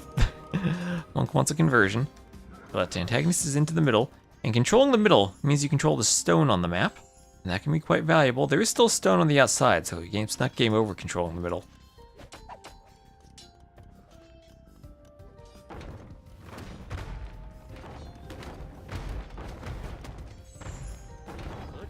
The Antagonist will be the first to grab the relic. Jordan also opening up the walls a bit.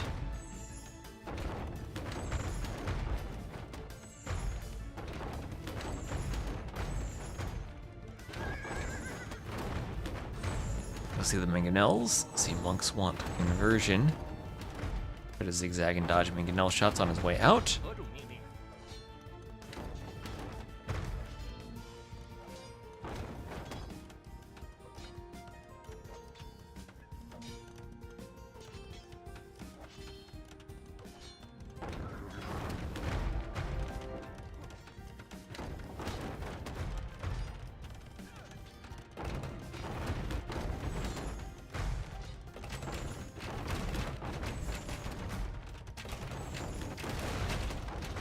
Okay, mangonel on the hill goes down.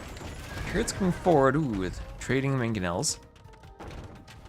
Elite Skirm Bodkin for Antagonist. It's important that Jordan keeps his mangonel numbers up then to deal with the skirms. Did I hear about the Broadway production of Pun? It's a play on words. I have heard of that, Debuse.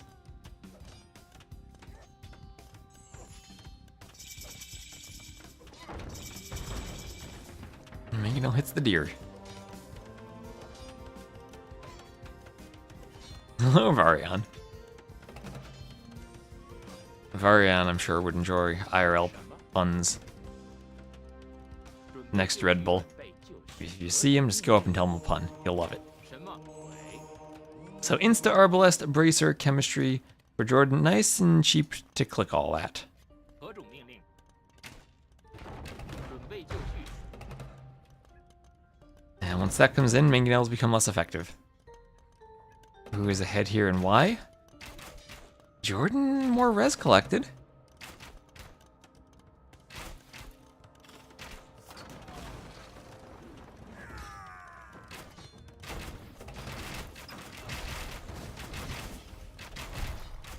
And get nailed down, War Chariot needing to dodge and get away.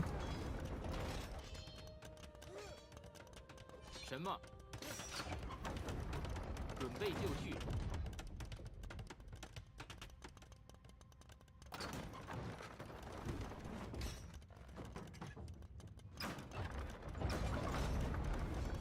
AICAM. Oh, now it's about traction trebs, though. What's their unique tech? Additional projectiles. So bolt magazine for the traction trebs. Ooh, so Jordan does have more res collected, but now AntagonisT has more vills. Jordan should catch up quickly, though, as he does have 4 TCs now in Imp. Siege Engineers for Jordan. Don't know who benefits more from knocking down this wall. Maybe Jordan with the... Oh, Jordan! Gonna do something sneaky. If AntagonisT is paying attention, he'll see it. And he's thinking about it because he's going for outpost, and he immediately is gonna do a watchtower. And bolt magazine, siege engineers for him. Jordan, siege engineers, doesn't have the unique tech. Have coiled serpent army or white feather guards. Jordan will go forward, but then decide to go back. Maybe he doesn't know what he's doing. Maybe he wants his army here.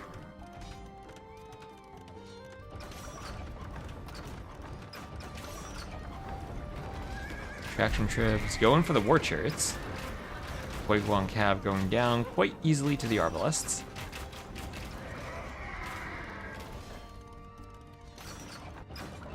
Jordan's been on Amaru for quite a bit. He was just at their boot camp in Brazil last week. Doesn't affect Traction Tribs? Oh, I'm sorry, War Chariots, not Traction Tribs, War Chariots. Read that wrong. I was thinking of who has the tech then? That it's the siege ship, the catapult ship in the traction trib that do more projectiles. Is that the Wu? Or the Jurchens? No, they don't have traction tribs. Has to be the Wu. Yeah, the Wu. Can anyone really push here? Not against traction tribs. That's the thing. Traction tribs like beat all. Did Jordan just treb his own Arbalists?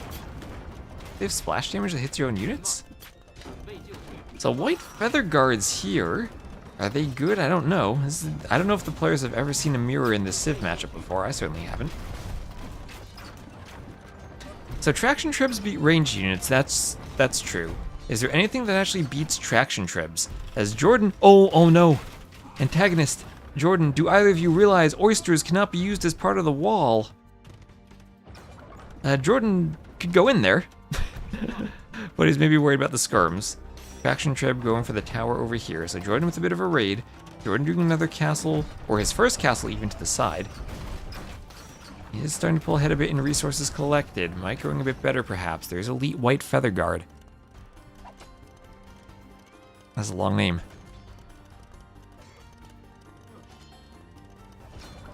Hera really likes white feather guards. So does Emu. I think Hera's probably right on there. Probably watched some Emu gameplay for some tips. Ooh, snipe the Repairville. Now this also comes down to making sure you have more traction trebs than your opponent. Do they auto-attack? I think so. I mean, trebs auto-attack if there's no building nearby. I actually don't know what they have a preference for, though, buildings or units. I would assume buildings, but I'm not sure about that. Maybe it is units. Okay, Jordan's gonna lose some arbs here if he runs into those skirms. He'll have to turn around, hit the wolf, and try to get back. Did wall himself in, though. Hera found a good role model there. Oh, but now, heavy Huiguang Cav. This was never walled. I don't know why. AntagonisT never walled this. But now Jordan sees this. Oh, wait, he can get the skirms from behind. What is this?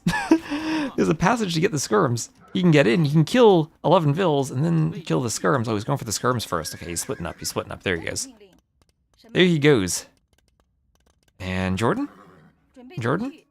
Okay, he's microing too many places at once. He's in. He's in. And Jordan raiding now. And this is now looking better and better for Jordan. He's holding in the middle.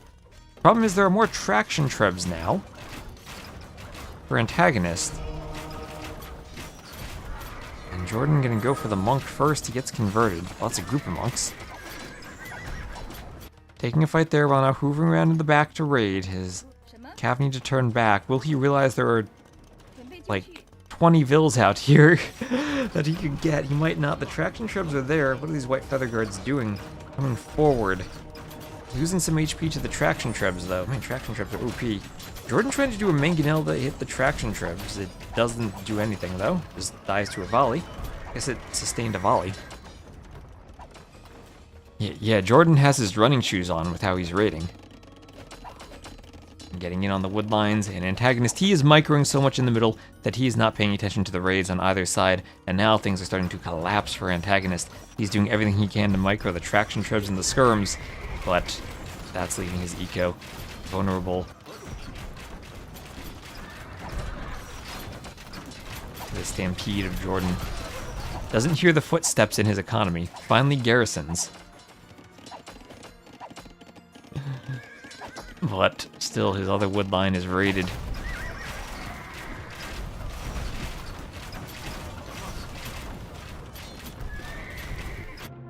And there's a GG from AntagonisT. So Jordan looked a bit iffy for him in that Castle Age transition, where he was forced to go scouts to deal with the skirms. AntagonisT definitely had a skirm lead, but AntagonisT's opening for double stable Huiguang Cav slowed down his boom enough that Jordan evened the boom. And in the long run, it felt like the crossbow composition into mangonels than traction treb worked a bit more smoothly than the Cav composition opening that AntagonisT went for. So 165 kills for Jordan. Better eco towards the end, and only a 3-minute or a 3-second difference in imp timing. So Jordan making up for that 2-minute difference in castle timing, holding enough against the Cav, despite a couple early raids. Yeah, it's Jordan wins, and it's got to be the shoes.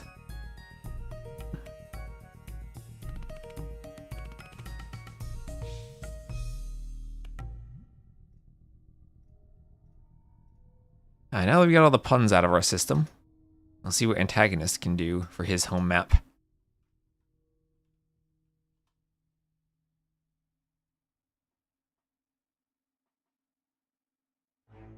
Yeah, running is also in the tournament. We'll take a look at the bracket after this set. We'll see what else is going on. I think there's more TTL later, and I also have some recs of another quarterfinals to cast, so maybe I'll do a long stream and try to cast a lot of things. But thank you all for joining. Glad to have some good viewership for this. I appreciate, again, all of the clown admins who put work into the maps.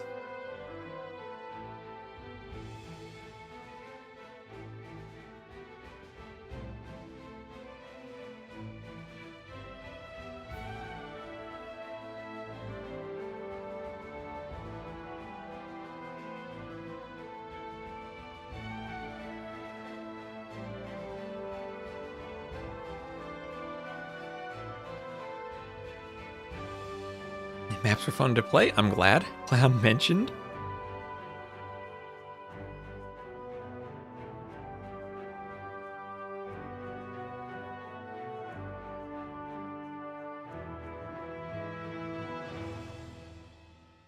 I always love to see clowns mentioned.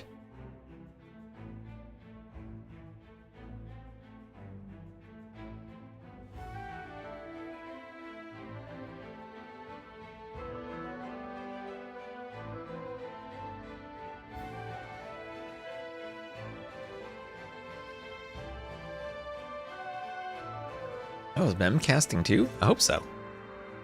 Oh, nice. Nice to see more people casting this. Mem can experience the thrill of the clown maps. Maybe get some inspiration for King of the Desert.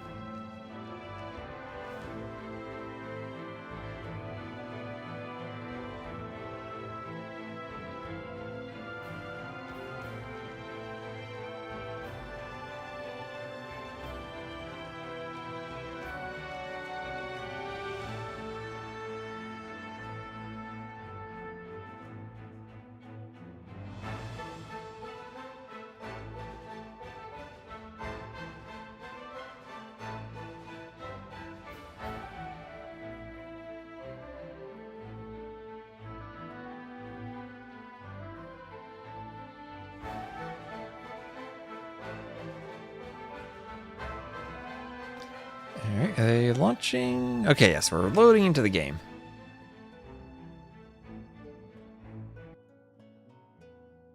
Alright, here we are. So we'll have Jordan as the red Cumans to the southwest, AntagonisT as the blue Burgundians to the northeast. The map here is Narak. This is Regicide, where you start with a square of walls and a fortified tower.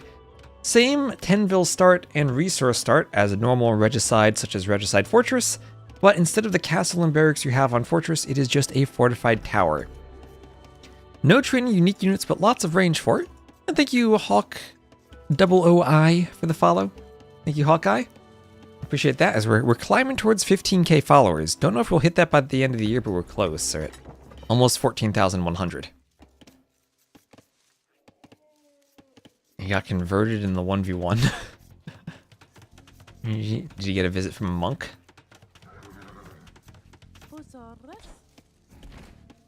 And you're taken by the Vills at the TC. Map is Narak. Where is the flames? What? I don't get the reference. Sardis is the map that's on fire. So, Regicide, your kings will scout. Jordan is the Cuman's. You gotta be careful because your scout will get that extra speedy boost once he's up. And also will be up early because of the desire to go for 2 TCs. So for Cuman's, usually it's build the lumber camp in the mill and then click up as fast as you can. So 2 TC boom from him. Burgundians on a map with 6 relics will have additional food to get from their gold. And we look at the relic positionings. There's one over to the northwest. Did this not spawn? Wait a minute. Wait a minute, chat. There are 6 relics. Okay, the other 6 are in the middle then. So it's 1, 2, 3, 4, 5. I'm not. Okay, I gotta control deselect to find where the other relic is. Oh, are there 2 relics here? Wait, what? Oh, never mind. Okay, they're in there. Okay, we're good. It spawned. Ooh, it's all good. Oh, it means hell in Hindi. Okay. What's the word for heaven? I feel like that's what this map should be. It's a closed map. I am blind. I was looking. It was obscured by the gold on the minimap, so it didn't have the full square. And now I see the little bit of white peeking out that I can pick up. And okay, so AntagonisT trying to use his tower, but loses the scout anyway. And ooh, now let's be careful. He's still scouting with his king against that speedy Cuman scout. Going to risk having it out here in the open.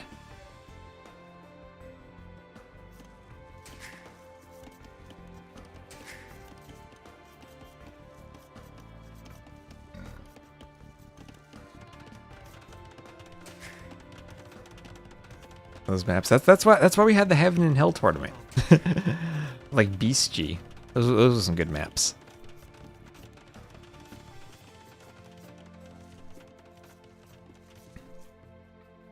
And where is Jordan's scout now? Okay, he's pushing his deer again. So pushing his deer, trying to get as much advantage out of this Cuman's eco as possible.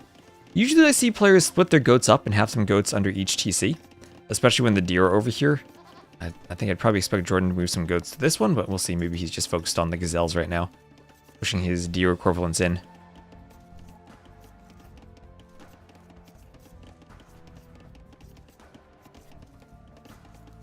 The deer by the TC.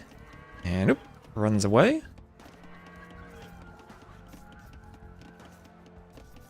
She looked like someone from a fever dream, yes. Yes, the fortified tower has a regional architecture. Yes, it does. It's a campaign object, which you can plop down for campaigns. And sometimes they're modded to be extra strong and frightening.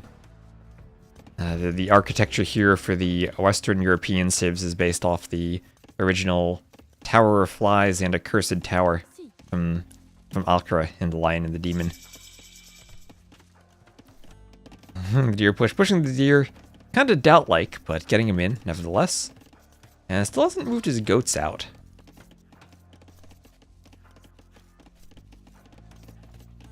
But does still have a nice deer push. But this is where I feel like those farmers could be on goats a bit. And he doesn't need to be as heavily on the wood, but I guess it doesn't really matter as long as he keeps the TCs running. Only 4 seconds of idle time, so not that big a deal. You can just take the goats here as he adds in farms. Yep, Saladin 6. Saladin 6. Jordan's still scouting. He killed the scout, so he's confident in leaving his king out here, but he needs to be careful. You never know when someone's going to go for that terror strategy of 4 scouts on Regicide Fortress. Gotta get really lucky for that, though, and it's all in. I mean, Viper has a doubt emote. I don't think I need my own.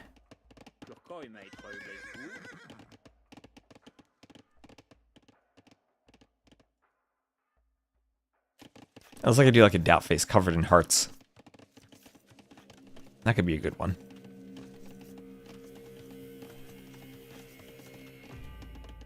Because we all love doubt here, right?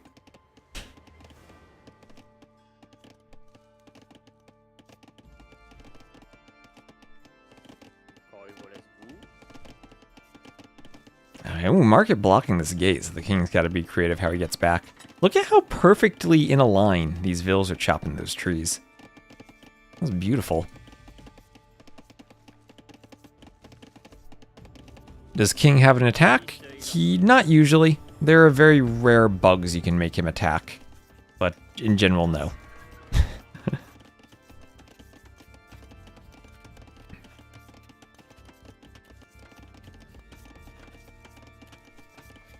He's not a military ruler.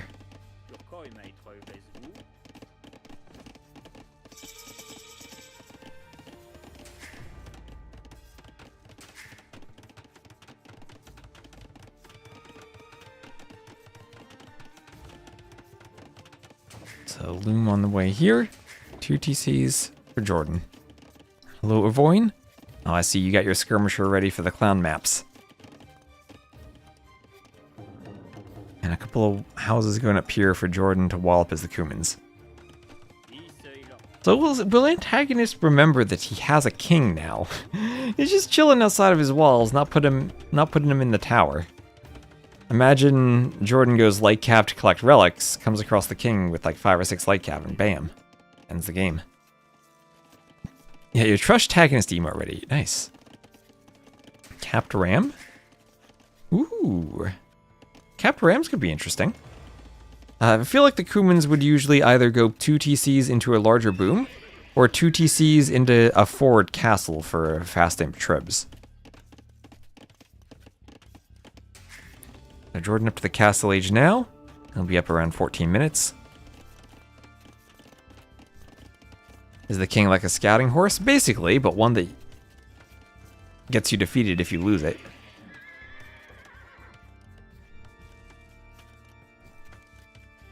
Does also predate the scouting horses. The king was in AOK. Horses, I think, weren't added until AOC. They would have been for the Attila the Hun campaign. Unless there are some AOK horses of which I'm unaware.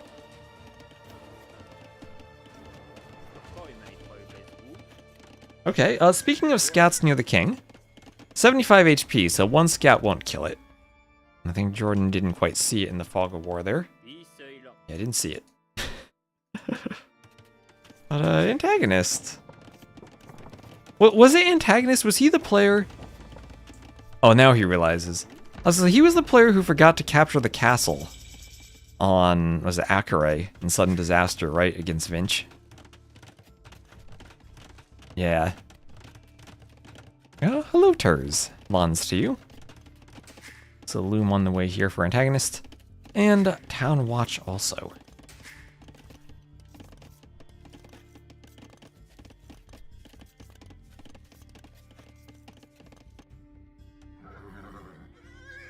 And more steppies coming forward.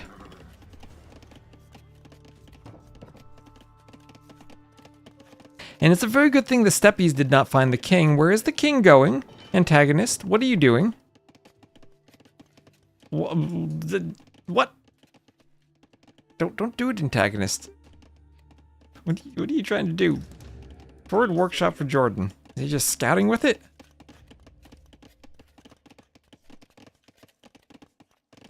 Our arrows guy, he just wanted some scouting, I guess.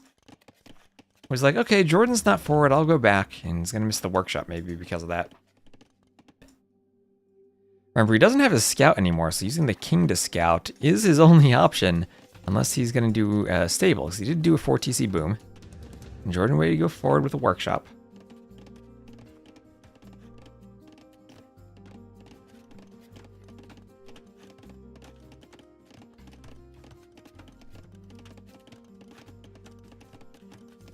And hello, CRRS. Capped Ram? Well, we'll see. This might just be maybe for an early Siege Ram push. I guess he's not up to Imp anytime soon. He's going to be Steppies, Monks, and Capped Rams. Okay, he's picking up the Relics. He'll be the first one in. And the other one's still out on the field. He's going to grab a second with this Monk.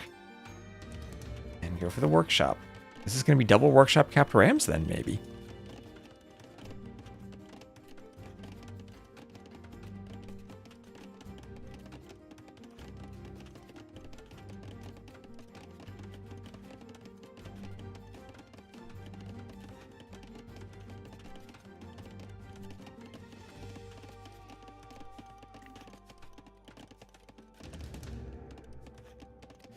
Battering Ram on the way for Jordan.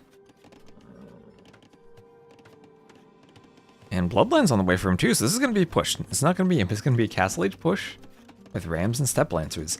And, I mean, if Jordan had like 4 stable Step Lancer production right now, got like 25 to 30 of them, ran through the opening here, could surround the tower and get the king.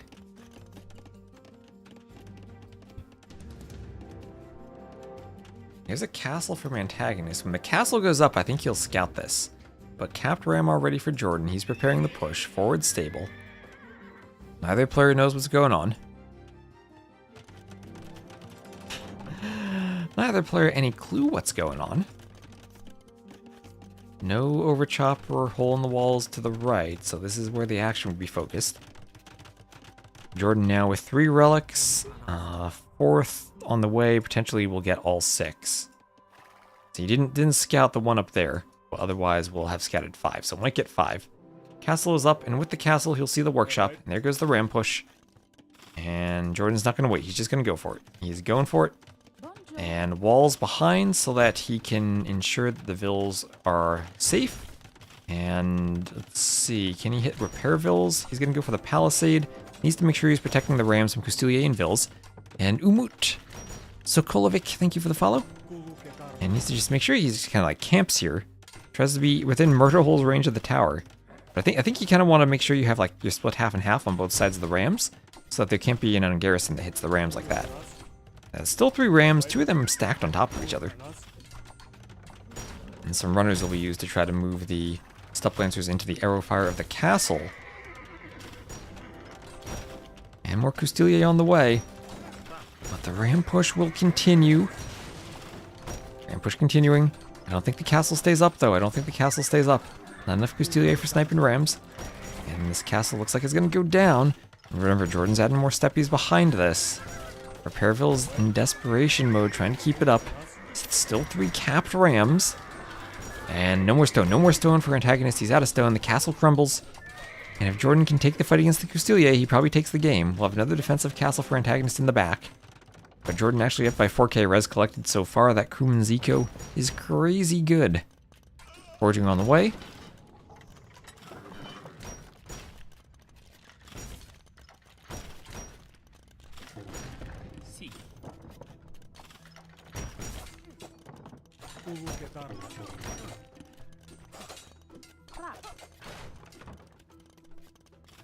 Vos orders?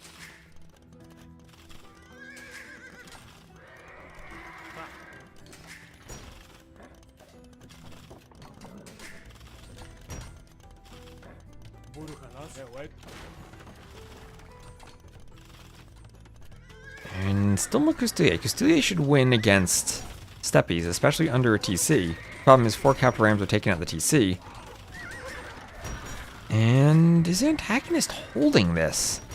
Is he holding? He's got 15 vills garrisoned, more repairing, so that's essentially 20 idols? 20, more like 30 idols because of the repairs. Or worse than that because he's spending res repairing. So Jordan's eco lead should continue increasing throughout this. And that TC on its way down. Vill's trying to ungarrison and fight the rams, but 3 rams left. Oh, those repairs. There are so many repairs, but the Custilier are dying too. Jordan has enough steppies stacked on top of each other. No more wood. Oh, the castle crumbled when there was no more stone to repair. The TC goes down when there's no more wood to repair. That's a huge Ville lead now for Jordan. He'll even pick off some more straggler Villes as they try to run in. And indeed, he did dive under the TC. There's the GG from Antagonist, and Jordan goes up 2-1. Kumans, OP. Jordan not going imp, staying castle for the ram and steppy push. Yeah, look at that. He's 3.5 minute difference to castle, but didn't have map control to stop it, and hard to pressure when you're that far away against the Kuman Boom. And GG. So Jordan looking to advance to the semifinals, 1 game away. Antagonist trying to hold on. It's 2-1 lead for Jordan. It's a loss on Narak, and Zimbabwe and Tulo the remaining maps. As a GL-like Kuman play.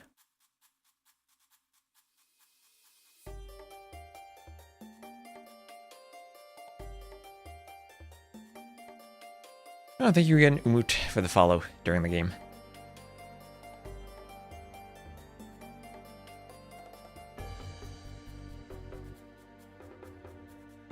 Yeah, but that's true. If the Custodia all go for a ram, it's a good time then to take a fight against them because they'll lose their charge attack.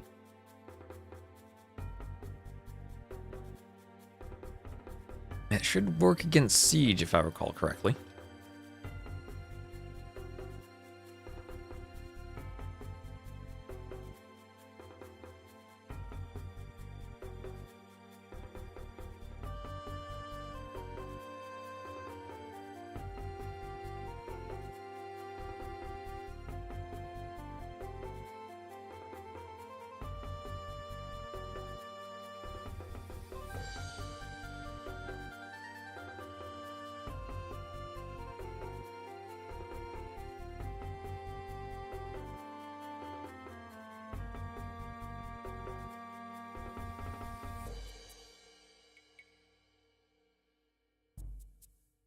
Interesting names. Clowns do some interesting things.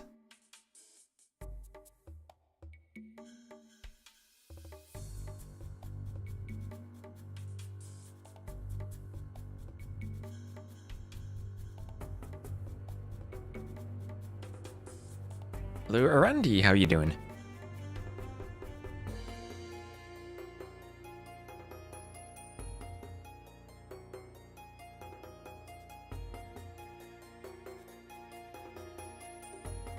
Let me just double check the schedule. I think there's more... Dashboard is missing the matches from this for some reason. There's more TTL after this.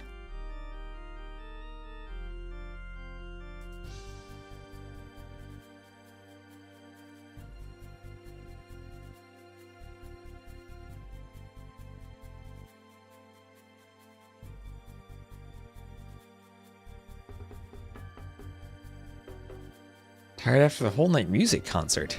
Sounds like fun though. Alright, here we go. It'll be Zimbabwe. And Berbers for Jordan, Bohemians for Antagonist. Ooh, okay. Good monk rush potential from the Bohemians. Berbers don't have an immediate answer, I think, to the Hussite wagons. They do have surprisingly good monks. You don't usually think of the Berbers as a monk rush save, but Redemption, Atonement, they just miss block printing and imp. I guess they miss Sanctity, so they don't want to go for mangonels. But Genitors, Camel Archers, probably not that useful against the Hussite wagons. We did see a crazy game Doubt lost to Barles, where Barles had Bohemians and Doubt went Mongols, had Mangudai, was pushing Barles, but Barles had just enough control of this hill that he didn't die. And immediately Jordan goes to wall on a crocodile. And 5 HP, ooh, can he lure an elephant on 5 HP? He's going for it. Oh, there's another lion in the way. He's just scouting. I don't know if I'd want to be luring if were I Jordan. Is he going for it? Oh, he's going for it. Oh, he's going to take 2 elephants. He didn't scout the lion, though. That could be his downfall. So no lure yet from Antagonist. Antagonist pushing in his zebras. I'll call them zebras instead of deer, but pushing them in. And Jordan 2 elephants. I worry about the lion. Maybe he's far enough away, it doesn't matter. But you know, Jordan, he's played a lot of Rage Forest. That's what we saw in that Germany-Brazil show match. I asked Jordan if he felt comfortable doing the sneak dock from all the Rage Forest he played, and he said yes. So I think he's going to be comfortable luring these boars, these elephants. And look at that. Look at how smooth and clean this is. And of course now you can garrison in the TC and shoot with the TC, so no risk here. Garrisons the Ville, and everything done cleanly for Jordan. Confidence right there. 2 at once? I've seen like 3 or 4 at once.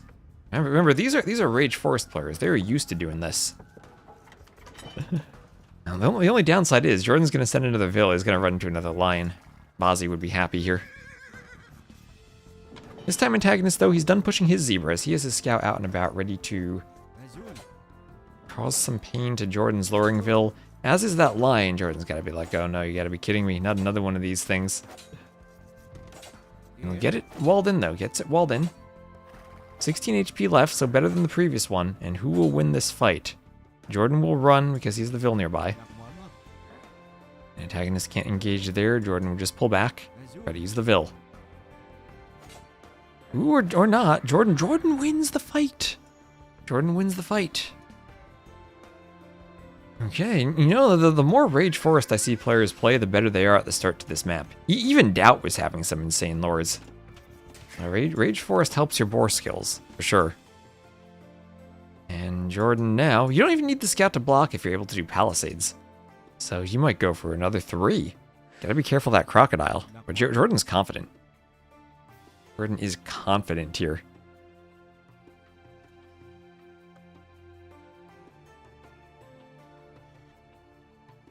All the food you can get now.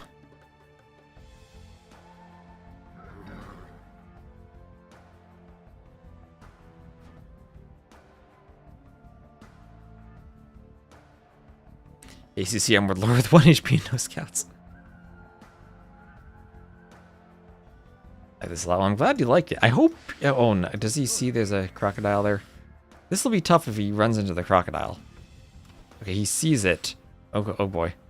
Now, I mean, sometimes the crocodile makes it easier because it kind of blocks stuff for you and you don't need to use the scout as much, so he's fine. Absolutely fine. Also, it has a huge line of sight, so now, yeah, we see how much the Gaia player sees.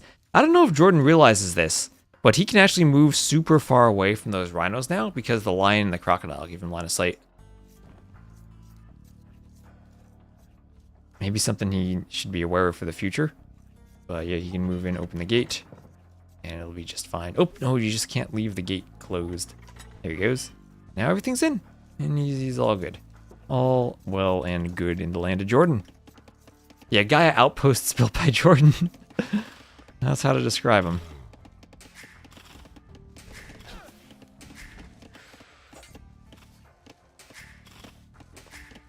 There he goes. A little exorcept. Does Jordan just win now? With that insane start, he got what? Like, he still has his boars left. So he's got what, 5+ elephant rhinos? He's going for more. He's not done. He's going for more. He still has his boars on the inside. So he's going to do a lumber camp on the outside. Maybe needs to do some walling here. Could even do that with the blacksmith in the market. It's 400 food per rhino or elephant. Plus some decay, but he's still going for it. He can go for 1, 2, 3 more. 4 more even. Antagonist more res collected. I mean, it is a lot of Ville time to lure this in. If my sponsor was Doubt, what would the map look like? That'd be up to Doubt. I'm gonna take a zebra out here. I'm gonna collect some food from the zebra, then lure the elephant in to time it better with his attempt to click to the castle age. Jordan with the insane plays. Oh, could even go over there, get 2 things. Let's see the crocodile there. So, oh no, actually he didn't see the crocodile. Have to lure that. Yeah, he's just doing the palisade trick now, and he's gonna go for the rhino too. Or no, he's gonna go for all 4. He's gonna go for all 4. Oh, Jordan. Oh, he's the hard thing will be making the blacksmith in the market while doing all this. There's another crocodile, but at least this Vil is full HP. Now he can block with the scout, and he's going to grab that rhino too. He's going to grab the rhino. Now market blacksmith, where's he going to make him? Or stable blacksmith, whatever he does. Stable blacksmith, he's got it. He's got it. He's not going to shoot the rhino, Jordan. Okay, I'm disappointed he didn't shoot the rhino.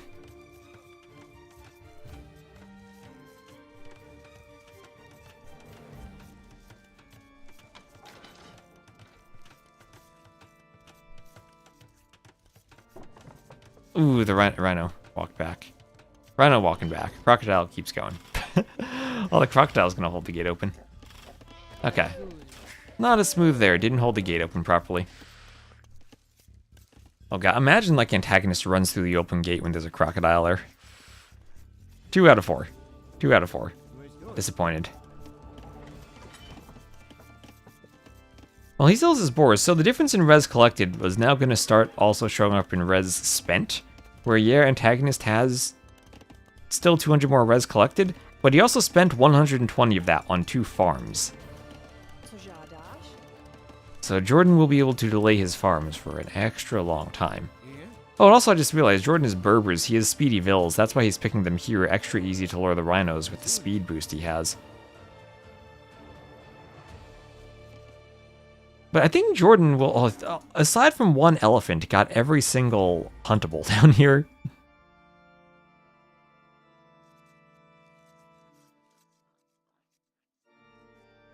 $508 idle eco, that's interesting to see. I wonder what he was so idled about. Is he spending so much time luring that his Vils are wandering around here?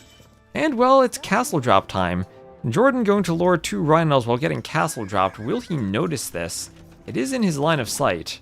The castle drop could kill his 2 boars. Imagine that, the castle goes up and shoots the 2 boars that are out here. And absolutely he should do that, and yeah, Jordan's gonna go lure them right now to make sure he gets them in.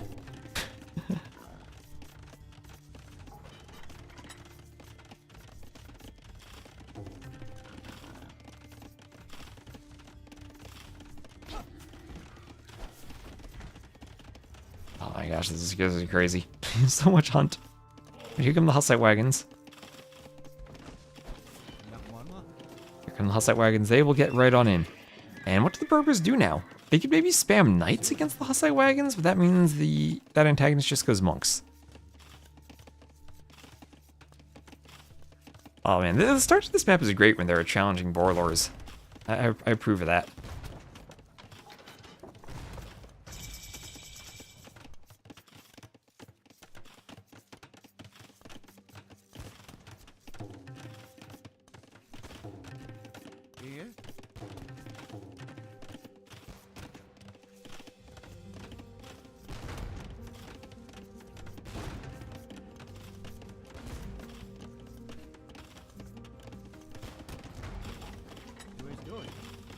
Yeah, Hussite wagons are in. Jordan going for monks, but remember, no sanctity on those Berber monks, so he can go for a redemption defense, but he doesn't get his workshop up in time. And does Antagonist just win here? Like, what can Jordan do? He doesn't have a market. These Vils are weak. Workshop does go up. Okay, maybe some miss micro from Antagonist not hitting the weak Vils. Jordan needs a mangonel. Vils here will get a wall up. Okay, Hussite wagon's not quite in the right position. Like Kevin the Eco, I don't think they win that fight. I don't think they can even take that fight. No monks out yet. These Vils now idled. Oh, did Jordan play too much Rage Forest? Vils gonna turn and fight. Light Cap turning to fight. Jordan will add a second TC on the outside.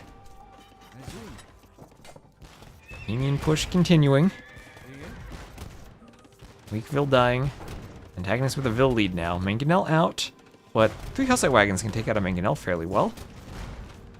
He has some desperate repairs. Oh, desperate repairs from Jordan. He needs to repair that. If it goes down, he's kind of dead. And he just gets enough repairs to keep it up. Just enough repairs. And okay, so Mangonel's work as a Hussite wagon defense there. Were there a 4th wagon there? They'd have been able to take out the Mangonel with a good volley. But here the pressure continues. Wagon trying to hit the Vils. Well, the hunt will decay now. Oh yeah, poor Jordan. Not enough refrigeration. Needs to be playing Jerchins, maybe.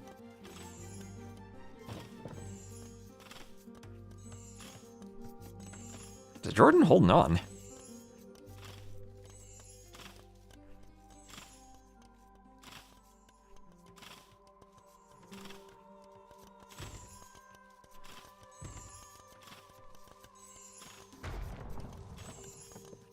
And hello, Jersey. Jersey, what does the MBG mean at the end of your name? I'm curious about that. Oh, here's AntagonisT, though. Finds Jordan with a TC on his wood line. Jordan bringing the mangonel over to defend. Vills will look to fight. Maybe he can debate Jordan to mangoneling his own Vills. Force Jordan to repair at least. Ooh, running a Hussite wagon into a mangonel shot. Will get away. It is not as fast as the speedy Berber Vills, though. The Vills are faster. AntagonisT needs some Hussite reforms. Or no, needs Wagenburg tactics. Let me get my unique text right. Hussite reforms is the monks. Wagenburg tactic is the wagons. I mean, one of their texts says Hussite, the other one says wagon. Maybe they should both apply. Imagine these things cost food.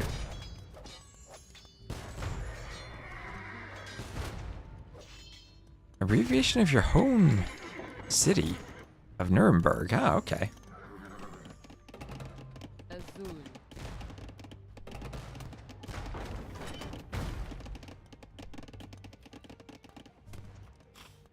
Wagon goes down.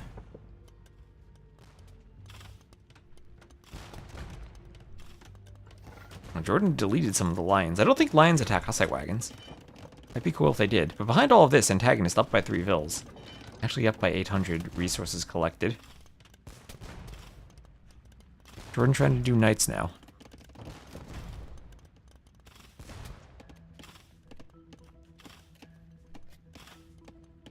Wagenburg reform and Hussite tactics.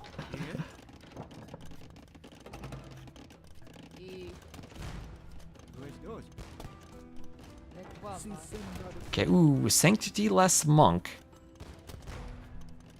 Can Jordan get a conversion? Redemption on the way for AntagonisT. It wants maybe to convert the stable. Ooh. Now that would be nice, converting the stable. The redemption monk. No relics for anyone. Jordan trying to pick one up. He's trying to make Jordan check out.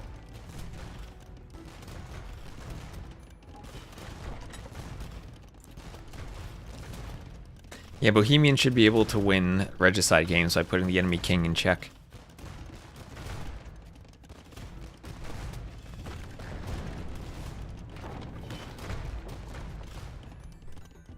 Castle Age hand cannons are worse. We did see that earlier. And honestly, I do think they're really good. They're kind of situational, but really good when you get to them.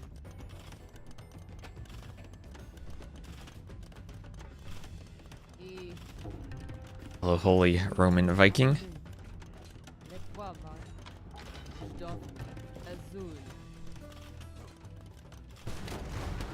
That's enough Hussite wagons. You can probably fight a mangonel when you get 4 of them. Now Redemption Monk to keep the mangonel away and to convert the stable. Can't swap onto the mangonel, but can just convert it whenever it gets nearby. That's another dead Vil. Or not, 2 HP left. There's a dead Vil. Mangonel can go for the monk. The monk gonna swap, but whoa. Oh, has Sanctity, gets the conversion, Got my civs mixed up for a second. Does have Sanctity. Wagons will break the mangonel through. Light cap goes for the monk, but that will maybe mean the knights kill the mangonel. Yeah, mangonel goes down. The monk still can go for the stable, and now there's no mangonel to stop it. Hussite wagons can get over here and destroy a mangonel if it pops out. Where will the mangonel pop out?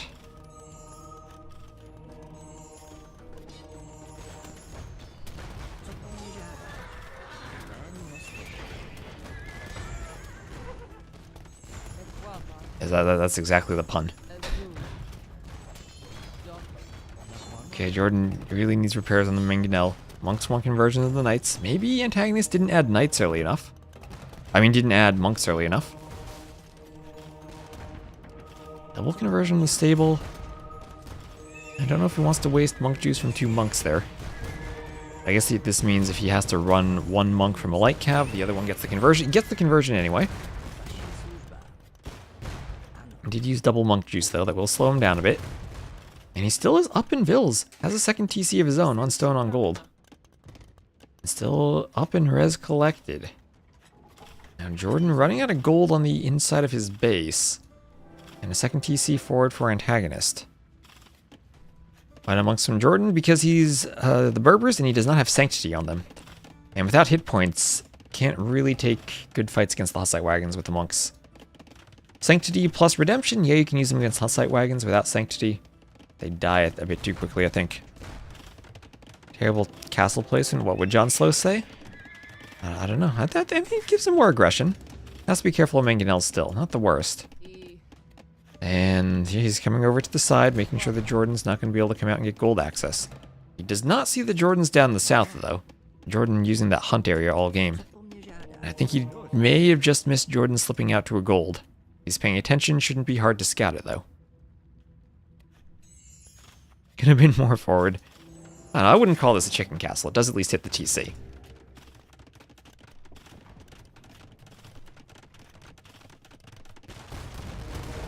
His atonement. I mean, he is still against Bohemian monks, right? So that's he's against someone who much rather makes monks than he does. And that's Imperial Age on the way. And if you're asking why not too many light cav to attack monks, he is kind of doing them. Oh, that stable gets converted too. But one, he's losing his stables. And two, the Hussite wagons win pretty well against light cav. He's done well with the Mangonel micro so far, but the Redemption monks following up the Hussite wagons cover that weakness. I'll remember the cheap monasteries.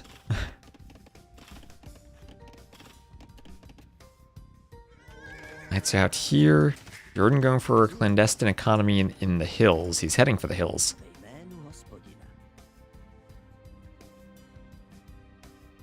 Where do monks store their juice? And their monk fruit.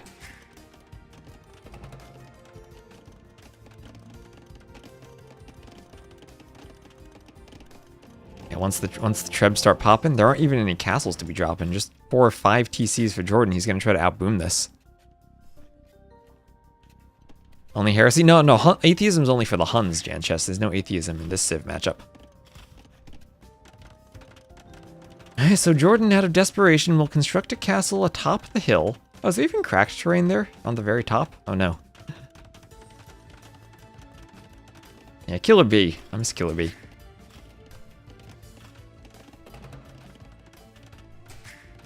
And ooh, Jordan might have a TC denied. Hussite wagons zooming over there looking for it. Ooh, it'll be close. 80%. Does this get denied? A couple of weak vills there too. Is AntagonisT patrolling? He's just rolling. And nope, TC goes up. Isn't the rest also cracked? Is it? Oh, no, it is layered. Maybe it is all cracked. Now that you mention it. That would make sense. Clowns usually do consistent things in their maps. Okay, yeah, put it right at the top then. So there's Imp, there's block printing, even more important than trebs sometimes, block printing.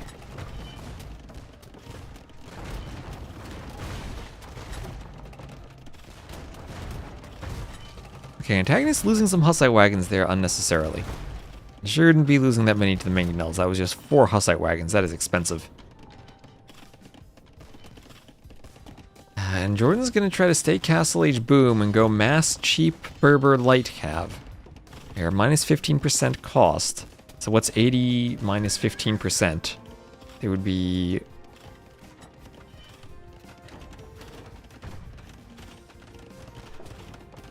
Let's see. Someone do the math for me. 68? 68, alright. Okay, now there are white dots everywhere on all of Jordan's ecos. That means there are Hussite wagons raiding everything. Trying to go camel archers, I don't think that helps out too much against Hussite wagons.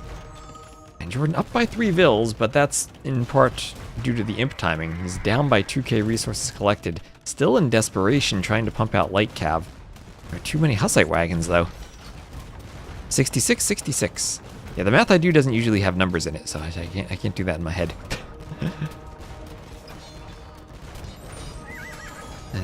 And it's like, if you ever read chapter 1 of Baby Rudin, it says we have no need of decimals. After defining the decimal representation of numbers. It was 68? It was 68. Okay, hold on, let me open up a calculator. 0.8 times 80 equals 64. Or 0.85 times 80 equals 68. Yes. Alright, 68, indeed. Even.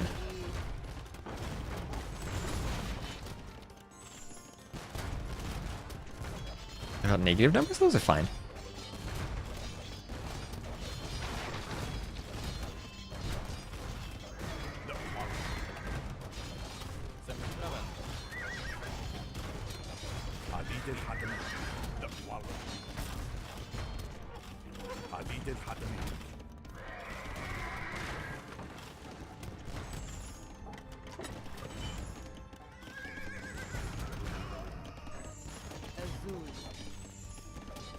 Castles, they definitely could use fletching, yes.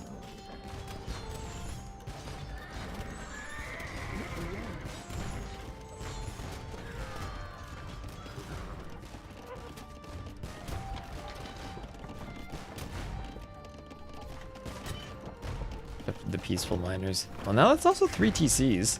A couple of mangonels working on a TC here from AntagonisT. More vills being chased by light cav. Converted light cav coming in handy. Some knights also from Jordan. I think too many Hussite wagons even for the knights to deal with? Ooh, maybe not.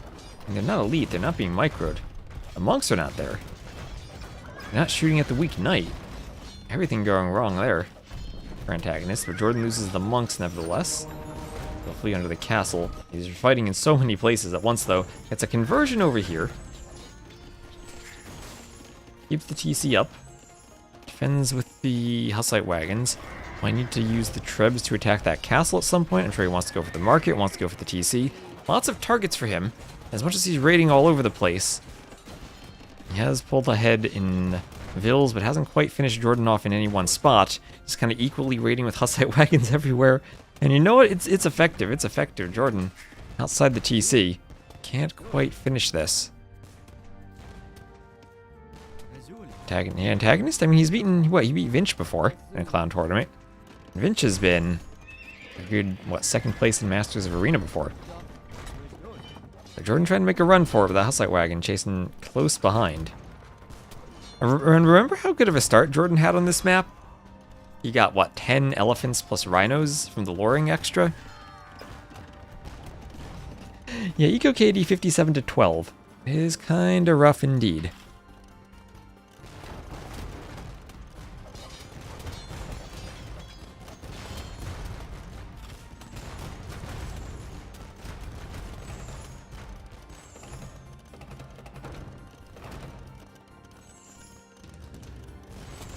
More mangonels on the way from the workshop.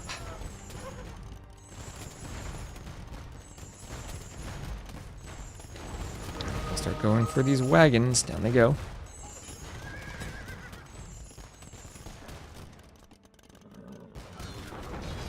I kept going for the monks.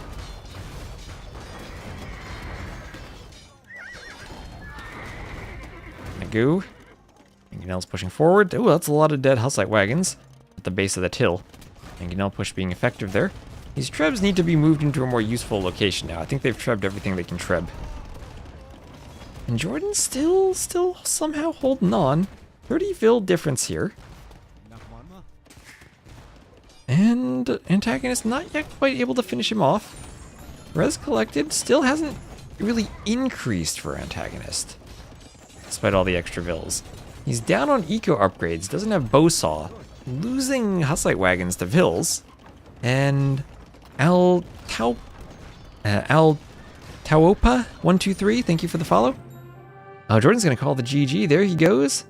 And AntagonisT ties it up 2-2. So Jordan maybe realizing, oh, he lost a couple of mangonels to conversions here. So much happening at once.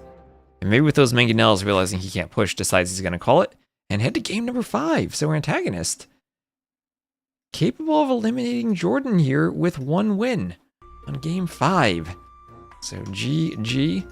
Let me get the ads out of the way real quick, and we'll go for game number 5.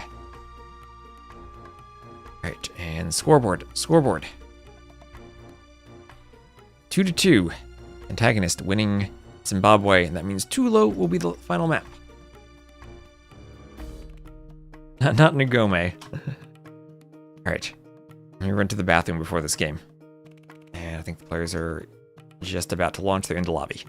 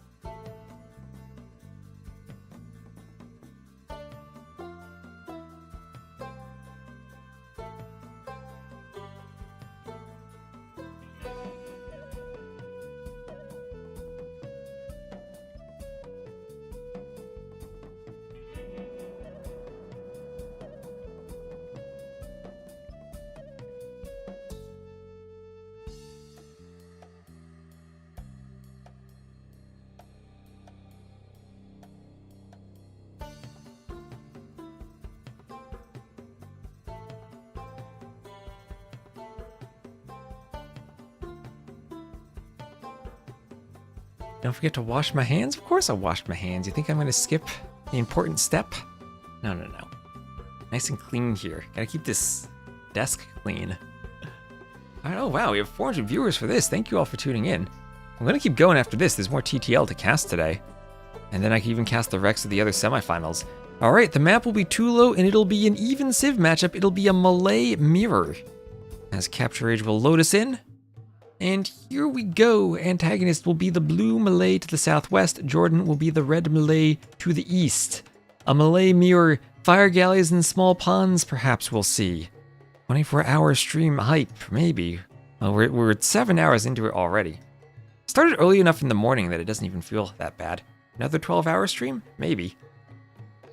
God, last time we did that, I did that chicken stream for Halloween. Then Gabby was like, oh, go cast Viri's matchup, and then I waited around for like 30 minutes for his opponent not to show up, only to then have the drama. Hopefully we don't go through that again. Hopefully there are no other imposters playing themselves in TTL.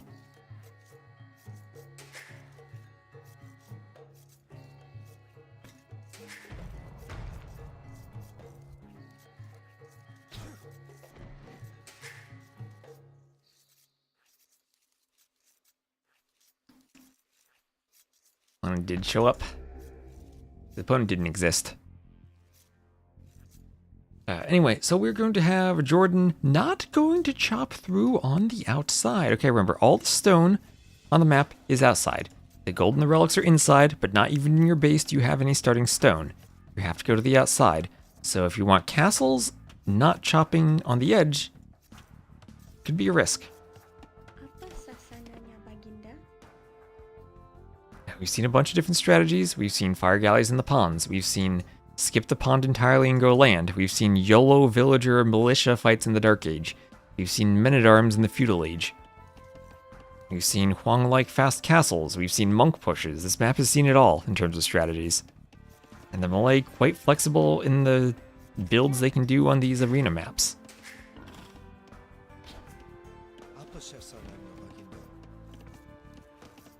We did see Jordan win the mirror matchup earlier, when the shoe were on both feet. And his board at the front for Antagonist, he's going to go for a dock. He's going to look for a dock. And where's Chaos Pit? No, it is kind of like Chaos Pit, but I guess there's gold in the middle for Chaos Pit, right? Chaos Pit has all the gold on the outside. Chaos Pit just gives you, what, 2 tiles of stone per player? Something small per player. But, it's a similar theme, though. You gotta chop to get outside.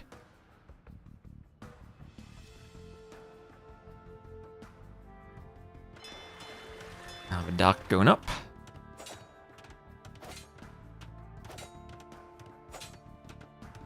Scouts here hit each other.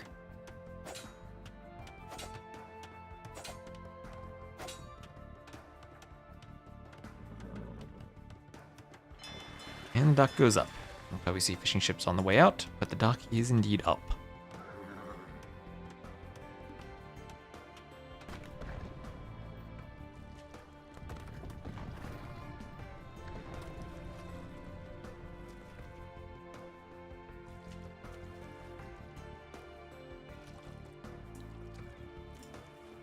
Hope we see 40 militia in the Dark Age. Feudal Age, well, Feudal Age longswords is only the Armenians, not the Malay. We saw that earlier today. 40 men-at-arms in Feudal could be cool, especially if they get demoed. Remember, this is the current patch, not the Thalassocracy one, so demos are still good. Why is it a Civ mirror? Because they both picked the same Civ. Tournament settings is you can use any Civ you want, but you can't repeat it throughout the tournament. It's a bit of a different twist on Civs, so we didn't need the drafting. And we haven't seen too many mirrors, but they have occurred occasionally. Maybe we'll see more in the later rounds if people think. Do you palisade block part of the lake? So every little bit of beach terrain you can build palisades on, but it'd be kind of hard to block off a large segment.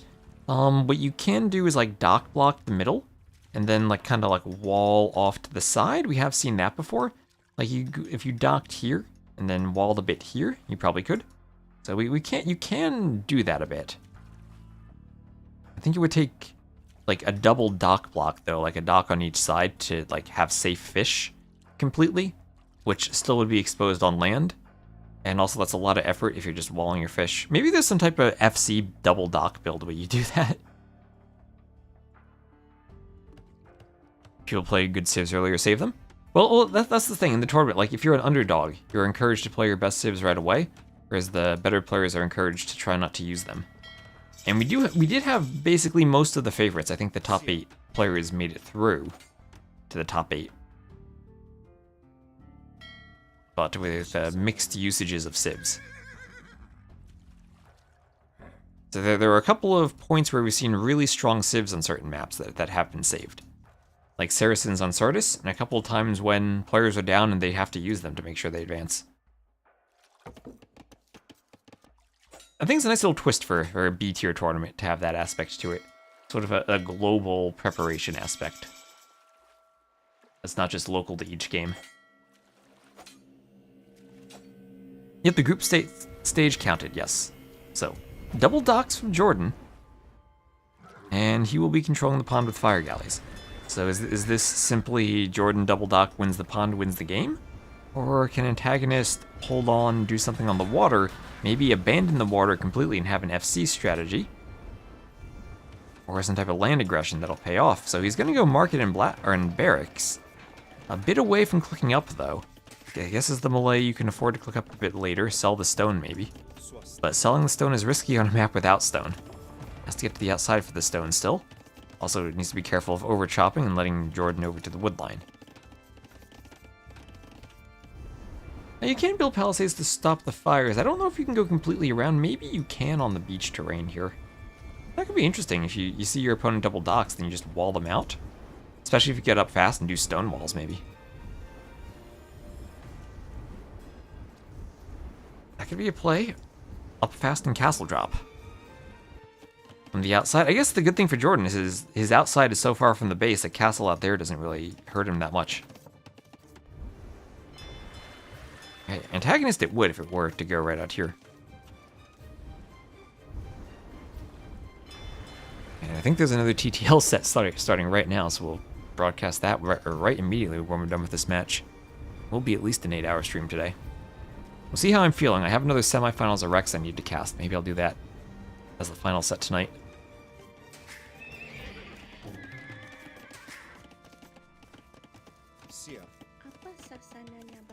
And hope Mem's having a good time casting this too, because I saw he was streaming it earlier. Always fun to have more people involved in the clown events. Melee is one of the strongest civs? I would believe so. I mean, the Melee are great at hybrid maps and great on closed maps, so you combine them together, and they must be good here. Yadika versus Bad Koala, I saw. Bad Koala lost in Thalassocracy to Emu the other day. Got swept 2-0. And Fletcher AoE, thank you very much for the follow.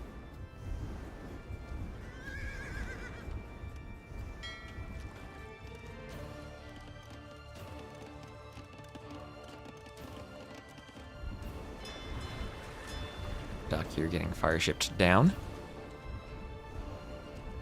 Love playing something on PlayStation while listening. Well, thank you, Regatta. And that's what I always say. People say they listen to T90 to fall asleep, but he wakes them up. And they listen to me because I don't wake them up. I barely capitalized on the water win. Well, I mean, he has 3 fishing ships and he has 4 vills out here. He does have a bit of a resource advantage, but I guess you're in the fact that he hasn't clicked up faster. Well, I did invest more into the water. He needs to keep his vills working. And there he should be up once that market finishes. So 1 more vill from him and he'll be up. Now it doesn't look as much of a as bad as it is, because he is the Melee too, so he'll be up quickly himself. You know, click in, that's what, a minute 40 or so for the Melee? Let's see what the time is. Oh, a minute 35. Yeah. So about 90 seconds later, but he won the water. And should have similar res collected, if not more. Did have to invest into more fires, though, in a second dock, so maybe overall he's spent more, and that might offset any eco gain he has. How much food was in the pond? It is 12 box turtles, and they each have 200 food each. So that'd be, what, 2,400 food in total in the pond. And he does have loom, so doesn't need to worry too much about that light cav as long as the fires are in position. Wants to have them patrolling so he doesn't let his opponent get the pond. And here comes a spear. Does have the barracks, and it will be light cav. Melee fish, I think that's a bit too risky on this map to fish trap boom. But he might want to think about bringing his vills back unless he brings a lot of spears forward. Many options that the Melee have. Be it mining stone and going for karambits, going for crossbows, going elephants, just going monk. They have good monks. They miss the speed upgrade and they miss theocracy, otherwise they're good. And if it's Melee versus Melee, and neither has the speed boost, that doesn't really matter.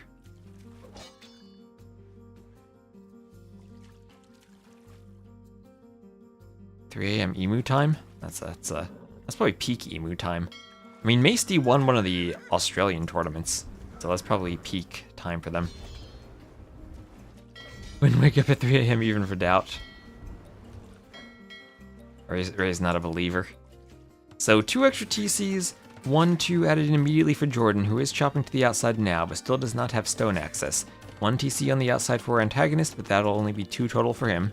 Doesn't yet have the wood for the next one. Jordan doing horse collar, and this is where the benefit will come in of Jordan having had the middle, able to click horse collar before doing any of his farms, and so far Antagonist has had to commit pretty heavily to 14 farms, and remember he'll need to rebuild them. So even in the res collected, that's not necessarily the important part of taking the middle. Sometimes it's delaying the farms and not needing to spend as much wood on farms that matters.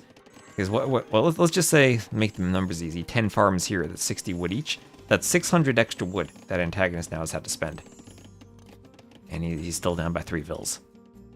or 3 fishing ships.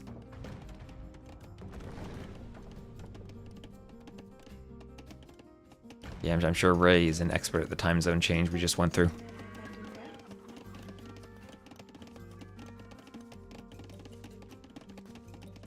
Included the PM. In your mind, it's the best place. I'm sure Ray, like I am, is used to seeing 24-hour times in GMT. And so we assume single digits are just the AM GMT. Okay, that spear doing work, along with the fire galleys. A couple of fishing ships went down, but they've basically done their job so far. Now the spear comes forward. Has build units to defend the fish? No, that's true, he did invest, into the second dock and the fire galley. Right, so a bit more wood spent there. But now, light cav from Antagonist, he's investing too into the land. Light cav from Jordan, so playing this like a standard arena monk game. We'll have another TC on the outside for Antagonist, but a bit later. But he does have that stone access, and can himself delay farms by going for the deer and the water buffaloes.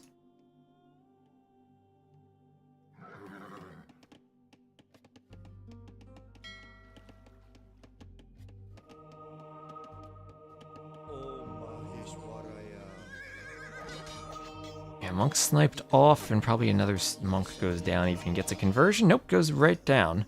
No sanctity yet on the monks. Waiting for a demo. And the fire galley could be converted. Light cav running for the monk. Can they get there in time? Will there be a block? Nope, there is a conversion, but the monk will go down. Yep, he does. But now, no more light cav for Jordan. Only for Antagonist. There's no demo. Ooh, sadly no demo. Yeah, the Malay do see all with the docks, right? They have the extra line of sight on the docks. That is their team bonus plus 6 line of sight. So he basically has expensive outposts there. Or maybe cheaper outposts, because they don't cost stone, depending on your point of view. Let's see, Jordan just about to chop out. 1 tree left. Less than a tree's worth of wood. 20 wood and he's out. Yeah, no demo here does feel weird. I mean, demo there. Oh, there he goes. There he goes. Demo, Jordan. Jordan. Oh, it came out the wrong side of the dock. Oof. Gets a scout. I think what happened was the scouts were all blocking on that side of the dock, so it didn't have any room and it popped out down there. Tragic. Oh, and he had a hole. There's always a hole. And now Antagonist can hoover a bit. Now Antagonist can hoover a bit. So, disaster for Jordan. Maybe you could try to wall them in. But hole in the wall. Demo doesn't pop out in time. Spear wants to help. Yeah, there he'll go. He'll plug the hole. Is there another hole there? He's okay. He's okay. His vills are walled. Go back to the range soon. These scouts forcing some idle time and some garrisons. A wheelbarrow on the way. Yeah, and 1k more res collected for Jordan now, but he might lose a couple of vills to the light cav. This is painful for Jordan to suffer this raid. He thought he was walled. And the spears there will get a couple of pokes, but not enough against that many light cav. I'll keep adding more spears and periodically trying to whittle down the HP.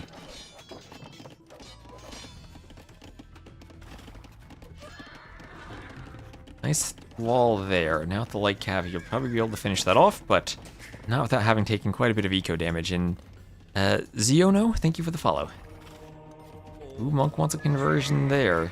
Has to hop in the TC. Scout goes down.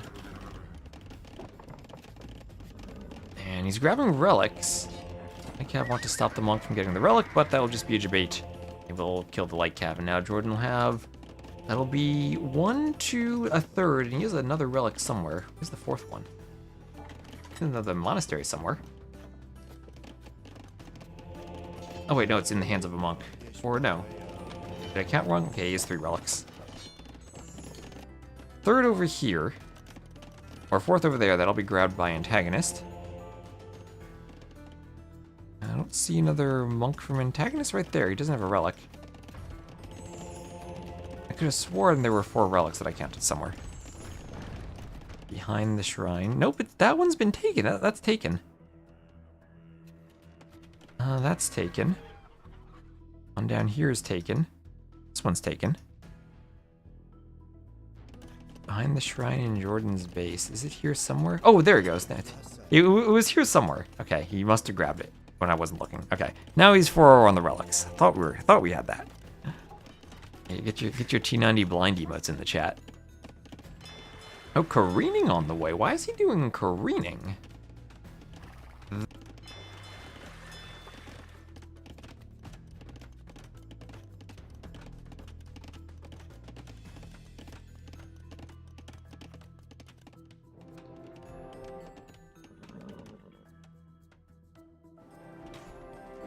Yasakuka Baginda.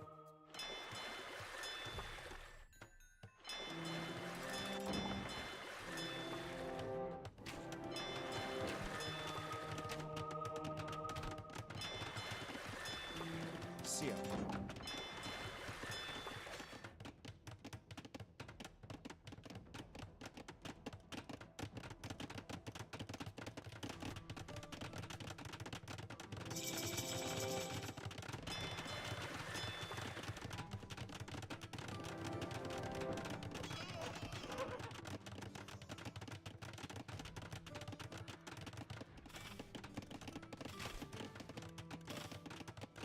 Here.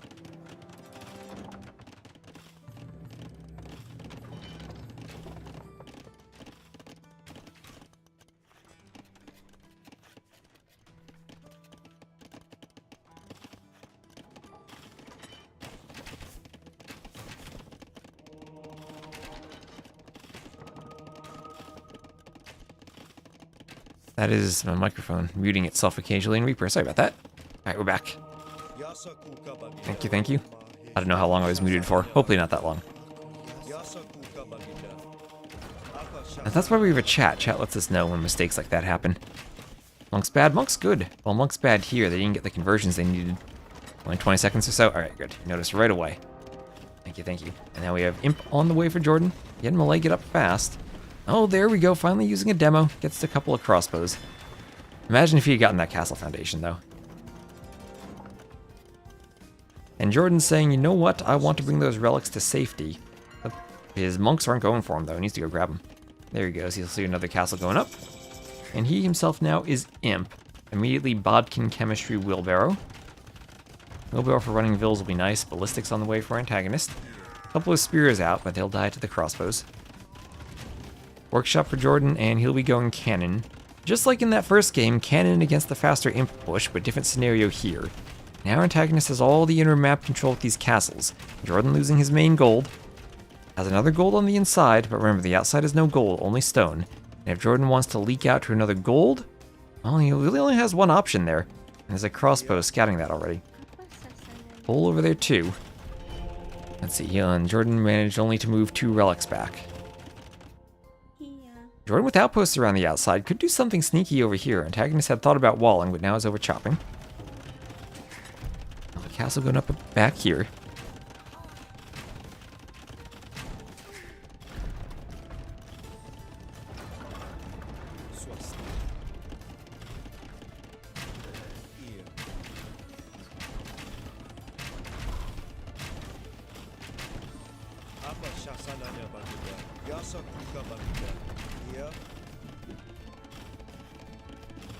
Might Ellie Raid be a play? You need a lot of eco, but it could be. Okay, Cannon getting a bit too far forward for Antagonist. Jordan, not enough skirms really to destroy it, but gets a lot of HP down. He's going to chase it. Will he get it? And he's one more volley. He gets it. Gets the cannon. Okay, that is expensive to lose to a few skirms, and the skirms actually stay alive. Jordan doing the final armor for the skirms now. Ballistics on the way. He'll have fully upgraded skirms, and this will be a skirm war. This will be skirms and trebs. And Jordan moving out. Does see the gold there. Probably recognizes the importance of controlling it. See the scout on the outside for Antagonist. Jordan has a Vil. Hello, Vil. Where are you going?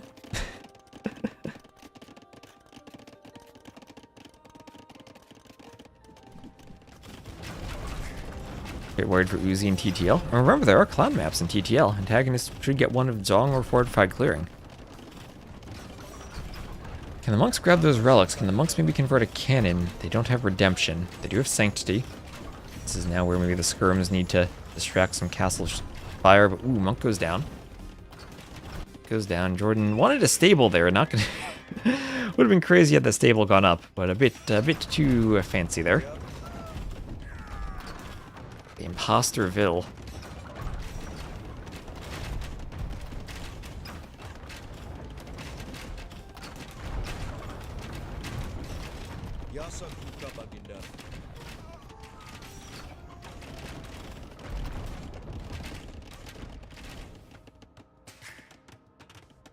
TC over here.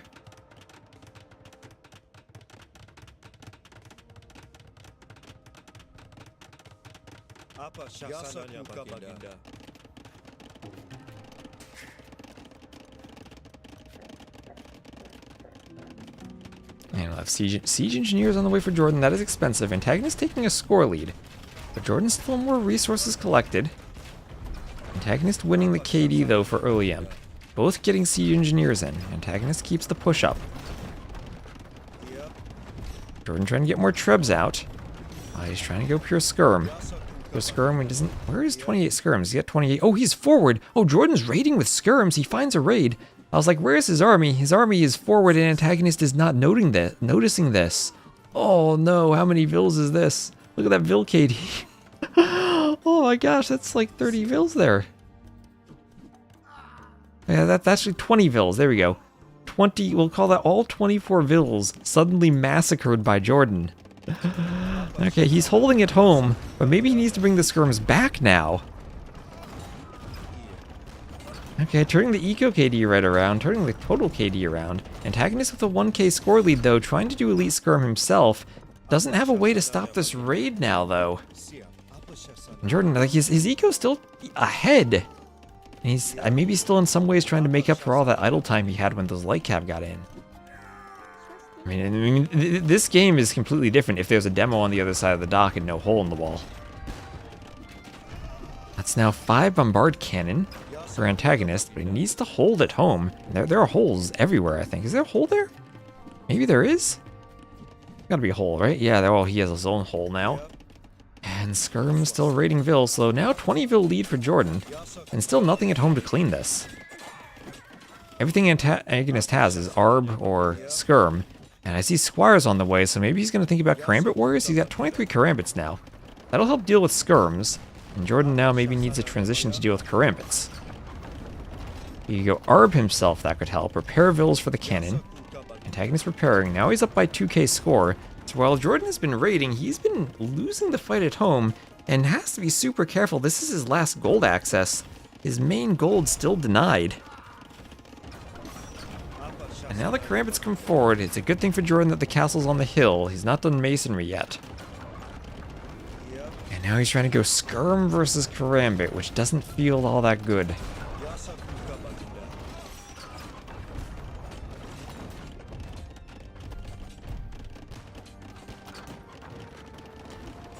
Man, these up timings with the Malay is so crucial in this mirror matchup.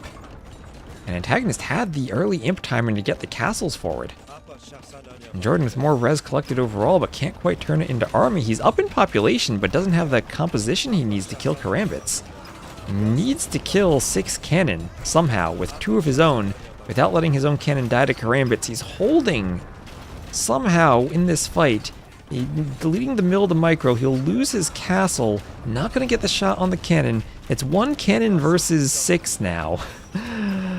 He did somehow hold off against the Karambits. Crossbows on the side, and he calls the GG. He calls the GGs at the same time the Karambits are getting into the rest of his eco, and the raid, not enough. Antagonist takes the set against Jordan. 3-2, Antagonist, a true clown. Loses the water, but clowns don't need water. Clowns say water's for quitters. And with the Malay uptiming, faster than Jordan's Malay uptiming, wins the mirror.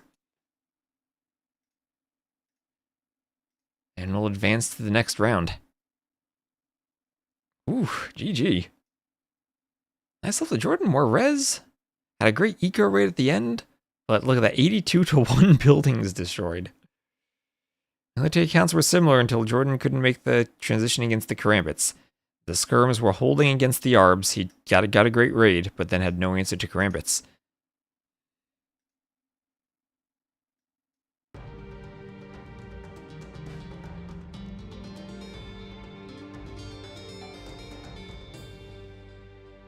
Should we go on Cannon Galleon in the pond? Not quite on time for that.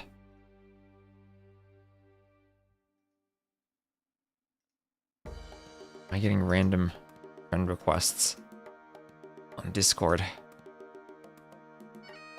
Alright, so there we go. GG's. Congrats to Antagonist.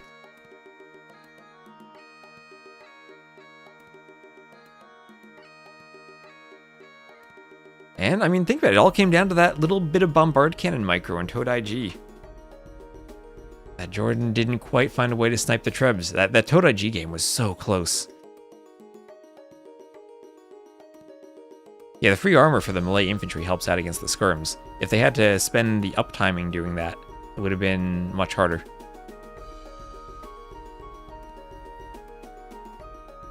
Alright, let's go cast some TTL. And then I'll cast more...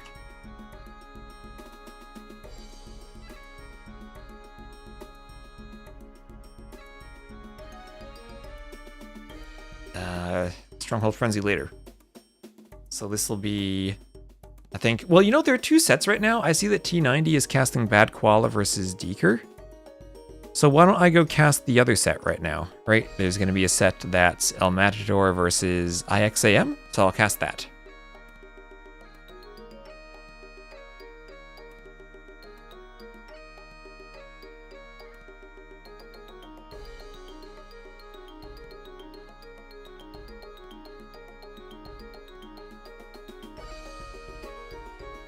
This is the silver replacement qualifier.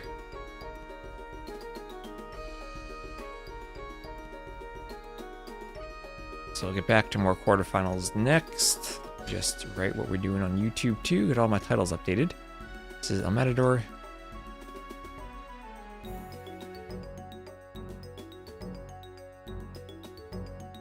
The final will be FreakinAndy versus Ciskhan. SF2. So 5 sets casted today. I'll need to go through on YouTube and remember to pin a comment with the timestamps.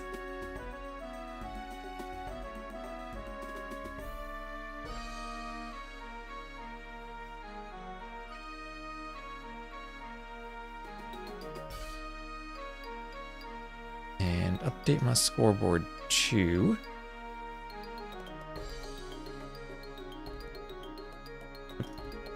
There we go.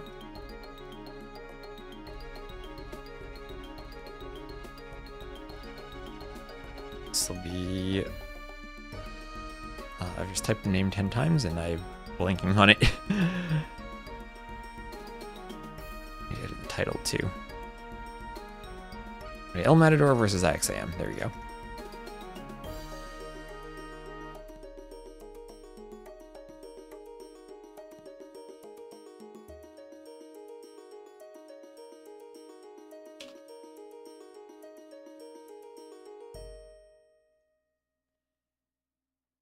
Started playing ranked.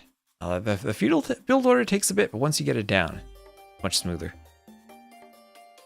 Alright, so thank you all for your patience as I swap my logos and everything over. And we'll get ready for some more TTL. Looks like these are at the same time. And I do have a draft, and they're 11 minutes into shoals. So let me just get the draft set up.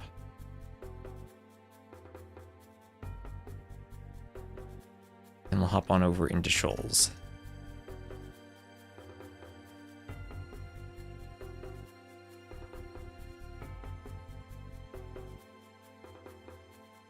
Open the logo up. So El Matador is the favorite by around, let's see, it's 2460 to 2382 elo.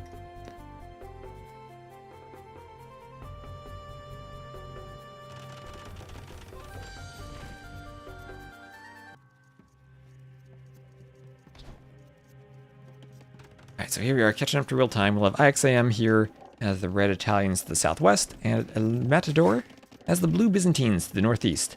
I do love the Byzantines on this map.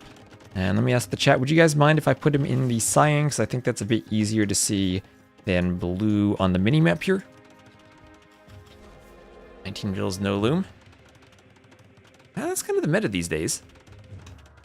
I think 19 vils with loom is maybe the starting point for a scouts build these days. It used to be like 22 pop, you do the loom before lowering the boar. That's probably way too slow these days. Men-at-Arms will probably kill you.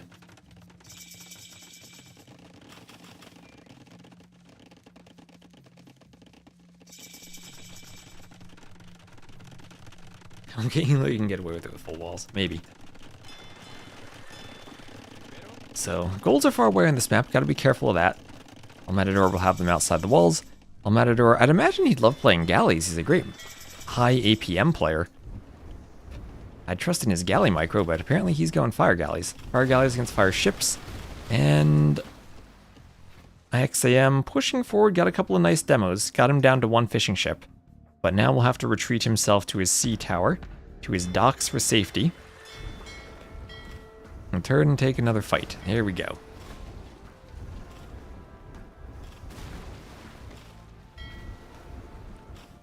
Yeah, previous game, Antagonist invested into Karambit coin, and it wasn't a scam.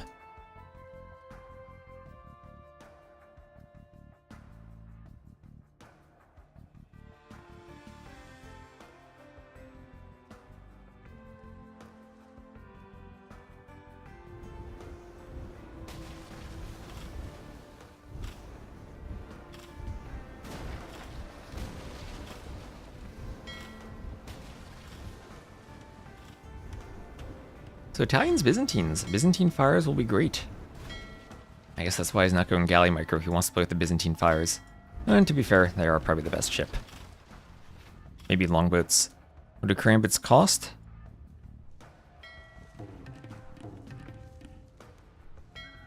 Probably nothing.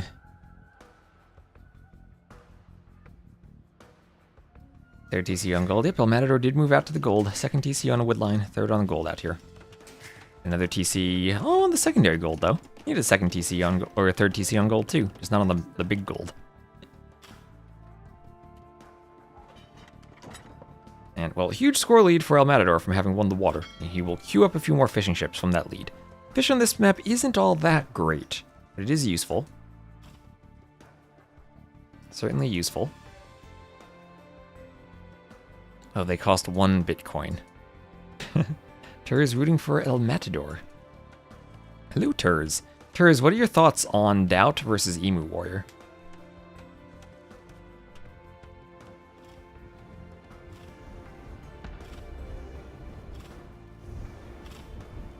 Fire is going for the sea tower. That'll go down. It is 25 food, 15 gold. Just looked it up. All right, nice.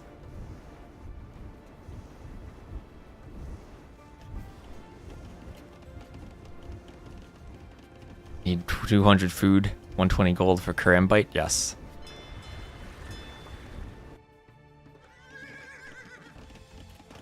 Think about John Slow. He can do those terror Karambites.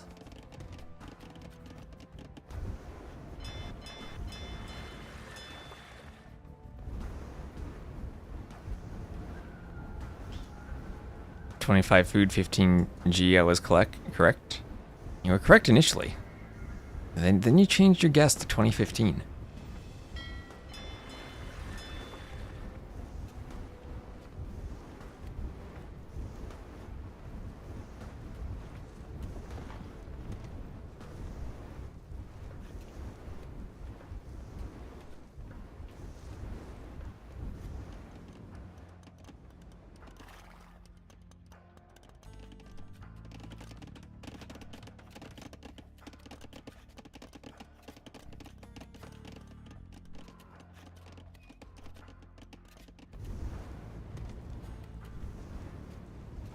So Palisade Gate going down. And Palisade Wall over here.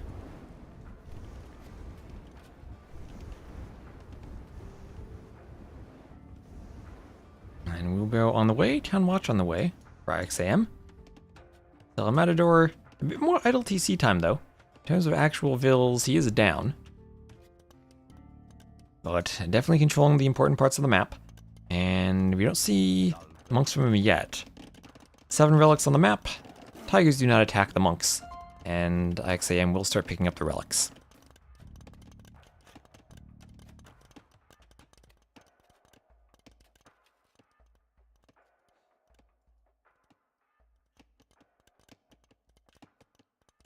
And gastronomy.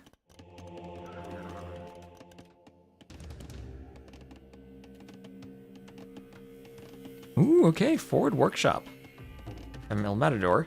And the Town Watch. Great idea to do Town Watch, but he's 1 tile away. I mean, this Byzantine workshop will also serve as a bit of an outpost because of the free town patrol now that the Byzantines have huge line of sight on everything.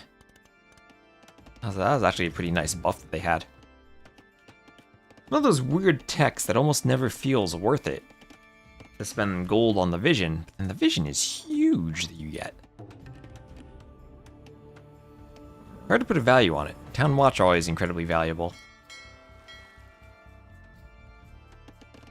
And getting the right timing for Town Watch can be great in an outpost. Outpost will up to Imp. The Byzantines are so smooth to play on this map, even more so than Italians.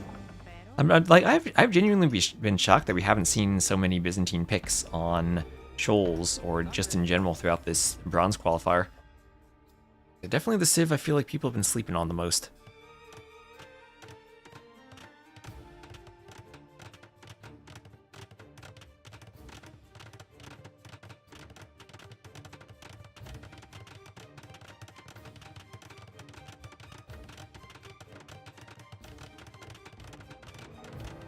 Castle going up here for IXAM. Imp in the TC is being mangonelled. That feels unfortunate. Those vills are weak. Okay, maybe not the Imp TC that IXAM wanted. Does this come in? Has his own defensive workshop for mangonel. This feels risky. Feels risky. Byzantine Imp will be faster anyway. Will it come in? Moving his mangonels away from that workshop, trying to get more space over here. He sees the villas dropping off resources, might realize what this is. Goes for some villas on the wood line. You get town patrol every game without fail. Do you favorite Byzantines every game? Force pick Byzantines. Usually I don't like force picking, but I can get behind force picking Byzantines. Ooh, nice hit on the scout. Scout kind of ran into it though. One scout keeping the mangonels away. There's the Imp TC. 54 seconds away, 72%. El Matador, he is the APM to micro this. Doesn't take a hit on the mangonel. Ooh, killing vills. It's a hit there. Doesn't clear the mangonel though. Doesn't turn around in time. This outpost is nice for seeing all the mangonels. 3 mangonels, 86%. 20 seconds from Imp. And I think Imp will come in. Yeah, Imp will come in. Risky, but it works.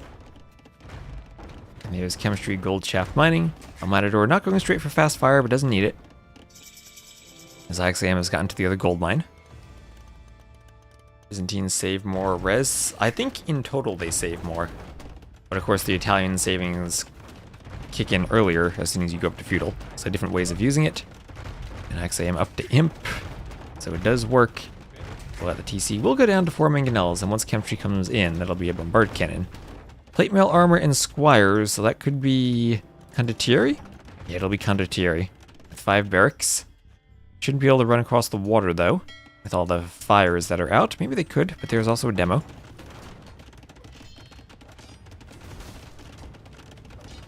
Building under attack, better upgrade Imp there. Yeah, you don't want to make any extra vills that would die to the attack.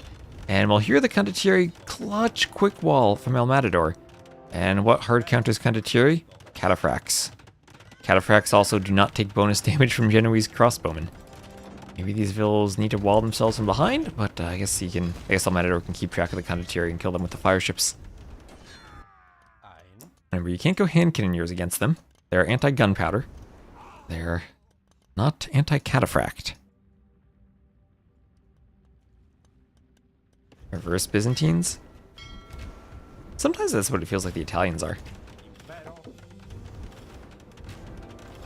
Yeah, it is fun when people don't realize how good the cataphracts are against genbos, or against camels too. Like cataphracts wreck imp camels from the Hindustanis.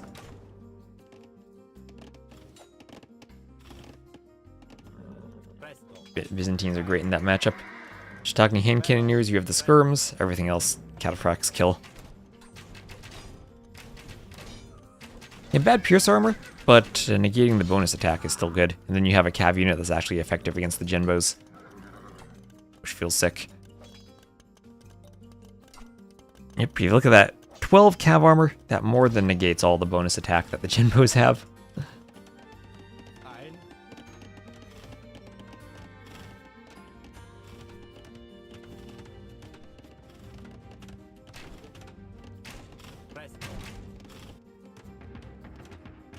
So a couple of barracks going up here for El Matador. I mean, for ZM outside El Matador. El Matador, though, does see... Oh my gosh, look at that Byzantine outpost. He sees everything. One outpost. And oh, he has complete map vision. I was going to say, maybe he didn't do outposts there, but he did. He does see it. And we'll come in. He needs to notice this, though, and will he be able to wall in time? If he stone walls behind this, or if he just does another defensive castle, then he should be great. Castle already up. If he'd delete a farm and do one right here, I think he'd be perfect. I think he'd wall a bit there. The bonuses work in mysterious ways, yes. Yeah, in reality, Italians could go Arbs here, but then you get into the Arb-Skirm War, where the Byzantines have the cheaper skirms. I think they still kind of overwhelm you with their skirm numbers. It's a nice raid, but still a huge score lead for El Matador, who is sending a village forward to do a castle. There is a Treb out already for IXAM. That could be a risky castle, but looks like it'll go up. Crossbow here continuing to push, but against a house. Maybe they just need to run around and try to do damage. They'll probably keep hoovering once the castle goes up. Everything down here going down. I think there's even a hole opened up. Yes, there is. Thank you, Cataphract, for scouting for us. Cataphracts do jump the Treb. Only a TC defending it. And oh, they actually can't get it. They don't have enough Pierce armor with the TC there. Lots of reveals repairing. Now, not upgraded. They're not elite. They don't have any attack upgrades. They don't have Logistica yet.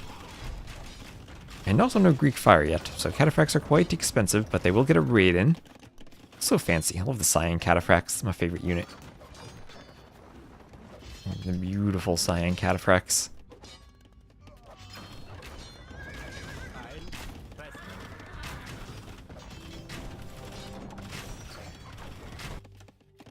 And over here, a couple of cataphracts from that castle to clean the raid. And all is well and good in the economy of El Matador. Well, this is a risky castle. If he loses it, he loses the push. Has to be careful to keep it repaired. Get the bombard cannon in.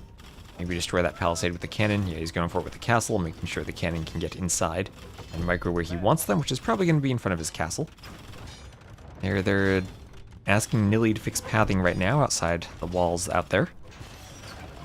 Should go for the market. Wish students had an ignore armor bonus. The Lechai were ineffective.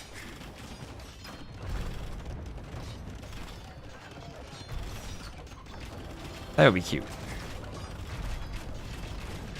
EC goes down. Market will go down too. That'll need to be rebuilt. Arb fight over here. I guess the Italians do have the better Arbs if they're fully upgraded, and right now, Arb's being kind of distracted by the Vils, so they will lose the fight.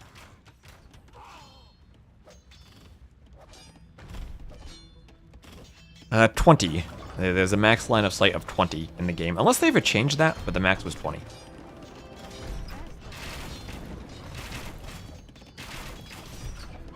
Tatar trebuchets could go over that, or the max changed. Maybe like Byzantine, maybe castles with town patrol could. I think there was like one or two things in the original game that actually would have gone farther than 20, but it is 20 line of sight. Unless, of course, as I said, they might have adjusted that at some point. I forget if they did. It's one of those things I feel like maybe there was in a patch notes at one point, but wasn't changed. I'm trying to remember. Hello, Harry. Over on the YouTube chat. Yeoman's. Yeah, and then this is the downside. Castle push being defended. Now here come the skirms, though. Byzantine HP is nice, but you need more repair vills than just 9 against 2 trebs and now 3 cannon. The other vills need to go repair. Ooh, this is close and it goes down. Castle goes down. And now the push will stall out. And 150 vills to 128. Military number is not there for IXAM. Some cataphracts are all over the place. They're getting more armor. Maybe we could get a raid up here, but still good gold. That oh, the poor trebuchet is trapped between a gold mine and a wood. Oh no, poor Treb. Right, some people look at hoardings as the Byzantines and get their 8k HP castles. Yeah, the plus 10,000 also gets the 40% HP boost applied to it. That's actually plus 1,400. Or plus 1,000 becomes plus 1,400. Now the cannon numbers are here again for the Matador. Still relying upon his micro. Heavy plow on the way for IXAM.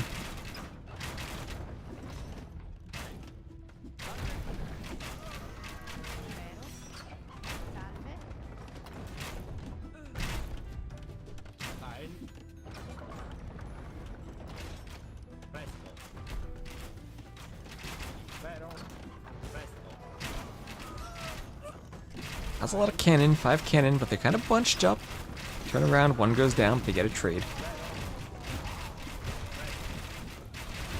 More cannon coming over for El Matador. He's losing the bulk of his skirms, lost the treb. And he's going to be going for Cavaliers, and he's going to go for Byzantine Paladins with all that gold he has. Oh, the madman.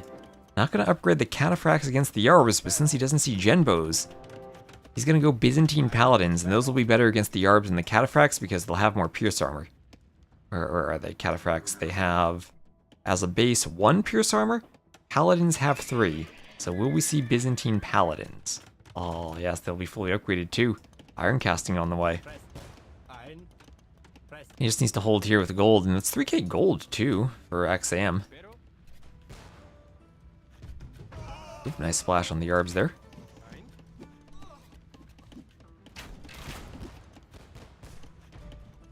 So if he very surprisingly comes in with Byzantine Paladins, which he will, you can grab the Yarbs. Actually, what if he does the Paladins on this side, actually? That's where the stables are.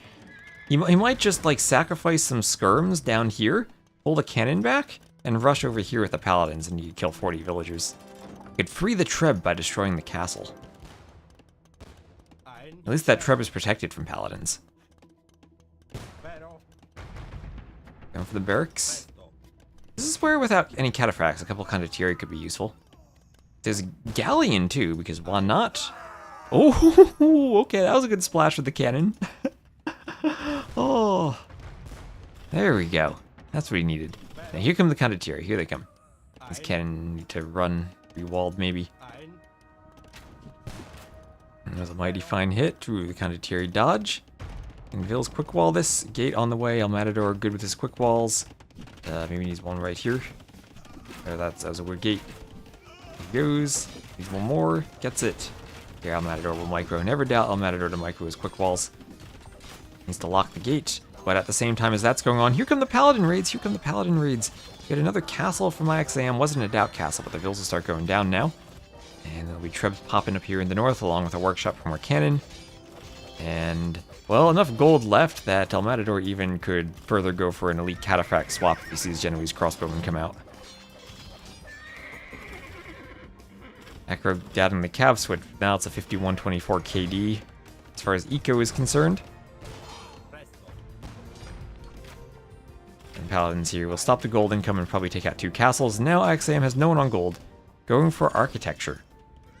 And trying to maintain his push in the south, but we'll have some Paladin raids that get in for this part of the eco is not walled. And they'll get right into the back. And Byzantine Paladins don't see him every day, but when you do see him, oh, they feel good. The Byzantines, oh, look at that resource bank for El Matador. Could delete some Vils and pump more Paladins. Or move more Vils to farmers. Some wood. That's going to be a ton of idle time behind this, too. There'll be another Byzantine castle being taken out, and you're right about getting hoardings when you're loading that much wood for the extra hit points. That'd be nice. Another castle here just to hold. And now the Genoese crossbowmen are out. But probably not in time to save the castle. It's that will be 3 Trebs and a bombard cannon besieging it. And that will go down. And still looking for those elite Cataphracts. Need them in Logistica. Then you fight the Genbos.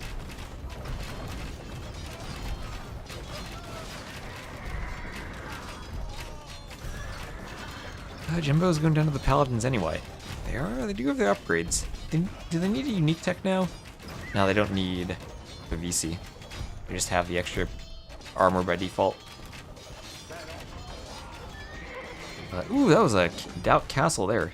96% from Matty, but with all the raids everywhere now, he's down to 47 fills. And the Byzantine Paladins will indeed get him where he needed to go. 238 kills. Better economy. Everything going well for El Matador there. Why Cataphract versus Genbos? Because they resist all of the bonus damage that Genbos do. So they don't take the Cav bonus damage. So Genbos are just kind of a worse Arbalest in that situation. Which still has enough Pierce armor that they can kill Cataphracts. But then you're kind of just the general Cav still kind of counters archers at that point. Yeah, because they resist... Yep, they resist all of it. They have 12 Cav armor. Even the base Cataphracts, you don't even need Elite. It's only 5 bonus attack for the normal Genbos. And it's, I think, 7 for Elite? I get that number off the top of my head. But yeah, the Cataphracts resist all of it.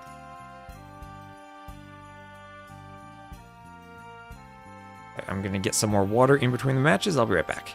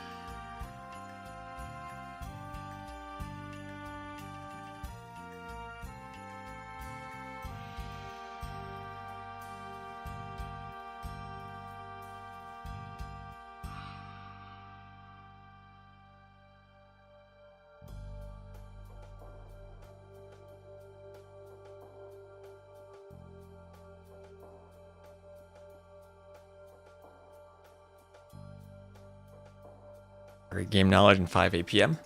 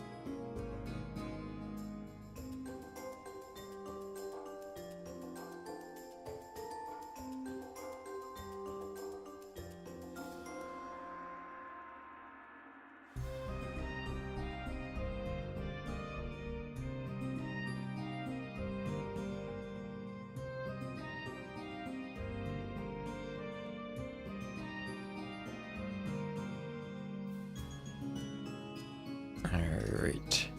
So just dealing with some Stronghold Frenzy scheduling. Trying to make sure we get the finals at a decent time. Develop software for AoE? The problem is I think the stuff that's actually needed for it is kind of stuff that the developers need to do. A better matchmaking and lobby system.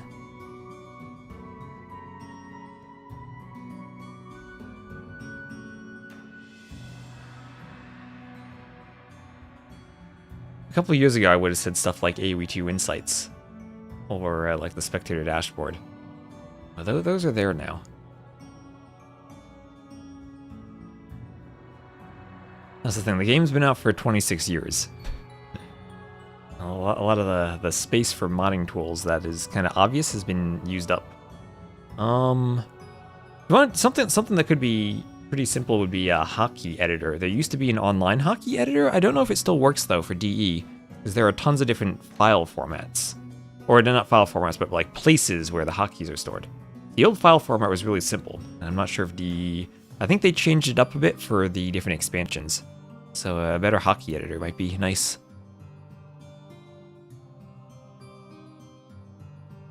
And there probably will be changes to it with the dock changes coming too, where it's all on one page. Also, how's the stability of the stream been so far? I haven't had any drops on my end. It will be Acropolis next.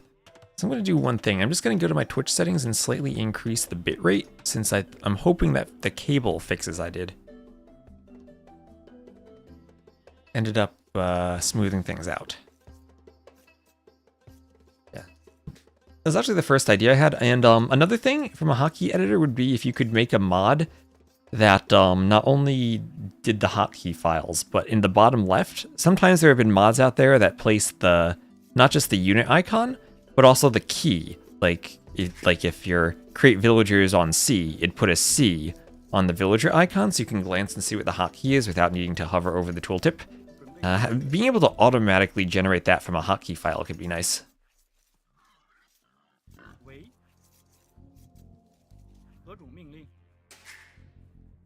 Yeah, again, the only thing is I'm not sure what the current file formats are for DE, and I know they changed it somewhat recently and changed.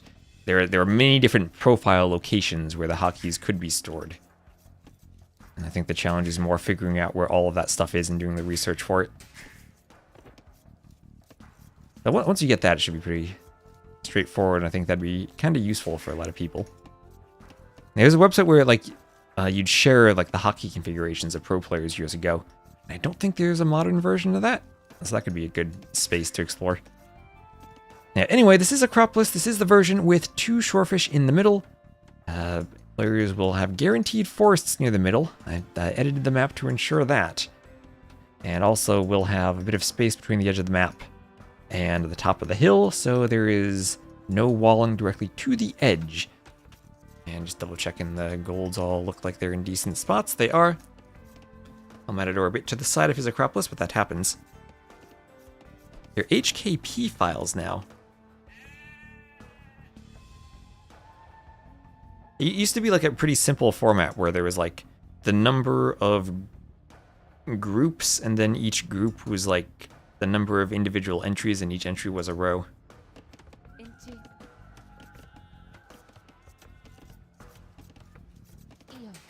But it might be a bit more complicated now.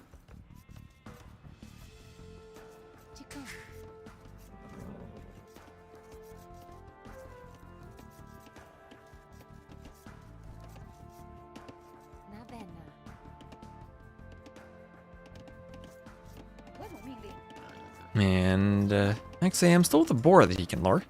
Taking his first one, leaving the food on the deer that he's hunting. Not putting too much decay under the TC when he goes for 6 on wood. 6 on wood for 1 lumber camp at the top. Feels like he's going to take a lot of wood very quickly. And he might be up a bit more slowly. Maybe he has the build mapped out where as the woo, he can do the dock and get some food and can afford the 6 on wood. So we'll wall his vill in with a relic there.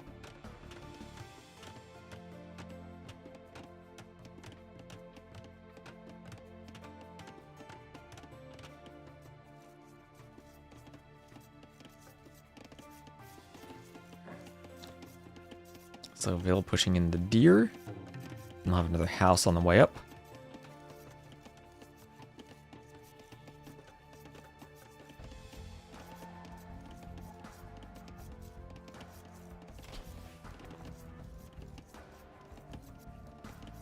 And deer hunted by the Vills under the TC.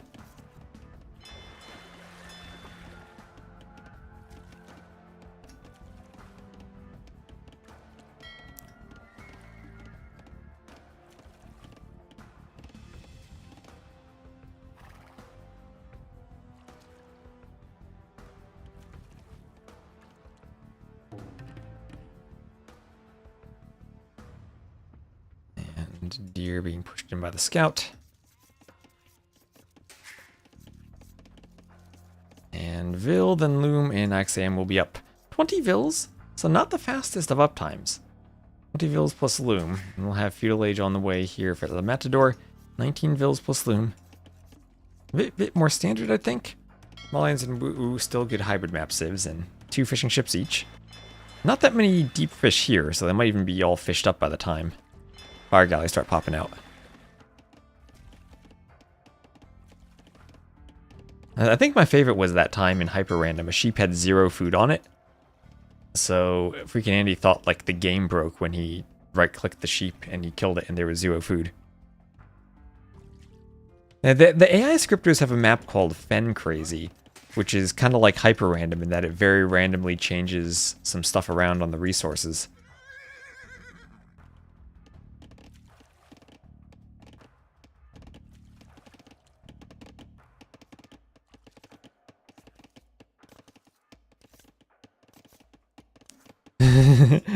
There's always a bigger fish, as Qui-Gon would tell us.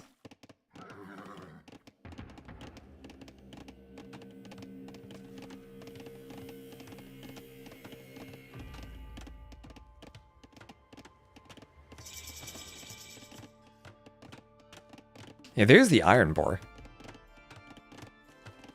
Yeah, that broke the Attila campaign when they made military units no longer remove the food from the boars, because then you had to wait for all 700 food on the Iron Boar to decay. Double bit axe on the way, and we'll have men-at-arms on the way, 3 militia. Ooh, sheep almost getting stolen. Gate in the middle to try to hit the scout with the TC. Bill's getting some hits on the scout.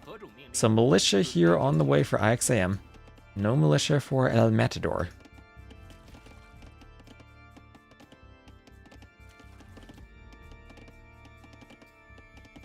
Didn't notice the Iron Boars, then was wondering why your Vils died. Yep, that's the one that you have to hunt at the beginning of the Attila the Hun campaign to become king of the Huns. And then it can ambush you, or you can do any number of different ways.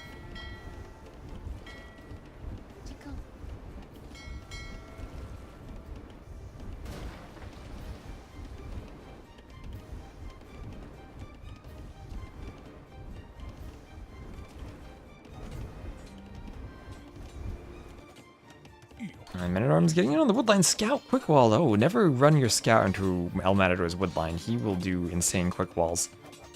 Oh, almost killed the Vil, but attacked the wall instead. He could have gotten that Vil. And now they're not in. Oof. Okay, El Matador keeps that Vil alive, just barely. Arson on the way for the Men-at-Arms. Arson for the Woo Men-at-Arms. Remember, they do heal, so that spear will poke him, then he'll heal up by the next poke. Yeah, it broke the Iron Boar fight in Attila. No, Trigger was waiting for the boar to finish decaying all 700 food. That was, I think, one of the funniest bugs I've ever seen in AoE 2.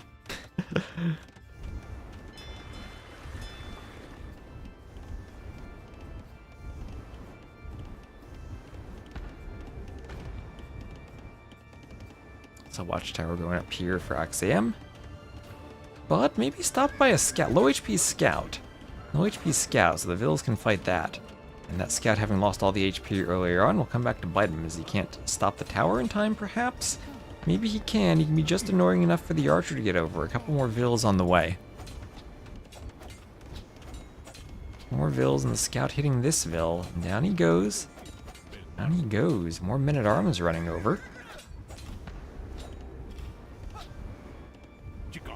Men-at-Arms on the way.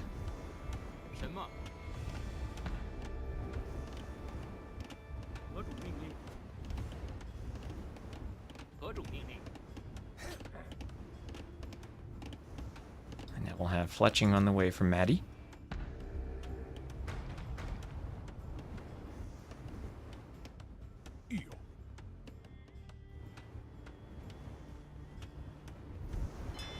Over here, Dock will go down. Looks like El Matador won the water. But on this map, as long as you both fish, winning the water doesn't give you too much of an advantage. You do have to go to farms anyway, and we see El Matador doing that. Maybe a tiny bit later than IXAM. He has a nice pinwheel pattern.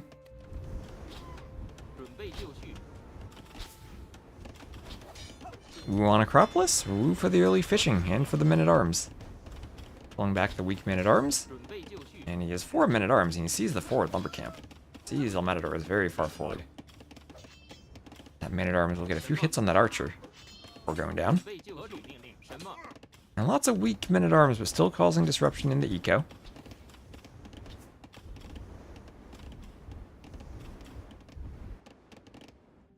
准备就绪， Men-at-arms for IXAM coming forward, more farms going up around this TC.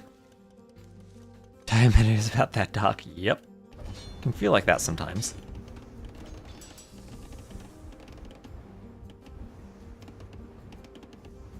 什么？何种命令？去搞。什么？预。准备就绪。贝勒马鲁，去搞。贝勒马鲁，预。何种命令？去搞。预。去搞。准备就绪。何种命令？贝勒马鲁，准备就绪。去搞。 So Archer's coming around.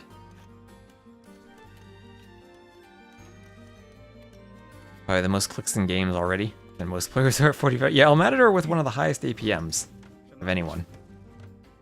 8 hours. Oh, thank you. I'm at 757. And you know what we haven't had?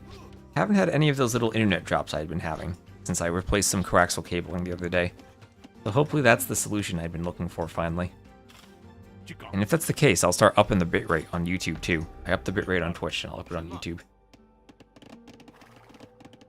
And go back to like 20k there. Actually push this GPU I have.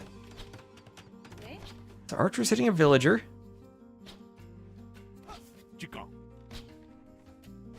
什么？ Just hitting the vills. The vills start going down. And it's IXAM buying food. 何种命令？ But El Matador, he's doing so much damage back here on this gold line. Maybe IXAM needs to go to the other gold. That's what he's looking for. And he could wall this up. Kind of wall around it and make a little Huang-like wall using the market.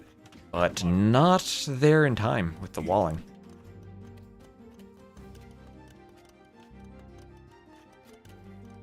There in time, we'll have Castle Age on the way for El Matador. It's coming over to the stone. Oh, whoa, what does he have 6 men-at-arms for? Well, someone said they wanted 40 men-at-arms. We'll have at least 6. That's a good number.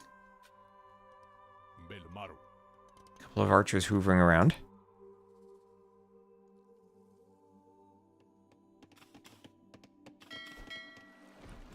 And here goes down to the archers. 什么？ Castle Age on the way for El Matador. But I feel like El Matador, he's kind of in the game he wants to be playing now, where he's using his APM to micro against the men-at-arms and run the archers away. And yeah, the men-at-arms have the speed to match the archers now, but you still, as the player, need the speed to match El Matador. Oh, he's doing donuts. He's doing donuts with his fire galley. Look at the thing go. Look at it go.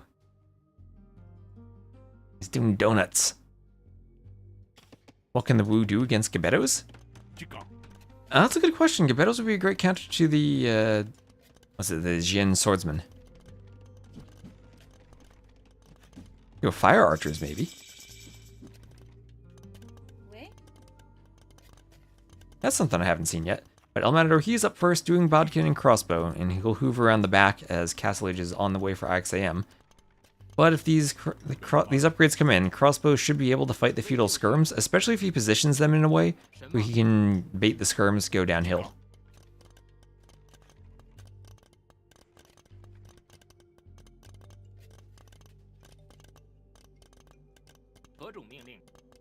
Now he has the range advantage, the attack to punch through the armor, and he can head right for the gold again.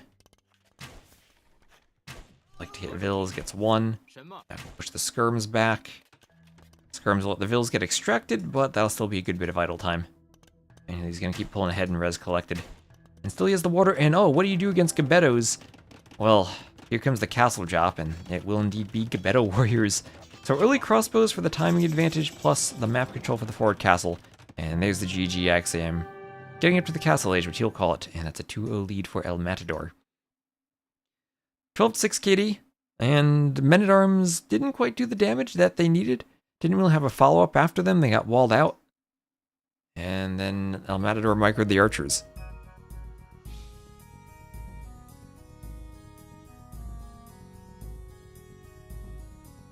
Giants are going to lose to the Bears. Oh, that's a good. We'll get a better draft pick than normally will then. That's 2-0 for El Matador.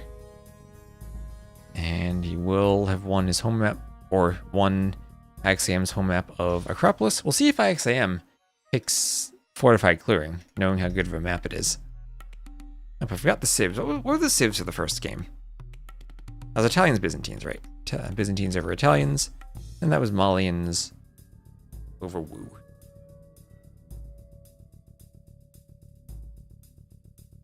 I know Jackson Dart. No more Malik Neighbors. What was that running back's name? He's out for the season. And we're losing everyone. If only we had if this had happened before we'd won those 2 games.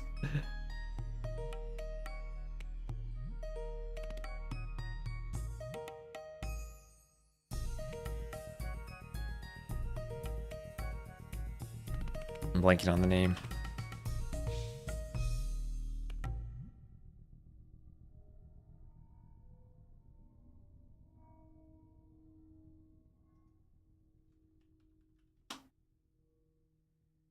Scataboo, there we go. Cam Scataboo.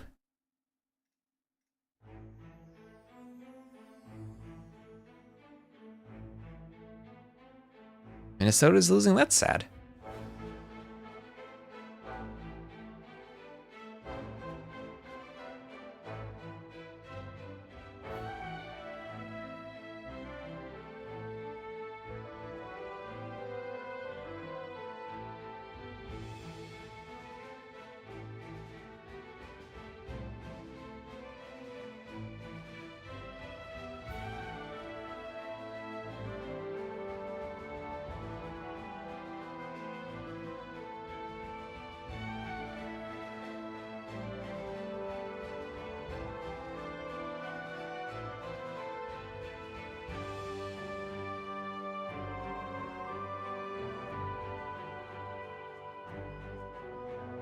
You're a Packers fan? I'm sorry.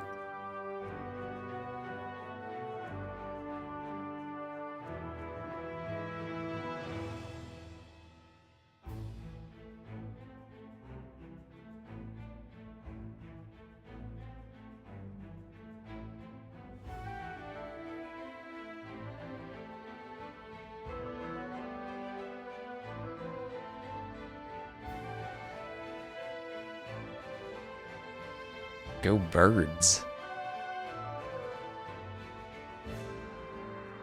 Who are the Birds?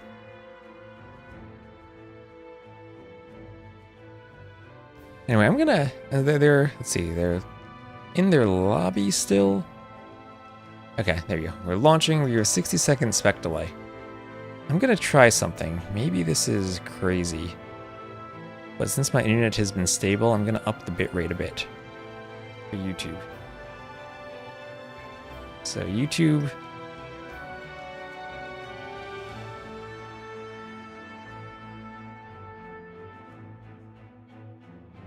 let me know if we have any stream glitches. Oh, Eagles. Okay, there we go. I thought you were referring to the boost there, and I was like, wait a minute, what teams are in that division that would be the Birds? And it was I didn't know what was happening. But okay.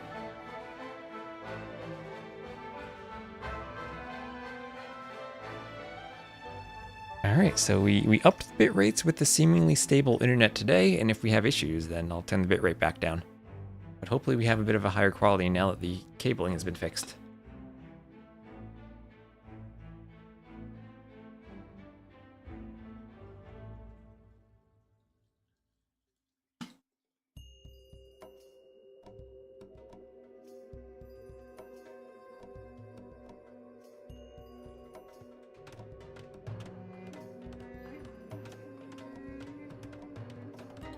And here we go.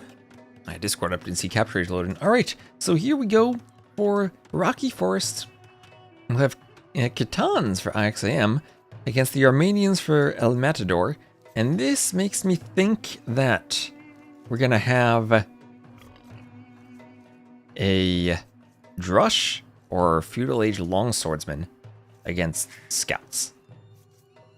Pastures will be by the TC just like farms would be, but maybe you're not going to have time to get to them if the men-at-arms hit early enough.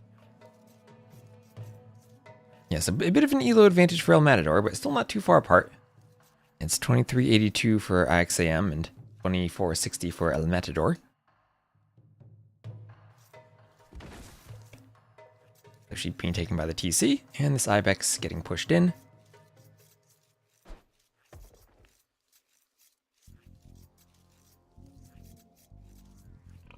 Couple of pigs around the outside.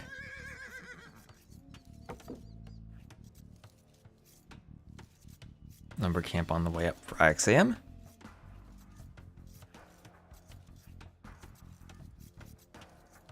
And, ooh, his gold. Really far forward. I guess the upside is his second gold could actually be takeable for him. Let's see if he's able to scout that. Players are going to spend a lot of time pushing in the Ibexes from the middle, and might not be spending as much time scouting their bases. He does at least see he has 2 more pigs to pick up.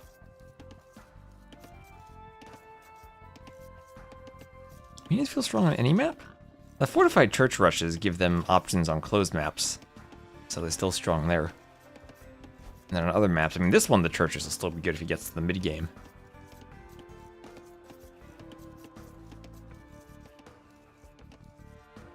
How good are mule carts on Rocky Forest? They are great, because you're not going to have that one tile gap of inefficiency on the lumber camp. And while I have yet to see someone do this, I am still adamant that using 2 mule carts, one on each side, to wall in your lumber camp should be a play. If Orlu and I managed to pull that off against Hera and it worked, I'm claiming that it should work.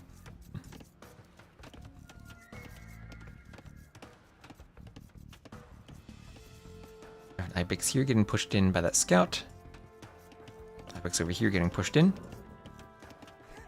Ooh, kind of far from the TC. And like Doubt over there. Yes, patrastem.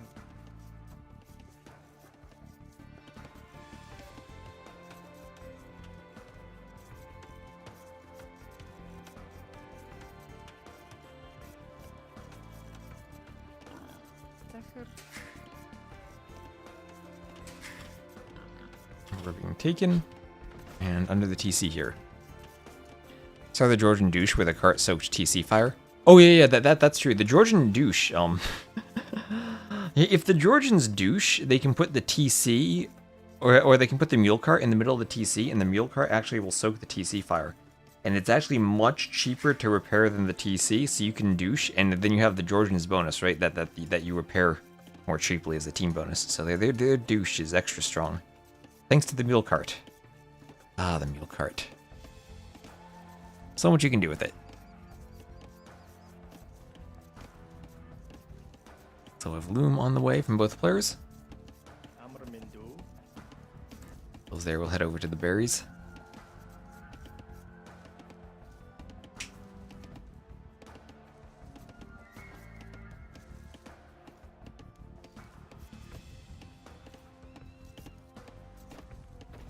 And the Ibex gets in nicely tucked in by the TC.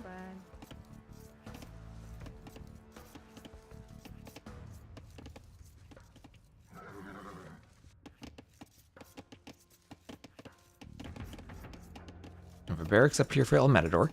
Does it cost food to repair mule carts? I think so, because it costs food to build them. I've never actually played as one of these civs though, so I don't know for sure. Someone in the chat might know. Flemish Revolution, but for mule carts when? What would they turn into, old drunk lord? What would they turn into? Oh, wait. The bid alert just reminded me. What about Flemish Revolution for trade carts? What would they turn into? Trade carts could turn into war wagons. Mule carts, could they be war wagons too? This maybe becomes a Hussite wagon? I need some ideas then. What would they turn into? Yeah, this feels kind of chunky like a Hussite wagon, right? So I was wrong about the early Armenian drush. No drush for them. No early spears either. Maybe El Matador forgot about the spears. Spear rush here could be nice, but archery range, okay. Actually, I'm not going scouts, going for the archery range. Spear archer, it looks like, then.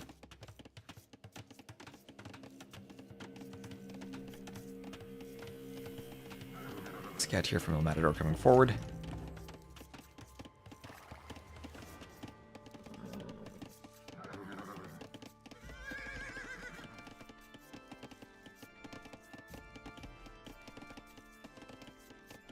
Let's go for the berries. Բարև տերիմ թագավոր։ Այո, դերիս պարապետ։ Scout wants to avoid the spear, but we'll take a hit from the scout in the process. Don't think there are any hills on the outside. Well, that's something I could do. Maybe I could put some hills on the map. I just realized it's completely flat. Yeah, maybe I could use some hills.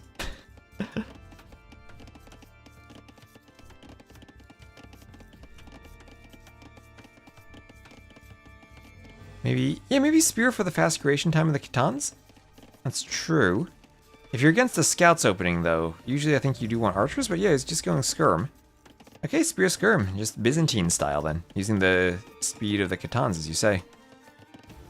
Rocky forest, not hilly forest? I could put some rocks on top of the hills. Maybe the hills are just be big rocks all around the outside. Maybe the forest needs more rocks, okay. The pause made me scared that I upped the bitrate and my internet dropped, but just an in-game pause.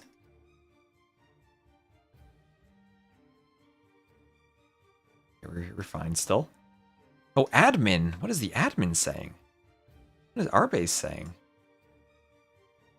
Ես պատրաստ եմ, տերիմ թագավոր։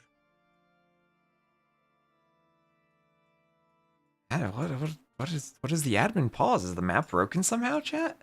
Did I miss something? What is... Do we have an emergency here? What is going on?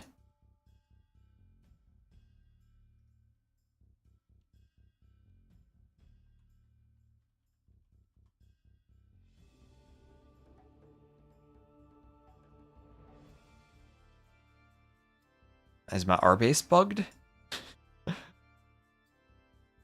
I mean, the gold's there, the stone's there. They've both been pushing ibexes. That's gold, stone, berries. Everything spawned. One relic in the middle. 1, 2, 3, 4 relics on the outside. Maybe our base is saying, you know what? We need to pause the game until T-West goes and adds those hills he wanted. Then we can resume it.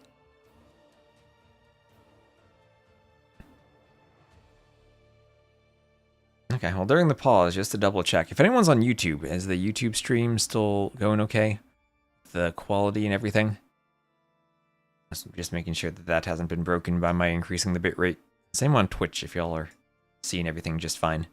Let me know. The zero drop frame so far has been very promising today, and I'm hopeful. I finally fixed the last of my internet issues. It looks flat, yes, I'm gonna assume that means fine. Thank you, Quentin. Cheney says it looks fine. 11.5 seems late for a restart. Yeah, I wonder what's going on.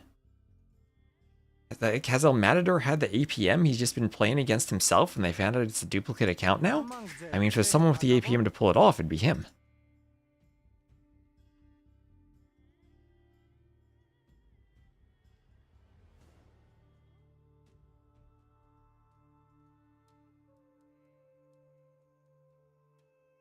See, is this where I gotta check over on T90's stream and see if he's saying anything?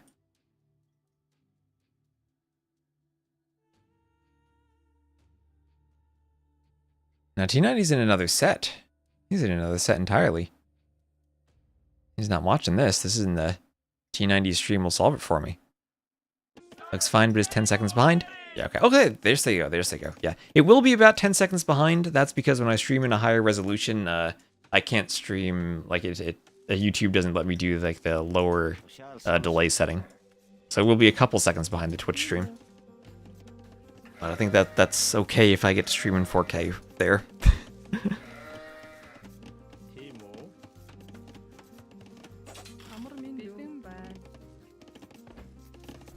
So there we go. Wonder what the... Oh my gosh, what are all those flags? Oh, it's a barracks flag behind a range flag. I was like, what's all garrison there? It's just the buildings at a weird angle.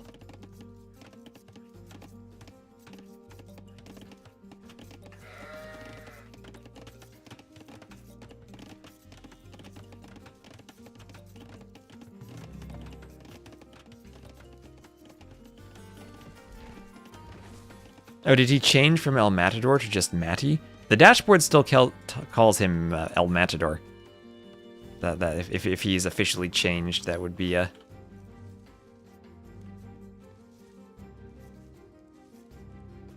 dashboard issue then. I don't know. Maybe Happy Leaves changes that manually.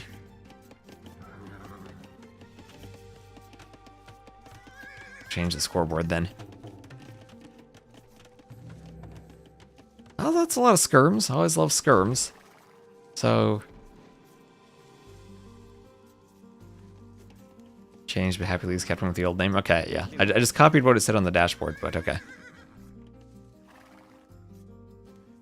I mean, Happy Leaves is so fast with the dashboard updates. I mean, chances are El Matador will one day decide to change his name back. And then Happy Leaves is just prepared for that. That's the quality of software we get.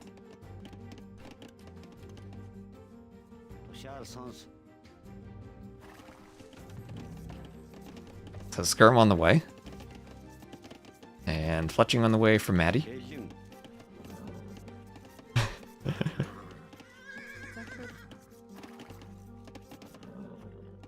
Alright, tower on the wood line. I think I need to change my YouTube title too then. I'll do that between the games. And then we'll have Blacksmith on the way. Has anyone ever stonewalled to the edge and made a very sad arena? You know, you could mule cart here and then wall to the edge if you're Armenians, right? And do that on both sides to make an arena. You could do that. And then I guess you'd have to do the same across the opening. But yeah, mule cart walling is possible.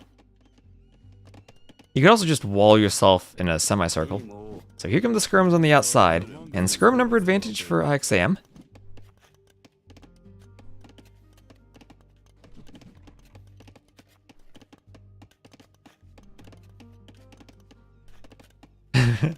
Parsing every Twitch stream for his name being written.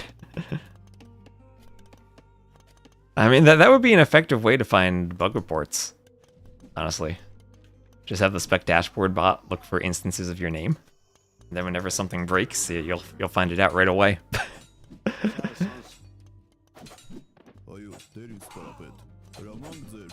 Actually, that sounds like a good idea. Now that you joke, but oh yeah, JBR, what was the admin pause earlier? If you can enlighten us. So scouts out here will take the fight, but behind this, our Catan player manages to click up to the castle age. Res collected being similar despite the score difference, and perhaps the castle age accounting for some of that score difference. Bigger military, of course, from Matty, but a lot of that is skirms. And if we can get skirmishers into a safe castle age to get steppies, maybe IXAM will be okay. Needs to worry about that front gold, might want to tower it, and he's pumping out more skirms. Perhaps the Catans can suffer losses and recover the numbers with their speed. Relic missing? What? What? There's a relic there. And a relic there. There's no relic missing. You have just spotted it then.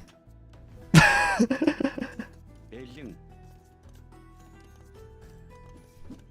little bloodless. Good job you said 14, yeah.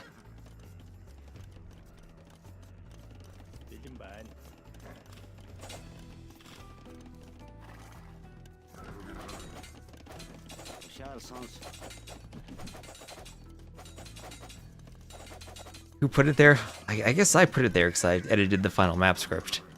But this wasn't... maybe this was one of Trezini's scripts originally. Feels like it was one of his.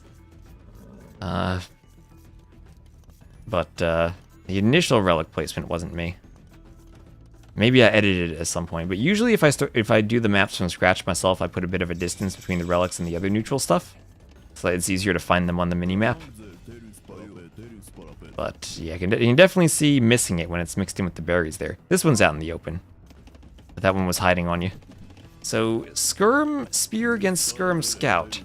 This all comes down to micro, and we know El Matador is great at his micro. Can never engage with the scouts on the spears, but can engage with the scouts on the wood line. Before the spears get over, he'll get 2 vills, and can't quick wall them in with the rock terrain. Otherwise, though, he's losing all of his skirms to the now elite skirms of IXAM. His name in the official bracket is El Matador. Alright, Acro will need to have a word with JBR then.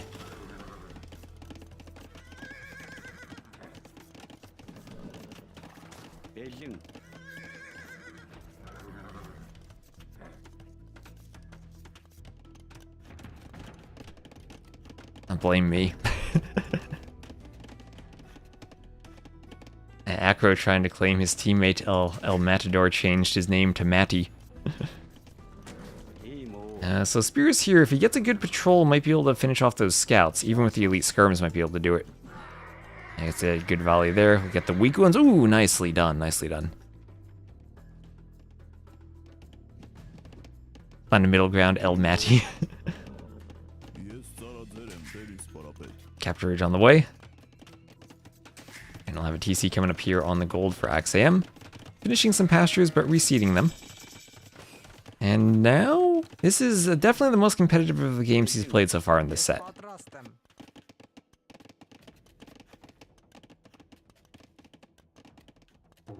Did I say Capture Age on the way instead of Castle Age? Oh boy. We've been casting 8.5 hours. Where are the hills? Not on this map. It's a hillless map. The AI can't complain about a graceless hillock rising too close to its TC. Okay, there we go. Long swords for El Matador against the skirms. Armor on the way. Well, if skirms, they have Bodkin. And the, let's see, Gambesons is in. Okay, so Gambesons in armor is needed for the longswords. That way they have 4 pierce armor. Without both of them, they really can't fight even skirms. The skirms are just too strong if they're doing 2 damage each. Never seen HC in Castle Age? I have seen that before.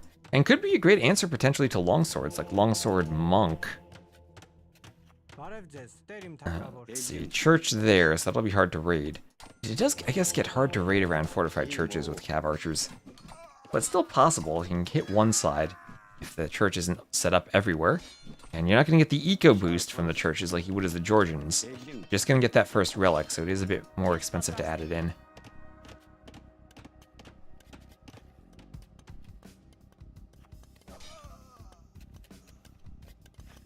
Not a single hill on the entire map. It's like arena. Another Vil goes down, so that's 8-3 on the Vil KD in favor of IXAM. Adding in the Cav Archers now, and Husbandry on the way. So Cav Archer bonuses. Heavy Cav Archer upgrade available in Castle Age costs minus 50%. They themselves, however, do not have bloodlines, so less HP. Well, other than that, they can get fully upgraded Heavy Cav Archers. Just no bloodlines, and HCA in the Castle Age. There, Matty floating some wood.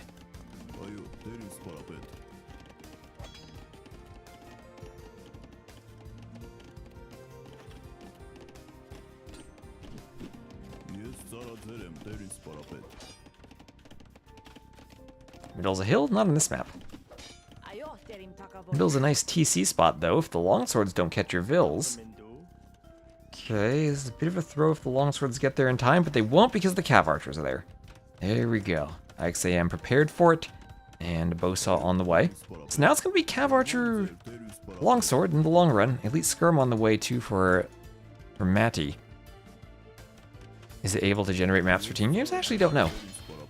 Probably not this one in particular, because I did it for the 1v1s in particular to try to get everything very precisely balanced. But the original script probably can. Most of Trezini's maps support all game modes.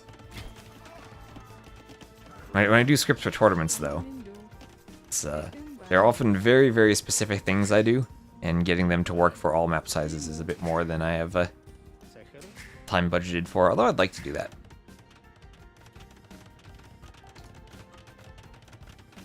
Could be awesome for 3v3s or 4v4s. Don't know if you'd want to have like one opening per team or one opening per player to the middle. Might be a bit tricky to get it to generate fully consistently. Oh, could be fun. So Ville's picked off by the heavy cav archers, and well, if you've never seen Catan heavy cav archers in the castle age, now's your chance. And that's going to be a lot of idle time for Matty.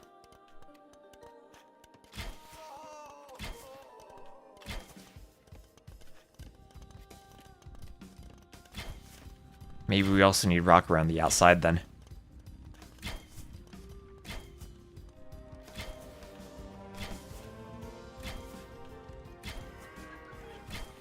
Arms going down.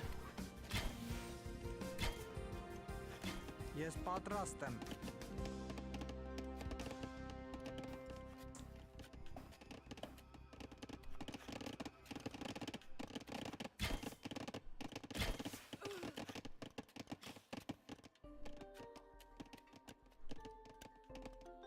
That's Land Madness that had a rock around the outside, and Fortified Clearing had a version with that.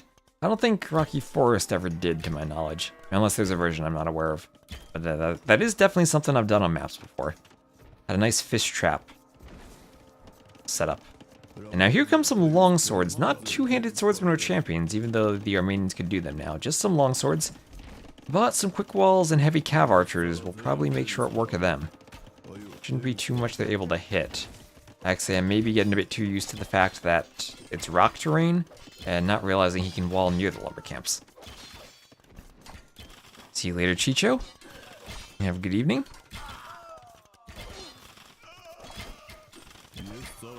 And a couple of dead vills there. And a bit of idle time, but ultimately the longswords are cleaned. And still these cav archers sitting in the middle of the eco, and that's a 14 vil lead for IXAM. Might be thinking of starting a reverse sweep here. At least there is one relic for El Matador. Making up for the relic he's missing, don't tell JBR. Should players wall close to rock terrain to avoid castle push? I'm still a fan of the mule cart wall.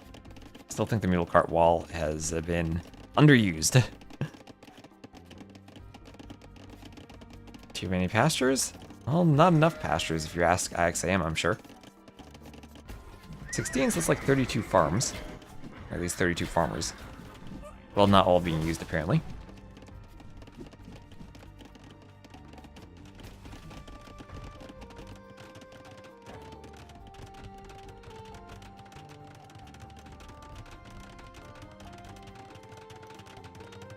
Ballistics on the way.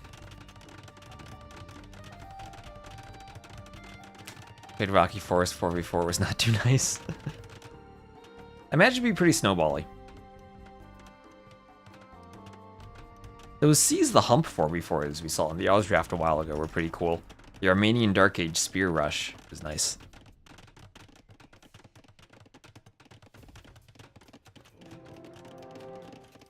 A castle on the front there. Cav archers could kill some vills over the woodline, but Matty has the APM to garrison them. Imp on the way.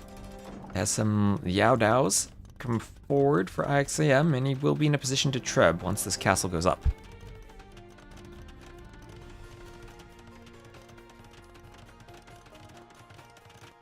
Having the inside and the outside non-connected while non-wallable. I guess that's kind of the point, but... Okay, let's see. The melee unit's closing in on the Scorpions. Getting some hits in. There they go. And the castle will be denied. This might be GG from Matty upon seeing IXAM hitting Imp.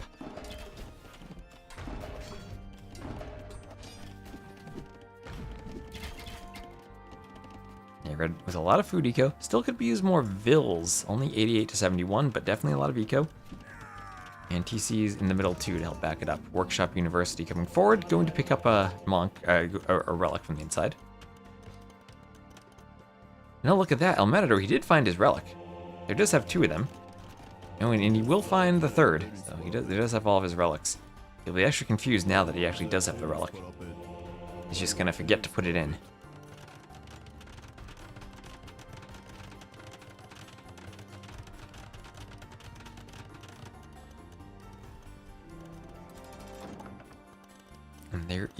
Imperial Age on the way.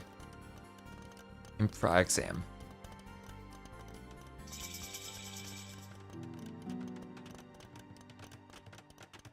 Embracer Ballistics on the way.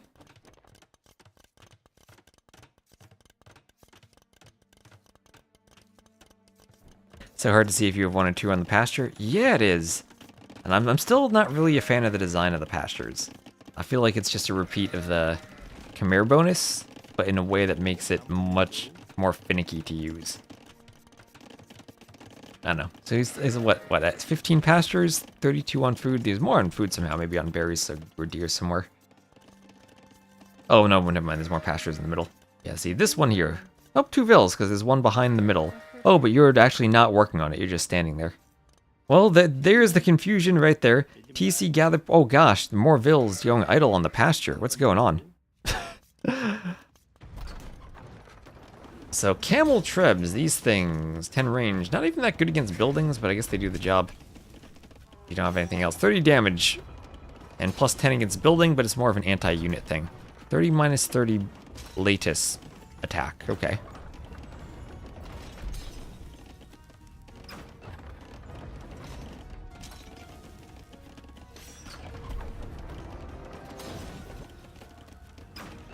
Some composite bowmen, but the castle's being trebbed. So Matty not calling the GG. He's going to try to make it to Imp. The trebs will work on that castle.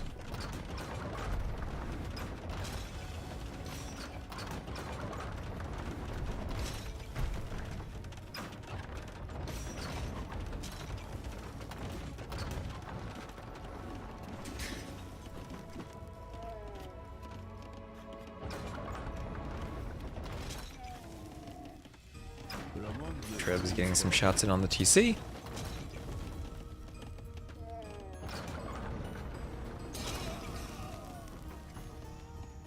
Yeah, that's the poles with the mill replacement. The full arc I actually really like. One of the new things they added that I like. So Elite Liao Dao. I don't know if I've ever seen the Elite version of this. There they are. We can see how their graphics change when the upgrade comes in. Imp will be in here for Matty too. I guess the heavy cav archers should still be pretty nice. They need their armors. But maybe IXAM changing for the infantry units. How do their graphics change? Oh, wow. They look completely different. Now they're all golden. Alright, alright. I was not expecting them to be that different.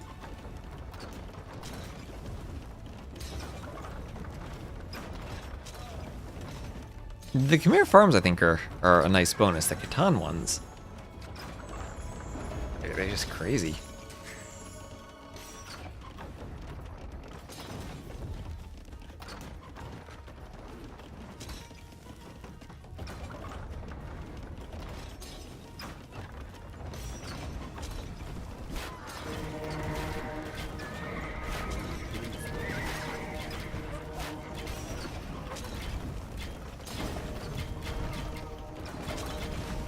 And the Scorpion's taking some damage from the cav archers.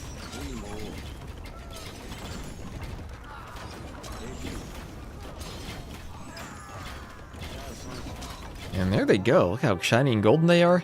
And IXAM gets himself on the scoreboard. 1-2 with a win on Rocky Forest.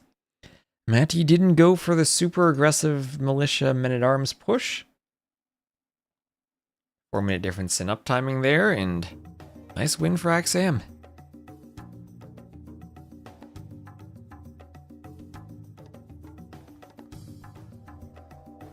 There we go.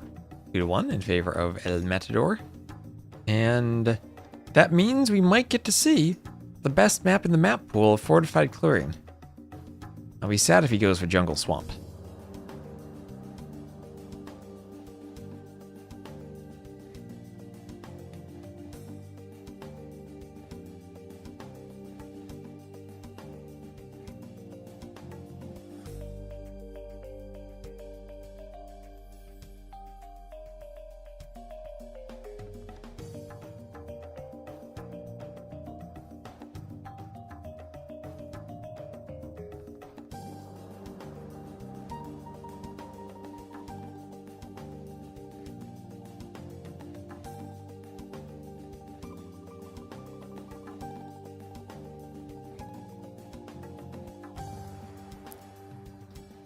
We see Church Rush. Oh, wait, what civ did I just check off? Oh, I didn't check the civs off. Wait, there you go. I forgot that. We won't see that because the Armenians just lost. Did the map. I forgot the civ. It's still used to Stronghold Frenzy where we don't have a civ draft. There we go. Katan's winning for IXAM and Armenians losing for Mati.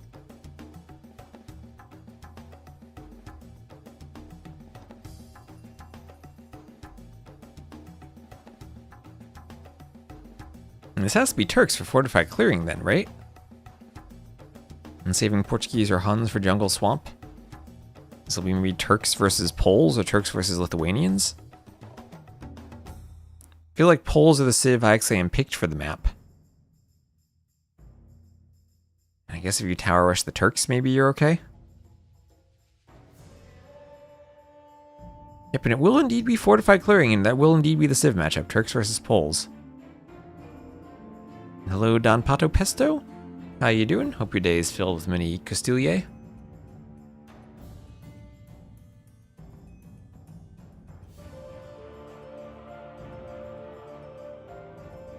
The Vanguard of a T90 raid. I'll hope that'll be a lot of Castilier then. Let's hope that my upping the bitrate because my internet seemed stable actually was the right idea. And replaying Grand Dukes, nice. Yeah, the Pole Folvark is the cross between the mill and the house.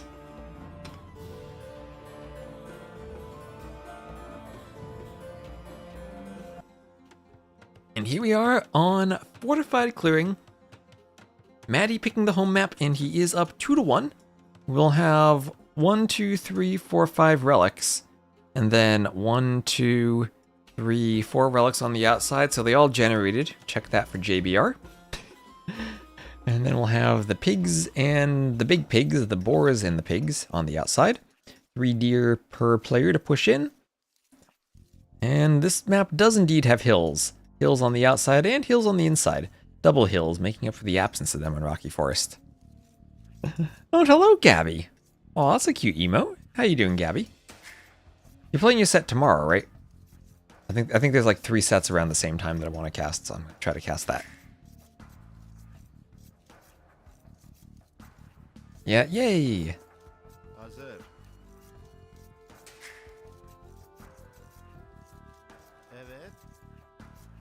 So, Turks, Poles, does this have to then be a tower rush for the Poles? I suppose there's a world where they try to hold out against the Turks and then spam cav.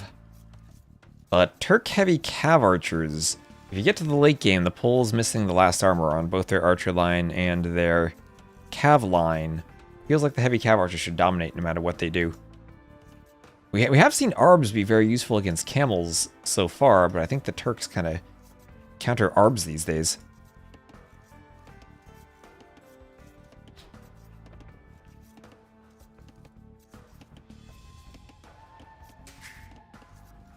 I don't know, I feel like on this map the Tower Rush doesn't have the same potency that it does on Arena, because you have so much room on the outside. You can wall to the TC, and then flee to the outer areas. But on the other hand, for Matty here, he has a forward stone, and there's no way of IXAM to scout this, but if Matty were to wall using the stone to go to the TC, wouldn't have any more stone in the back, and that could be annoying for the Turks.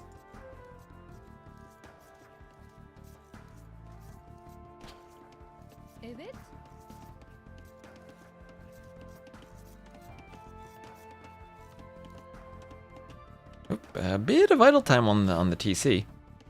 Matty with too high of an APM. Ooh, and kills the boar pretty far away. Not the APM to save that. Timing just a bit late. Yeah, and +1 Pierce armor on the Hussars to help deal with the Arbs, but fully upgraded heavy cav archer with Sipahi HP. When the Arbs don't have their final armor, it should be dealt with that way, and then the same thing for the Cavaliers or even the Winged Hussars.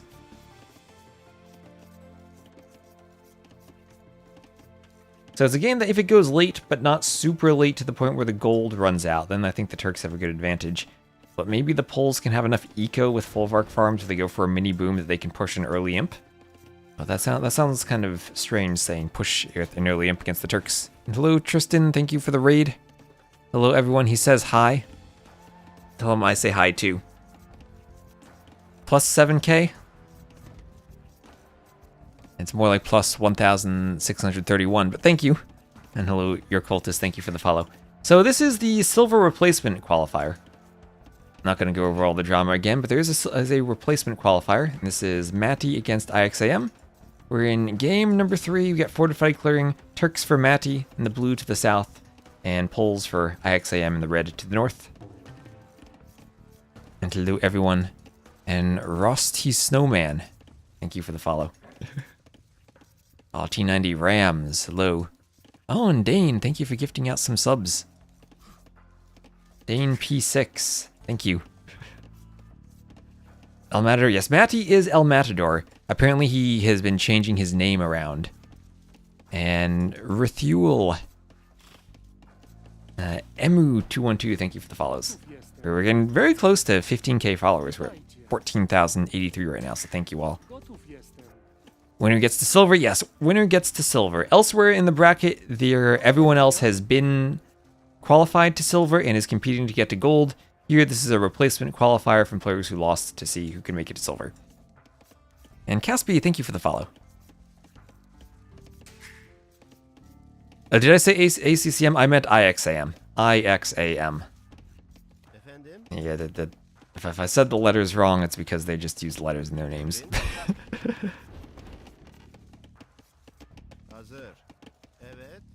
We casted Say My Name earlier, and that was enough saying names. Is everyone ACCM today? Is this just like a T90 joke? That T90 used the name the name incorrectly. Call him 9 a.m. 9 a.m. because of the Roman numeral? That'd be an early time. What time zone is he in then? I can't just call someone 9 a.m. if I don't know the time zone. I'm calling Say My Name ACCM. Okay. And then you all probably typed ACCM in the name to like, because he was like, oh, whenever you say My Name, you type the name, and that the name was ACCM, right? Okay. Thank you, Quentin. Thank you, Bob Slicka. Thank you, PT Silva and Pedro Fleck and Lua Arguan for the follows. Thank you, everyone. Confused him at every possible moment. Okay. Makes sense. No, I know how it works. So more walls going up over here. And so far, I was thinking that IXAM or 9 a.m. might go for one of those feudal age early morning trushes, but no such plan from him. Just doing some Folvark farms and getting ready to boom. Didn't put the houses adjacent to the TC, but we'll put the barracks adjacent to the TC. Of course, as the Poles, you save space around the Folvarki for your farms, and you don't need the TC space, so you can try to be as compact as possible, nestling your buildings right up against it. What about I 10 a.m.? Oh, you know, I guess at least we know that that's like a capital I, right? There's no chance confusing that with a 1 or an L.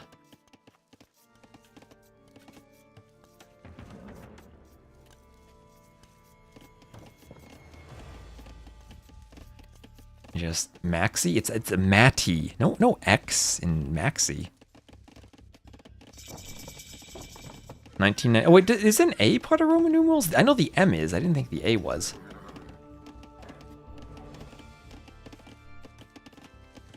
I mean, who knows? Maybe ACCM played against himself earlier. Did you ever think about that? Oh, it's Maxi backwards? So is this Maxi versus Matty? I didn't think about that. So market going up here for Matty. Stable also for him. Turks, of course, will get that free light cav upgrade.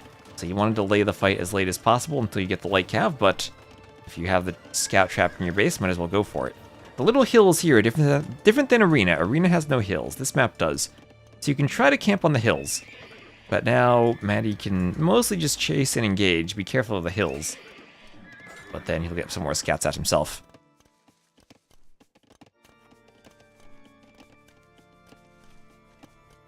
He told me 30 minutes ago. I didn't see it in the chat, though. So, Maxi? Okay. So, Maxi versus Maddie. X versus T, the difference. Oh, yeah, Arena has hills in the woods now. Don't remind me. That's a scene from my nightmares. And I think I'm just going to keep going with IXAM. Might lose the scout. Now getting trapped. Trying to just occupy Maddie as long as he can. And... oh! Maybe he was hoping Maddie would do just that. Accidentally open the gate. But no, doesn't manage to get out. And now this will be the Turk player with their free light cav upgrade. Getting full control over the middle. Remember, this map does have 9 relics, 5 in the middle. And then 4 on the outside. Spawned 2 and 2 this time. Turk building design has always been so appealing in AoE 2. Yeah, the Middle East architecture set was always my favorite when I played it as a kid. Especially the feudal age architecture. I don't know why, I just always liked the way these buildings looked. And Sentient Toast and Second Sense, thank you for the follows. We're just about at 14.1k tonight. We're 7 follows away. And after this, we do have some Stronghold Frenzy, so this isn't the last set we're doing today. So here's the forward monastery here from the Poles. We'll have light cav on the way from them as well. Better food eco. We can already see the Folvark farms kicking in. And like 2, thank you for following 2. And Ganenon, thank you for the follow. So monks on the way out. That'll stop the light cav from hitting the walls. Interesting thing about this map, you don't necessarily need to fight for the middle. You could try to sneak your monks to the relics on the outside to grab those relics instead. So we were talking earlier how this might go if there's no trush. And I feel like the pole player then wants to go for an early boom and fight for an early imp push before the Turks can really get into like a late game cav archer composition. As I feel like heavy cav archer hussar should win against the Poles, who lack the final armor for both their cav and their archer lines. And so, husbandry on the way for IXAM. Oh, I aced your username in the first attempt? Wow. Usually I'm horrible at these things.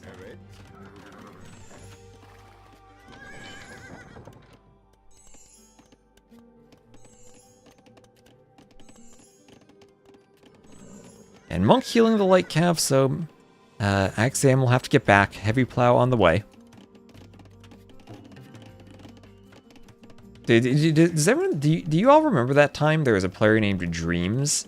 I'm thinking of this as I'm pronouncing the name. Who spelled his name not with an M, but with this, like the vertical character, the vertical line, a V, and then another vertical character.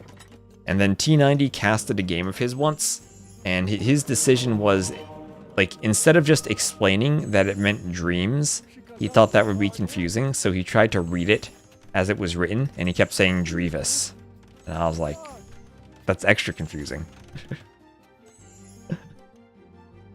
So, let's see, we have 1 OKD. We're picking up a relic, though. First relic coming in here from Matty, and he will be getting up 2 TCs behind this. Okay, bro confirming it's Max. Okay, I'll just call him Maxi then. I'll just call him Maxi. We won't make the same mistake. And light cav versus light cav, but nice fight from Maddie here. Although if I say Maddie versus Maxi, they're going to sound the same and I'm going to mess that up. So no matter what we do, we lose. Heavy plow greater than second TC for Poles. I'd probably prioritize it over the second TC for them if you're going scouts. Because if you're going scouts, you're going to have a bit of idle time on the TCs anyway. We see Maxi has like 30 seconds of idle time. And keep an eye on that to see if it increases. So if you start 2 TCs, then add them in a bit later. You're not going to fall too far behind in Vils. So Poles having the extra food is nice, I think. ACCM versus ACCM. Or IMAX? IMAX? What did Bruh say? I'm going to trust Bruh. Okay, I'm going to trust Bruh. Maxi spelled backwards. Using admin on Voobly when you were moderated? Yeah, that dreams.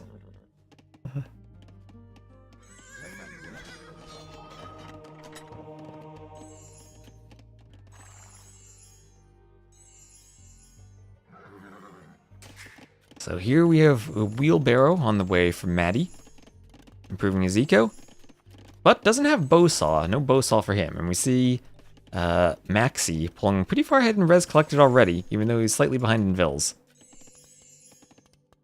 So he'll heal up the light cav there.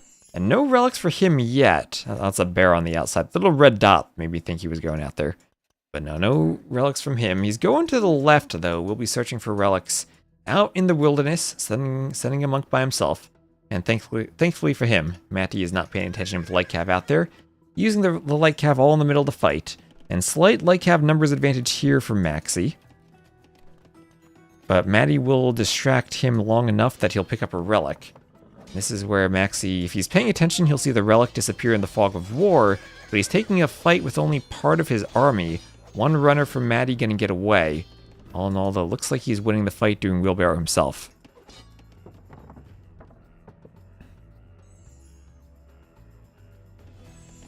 And if I say Matty, of course, why do you have to change his name from El Matador? Okay, well now it's a camel transition. Monk gets sniped off. But camel transition, this is where Matty sees that Maxi is not adding in too many monks, so he doesn't have to worry about the camels getting converted. Oh, and Red Shark Skins, 99, thank you for the follow. Welcome, welcome. And this will be 2 relics right away for Maxi. So 3-2 right now in the middle. About as close as you can get. And the monk on the outside will just miss scattering the forward one and pick up this one. So thank you, Catboy. Thank you for the follow.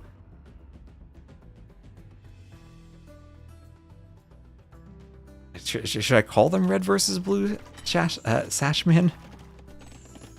A bit nicer for pulls so far. Pulls, of course, make her dangerous, but keeping up on eco, not far off imp. Yeah, right? Because we see the pulls. They're pulling a bit ahead in eco. And the question is, if we see a second stable, will Schlachter privileges and or winged hussars be enough to win it in early imp? And here we have Matty clicking up in time for imp, doing loom, doing bowsaw now, realizing he forgot that. Gold and stone mining upgrades for the pulls now. Just call him El Matador. We had, okay, before you all arrived here, we had a very lively discussion from one of El Matador's teammates that he changed his name to Matty.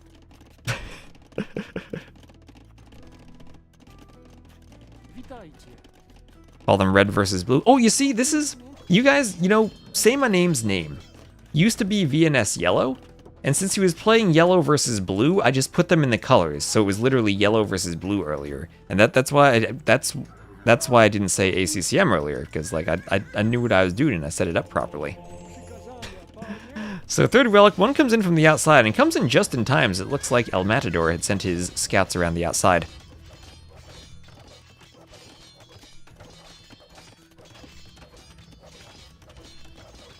And we have Imperial Age on the way. This will be walled out by the houses, so nicely timed there. And it will be a relic picked up by the monk on the outside. So 3-3, but that'll be a relic. So 4-5 picked up, and then the 6th standing out there in no man's land still. Might be another monk heading to grab that from either side soon, as El Matador's scout will wander by and not see it. Start calling them by their villager count. So 82 is 15 seconds to imp, and 80 is a minute 47 from imp. Yeah, that's going to be a very clear cast. But middle map control from the light cav here, from Maxi, from our red player. Yeah, El Matador's scout is hiding among the berries, completely blending in, camouflage, ready to pounce on a monk.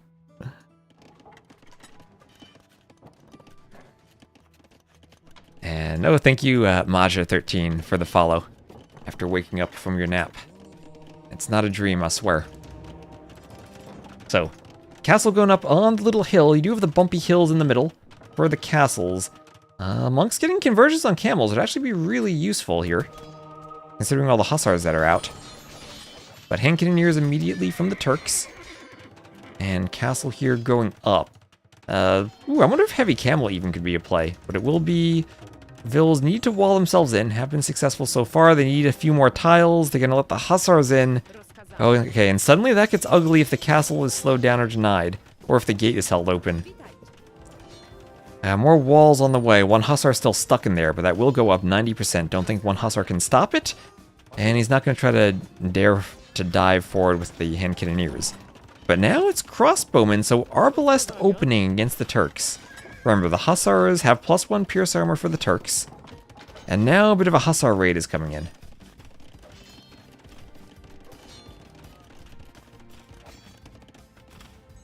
And where I said attempted middle control from our red player, that went away very quickly to the camels.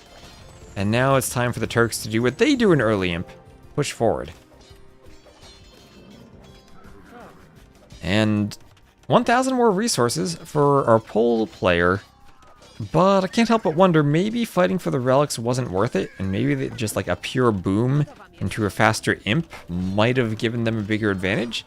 Because it's so tricky to have a fast imp timing against the Turks when whatever you do, you need upgrades. And they're hitting you right away with bombard cannon and hand cannoneers. Yeah, 47 military to 8. Right, and that's what the Poles should be good at with Schlachter privileges, pumping out enough military to overwhelm you. But not quite against the Turks. Camels left over from the Castle Age, Hussars left over, hand cannoneers left over. And now the Trebs even have to fall back. Castle bought him a bit of time, but he's not even bothering to repair it.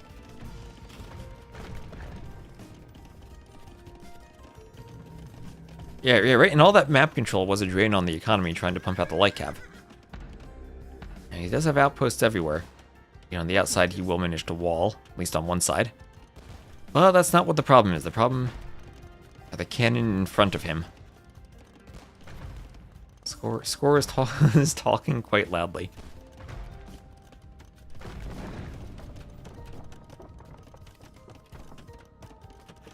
Seems dead. Well, I wouldn't call that stone a throw. He needed to slow this down so he could get numbers.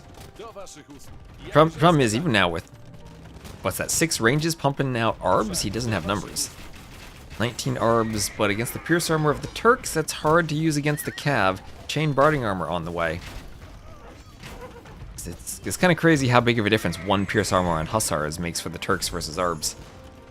And so far, not even going for the unit that I think is the best for the Turks so far, the heavy Cav archer. But he might head into that in the long run, or could just push and win before then. High Times Aftermath, he's advertising to join AM.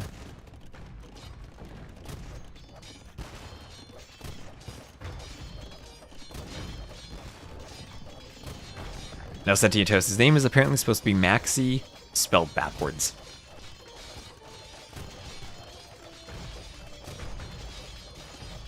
It's like if T90 were O9T.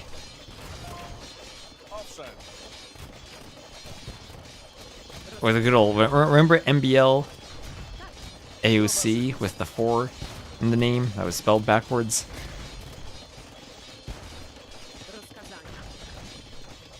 Pretty sure he did that at some point a while ago. So, push continues. Don't think there's much that Maxi can do at this point, trying to get more arbs out. Winged Hussars do have an attack bonus, but then they have to fight the camels. If the arb numbers were like 50 to 60 arb instead of 30, that'd be one thing, but they're not, and now it's 200 pop versus 160, and he's thinking he needs to go soon. The cannon are a bit exposed, but the camels are fast enough they can get over there.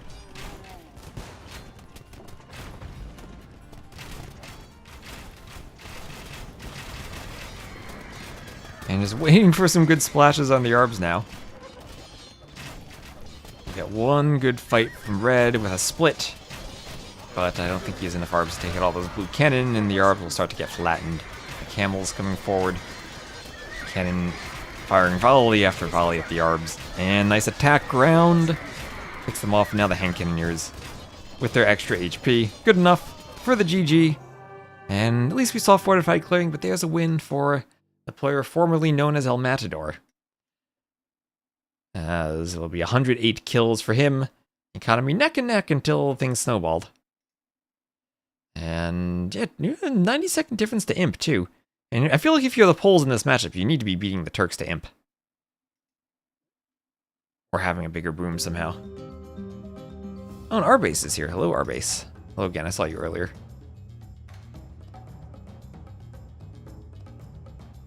Alright, so 3-1 in favor of El Matador. He will win Fortified Clearing. And that will be Turks over Poles. Alright, so one more set for me to cast tonight. We've been streaming for 9 hours, so thank you for the raid.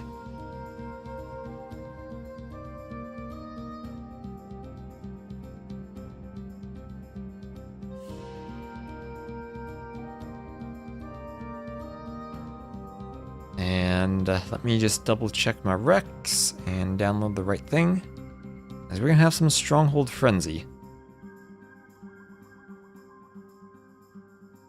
There we go. Click the recs.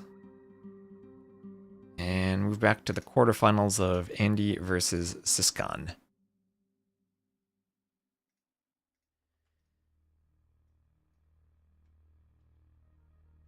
Alright, so FreakinAndy versus Ciskhan, Stronghold Frenzy quarterfinals. Thank you. I'm going to say... Let's see, 5QU34K5. If the 5 is an S, I almost want to say squeak. Thank you for the follow. What did Matty win? Fortified Clearing. So let me swap my logo and everything over for a moment.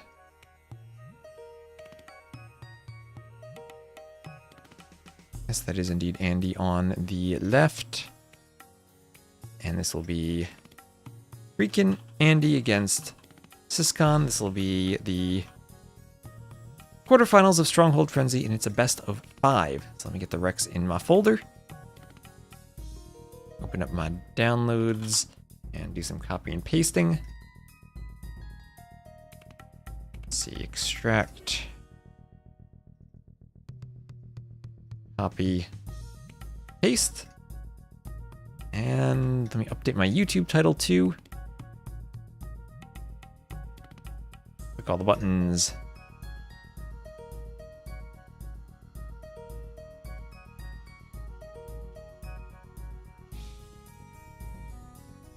Let's see, title and thumbnail.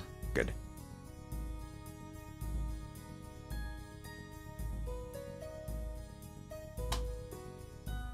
And they're orange versus blue. Are we okay with those colors? Hopefully we're okay.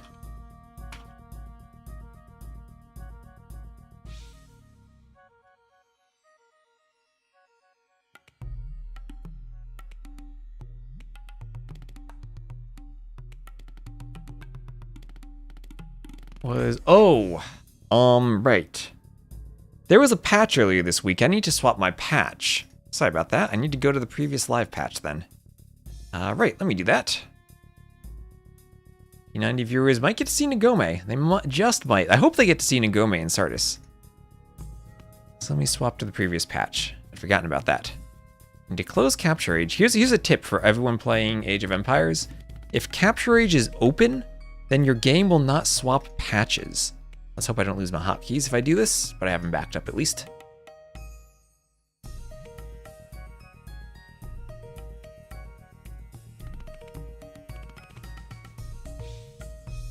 And we shall play. Here we go.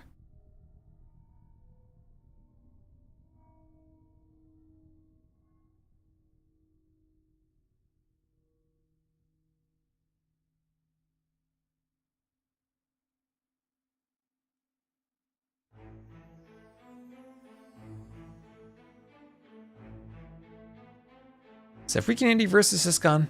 If you're just tuning in, this has been a walled map tournament. If you saw Sudden Disaster, the people who were responsible for the map pool of Sudden Disaster, stuff like Wellsprings, made the map pool for this tournament.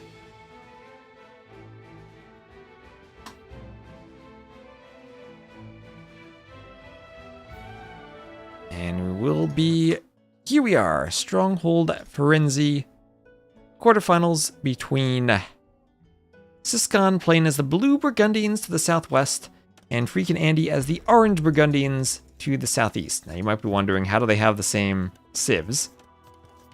Because this tournament is played with a a setting where we had a qualifier stage as a GSL 3-round format, and now a single elimination bracket of 16 players. This is the top 8 here in the quarterfinals.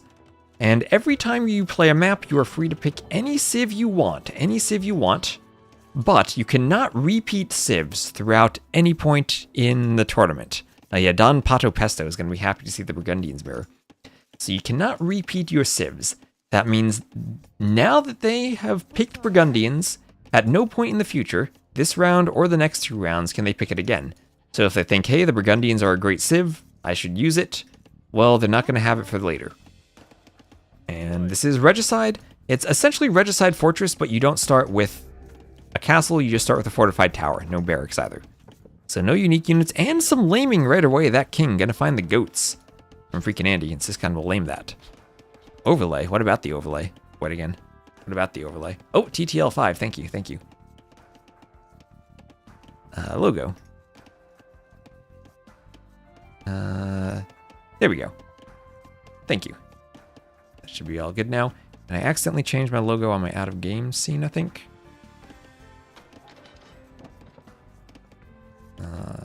There we go. Okay, now we're all good.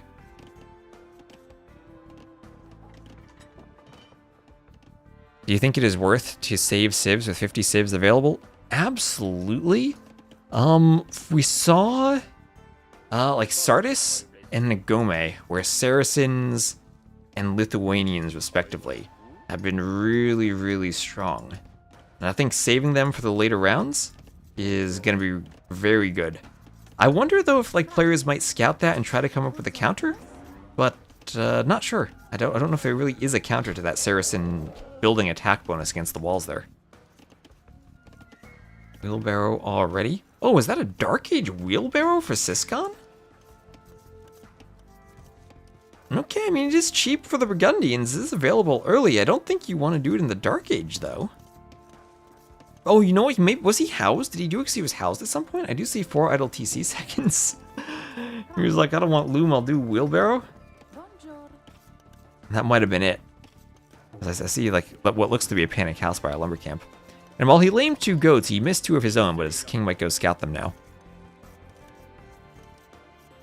Is this a rerun? These are Rex. The players may have streamed them, but I have not casted them myself. This is my first time seeing him.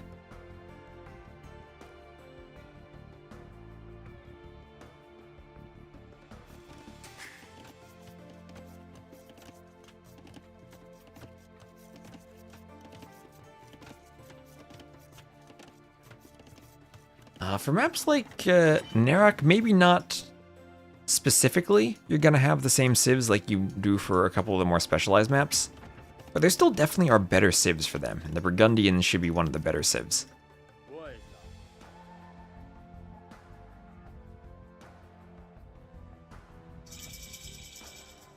So going into the tournament, I think Andy was the #1 seed. And so this is, I think, the everyone else who was in the top 8 or so, I think, made it through. I forget where exactly Ciskhan was, but he's definitely a strong player. Well, this is technically the biggest mismatch of the round based on seeding. So if Ciskhan thinks he's the underdog, he might just be picking the strongest civs possible to try to fight Andy, and Andy might be trying to save civs. And then maybe it goes to game number 5, and Andy has to change his thought process about saving civs for later. And there's no Dark Age handcarp. There is Dark Age wheelbarrow. Maybe this is single-minded unavoidance of Dark Age wheelbarrow. Did do a barrack, so it might be a stable opening for scouts here as the Burgundians. There are 6 relics on the map, so the Burgundian food in addition to gold bonus will be quite useful. And looking at the locations, there are 1, 2 in between them. One of those may be slightly closer to Andy. Another 2 over here. One of them may be slightly closer to Ciskhan. And then a 5th up here. And a 6th over here. So all in all, it looks quite fair.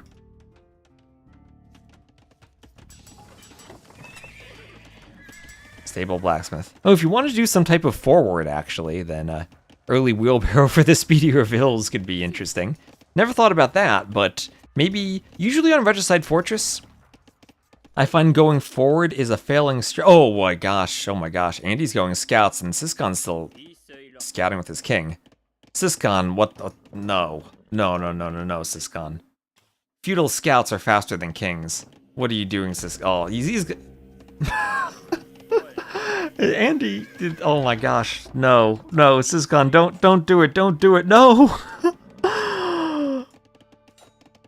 Well, congrats, Andy. 1 game 1. You won the Burgundian's Mirror.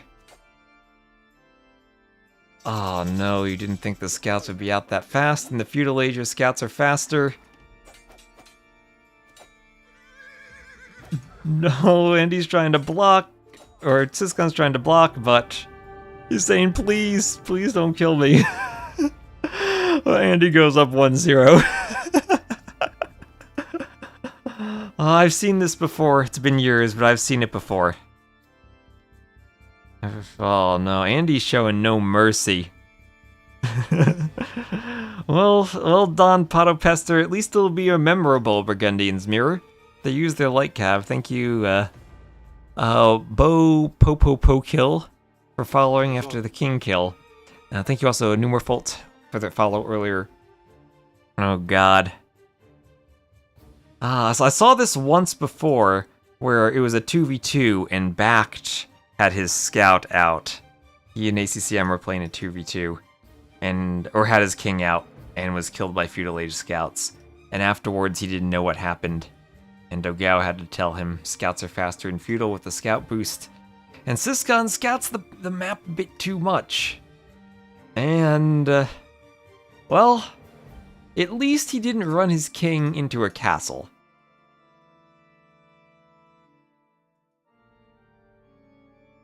Bop up oppo kill. Okay, so I gotta move the stuff around. Move the syllables around. Oh, that was quick. Yeah, the Kumans have the workshop the age earlier. Alright, well, GG's. We have a clown tournament. To see stuff exactly like that, and that was a very sudden disaster, we can say, for Ciskhan. We will move over into game 2. Civ win, of course, and game 2 will be on Velchins. Does any Civ have a bonus towards kings? I don't think so. Now that you mention it, I don't think so. So here we have Velchins, FreakinAndy doing 1 house right at the start, and we'll send a Vil forward. Now, I don't think the king counts as infantry for that. You can, in very rare circumstances, get the king to fight, yes. So holy flags indeed. And the clowns may have flagged a bit hard on this map. So Andy gonna put his Rage Forest skills to the test. And I have to say, the more players play Rage Forest, the more you can tell in their gameplay that they're accustomed to it. Because they will quick wall the wolves. Wolves are no object to a Rage Forest player. Khmer Kings can garrison in houses. Yes, they can. I don't know if they ever changed that, but yes, they can. You're right. Khmer Kings can garrison in houses. Yep. Or if you have if a Khmer player builds a house, allies can garrison their kings in the house. That too. So this is Velchins. Andy will be the orange Slavs to the west, Ciskhan the blue Portuguese to the east. The map does have basically 5 passages. You can either go through the middle or around the sides or completely around the sides to get to your opponent. And there are a lot of extra resources. Some stone in the very middle you can fight your way to. Some gold, foxes, cattle, hares, turkeys, what name you, all over the place in the other sides. There's a bit of rock terrain atop these hills, but that's mostly just for shows. You can indeed wall it off. They can garrison in fortified churches? I mean, Vils can garrison, right? That makes sense. I think kings can garrison everywhere Vils can, aside from maybe rams or siege towers.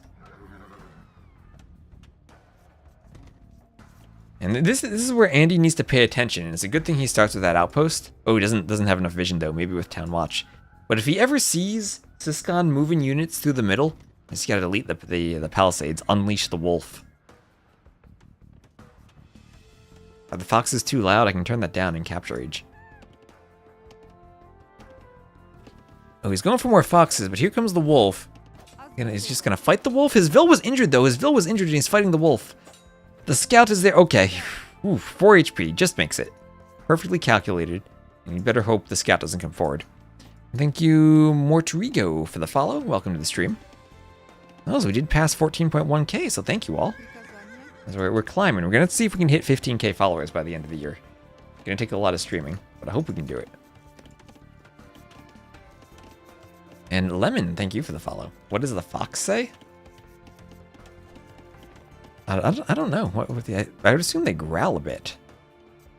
And Galgenfogel 23, thank you for the follow.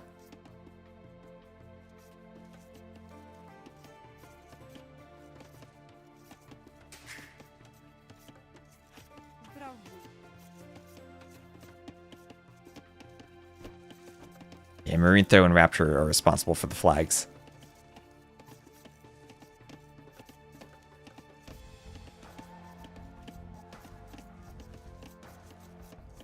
The passages are open at the start? Yes, they are. They are open at the start.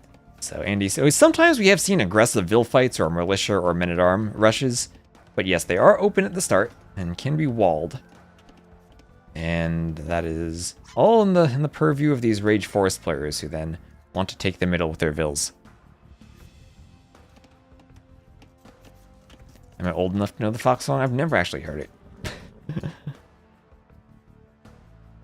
If watch Fox Nothing, if I want to know what the fox says. Fox Nothing. Yeah, Ray knows how to sell out. Ray is the sellout expert around here.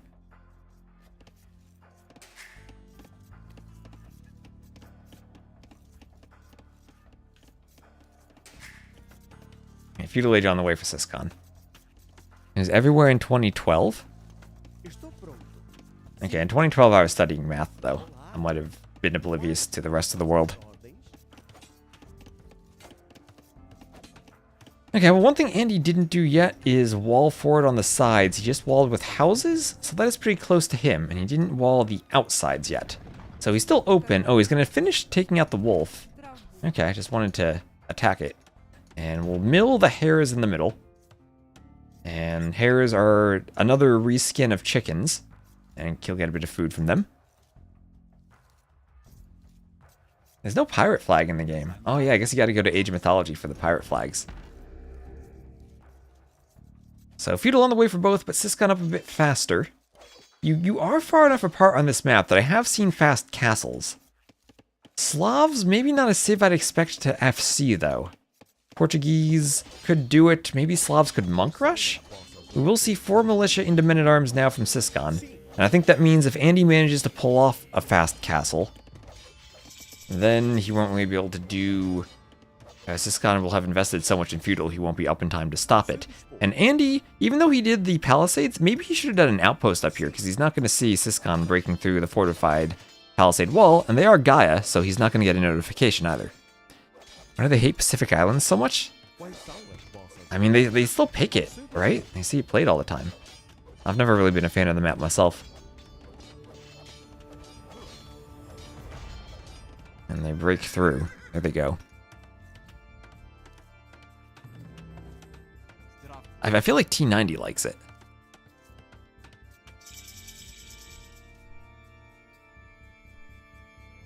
Is the resolution? It should be fine, crow-footed. You might want to refresh or change the resolution then.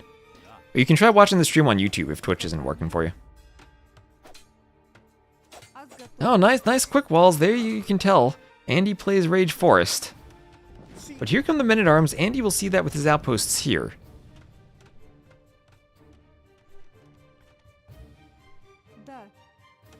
Does anyone else have resolution problems? Let me know if you do. It just fixed itself? Okay. Because on my end, I see 0 drop frames, so it might be a Twitch issue.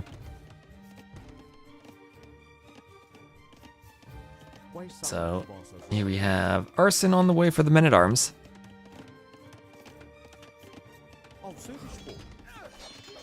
No as in no, I don't have issues, or no, it's broken. Yeah, I need to stop asking yes or no questions. I need chat to write in complete sentences, like we're like an elementary school question.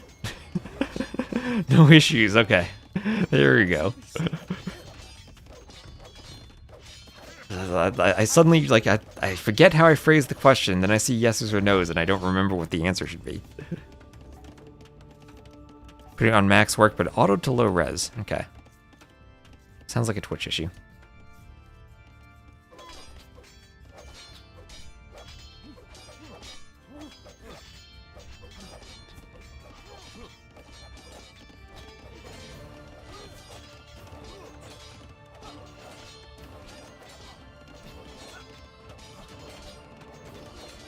Yeah. I am in the 1440p beta, but I'm not streaming on that currently. So, Castle Age on the way there for FreakinAndy.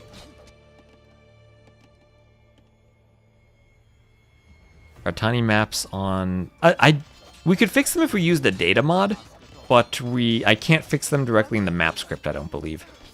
The problem is they used to work properly, but then they were given the change where they can be built in the Dark Age with 0 range, and they get +8 range in Feudal.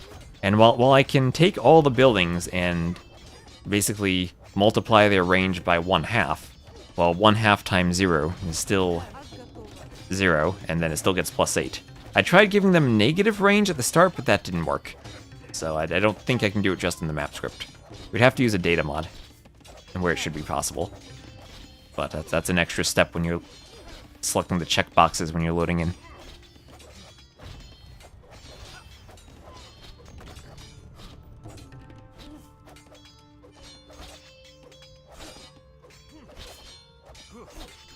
So, Men-at-Arms breaking through, but Andy up to the Castle Age, and what is he going to do now? He's immediately going to throw up a TC, he's going to panic build it with 12 Vils, and build a monastery next to his starting TC and try to wall to contain the army a bit. Loses his scout, but buys some time maybe from the archers. The Men-at-Arms and the archers are now in, and he's quickly trying to get the walls up. Monastery will be part of the wall, but the archers are there to deny it. And Ciskhan making some good progress. Won't quite get the Vil, Andy just gets away. A nice micro from Andy and gets his TC up in time. And while this is walled, he's now going to go for a workshop. And very well defended from Andy. Everything falling into place just at the right moment. Doesn't lose a Vil. But now Ciskhan is up behind this. And what pressure will he apply? Slavs are a good monk civ with their faster moving monks. The Portuguese also will have their gold discount applying to their monks. They'll miss Illumination, but that's only in Imp. Both civs, let's see, no heresy for the Slavs. So maybe one way for Ciskhan to play this is to go follow this up with a monk rush and try to go heavy for monks. Maybe a bit risky with the Scorpion already out. And the Slavs do of course have the cheaper siege. But like Redemption monks could be nice for him. Especially since he sees he denied the monastery. And now he's killing some Vils. We'll lose the Men-at-Arms to the Scorpions, but gets a Vil. Ooh, that one's very low on HP, but 3 HP is more than enough to survive. And all of Andy's Vils are weak. He's done a great job. Again, that Rage Forest experience of pulling back your Vils and keeping the weak ones alive. Now there's the monastery, and no forward to Ciskhan. He will, however, have a good number of archers to turn to crossbows. And whatever he does, Andy has the outpost, so he'll have vision.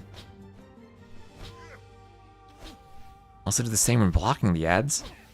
Hopefully you don't have too many ads. I turn the ads as far down as I can on Twitch. It should be like 30 ads every hour, or 30 seconds of ads every hour. Oh gosh, not 30 ads every hour, that'd be insane. 30 seconds. And then I turn the ads completely off on YouTube, where I can do that. So if you want to watch on the YouTube stream without ads, you can. Age of ads. Yeah, well, all I see are, I guess, the currently controversial sports betting ads when I watch Twitch. It's like all I see.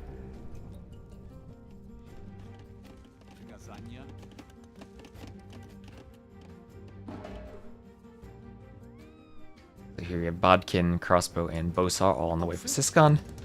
And a workshop coming up to the front. So he will continue pressuring crossbows and I'd assume mangonels to deal with the Scorpions. That could lead to Redemption monks then from Andy.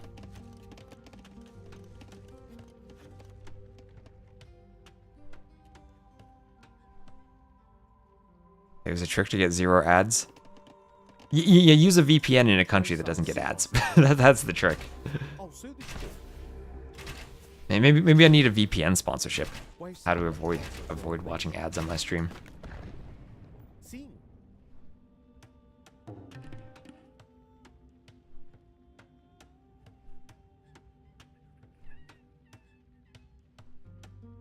Ao seu dispor. And okay, forward workshop, so double workshop here from the Portuguese. Andy's stonewalling up behind this.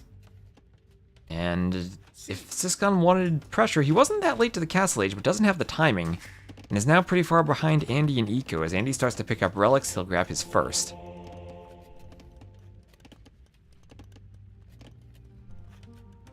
This is the one where you most expect to see Bodcrow saw. Well, you have it now from the Portuguese, no less. And I think this will be tough to push. I guess the advantage is this is still Palisade in many regions. Maybe you could amass like 3 or 4 mangonels and go for a sudden breakthrough up here. And ooh, Ciskhan avoids that shot. There's a hill in between, but if you're on either side of the hill, that won't affect the hill bonus. Maybe he wants to go for the outpost first to take out the vision for the mangonel war. Okay, Andy... Oh, actually he has outposts everywhere. Okay, never mind, Andy is still a vision. And Andy loses the mangonel. Ooh, not a scratch on the mangonel for Ciskhan. I'm just waiting to see Ciskhan's point of view if he gets more. Line of sight.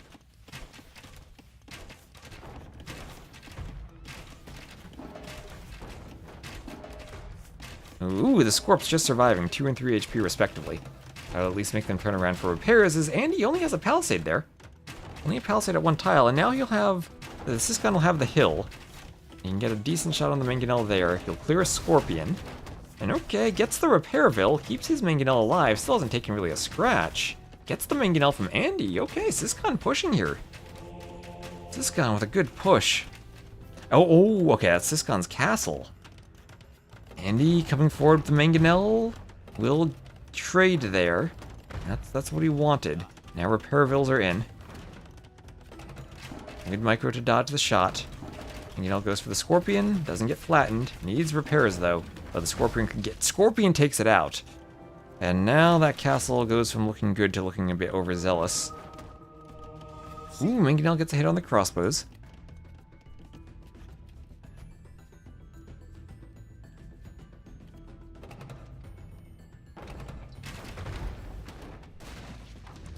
And Mangonel hits the other Mangonel.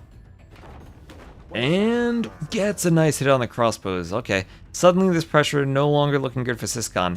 As he's down by 20 vills, that castle took forever to go up. And now Andy with double workshop Mangonel production. Ooh, it went from looking good to suddenly looking bad. As Ciskhan, did he just delete his crossbows there? Calls the GG. Okay, well, I mean, that game just suddenly turned. If that was an earlier castle and 1 more Mangonel shot for Ciskhan, yeah, I think he wins. Oh man, that turned on all of a sudden the Slavs, the cheaper workshop production for the cheaper siege. That bonus for Andy, minus 15%, double workshop Mangonel. You don't see that often, but there were no monks added in with the push. No redemption for converting. That's what I thought the opening play would be, like forward monastery. But now Ciskhan can't pull it off with the crossbows, and Andy goes up 2-0. 12-7, no conversions for anyone. And Eco's were the same, but you can see how Andy was about to fly ahead in Eco there, as he had all the extra vills. And yeah, 70-47. Never underestimate Andy's Mangonel micro.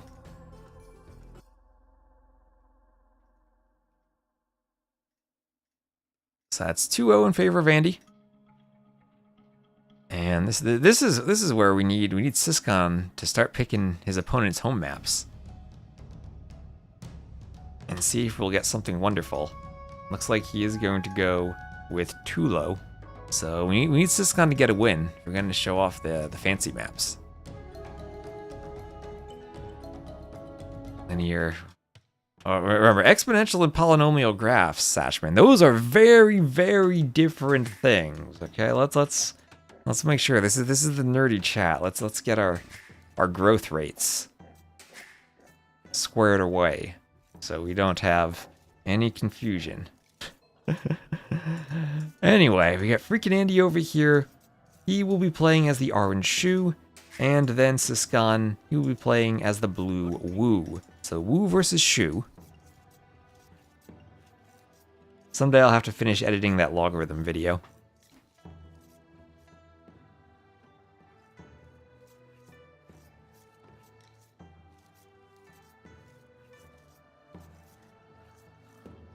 Quadratic input, exponential output. Well, that's, I mean, input can be whatever you have, as long as you don't mix up your exponential and your quadratic. Not enough data points to tell them apart in that graph.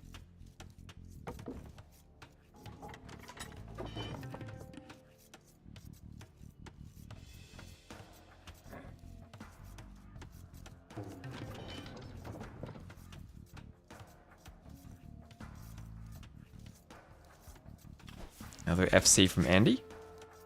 Well, let's see what he's doing. He's got 6 fills on food, pushing in the hunt. Gonna wall up.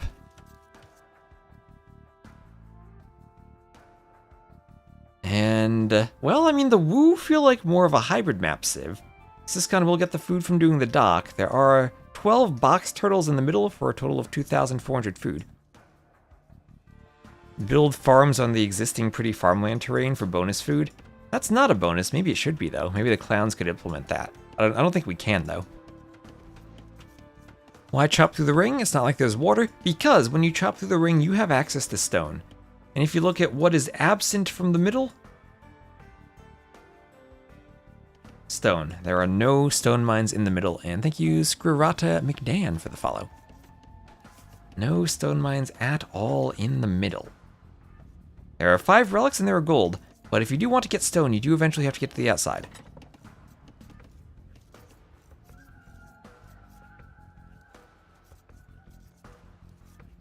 And he has to chop to go outside his base. Yeah, this is something we're talking about using the map for the next season of TTL, and I was going to adjust this so it's a bit more consistent with these spawns. Yeah, you are right. Actually, you know, these are played as Rex, but this was a bugged map, and this should have been an admin re, because you see everywhere on the outside there's a relic, and there's no relic here. But alright, players can call for admin rees too, and Andy didn't seem to call for one here. So, alright, I would have called a bug map. This happens sometimes. And again, if we do this for TTL, I would fix this.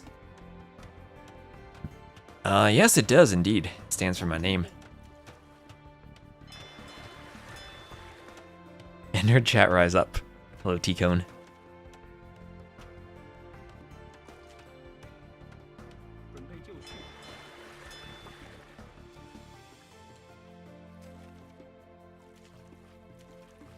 So, dock and box turtles from Andy. Here I was thinking Ciskhan would be the player docking as the Woo. But doing a barracks... You could always dock on your way up to feudal and focus on going feudal fast. And maybe that's what he's doing, but his board don't think they came in early enough for that. These are fortified palisade walls, same as last time, but player owned. And there's no fortified palisade gate, so the clowns stuck a stone gate in instead of a palisade gate. Teas for tea time? No. I'm an American. We throw our tea in the harbor.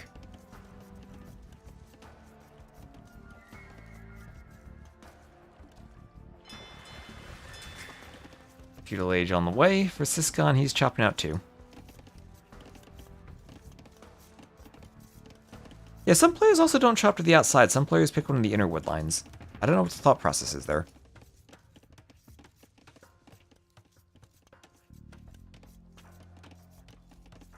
You're a British coffee drinker. I applaud you.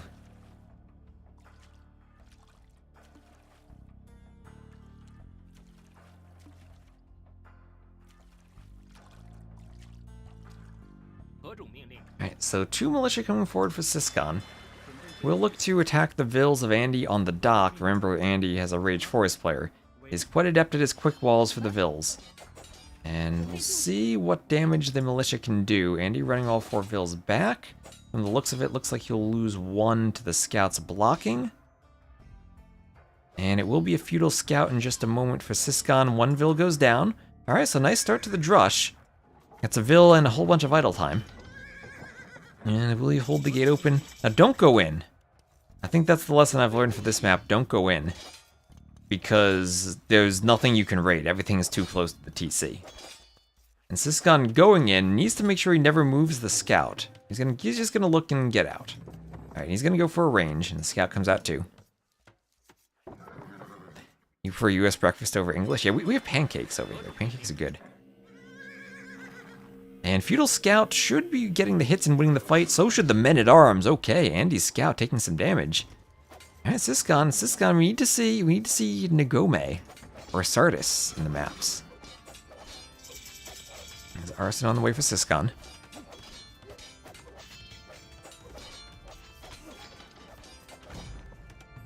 And here's the forward range Scout. Not enough HP to deny it, especially not with 2 Vils, both with Loom.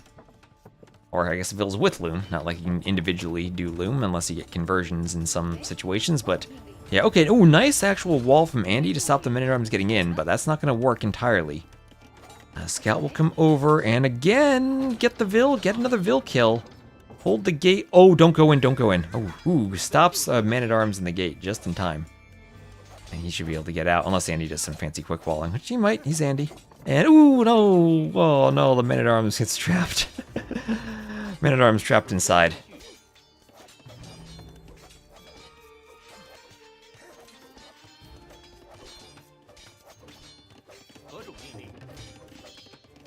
House over here going down to the Men-at-Arms.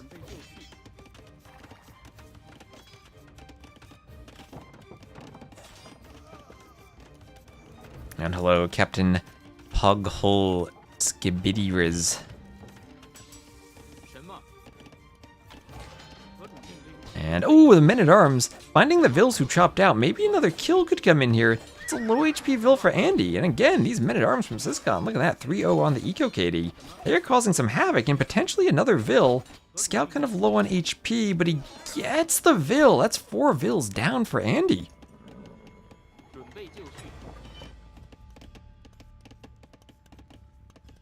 You're calling it for Ciskhan? Looks like he's winning the water too. Has a dock there. Maybe making the mistake of doing a fishing ship without any navy, because we will have a demo from Andy. Okay, it did. The last thing Ciskhan wants is to start getting demoed in the middle. That's maybe Andy's take it back. He's doing fletching and has some archers out already, to which fletching will apply. And, ooh, okay, Ciskhan at least will scout this, but Andy going around the outside with the archers could hit Ciskhan as he tries to chop out. Ciskhan's a layer away from being out, but we'll need skirmishers to defend this, or anything to defend it.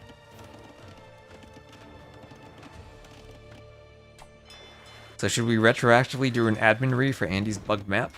I don't think so. I think they're playing it at this point. They're playing it. And was there a demo? Yes. Sorry, I missed the demo looking at the other side of the map. But yes, there was one demo on one Vil. I'd take that trade if I'm the demo. And Andy's going to go for a fire galley. So interesting Ciskhan didn't invest into water, but maybe he's struggling a bit for wood, as he had to do his own archery range. And then bring archers back now to defend his wood line as Andy's heading around the outside. Bring his buffaloes back.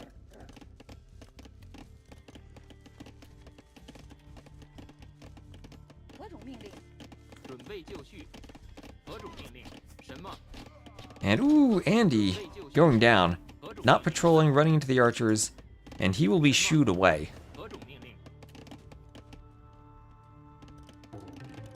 And he will now have to wall to keep the archers out. Sending only one Vil, might need to send more.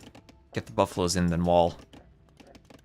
Alright, so another good play for Ciskhan here, but losing in the middle. That's 2 eco kills for Andy, and I think it's a bit of carelessness of leaving the Vils in the middle.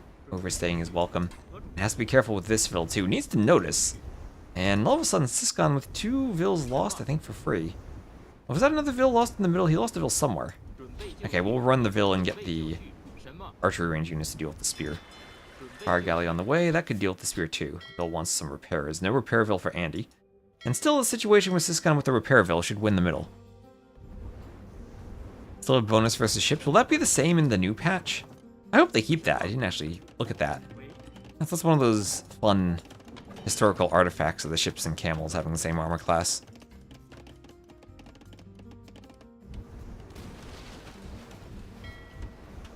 And okay, fire ship winning the fight so far for Ciskhan, investing into another galley, but might need to pull back and repair again.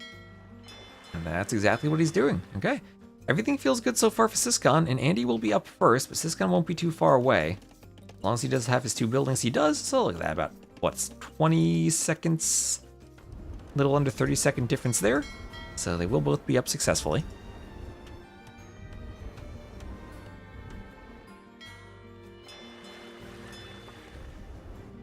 gold mining from Andy. Fire here with more HP should win the fight. Andy trying to hide around the dock somehow. Bill still wants repairs. But that'll be Ciskhan taking the water. At least by a fire. We'll have a second out and should with 2 be able to stay on the water ahead. Stay ahead on the water.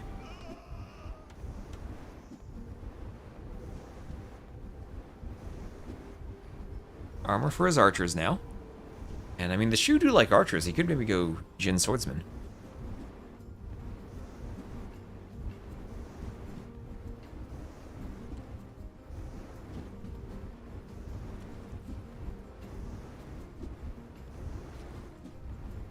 Fire Lancers. Yeah, no Fire Lancers for these, though. They're too early in the time frame to have Fire Lancers. So Andy walled up on the outside and scouting with a water buffalo around the rest of the map. We'll have some walls from Ciskhan going up stone walls to make sure he's extra safe with some archers on the outside. And Andy, now that he's up, will do a TC on the back, finding a stone mine. University for him too. And going archers, looks like he's going to try for an early ballistics. Kind of surprised he's not going for the second TC, but maybe he wants to get back with some map control. Ciskhan will at least have some fish he can add in. Imagine you're on a ship and a fire ship comes up to you. Imagine you're on a ship and a demo ship comes up to you.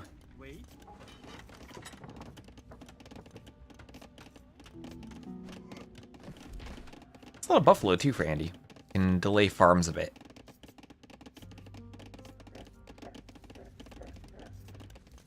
Actually, Andy's managed to do this without needing a single farm, which is really nice eco management for him.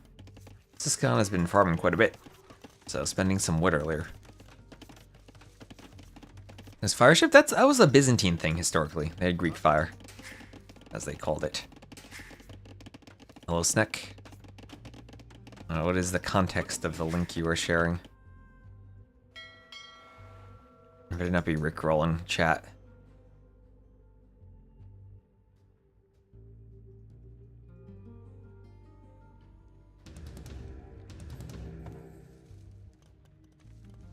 Yeah, I'm sure we're aware of what happened. No need to pile on someone.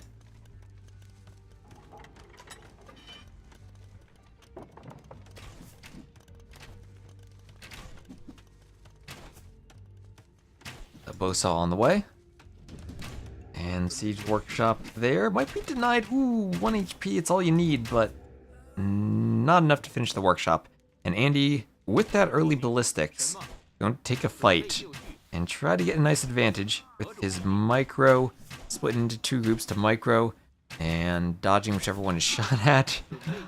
And, oh, it's so hard to fight no ballistics versus ballistics, even if the fire galley wants to get in. It'll restrict the area where Andy can run, and he's great at dodging the projectiles here. Ciskhan trying to dodge the ballistics, but to no avail. And Andy taking a darn good fight, getting a workshop up. And now 3-6 eco KD for Andy. He lost a lot of vills, but managed to recover. Actually has more resources collected than the player who's been fishing. 44 vills to 50 vills, and Andy's eco is booming. Both players on 3 TCs.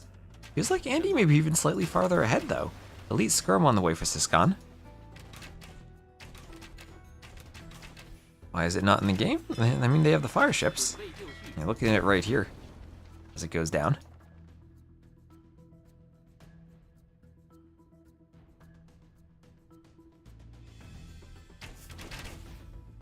Rocket carts. Yep, Chinese do have rocket carts these days.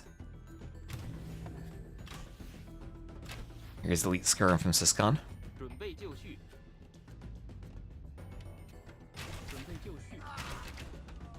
Goes down.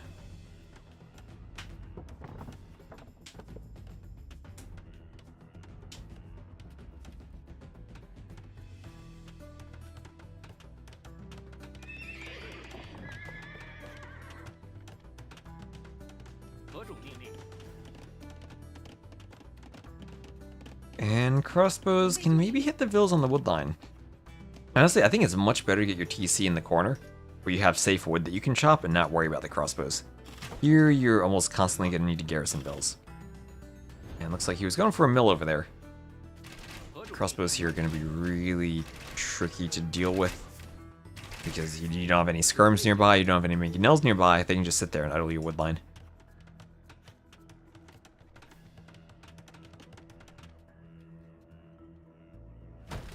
On the other side, some monks for Andy, as the skirms here won't be enough. One gets converted, one gets mangonelled, and the monk will survive. The monk survives even. So Ram takes out the range, workshop monastery forward for Andy. He keeps pushing. We'll take out the dock.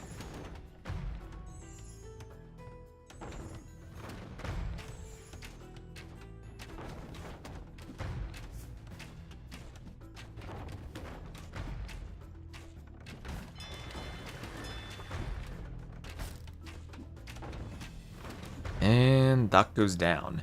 So behind this, 4th TC for Andy, and he's just looking to boom. And the Shu, I mean, great archery range units. Maybe Jin swordsmen are useful? Extra attack and imp, but they need all their armor for that to come into play. And the Shu with bolt magazine for essentially the Chukonu Arbalest line. They probably tear through Jin swordsmen if that comes in.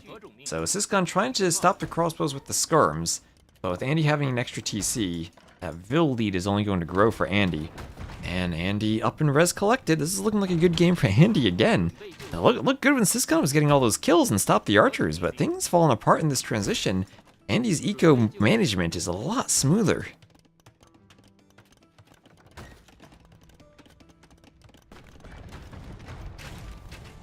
Here come the Cav forward, Mangonel shooting at them.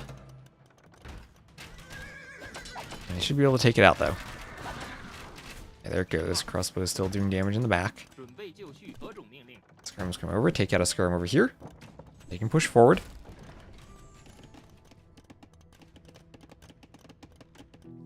Ballistics on the way over here in the back. And a 5th TC going on the way up for FreakinAndy.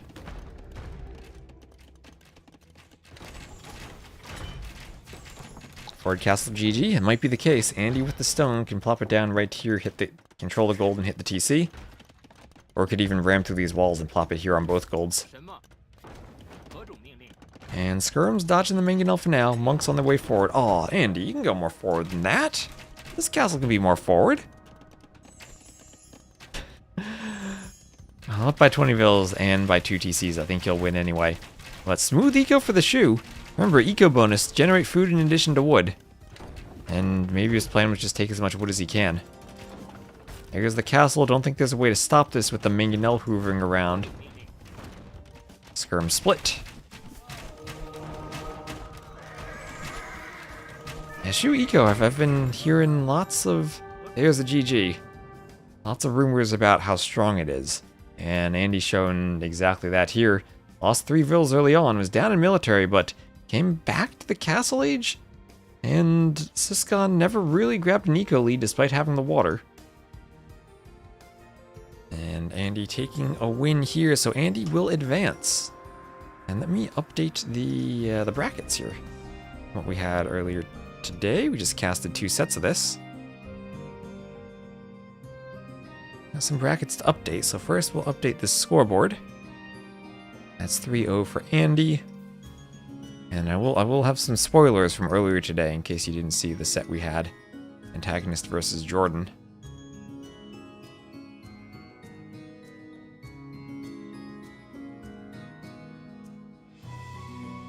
The brackets good, yep, we're here. Alright, are you ready for some brackets? We'll do the set we just casted. Why are we scrolling? There we go. So let's enter a score for each game, which is kind of annoying, but there we go. Andy goes up 3-0. And what was the order of the games, Jordan Antagonist, we had earlier? That was... That was Antagonist, Jordan, Antagonist, if I recall correctly. Correct me if I'm wrong about that, but Antagonist will advance. The Antagonist advances to face Doubt, who won 3-2 over Barles, and Running Kingstone will be tomorrow. FreakinAndy will face the winner of that set. So Running Kingstone. Good set there. Doubt will technically be the lower seed against Antagonist, but will maybe be overall the favorite in terms of skill. I don't know. I mean, Antagonist has done really great in all the clown events so far. Doubt Jordan would have been fun, but we doubt Antagonist and Andy against the winner of Running Kingstone. When is the final? The final was going to be next Sunday, but then there's also a LAN event going on Sunday, so we might move that. So I think Andy and Doubt are both attending that, and they're probably not going to be able to play the final from that. And it's going on next weekend, so it might be maybe the weekend after. We'll see. Is there a deadline? There was a fixed date, but we will see when the final is. Semifinals will be played the rest of this week, regardless. And I'll be casting them. The date for the next set here is going to be Kingstone versus Running tomorrow at 19 GMT. But I might cast that after TTL because there is Gabby versus Target at that time, and whatever is not going to overlap the most. There's also Doubt versus Emu Warrior and Thalassocracy at 20 GMT. And before I forget, let me change my game back to the current patch while we're all here. So, alright, thank you all for watching. Thank you, Tristan, for the raid earlier. Cast the Nocturna, guys. I do my best. Silver League final, that's Tuesday, UP. Maybe that's technically tomorrow for you in your time zone, but that's Tuesday unless it was moved. And Mr. Yellow Frog, and thank you to Besetic, thank you for the follows. Unless they changed it when I wasn't looking. I doubt Emu will be great tomorrow. Nope, no Bebe Cakes, you're here just as I'm heading off. And let's just see if anyone's playing AoE 2. We can send them a raid. I'll end the stream on YouTube. Goodbye, YouTube. Seems like I have 0 dropped frames today, so hopefully the fixing of the cables fixes the internet issues I had. I upped the bitrate a bit too, so hopefully we have a bit of a higher quality than we had in the past. So thank you all. Thank you, Weedy Little Smurf, for the follow. Maps are awesome, so fun to watch. Loving them. Well, glad you're enjoying them, Deep Moon Wave.